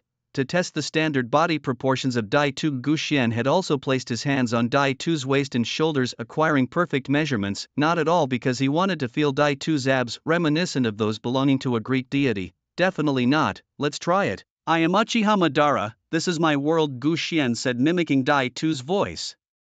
He was quite pleased with himself, thinking inwardly. At that moment he continued to review the Naruto world map provided by the system in his mind, searching for the location of the Land of Iron. However, the map suddenly started flashing the position of Uzumaki Naruto. Gu Xian thought for a moment and decided to check on Naruto first, anticipating unexpected gains, especially since there was still some time before Sasuke would wake up and attend the Kage summit. Leaves fell from the trees as Gu Xian had already left the forest, controlling the chakra in his feet to swiftly move through the dense foliage towards Naruto's location. Sorry, I still can't tell you about Sasuke's information, Naruto said, currently pinned against the wall by a Cloud Village, Kunoichi's elbow pressing into his neck. What's going on? You promised otherwise. Karui pressed harder against Naruto's neck. Naruto's thoughts echoed with Shikamaru's words. Sasuke is also a leaf ninja, a comrade, so we must rescue him at all costs. Struggling to breathe, Naruto's face turned extremely pale. Well? Aren't you going to speak? Karui's expression grew fierce. I understand your desire for revenge, but if you proceed with revenge in your heart and kill Sasuke, my comrades won't just stand by. It will turn into a tragedy of mutual hatred, and this tragedy will keep repeating endlessly, Naruto explained with difficulty. Then how should we vent our hatred? Omoi frowned and asked Naruto. Before you find Sasuke, you can beat me up to vent your feelings, Naruto offered, not knowing what else to say. Slap. Karui punched Naruto in the face, knocking him to the ground, then continued to punch him repeatedly, with Naruto offering no resistance, allowing Karui to vent her anger. Nearby Sakura was about to intervene, but Naruto waved her off, signaling her to let him be. She covered her mouth with her hand, pained. The flames of revenge burned fiercely in Karui's heart as she saw Naruto as Sasuke punching him repeatedly to avenge her master killer bee. After enduring a painful beating for 2 minutes, Naruto's face swelled up like a pig's head. Karui showed no signs of stopping. Though slightly tired, the flames of revenge in her heart kept her fists swinging. Snap! A kunai hurled from a nearby tree was swiftly deflected by Omoi's sword. He reacted quickly, knocking away the weapon that could have put Karui in grave danger. The others also sensed something amiss and looked up towards the person on the branch. The assailant was Gushwan, who was leaning against the tree, dressed in an Akatsuki cloak, calmly observing the scene below. It's an Akatsuki member. He must know where our master is. Instead of us looking for you, you've come to us. Karui glared intensely at him. Then she drew her sword and leaped toward him to strike. Gushwan activated his jutsu to phase his body, causing Karui to pass right through him and fall to the other side of the tree. That person. Naruto, with his swollen face, remembered what Konan had once told him about the mysterious member of the Akatsuki, and the mask further confirmed his suspicions. Long time no see, Naruto, came Sasuke's voice from beneath the mask, shocking everyone present. You're Sasuke. Return our master, Omoi demanded fiercely, drawing his own sword to fight. Sasuke, why did you join Akatsuki? Why? Sakura sobbed on the side, unable to believe it was Sasuke. Meanwhile, Gushwan was mimicking Sasuke's voice, trying to divert the attention from Naruto, who was being beaten by Karui. But now that things had come to this point, he had no choice but to continue impersonating Sasuke in the impending battle. To make everyone more convinced of his identity, he revealed his Sharingan, which made those around him even more certain of his identity. Dai Yunlu? Crescent Moon Slash. Omoi swung his blade swiftly at Gushwan, the speed of the blade creating 3 afterimages in the air. Bright sword energy slashed forward and Omoi rapidly shifted his form, unleashing 5 slashes at different parts of Gushwan's body in 1 second. But the result was the same. Even the fastest blade is ineffective before nothingness, flashy but impractical. Is that all you've got? Gushwan scoffed disdainfully. Underestimating us, you'll see what the people of Kumobikure are made of, Omoi shouted. Good, Yunlu instant slash. Karui roared, as immense electrical energy burst from his blade. Lightning flickered with blinding brilliance, like a meteor streaking across the sky. Karui, holding his long sword reversed in front of his chest, aimed directly at Gushwan, as if splitting the heavens. The lightning was mixed with a terrifyingly destructive aura, its force enough to shock all those nearby. Humph. Seeing Karui attack him, Gushwan's mouth curled into a scornful smile, his fists clenched as he swung down to meet the attack. My style? Inside Mist Slash? Modified. Beside the tree, Omoi swung his lightning-enhanced blade, creating several identical clones that also coordinated with Karui to attack Sasuke from all directions. Gushuan's fist, imbued with a massive concentration of chakra, clashed against the fragile Raikiri blade, shattering it instantly with a force that surged to 2,000 kilograms. He then used the sheer inertia to thrust toward Karui's chest. What? Karui exclaimed in shock, scrambling to draw her hands in an attempt to block the strike, but it was too late to intercept the punch. Naruto and his companions, witnessing the shattered Raikiri, worried for Karui's safety. However, Gushuan's fist passed straight through her body, and as Sasuke's body fell due to gravity, it overlapped with Karui before hitting the ground. Omoi swiftly caught Karui in midair and swung her towards a tree branch. It was indeed Omoi who had attacked Gushuan first, forcing Gushuan to activate his phasing ability, allowing Karui to escape. This attack, stunned by the power that shattered her Raikiri, Karui was in awe of the formidable strength Sasuke seemed to possess. So strong, Karui and Omoi thought to themselves. You're not Sasuke. Sasuke doesn't use space-time ninjutsu. Who are you? Naruto demanded. Figured it out, huh? Well, that doesn't matter anymore. Sasuke is no longer a ninja of the leaf. He's like us, gathering the tailed beasts, Gushuan replied, mimicking Obito's tone. I don't care about Sasuke or not, since my master is in your hands you must die. Omoi charged after him, but Gushuan knew they were near the Leaf Village's station area. Fighting there would surely attract attention, so he needed to lead them elsewhere. Activating his phasing once more, Gushuan sliced through the air and leaped towards the riverbank, making his escape. Chase him. Karui, blinded by rage, sprinted forward with Omoi close behind. Naruto, seeing this, told Sai to inform everyone back at the camp while he and Sakura joined the pursuit. After about 30 minutes of chasing, they had reached a place 100 li away from the camp. It's about time to make a move, Gushuan thought. He then hurled a series of shurikens at their heads. Watch out! Omoi quickly deflected the shurikens with his blade, fire style. Great fireball technique. A massive fireball searing with intense heat hurtled towards them. Rasengan. Naruto's right hand gathered a vast amount of chakra, and with the aid of wind energy, the Rasengan swelled to the size of the fireball. The two colossal forces collided, causing an explosion that produced a strong shockwave, sending everyone near it flying to the ground. Coughing, Omoi helped a wounded Karui up while covering his mouth to shield from the smoke. As the thick gray smoke dispersed, Gushuan swiftly maneuvered through the group. Thud! His chakra-concentrated arm slammed heavily into Omoi's back, striking a vulnerable nerve. Omoi grunted and collapsed to the ground. As Karui was about to cry out, her eyes Mangekyo Sharingan activated. With a single illusion, Gushuan knocked him unconscious. As for Sakura, she and Naruto were safely leaning against each other's backs out of Gushuan's reach. Naruto, quick-witted as ever, used his wind release to disperse the surrounding smoke. As the thick smoke cleared, there stood Gushuan on a tree branch, watching them intently. At his feet, hanging from a book, were Omoi and Karui. Naruto, the Nine-Tails Jinchuriki, I would very much like to see your abilities. How about we have a bout? If you defeat me, I will return your companions to you. If not, well, you can imagine the outcome, Gushuan taunted him.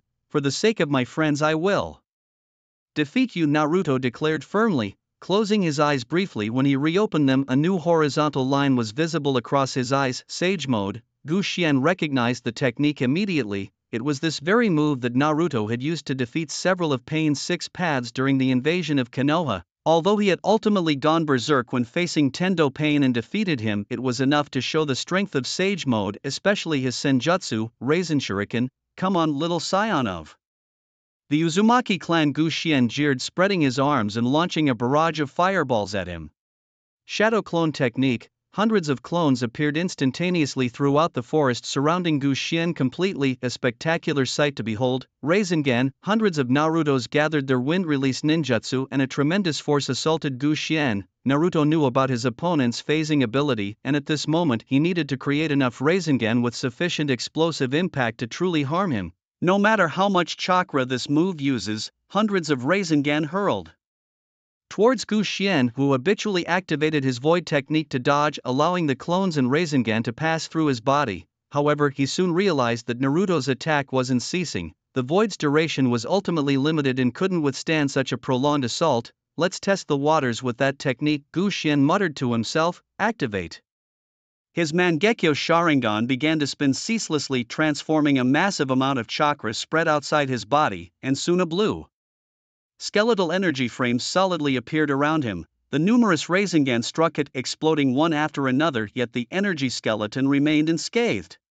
As Naruto's assault ended, a humanoid half-skeleton tightly enveloped Gu Xian's body. "What is that?" Naruto exclaimed in surprise, watching his Rasengan continuously dissipate on the skeletal structure, shocked by its formidable defense.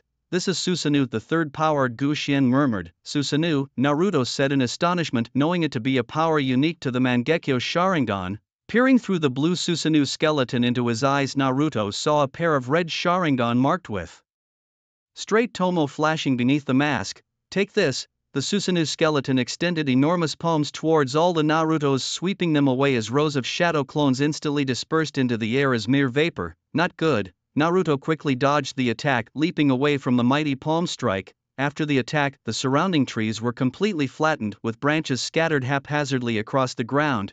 "With the power of Susanoo, Naruto stands no chance," Sakura muttered to herself in shock, covering her mouth. She had hoped to find a way to assist Naruto, but faced with such earth-shattering power, she was too stunned to speak.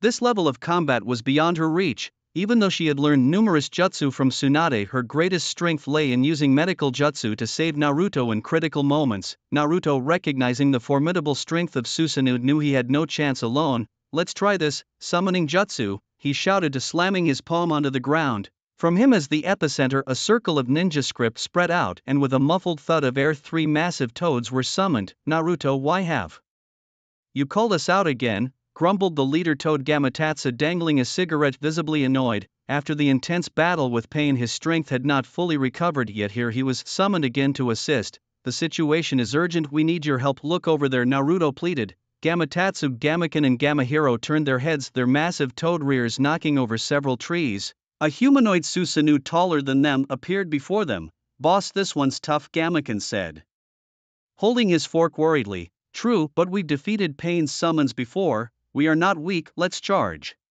Gamatsu encouraged. "Together," Naruto commanded. He leaped up, and a shadow clone appeared behind him. Naruto held a Rasengan in his right hand while the clone gathered chakra with both hands, and gradually the Rasengan morphed into the shape of a shuriken. This was the powerful technique Naruto used to defeat the 6 paths of pain, with Sage Mode chakra enhancing its destructive power exponentially. "Let's go." Gamatsu raised his sword and charged at Susanoo, and at that moment, Gamaken's fork appeared above Susanoo's head, while Gamahiro's dual sword swung at Susanoo's back. Despite their hefty size, their speed and strength were unmatched by ordinary summons. Such was the power of Mount Mayaboku. "Hold him down." "By time for Naruto," yelled Gamatsu when the 3 giant toads, wielding their weapons, pinned Susanoo to the ground. Sage Art, Raisin Shuriken. A Raisin Shuriken as big as Susanoo's head flew from Naruto's hand, crashing violently into Susanoo's head. Boom! The powerful Raisin Shuriken caused a massive explosion of energy, forcing the 3 legendary toads to retreat a second before the blast. Blue chakra clashed with the shuriken, creating a gigantic mushroom cloud in the forest. Was it a success? Sakura watched expectantly as an unmatched offensive unfolded before her. With a crack, a gigantic blue sword pierced through the thick smoke towards Toad Ken, who quickly shielded his chest with his fork. However, his fork was brutally broken by the sword of Susanoo. "What?"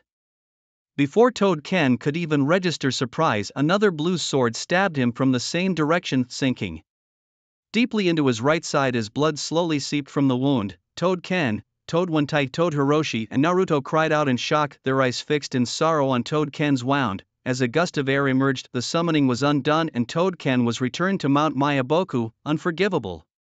Toad Wantai and Toad Hiroshi, fueled by rage, charged at the enemy who had harmed their kin, their blades slicing through the air and striking the hard shell, but Gu Xian made no move to defend himself, allowing them to slash at him.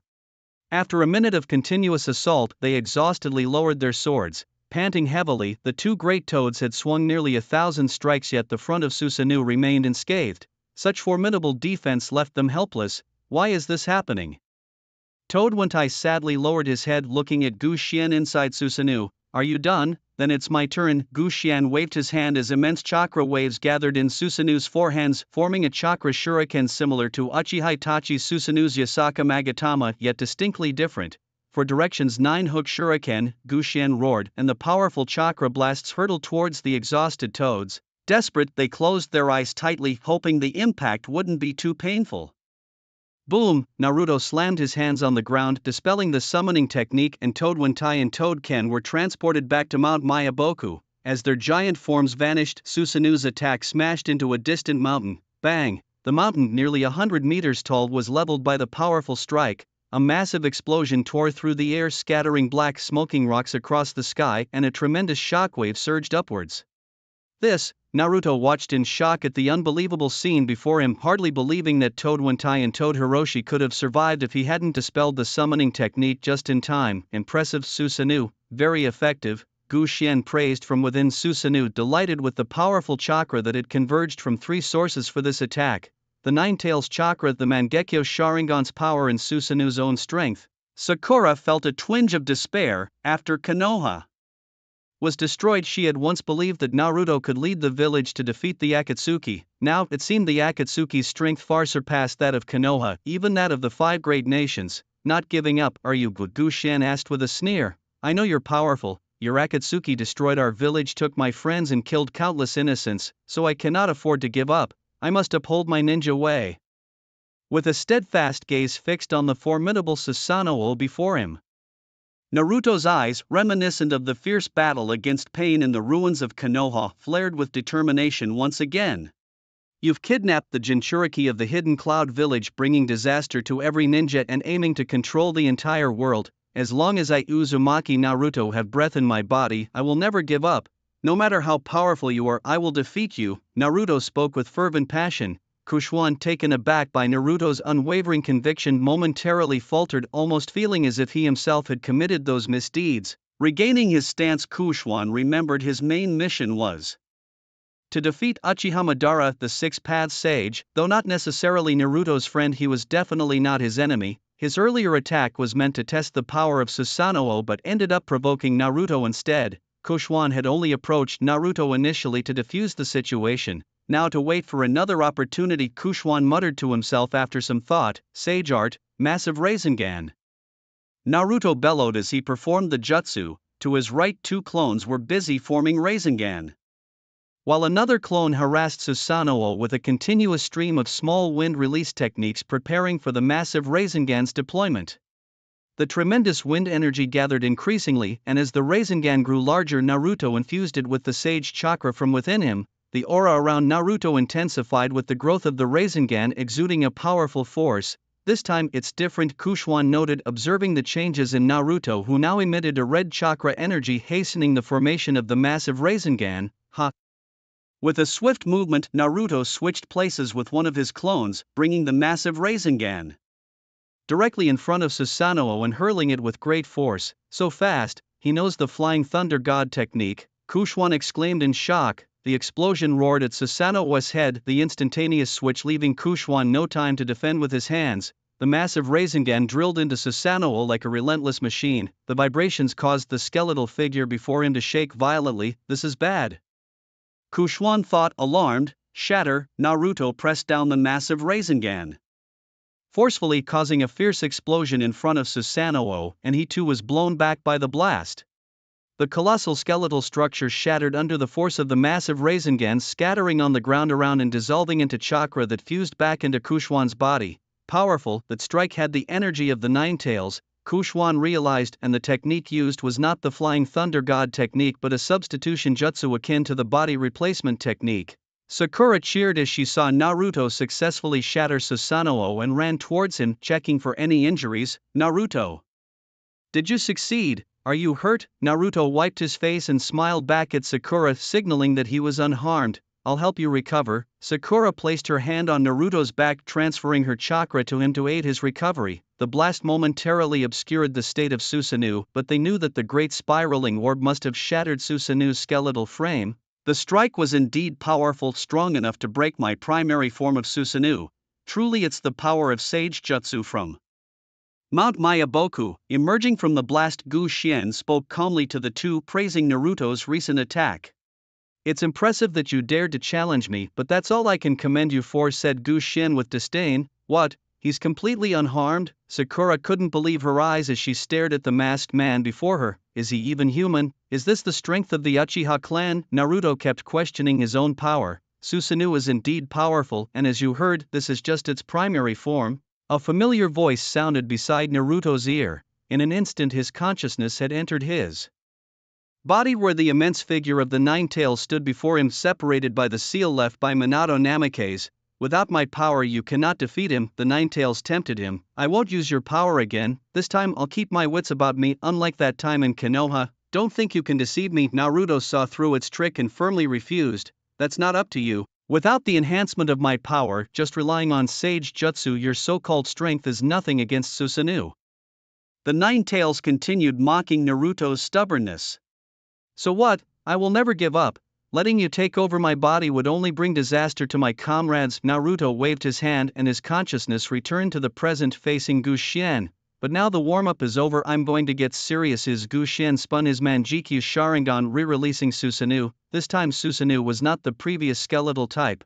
Thin thread-like chakra began to envelop the skeleton like muscles expanding outward. The ribs were gradually covered with a thicker outer shell until they finally disappeared. In its initial form, Susanoo was merely a basic form with only arms and skeleton formed, suitable for close combat and defense. However, the body was not fully enveloped by Susanoo, leaving large gaps vulnerable to powerful and wide-range ninjutsu attacks like the Great Spiraling Orb. The flesh form, based on the skeleton, was filled with meridians and flesh wrapped in a chakra cloak which could undo seals and use its exclusive weapons in ninjutsu.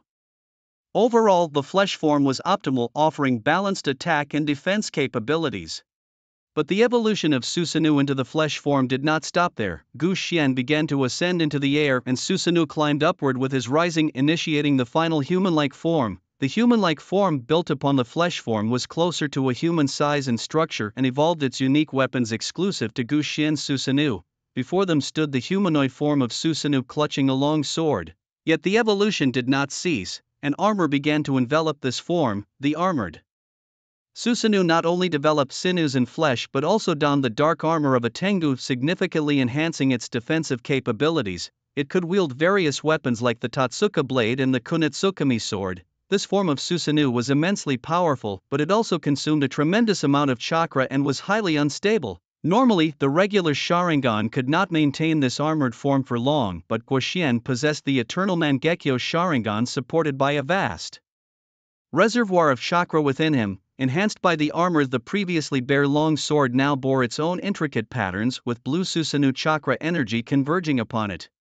Gushien manipulated the giant hand of Susanoo to swing aside, its massive blade slicing through the surrounding trees, causing a swath of massive trees to topple. There, in the center of the forest, stood the colossal Susanoo, with Gushien looking down like a deity incarnate upon Naruto and another, so powerful.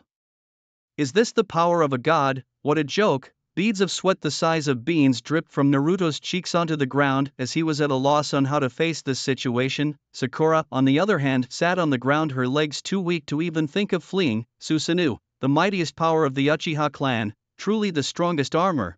Gushien shouted joyously from within Susanoo. He began to manipulate Susanoo to slash down chakra sword energies, intimidating Naruto, hoping to make him retreat. Boom, boom, boom. Huge amounts of chakra energy struck the ground, echoing the explosive power of the Rasengan. The force shattered swaths of forest trees. Get down, Sakura!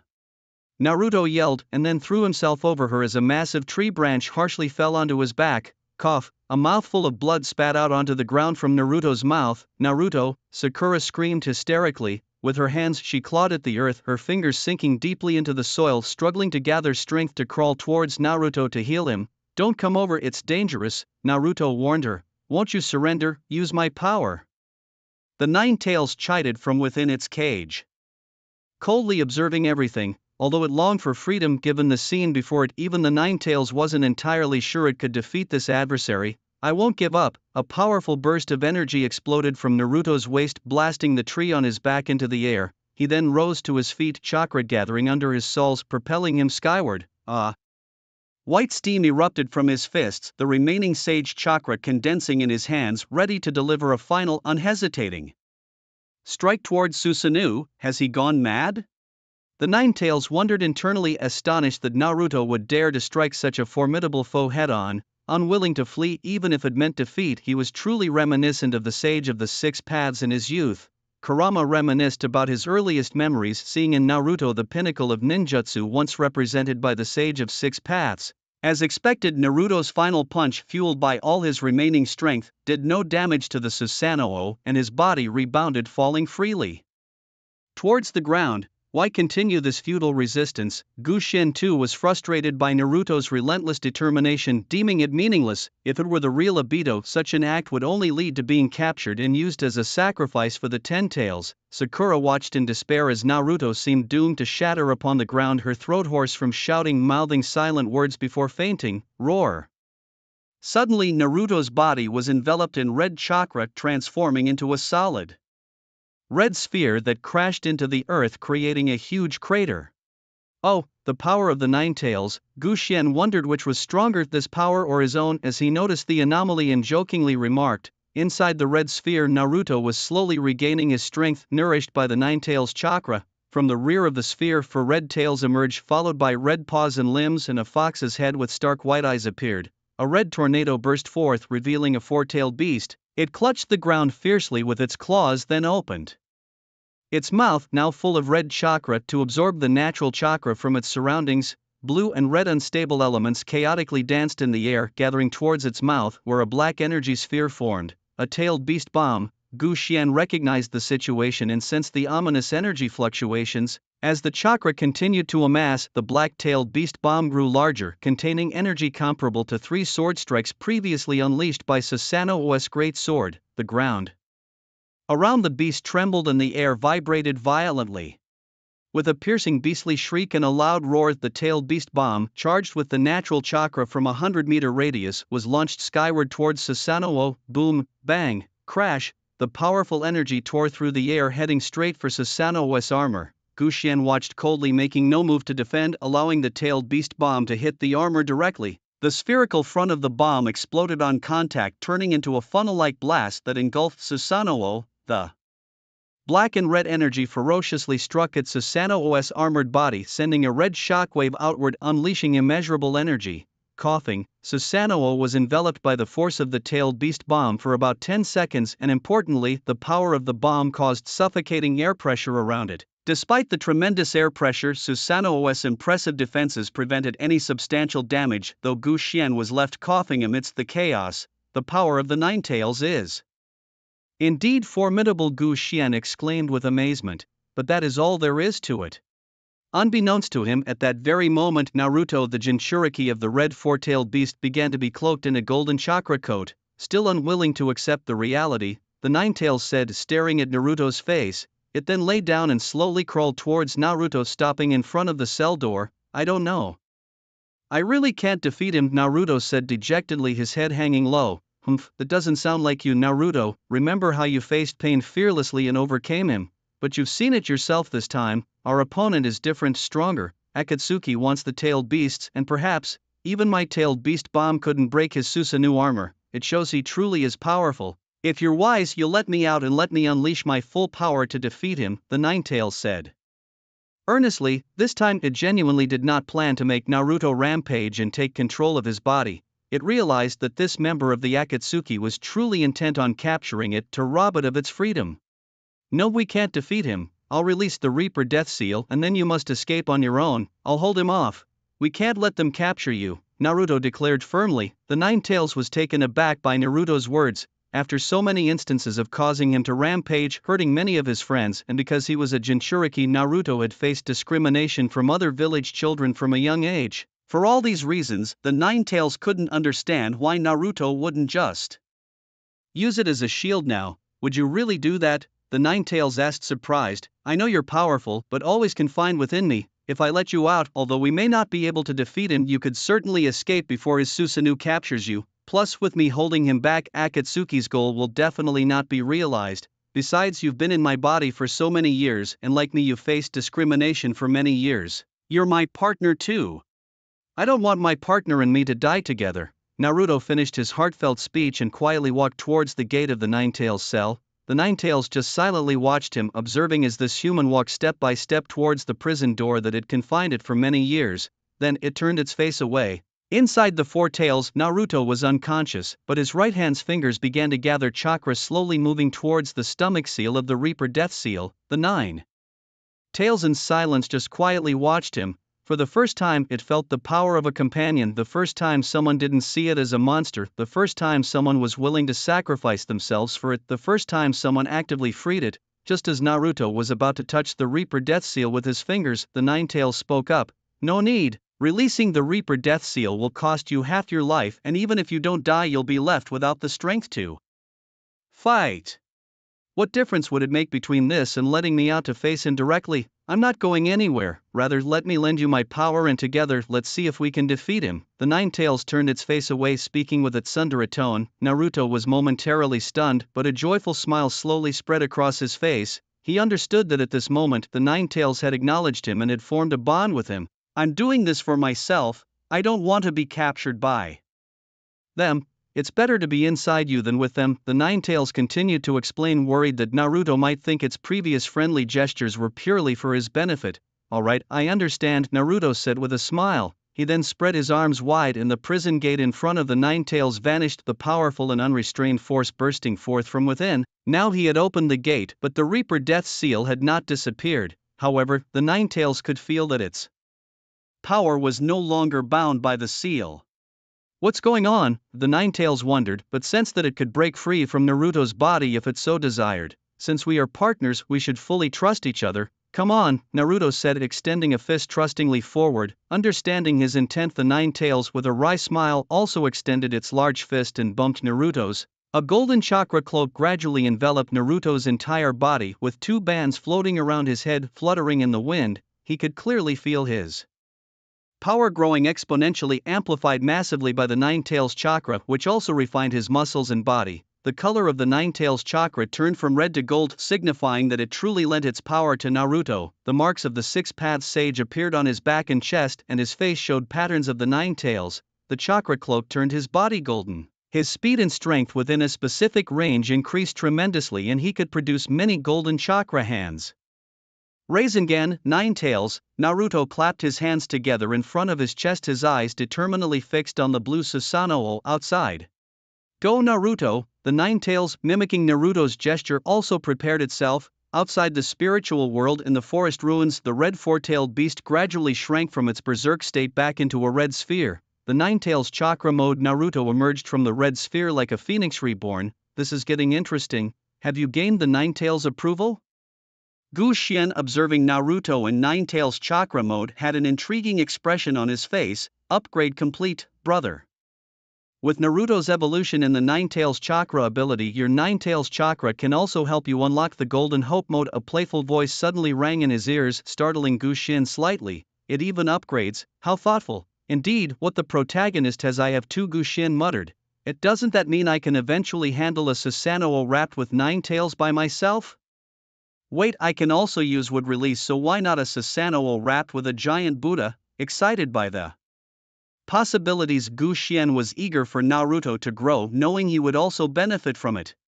Gu Xuan was thrilled to have acquired the Ninetales chakra mode, but he still needed to test the extent of the power of Susanoo. He decided to use the Ninetales chakra mode to end the battle. Amidst the ruins, Naruto stood on an uncollapsed large tree, stirring the surrounding chakra into motion. A golden flash erupted from him, and from that moment Naruto's aura underwent a transformation. The chakra of the Ninetales was different from that of Sage mode. It was more robust, and the quantitative change brought about a qualitative change. Behind Naruto, two golden chakra hands extended, around which a 2-meter-high tornado began to form in the surrounding space. The tornado, mixed with the scattered leaves around, began to converge into Naruto's hands. The golden Ninetales chakra energy surged towards his palms, but this tornado was unlike the usual rotation of the Rasengan. A closer observation would reveal that at the center of the tornado there were smaller tornadoes.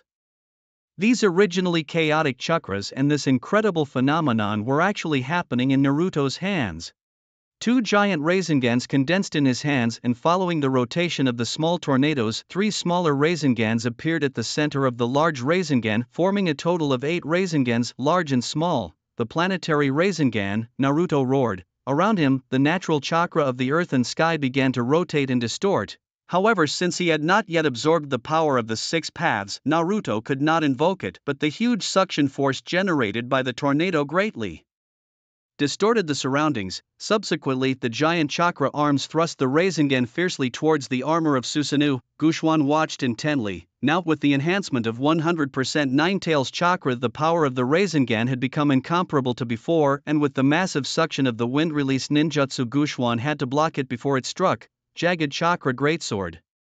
The complete form of Susanoo's inherent armor artifact appeared out of thin air in Susanoo's right hand, wielding a large serrated sword, with blue armor covering his body and his eyes red and fierce. Guxuan was positioned within the space of the head, and then he swung the gigantic serrated sword. Boom! Two crackling vortexes exploded as the two great swords and the serrated great sword collided, sending a powerful shockwave spreading outward, destroying the surrounding grass trees and leaving countless deep grooves on nearby buildings. As the dust flew up, the two vortexes disappeared, revealing the figures of Susanoo and Naruto. Naruto's clothes were covered with dust and deep marks were visible on the ground beside him, hinting at the intensity of the recent collision. This was a head-on confrontation between Naruto with the Nine-Tails chakra and Guxuan with Susanoo. Guxuan wiped the sweat from his cheek, a smile appearing at the corner of his mouth. Although the collision was intense, Guxuan had not sustained any injuries. This was also an effect of the artifact of Susanoo. Although it was just one collision, it provided Guxuan with a great experience. The collision, though brief, was incredibly thrilling, a kind of excitement Guxuan had never experienced before, which allowed him to further master the control of the Nine-Tails chakra and become more skilled. He believed that it would be easier for him to use the Nine-Tails chakra in the future, seeing that his attack did not inflict any damage on Guxian. Naruto's eyebrows twitched. He hadn't expected that Susanoo's defense was so strong that even his powerful chakra attack didn't leave a scratch. Humph, I don't believe it, watch this. As Naruto spoke, Guxian snorted coldly and waved his hand. A huge serrated sword cleaved through the air, its massive weight causing a partial collapse of the surrounding space, then slashed directly towards Naruto. Seeing such a formidable attack, Naruto dared not take it lightly. Veins on his arms bulged as a ball of golden chakra appeared in his right hand. This was the Nine-Tails chakra, its golden color signifying its formidable power. The golden chakra formed a shield in front of him, colliding with Guxian's massive slash. Boom! The massive golden slash struck the Nine-Tails chakra's shield, exploding on impact. The explosion shattered the surrounding space, turned nearby trees to char, and blasted a long crack in the ground. Incredible, worthy of Susanoo, truly formidable. Naruto roared, raising his arm again as another ball of golden chakra formed. A golden chakra sphere appeared in front of Naruto. The massive slash struck down once more, fiercely landing on the golden sphere, which instantly shattered, but this time it did not split as before. The massive slash fell once again. Another loud boom echoed as the golden sphere finally burst again. But this time, Naruto was no fool. He dodged the moment the golden sphere shattered. The golden sphere was Guxian's ninjutsu, but it wasn't something that just anyone could easily dodge unless they possessed absolute strength. He had dodged it now, but what about next time? Naruto wouldn't wait for a next time. He continuously swung his massive fists, repeatedly striking the golden sphere with massive slashes. Boom, boom, boom. He attacked relentlessly, causing cracks to spread through the surrounding space. Guxian watched the scene, his lips slightly curving up. Let's see how you withstand my attack. Susanoo, Kagetsuchi Great Fireball. Suddenly a huge fireball appeared behind Naruto. This was the power of Susanoo. The fireball grew larger, reaching over 10 meters in length and 15 centimeters in diameter. Boom! The enormous fireball blasted down towards Naruto, its power far surpassing that of the previous attacks, the surrounding space being consumed by the flames, which carried an intense heat. Naruto dared not take it head-on and quickly dodged, but still he could not avoid all of it, and his body was slightly injured. Naruto's pupils emitted a dazzling light. Nine-Tails. Inside him, the Nine-Tails responded to Naruto's call, releasing a massive amount of chakra. Soon the Nine-Tails chakra violently surged around Naruto, his 9 long tails swishing behind him. At this moment he was partially transformed into the tailed beast, and Naruto continued to make hand seals with both hands in front of him. Naruto clasped his hands together, and instantly a massive surge of energy burst forth from his palms. This tremendous force caused the surrounding trees to sway violently, some even snapping and falling into the river below. Many trees were flattened by the sheer power and eventually collapsed into the mud, submerged. Witnessing this terrifying scene, Guxian's pupils shrank. Where did such power come from? What kind of technique was this? Guxian had no idea. he only saw Naruto's left arm swing, sending a gigantic Rasengan spiraling towards Susanoo. However, this time it was different. The massive Rasengan contained many smaller ones inside, spinning in a bizarre manner. The large Rasengan rotated clockwise, while the smaller ones inside spun counterclockwise. Wind release, Rasengan shock blast. The chakra-enforced Rasengan shock blast flew towards Susanoo like a missile. In that instant, Susanoo moved too, its right fist slamming into the sphere, causing a massive surge of waves, and the ground itself trembled. After the loud noise, clouds of dust rose and visible waves of air rushed outward in all directions. Gu Xian furrowed his brows, observing the situation, and thought inwardly, truly powerful. He could clearly feel Susanoo's armor vibrating, some parts even beginning to fall off. This is the advantage of strong chakra. It greatly enhances the attack power, not only vibrating the armor but also causing it to fall off.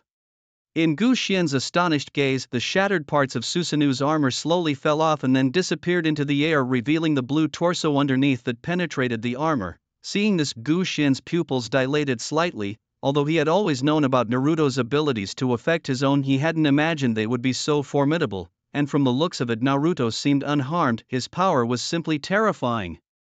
Continue then, Great Ball Rasengan. Naruto formed another huge Rasengan in his right hand. Seeing the Great Ball Rasengan coming, Susanoo didn't dodge. Instead, it stepped forward and with one stride positioned itself in front of the massive sphere. With outstretched hands, two giant axes appeared, and it fiercely chopped at the Great Ball Rasengan. Clang, clang, clang. The Great Ball Rasengan collided with the two giant axes in mid-air, producing a series of sounds. The Rasengan was split in two, but the massive force on the axes also diminished significantly. Not only that, but the two halves of the Great Ball Rasengan were also cut apart. Meanwhile, the axes did not stop but continued to cleave forward. However, Naruto did not cease his efforts and continued to produce Great Ball Rasengans to smash towards Gu Xian. At this moment, Susanoo suddenly raised its right leg and fiercely kicked out, sending a tremendous force that knocked the Great Ball Rasengan off its trajectory, ultimately crashing it into the nearby trees. The power of this Great Ball Rasengan was incredibly immense, cutting down a towering giant tree by a large margin and finally smashing it onto a rock, splitting the rock into two. Susanoo's speed did not wane. With strides covering tens of meters, he slammed a palm towards Naruto Uzumaki. Boom, thud, the ground shattered again, crevices snaking across the earth, forming a deep pit and a profound trench stretching from it. From within these fissures, a figure swiftly emerged. It was Naruto, who had been cleaved by Susanoo. Gasping heavily as he soared into the air, Naruto had narrowly escaped a fatal blow due to his quick reflexes. "Humph, I won't lose." A fierce grin spread across his face, his eyes squinting determinedly. Wind style, Rasen Shuriken frenzied. Bang, bang, bang. Over a dozen massive Rasen Shurikens were created by numerous clones, scattering chaotically towards Susanoo from all directions. Gu Xian, observing the onslaught, maneuvered Susanoo to dodge swiftly. Bang, bang, bang, bang, comma.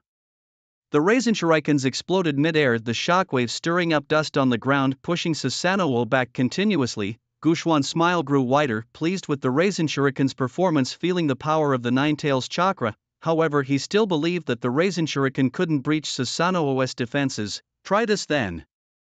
Naruto abandoned his Rasengan approach, shifting to a more agile and precise attack using the Nine Tails chakra arms. Golden arms burst from behind him, each fist clenched. Under a constant golden flash, they pounded relentlessly on Susanoo's armor. Thump, thump, thump. Each punch was stronger than the last, yet Susanoo's armor merely cracked slightly before quickly repairing itself.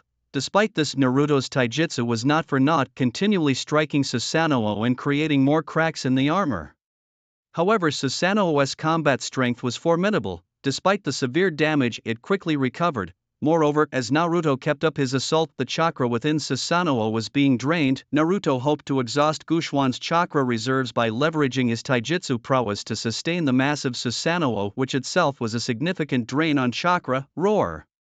Susanoo roared, its right foot stomping on the ground, causing it to split open. A massive footprint slammed down, hurling dirt and stones everywhere and propelling Naruto forward like a cannonball. This force was enough to tear a person apart.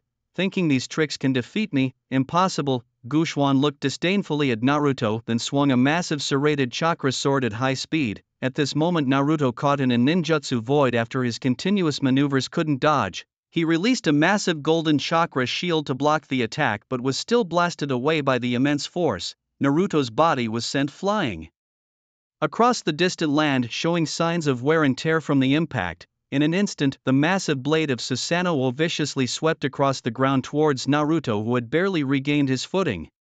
A slight smile appeared on Gushwan's face. This strike wouldn't kill Naruto, but it was enough to inflict injury. Not good. Naruto's pupils dilated, involuntarily fixated on the scene unfolding before him. Ninpo, Super Beast imitation painting. A soft voice came from behind Naruto as a brush moved swiftly across a large scroll, animating the beasts within it. The creatures leapt from the pages in two-dimensional form, transforming into three-dimensional ferocious beasts that lunged at Susanoo. However, Gushwan was taken aback by an unexpected turn of events. Just as his chakra-filled giant sword was about to strike Naruto, a massive tiger figure stood in front of him, blocking Gushwan's attack. At the same time, a blue-ringed electric giant blade appeared in front of Susanoo's blade. A Leaf Village ninja wearing a black and white outfit and a leaf headband supported a bird drawn from the scroll, whisking Naruto away from danger. Sigh, Naruto exclaimed in surprise. Naruto, did I make it in time? Sai asked excitedly as he controlled the flying bird. Of course, everyone arrived just at the right moment. Naruto gratefully responded, acknowledging Sai's timely rescue. Meanwhile, the individual wielding the Thunderblade was Samui, a ninja from the Hidden Cloud Village and the leader of Karui and Omoi's team. She was busy manipulating her lightning ninjutsu to disrupt Susanoo, delaying its attacks. Sai's arrival was accompanied by the Leaf Village's security team, including Shikaku, Nara, Asuma, Sarutobi, and others who had all rushed to the battlefield to protect Naruto and his companions. Take a break will help you, Sai told Naruto, setting him down on the rubble-covered ground. Naruto willingly deactivated his Nine-Tails chakra mode to meditate and restore his strength. Seeing her subordinates injured by Gushwan, Samui was furious. Despite facing an opponent capable of activating Susanoo, she showed no fear, inspired by the Fourth Raikage's bold leadership that instilled a warrior spirit in the entire Hidden Cloud Village. Cloud-style flying blade, Samui shouted, throwing several circular lightning blades from her palms that began to orbit around Susanoo, flashing as they moved. Susanoo, however, didn't stop advancing and charged towards Samui. Undeterred, Samui accelerated the speed of her lightning blades, enveloping Susanoo more tightly. Humph, good defense, but I want to see how long you can last. Samui snorted coldly, increasing the speed of her lightning blades even more, tightening their grasp around Susanoo. Thud, thud, thud. Susanoo continued to swing its giant blade, cutting down any projectiles that came close. Not enough, Samui narrowed her eyes. Her arms forcefully enhancing the power of the lightning blades, making them even more formidable. Under her control, the thunderous ring blade grew thicker and brighter, transforming into a dragon-like shape, twisting continuously until it morphed into a giant flying dagger. It fiercely chopped down onto the head of Susanoo, causing a violent collision that made the entire ruins tremble. Susanoo was pushed back a distance, but its body remained unbroken, showing only minor damage. It seemed that such an attack could hardly harm it. Humph, just as the rumors said, this monster is incredibly tough, truly worthy of the name Susanoo. Samui squinted her eyes, shocked that her flying dagger could only inflict such minor damage. In the ninja world, it was unprecedented for anyone to withstand a lightning attribute flying dagger attack. Even the Fourth Raikage had praised her use of lightning release. This level of attack is merely tickling me. Show me what else you've got, Gu Xian said disdainfully as he brushed dust off his clothes. Damn it! Samui cursed, then the thunderous ring blade in her hand shifted direction, spinning in front of her and forming a massive storm. With a thunderous roar, the storm shook the ruins as if something was about to explode. Gu Xian, however, remained unconcerned, smiling faintly as he watched the storm spread, gradually enveloping the surroundings. Finally, a huge shockwave surged forward, pushing Susanoo back several steps. Gu Xian hadn't expected Samui's lightning release to be so formidable, actually managing to hurt him. Enough, Miss Samui, there's no need to keep using your lightning release. You're strong, don't waste your energy. Let us Leaf Ninjas handle this, Zai said seriously as he looked at Samui. Taking Zai's advice, Samui stepped back and watched Zai take over. Zai then pulled out a larger scroll from behind him, laid it out flat, and began drawing one ferocious beast after another with his brush. As he recited spell after spell, the beasts were activated from the scroll to fight for him. The battlefield was a spectacle, with the Leaf security team shining brightly. A swarm of crows attacked. Gu Xian followed by thousands of shurikens and then larger ninja tools. A variety of attacks accompanied by drawn beasts like tigers, lions, birds and elephants aggressively advanced toward Susanoo. Gu Xian was not idle, continuously using Susanoo's chakra to form a protective barrier around himself, blocking all the ninja attacks. It seems it's time to end this. Everyone from Leaf has arrived. It wouldn't be good to escalate things too much. Gu Xian maintained his rationality and wisely held back. With the full power of Susanoo, he could easily defeat everyone present, but he chose to stay sensible and not make enemies with the Leaf ninjas here. Gu Xuan also deactivated his Susanoo, letting his body gently float down to the ground. Even though the forest was already riddled with damage from the recent battle, it seemed that a large group of people had hurried over, but there was no need for him to stay longer. The Akatsuki will definitely take the nine tails of Konoha, Gu Xuan declared, mimicking Obito's voice. Do you think I'll let you leave? After injuring our people from Kumobakure, you think you can just run away, Samui said. Fiercely, about to pierce Gu Xuan with a right-hand attack. However, Gu Xuan easily dodged it using his intangibility, leaving Samui stunned. With the space-time teleportation of Kamui, Gu Xuan left the battlefield, teleporting to the place where he had previously fought with Sasuke, as he had left a mark there. Why did he disappear? Was it space-time ninjutsu? Samui muttered to himself in confusion. Let's move the injured first. Your ninjas from Kumobakure are severely injured and unconscious. Captain Shigeru Shinjian, please take care of Naruto.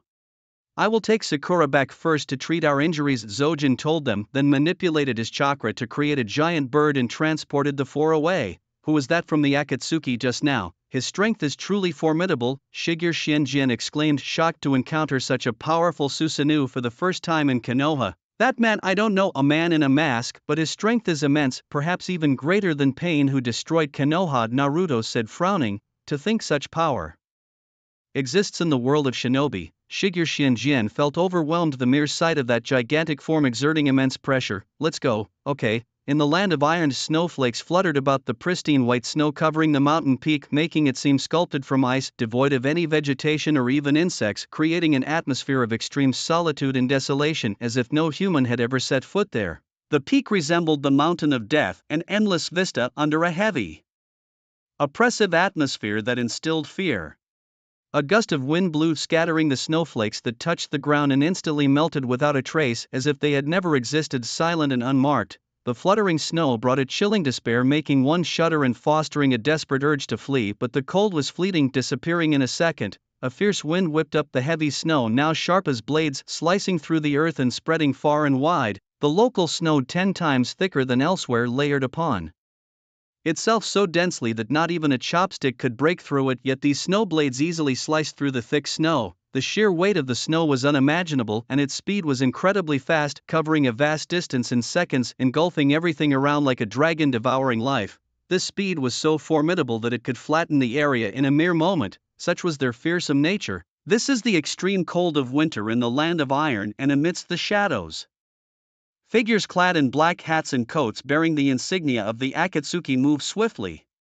Sasuke, we're almost at the location of the 5 Kage summit in the land of iron. Do we really need to barge in like this? Suigetsu asked, his voice tinged with fear. After all, they were about to seek vengeance on Danzo and would have to confront the 5 Kage. Suigetsu was well aware of the terrifying power of the Kage, which is why he wanted Sasuke's opinion before proceeding. The 5 Kage?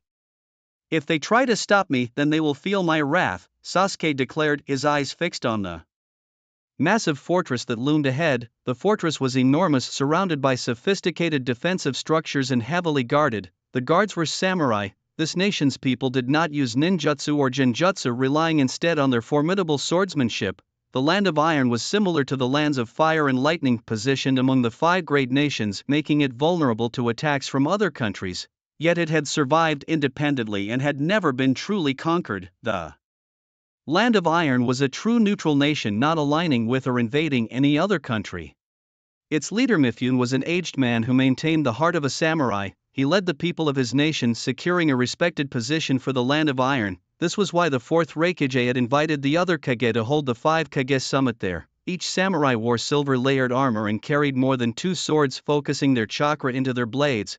They also wore helmets equipped with gas masks. Despite the severe cold, the samurai remained steadfast in their duties, patrolling the area with a noble spirit. Sasuke stopped in a shadowed corner at the top of a hill and signaled for his three companions to prepare an ambush. They watched as a bandaged-headed samurai welcomed group after group into the fortress. After greeting the last group, he entered the fortress, followed by several other samurai. That is the leader of the Land of Iron, Mifune. It's said that ninjutsu doesn't work on him because his sword drawing technique is so swift that ninjas can't even form seals in time, Suigetsu explained to Sasuke, pointing out the formidable leader in the distance. Sasuke simply watched coldly without saying much. Prepare for concealment, Danzo and the others have entered. We must infiltrate as well, Sasuke commanded. Prepare to support from beneath the fortress. I'll go alone to kill Danzo, he continued. Are you insane? You want to face the 5 Kage alone? Suigetsu exclaimed in surprise. Sasuke didn't respond, just silently moved forward, throwing several ninja shuriken towards the distant grounds. The landed shuriken attracted the guards' attention, and 4 of them approached to investigate. Sasuke then swiftly moved behind them and used a lightning strike to knock them out. Indeed, their armor was strong, but it could not insulate against electricity, leaving them powerless against Sasuke's attack. After dealing with the perimeter guards, Sasuke climbed the wall and jumped through a window. Should we follow him up there? Chogo asked. Let's not. He doesn't like it when we go against his wishes, Mizuki replied silently, touching his face. Then he led them through a window on the first floor into the bunker. In a large roundtable conference room at the top of the tower, ninjas wearing symbols that signified their status as shadows began to take their seats. Their 2 guards observed the situation from a high point in the conference room. At that moment, the person welcoming the shadows walked up to the podium. His temples were graying and his face was still covered with wrinkles. The years had left many marks on his face, but his eyes were extraordinarily resolute. This was due to his relentless pursuit of the samurai spirit. Age was not a burden for him, rather it was an accumulation of insight into the samurai way. Even now his sword-swinging speed had not diminished and his conviction was stronger than that of the shadows seated before him. I believe everyone has arrived. I am Mifune, the leader of the Land of Iron. I'm glad you could all make it to this conference, he announced. With that, I declare the 5 Kage Summit open. Now let me introduce the identities of the village shadows. Mifune proceeded politely. First, the initiator of our 5 Kage Summit, the 4th Raikage of Kumogakure A. The lady from Kirigakure is the current 5th Mizukage, Terumi Mei. From Sunagakure we have the 5th Kazekage, Gaara. From Kanahagakure the 5th Hokage, Danzo.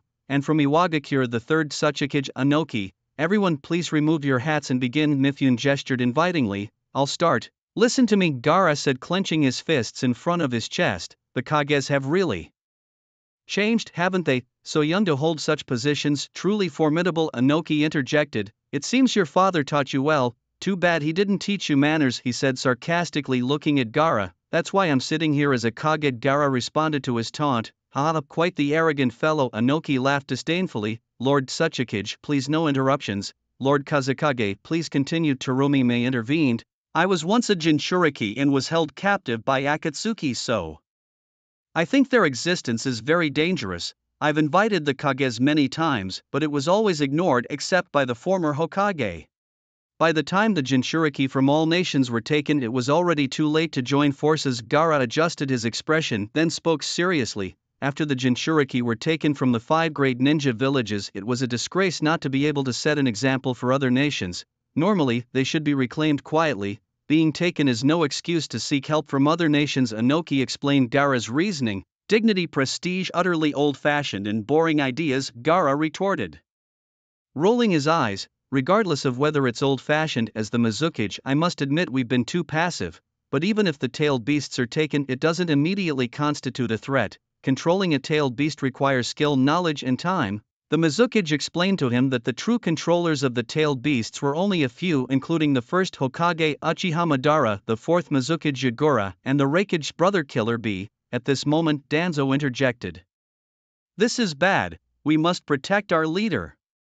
Hearing Danzo mention Killer Bee, the ninjas from the hidden cloud village on the observation deck outside the council room immediately predicted that this would provoke the Raikage into a rampage. They grabbed their weapons and rushed down to protect him. Enough babbling. The Raikage roared as he suddenly stood up, sweeping his hand across the table with such force that he split the corner of the table in 2. In that instant, 10 guards rushed down from the observation deck, each raising their weapons to protect their respective Kages. Standing in the middle of the arena facing each other, they stared intently at one another, not daring to make a move but ready with their best lethal techniques. The atmosphere had reached a freezing point. With a sigh, Mifune the mediator solemnly addressed everyone. This is a place for discussion, please mind your manners, stand down. Futorian, Danzo, his eyes wide open, ordered his 2 Umbu guards. Following his lead, the other Kages also commanded their guards to stand down, helping to defuse the tense situation.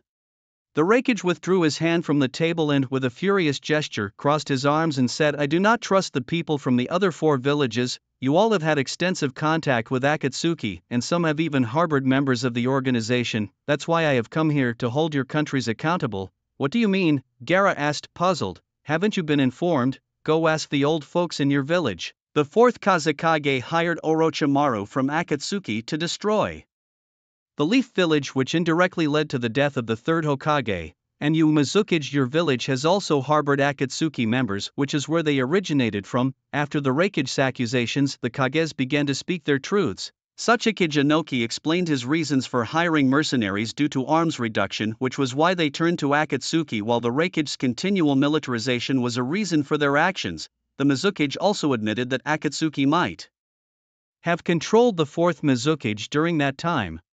Amidst the heated accusations, Mifune broke the deadlock. It's rare for the 5 Kage to gather like this, a blessing in disguise perhaps. I think this is an opportunity. I suggest forming an alliance, a shinobi alliance, Mifune proposed impartially. That's excellent. In these special times, we desperately need the cooperation of all nations. The Hidden Leaf Village agrees with this proposal. Danzo responded calmly. A good suggestion indeed. This will help avoid the chaos that results from misactions, Mifune replied. The next issue was who should command the allied forces. Inoki questioned skeptically. Discussing among yourselves will only lead to endless chatter. Therefore, respecting the stance of the neutral country, I think it's better I recommend someone, Mifune suggested. At this moment, Danzo's other eye, hidden beneath the bandages, began to open. It was a Sharingan, the eye of Uchiha Itachi's close friend Uchiha Shursui, capable of casting a powerful genjutsu. Koto Amatsukami. The terror of Baishinshin lies in its ability to manipulate its victims to act entirely according to the manipulators' will, all without the victim's awareness. At this moment, Danzo was using Baishinshin to control Mifune's speech and actions. Currently, the only Jinchuriki of the 9 tails remaining in the village is crucial to control. As such, the Kage are all on edge, eagerly anticipating whom Mifune will nominate as the leader of the Ninja Alliance. They are holding their breath, eyes fixed on Mifune. So, how about we hand over the significant authority of the Ninja Alliance to the Hokage of Konoha? Mifune seriously suggested. The Hokage?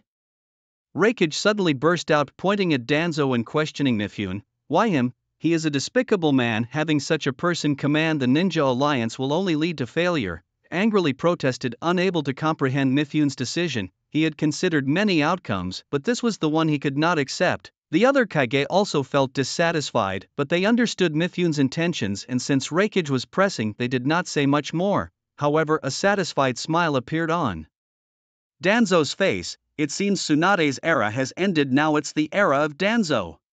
Why should the leadership of the Ninja Alliance be handed to him, a man known as the Darkness of the Shinobi? Raikage immediately retorted. Our Kumogakure has no members from the Akatsuki and can earn the trust of other nations. I should be the leader. Lord Raikage, please look at the table in front of you first. Mifune stretched out his hand and pointed to the large hole smashed into the table in front of Raikage, frowning. Raikage, slightly embarrassed, bowed his head in acknowledgement of his impulsiveness. If you cannot control your emotions, even the greatest power cannot accomplish good deeds. If handed over to you, the fate of the Ninja Alliance would likely resemble this table. Mifune explained his reasoning. The Kazekage is still too young, just having become a Kage and lacking enough experience. If he were to lead the alliance, it would cause dissatisfaction among the other villages. Such a kid is already very old and lacks the vigor of the younger generation, making him unsuitable as well.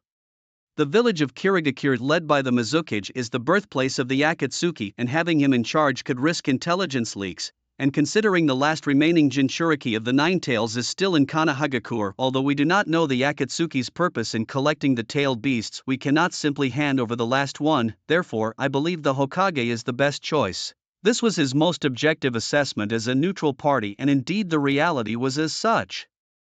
Meanwhile, in the observation stands, Ao of Kirigakure noticed the anomaly in Mifune and moved forward to observe closely. This feeling Ao thought. Byakugan activate, Ao whispered, and immediately the Byakugan under the right eye patch opened and his right face, marked with several deep scars, a classic feature of the Hyuga clan, appeared. This was a trophy Ao had obtained from a member of the Hyuga clan during a covert mission in Konoha, and with the Byakugan Ao's strength had significantly increased. His arm and his right eye emitted a green light. What was going on? There was no mistake, it was a ninja from the Leaf Village, Uchiha Tamizu. Ching felt a shock in his heart, recalling his younger days when he had been on a mission in the Leaf Village, and Tamizu's eye techniques had left a deep impression on him, unforgettable for a lifetime. Chojuro, get ready for battle, Ching said to Chojuro beside him. Huh? Chojuro was also confused but clenched the twin-blade butterfly in his hand, listening to Ching's orders. Ching leapt from the observation deck and landed firmly on the ground. Lord Danzo, would you mind removing the bandages so I can take a closer look? I've noticed something different about you with my Byakugan, Ching said coldly. At that moment, Danzo's two Umbu ninjas rushed forward to shield him, drawing their swords to protect him behind them. Byakugan, you have this ability. Danzo was surprised but did not show it. Seeing that Ching had discovered his trick, he did not rebut. Stand down, he ordered, and the two stepped back to observe. As expected, that's Uchiha Tamizu's eye in your right socket, isn't it? He was a ninja renowned equally with Itachi and illusion techniques. Uchiha Tamizu. Gaara was puzzled. Being young, he had not heard the histories of the leaf, because he could use the most powerful illusion technique, Koto Amatsukami, which can control others without their awareness. Just now I saw through my Byakugan that you were using Koto Amatsukami to control Lord Mifune. Chewing revealed Danzo's secret to everyone. What? The crowd was shocked and the Raikage reacted quickly, angrily questioning Danzo. How could you be so despicable? I'm curious where you got your Byakugan from. Better not let me find out you're a traitor from the Hyuga clan. Danzo looked at him with a murderous intent. No need to say more. Even if I'm not from the Hyuga clan, because of my Byakugan you would still take it from me. After this, Ching saw through Danzo's threat and responded calmly. He knew well Danzo's ruthlessness and that he would likely not escape an ambush by Leaf's Umbu later. Don't worry, I will take the necessary precautions, Mei Terumi comforted. I can't believe I didn't notice, Mifune said, shocked. If you hadn't used illusion techniques, I might have entrusted you with the leadership of the Ninja Alliance. No, probably not. I must ensure such an outcome, Danzo said to him. At this moment, we must seize control for the peace of the ninja world, he continued. Enough of this peace talk, you've already lost our trust. Inoki looked at him coldly. Extraordinary times call for extraordinary measures, and it's hard to smooth over the suspicions of everyone here. I think we shouldn't waste too much time on this, Danzo said calmly, not feeling ashamed of his despicable methods. As Danzo acted as if nothing had happened, the Raikage was getting very angry, ready to burst into a tirade about Danzo's treachery, when suddenly the ground behind him began to tremble. In the middle of the round table, a huge white spike burst through, startling everyone as it emerged. With a smiling voice, "Hello, Uchiha Sasuke is right here, let's all come and find him." It was Byakugan who originally followed Sasuke here, but now he is here under the orders of Kuratsuchi. He is a member of the Akatsuki, so be prepared. Gaara recognized the person in front of him at a glance and immediately warned everyone. The hot-tempered Raikage grabbed Byakugan by the throat, fiercely choking him, and stared intently as he demanded, "Tell me, where is Uchiha Sasuke?" Byakugan, feeling the formidable strength of the man before him, was somewhat startled and at a loss, but since he was under Kuratsuchi's orders to reveal Sasuke's whereabouts, he cooperatively said to A, "In this place." Crack. Before Byakugan could finish speaking, A's large hand had already snapped his neck, leaving no chance for resistance. "Why kill him? We could have gotten more clues out of him," Mei Terumi said, somewhat unexpectedly blaming him. "No, you can't get any clues from the people of the Akatsuki. They are all the same," Gaara told her.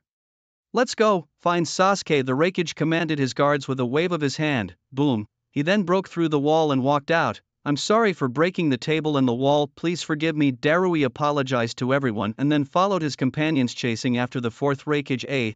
Aren't you going to check it out?" Kuratsuchi asked Inoki. "Why should I go? My old back hasn't healed yet," Inoki replied irritably, his granddaughter being the naughtiest, often causing him headaches. "And you, Akatsuchi?" Kuratsuchi asked jokingly. "I'd like to see what Uchiha Sasuke, who killed brother Deidara, looks like." "No, I'd better stay here and take care of Lord Tsuchikige's old back," Akatsuchi replied. "Then I'm off," Kuratsuchi said and slipped away. Inoki also looked in her direction, visibly annoyed. "Let's go and see," Gaara said to his siblings. "Okay," they both readily agreed. "Lord Danzo?"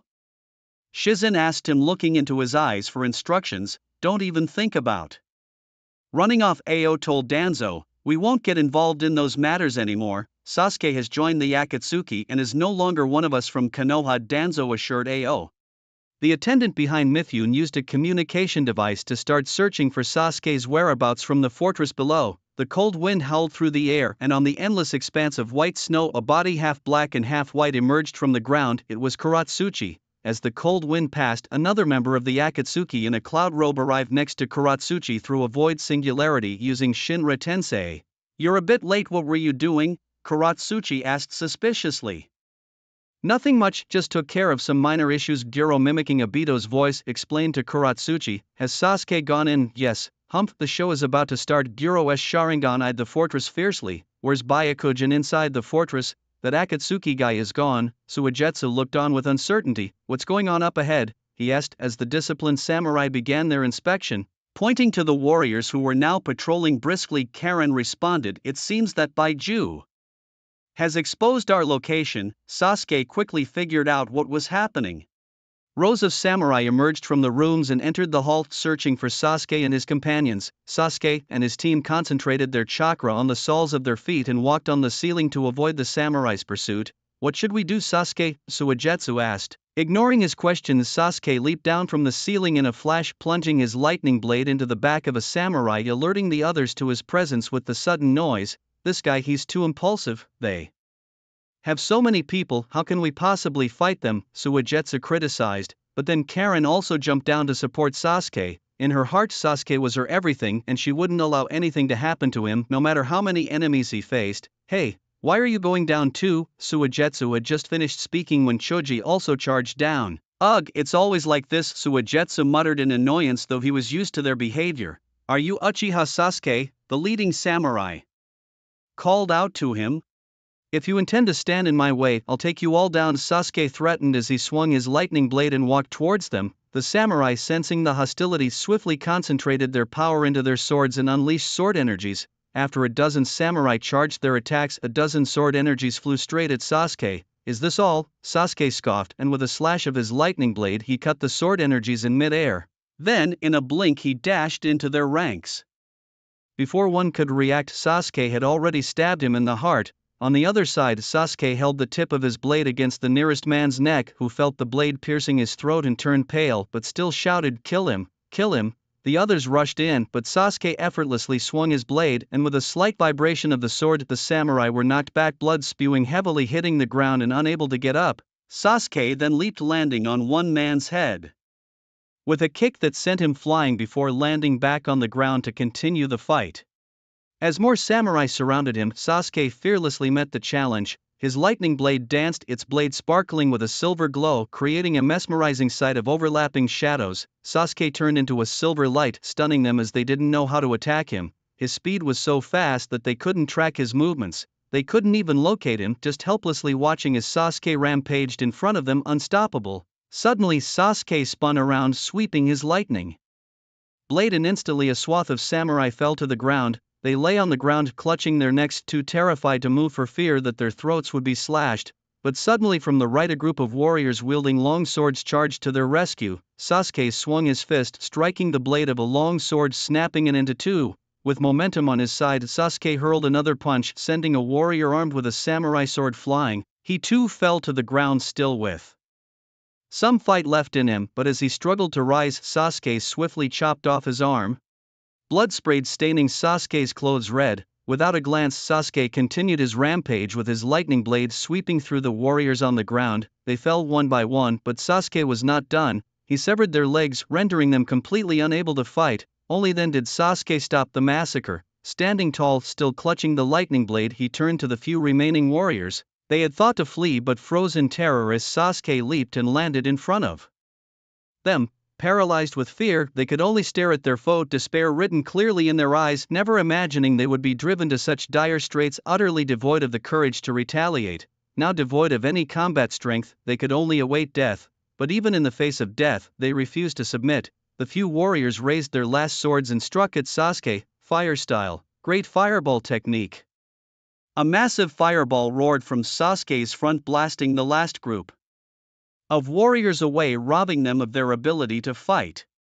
In that moment, Sasuke was like a god of death, eliminating all who stood in the way of his revenge. After dispatching this group, another band of warriors clad in armor charged from the side. Sasuke continued to wave his Chidori blade, blocking one sword aura after another. These sword auras were much more powerful than before, and they were laced with a potent poison. A mere scratch could have unthinkable consequences. The sword auras were so powerful that, although Sasuke was protected by his lightning, the aura could erode the protective effect of the lightning, significantly weakening his defense. Yet Sasuke dared not be careless, knowing well that he could not afford to be injured, as the consequences would be severe. The number of warriors was overwhelming, and it was difficult for Sasuke to handle them alone. Fortunately, there was a brief respite, allowing him to catch his breath.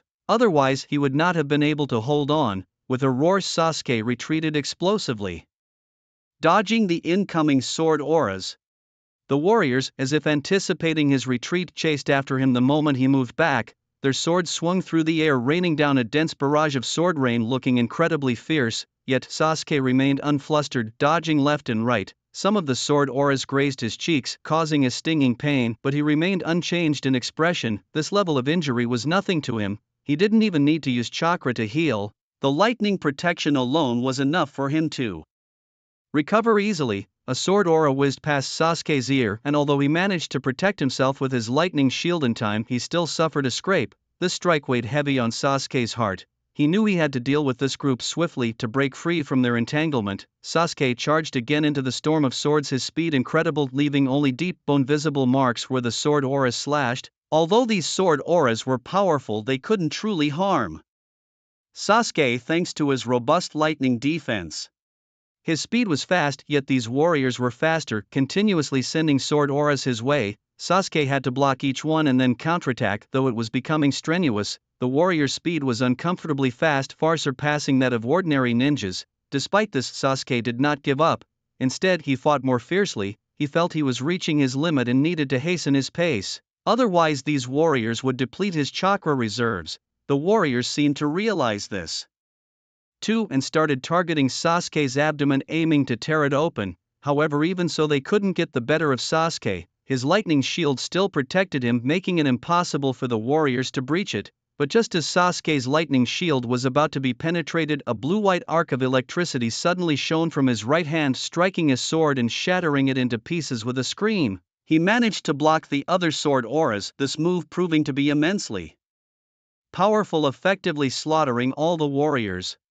Yet, Sasuke didn't rejoice. These warriors were not as frail as typical ones. They wore special material that prevented them from being instantly killed by his attack. However, by slaying these warriors, Sasuke had effectively reduced their fighting force by half, a favorable outcome for him. These warriors were elite ninjas, and while not a match for him, their collective demise here would be a significant loss for Sasuke, especially since they were on their home ground and could continuously summon more warriors, potentially overwhelming him. Thus, he needed to eliminate these warriors quickly. This was Sasuke's first encounter with such a scenario, lacking experience, but his mind was filled with various weapon techniques. Once he mastered these, he wouldn't worry about losing. His task was to identify the weaknesses of these weapons and gradually refine them, thereby enhancing his strength further. At that moment, Sasuke noticed a pile of bodies nearby, many of them warriors. He walked over and stepped on one of them. The warrior's body stiffened abruptly, then slowly turned its head, giving Sasuke a look of hatred. His mouth opened, but no words came out. These warriors were not lacking in skill, and they were equipped with special ninja tools. Unfortunately for them, they encountered Sasuke, a formidable lone star destined to disrupt their path. "Anyone who stands in my way will be destroyed," Sasuke declared coldly. With a swift motion, he grasped